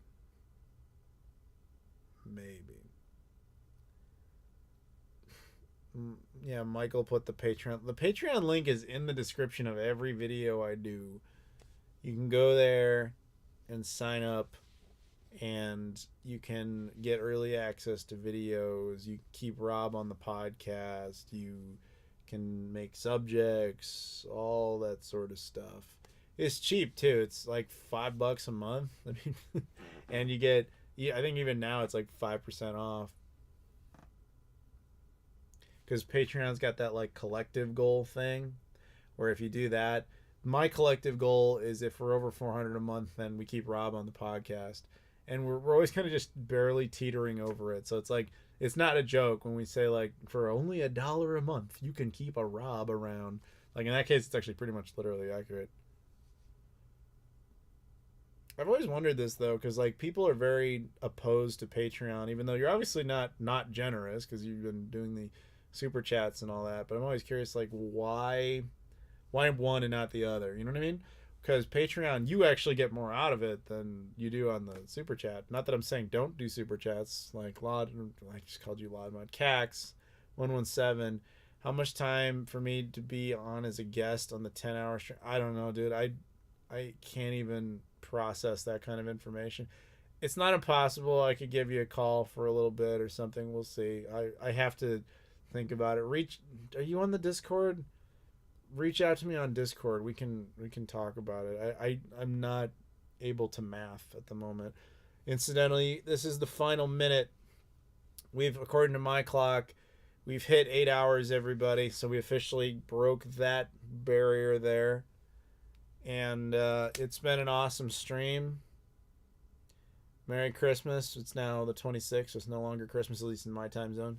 Still more parts of the U.S. it obviously is. And Canada and whatever. But yeah, it's Merry Christmas, everybody. It's been fun, except for this last hour where you actively tried to have me murdered. You paid to try and kill me. I just want that's on your souls, all of you. You paid money to watch a man die. And we're all whores. That's just how it is. Cax Discord message. I'm not gonna respond tonight. Like I'm done, but it'll be a thing at some point. So it's officially 12:01.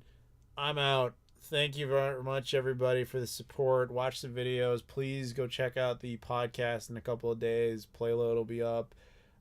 Stay safe. Happy holidays, all that. Please, if you can, if you're interested, check out the Patreon or all the social media, Instagram, Twitter, Facebook, all that bullshit.